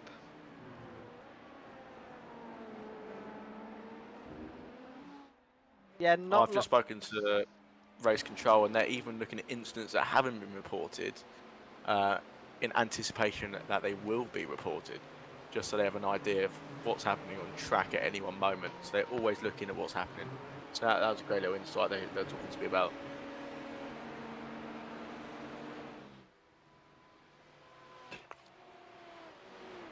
Have a look with John Davis here.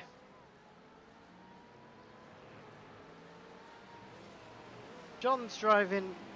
Thought he was driving slow. No, he's driving at GT pace. Not long left. 15 minutes till checkered.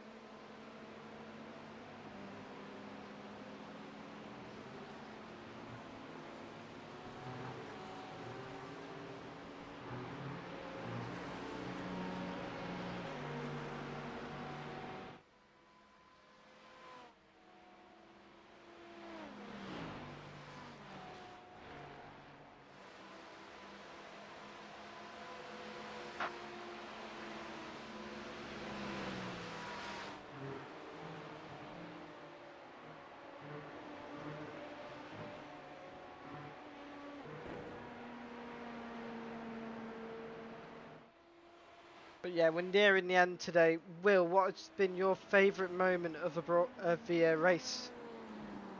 Ooh, my favourite moment. I haven't got a favourite moment, to be honest. Just, it's been a good race overall. Yeah. It's been a lot of shooting inquiries, so it'd be nice to see a few less of those, obviously, just as a broadcast. It keeps us busy, though. Unlucky gaming, 25 sec away. 32 might have a penalty coming. What have we missed there? 32. I'm gonna have a little look back at that. It's just been mentioned in the chat. To Dan.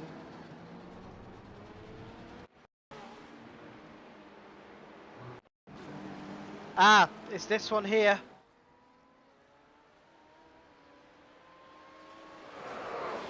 Just taking out the prototype. So this is taking out P2. Showed this earlier. There might have been a risk for a full course yellow there, but it did not come to to fruition. But I will. Oh, what's your opinion on that one, Dylan? This one. Yeah. But let's have a look again. I do.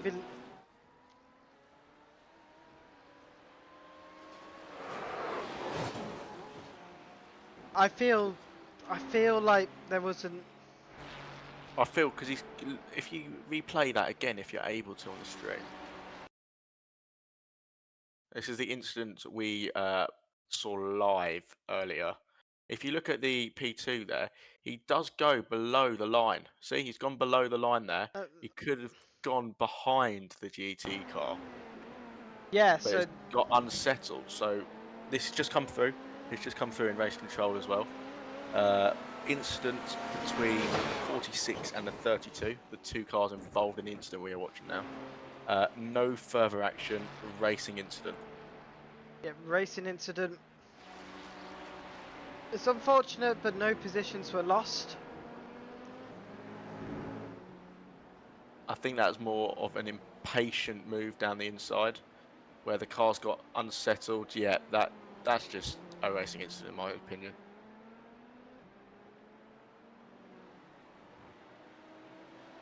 Dylan, what's your opinion on that? Are you racing incident or are you? Yeah, I would say racing incident. You know, no positions were lost. It's unfortunate.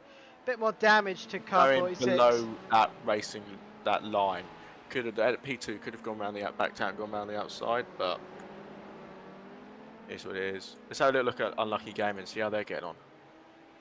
Unlucky Gaming.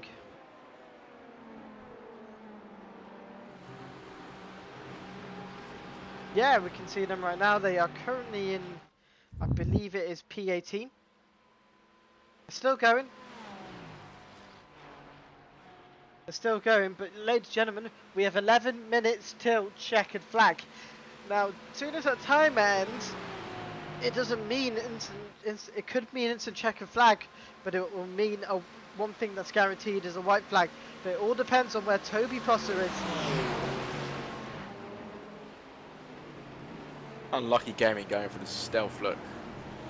Yeah, they want to be invisible. invisible. For the night time, no one can see them.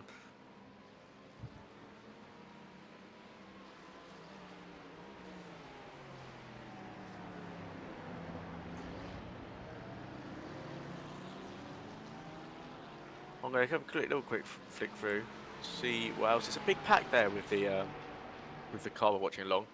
The thing it's a 32, but on our system it's shown as a 35 for some reason, even though it's 32. Yep, here comes Toby. 35. Sorry, Unlucky Gaming's 35.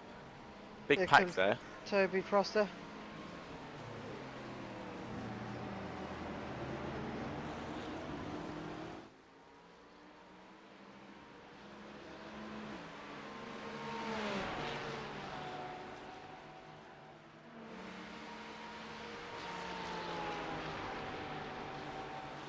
So the P2 of Toby Prosser, he's being smart here with traffic. He's just working his way through. Ferrari flashing away.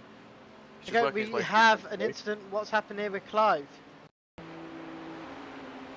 Oh, he's just spun. Oh, that is a big shunt. But he is able to keep going. We'll have another look at that incident as well with Clive. He's just spun on his own here. Yeah, unfortunate, but the car's going. Oh, that will likely be steering damage, I believe. Yeah, but I think for 9 minutes they can hold on. Very unlikely to see the race director to call out a full course yellow with 9 minutes to go. Unlucky Gaming saying they're going to have their livery on the 926 for Road Atlanta. Be great to see that. Oh, he got a Ferrari as 926 behind Unlucky Gaming as well.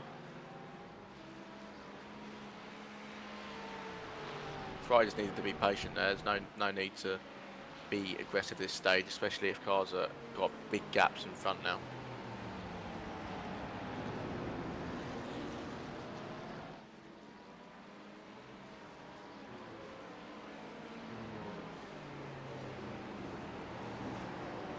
Nearly at the end of the race.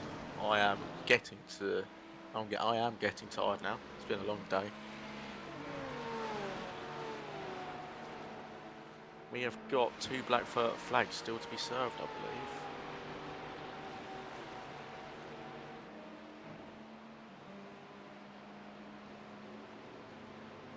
They are black flags from the game, so these aren't.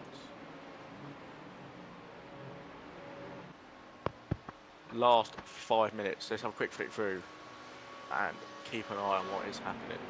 So we've still got Toby Prosser in the lead. Samir Ashid is second. Doug is third. We spoke to him earlier on. Zelensky is fourth. Marcin Junk is fifth. David Nuzu is sixth. Roy Verma is seventh. Oliver Munn is eighth for GHR.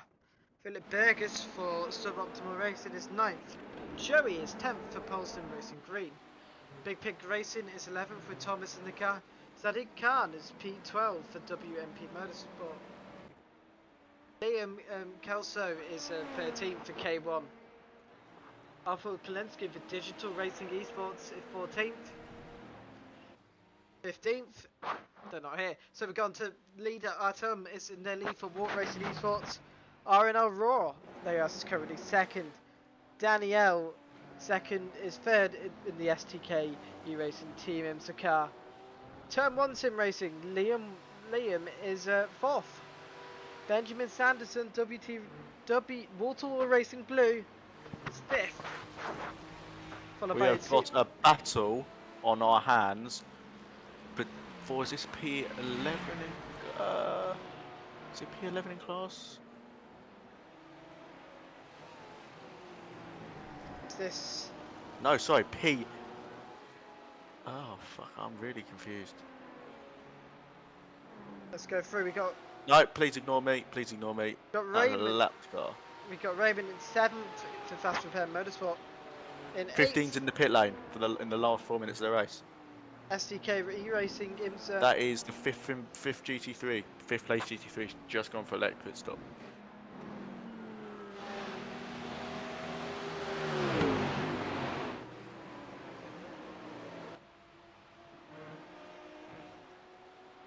Nearly at the end. It's been a long one.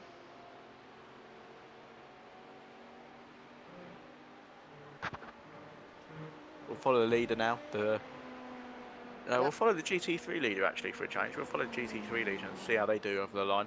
We'll obviously move over to the P2 car before they cross the line. Hopefully get over to the GT3 before. Yeah, we're on board with the GT3 leader here. Artem Milton, Walk Racing Esports. Done everything right in this race. They got a drive-through penalty for speeding in a full course yellow, but their gap was so big that it was not barely a worry. But they've done absolutely everything right. We've had a chance to speak to the team owner and one of the drivers today. Fair play to them. They've done everything right, and you know they've just got to pray that nothing goes wrong in the last 4 minutes.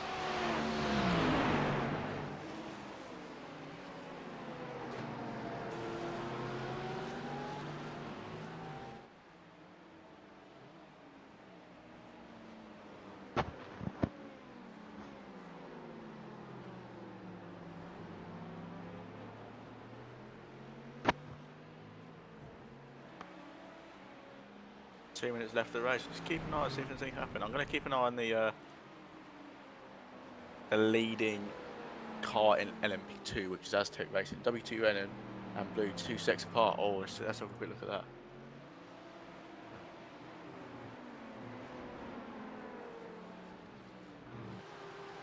That is correct. So we got the teammates, the number 50 and the 196, about to have a battle. I'm going to keep an eye on that battle, Dylan, and let you know if anything happens within the last minute. But yeah, thank you, Boofy, for letting us know about that battle. We'll keep an eye on that and see what happens. See if anything happens within the last few minutes. It's going to be close, but I'm not sure that 2 seconds you can gain that over the lap. But it's teammates. Papaya rules. Yeah, papaya rules. We're going on board with Tobias Prosser here. Toby Tosser, or Toby Prosser as we all know him for Aztec Racing. Top pole position, has lapped everyone. There's not more to ask from Toby today. He's done absolutely everything right. And Toby had some of the worst luck in endurance racing. You know, his record says DNF, DNF, DNF, DNF. He finishes every now and again in endurance racing, but today he's done everything right, and so has Aidan Coleman. What a way. You know, pole position for Aztec Racing. Pole position in the Aztec Racing League as well. Couldn't even be more special. Aztec Racing, we're always growing, and you know, having Toby and Aidan has been. Is he going to get one more lap? Yes, he will get one more lap. Is that white flag? Oh, white flag.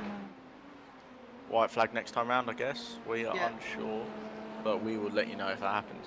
That'll definitely be white flag next time round. This is the penultimate lap.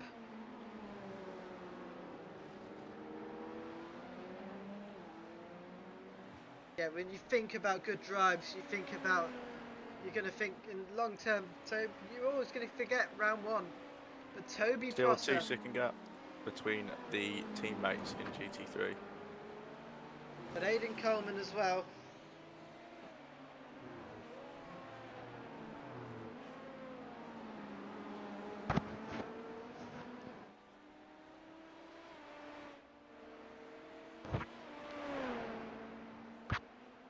We'll keep that up. It's just going around the banking now, so this should be the last lap, but we'll find out when the race director calls it. It should be done by game, but I'm unsure on how this game works properly sometimes.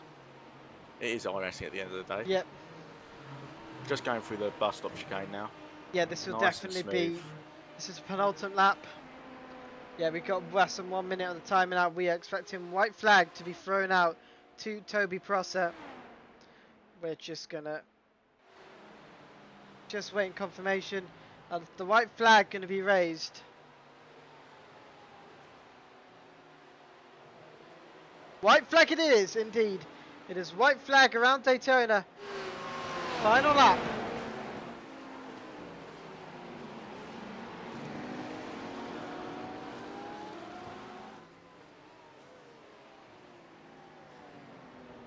For these two leading cars, Toby has got nothing to worry about here. He's taken white flag.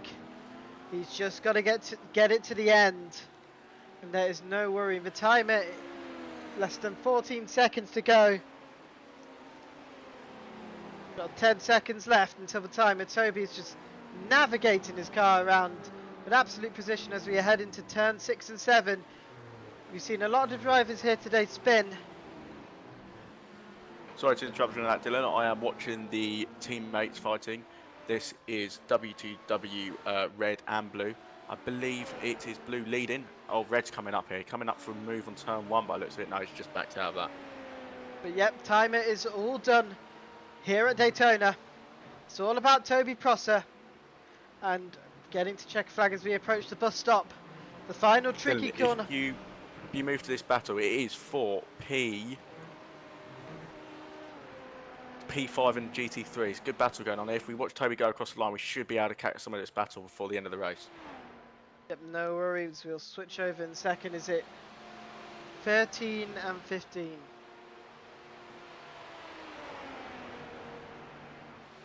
It is the 15 Toby and the 1. Prosser comes across the line. Aztec Racing win the inaugural race here at Daytona. Toby Prosser from pole to checkered flag, P1, absolutely perfect. We're going to go on board with the battle here. Benjamin Sanderson in the WTW Blue Racing and the red Marcus. I think here is going to be. This is going to be a close battle here till the end of the race. On the banking. Oh, they're going side by side. Is that team orders to let the car through, or is that? I think it is. Tactics? I think it's team orders side by side. Photo finish. Fireworks going off in the background, going through the bus stop chicane. I think that might have been team orders. We'll find out. But side by side. But what a win for Toby Prosser. I think they're going side by side. No, he's going on the low. WTW Blue has gone on the low side of the red. WTW Red. These are the teammates, bear in mind, so they're not going to want to crash into each other coming up to the end of the race. It's going to be a photo finish between these two, I believe, at the end of the race. Oh no, is he pulled off? Has he run out of fuel? WTW Red's pulled off, so that is WTW Blue takes it over their teammate, WTW Red. But we're going to go on board with this driver here, leader in GT3. You know, Walk Racing Esports. They've done absolutely everything right, and somebody's crashed, is the message after checkered flag. Philip Burgess, who I'm not too sure has taken checkered yet, apparently has crashed. We'll have a look in it in a second. But you've got to talk about this team. As absolutely dominated in GT3, then they've done nothing wrong the whole race, been in the right place at the right time. 1 lap gap. Everyone, give a massive round of applause in as Walk Racing Esports come through. They're going to take the checkered flag. Walk Racing win here in Daytona. And we're just going to have a look at this incident as well. What's happened here? Is this on a slowdown?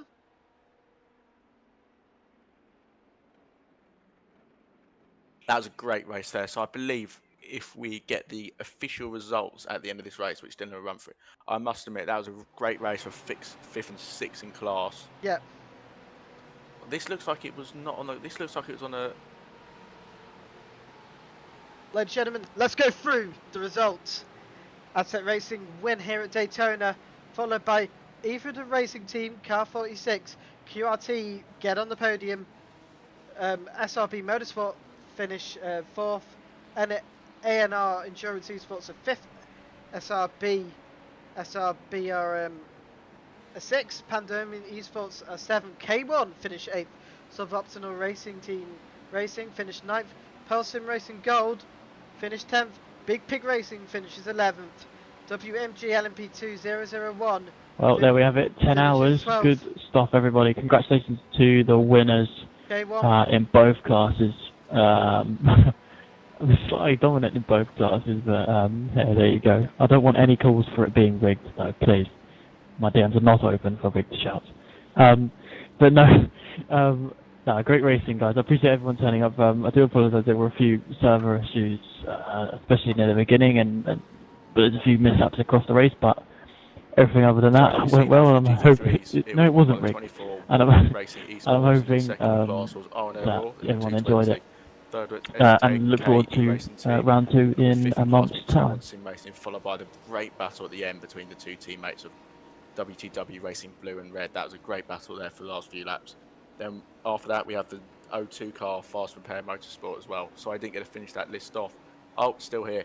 And no team on team violence, please, Big Pig. With their great little livery on that Not, car as well. I don't allow that even after checker flag. That'll be a 16-minute penalty for the pair of it. Going, and then 23rd overall was ST Car Racing Team IMSA 369, followed by Xanity Motorsport Blue. And then if we keep going down the list, I think there's a couple more finishers after that. Yep. Have you done with? I promised I will not let that happen again. I do apologise. And then after that is Rebellion Esports and the GT3. No, apologies accepted. Motorsport, Bumper Grump Racing Team, K1 Esports 23, Wrong Stuff, Red, NLD Racing, and Unlucky Game. Didn't have the best of races this time, and nor did Pulsing Racing Silver. Hopefully they get back out next week for a good one. We had 2 DNFs this time round, WTW Racing Green and Rebellion Esports NMP2. I think you should ban our teammate for trying to kill us there. Thank you. Dylan, do you want to put it on a outro? No, leave it on that. Yep, we're going to leave it on that. Do you want to do interviews? Yeah, where's Toby?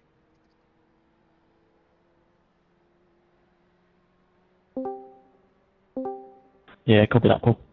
Toby Prosser, Aidan Coleman, absolutely pitch perfect.